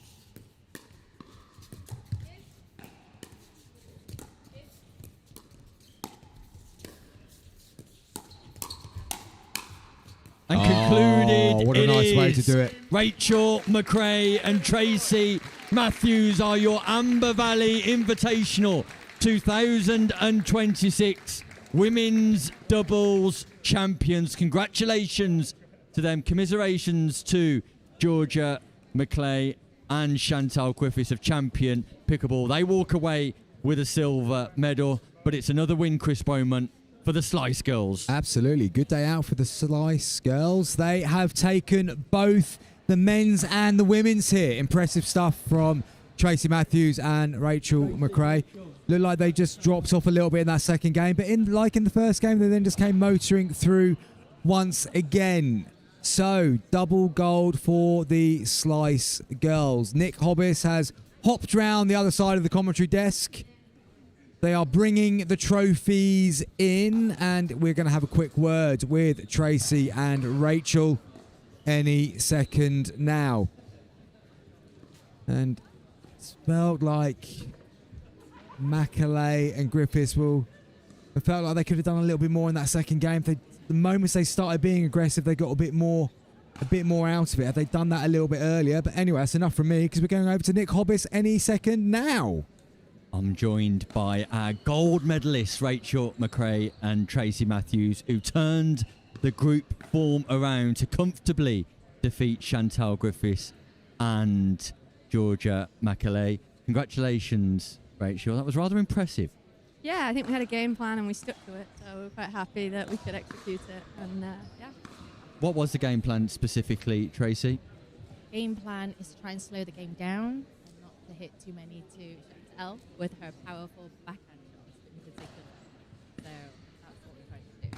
Yeah, you definitely nullified that, and we mentioned in commentary that your opponents were a little bit passive throughout the majority of the game, but that was in main due to your accuracy and consistency. Yeah, I think we kind of kept the ball low and they couldn't attack too often. When they did, we were punished, so we tried to keep going back to that game plan of slowing it, keeping it low, and then waiting for the right one to speed up on ourselves. It worked well. And Rachel, is this an indication of your personal improvements in the last 12 months in the sport of pickleball? I think so. I think I've just been learning how to play the game and how to tactically play against players. So yeah, it's good to play against lots of different players and test, your own abilities of how you can improve. So yeah, I think happy with the improvements made. Things were looking rather comfortable for you out there in the final. Yeah, By the end, definitely having so many matches, although a little bit tired, we got our eye in, and yeah, we were seeing the ball well. So yeah, happy with the result. And Tracy, for you on your individual journey, you started off in the Challenger division this year. You'll finish in 2 divisions in the Premier Pickleball League, the Premier Division and Challenger Division. You must be pleased with your progress, and you must be overjoyed to be walking away with a gold medal today. Oh, totally am. And it's the opportunity of playing, both Challenger and the Premier level against the really good players helped me improve my game a lot, knowing what I need to improve on. And just tactically how to play pickleball properly, it helped a lot. And having a good partner, Rachel helps. Young legs to help me. Double gold medals for the Slice girls. That puts you in a prominent position to take away the Elite Trophy tomorrow. Yeah, exciting. I think it's all on the line now, but yeah, we've put ourselves in a good position, so happy going into tomorrow with that. And because you are the Slice girls, I can't let you walk away without telling us your favourite Spice girl. It's been a topic of conversation here in the booth today. We asked Jack Edwards earlier, but he's never heard of the Spice Girls. So we know that your team name is a play on words of the Spice Girls. So let's hear it. Who's your favourite Spice girl? Baby Spice? Baby Spice, personal favourite. I like Ginger Spice. A little bit of Jerry Halliwell. Well, ladies, you've been fantastic today. You've entertained us all day. You'll be back tomorrow for the mixed doubles as well. But congratulations on your gold medals. Thank you very much. Thank you. Double gold here for the Splice girls who walk away. Splice or Slice? We'll call them the Slice girls. They walk away with gold in the men's division, gold in the women's division too. 22 points for the Elite Club Trophy that will be resolved tomorrow as we turn to mixed doubles day on day 2 here live from the Derby Arena. But for today, it's been all about Jack Edwards and Nick Mays, the comeback kids. And then there was no stopping Tracy Matthews or Georgia Macaulay in the final. We'll be back tomorrow morning at 9 a.m. for more. But until then, thanks for joining us. And make sure you tune in tomorrow where it will be Showtime. Good night.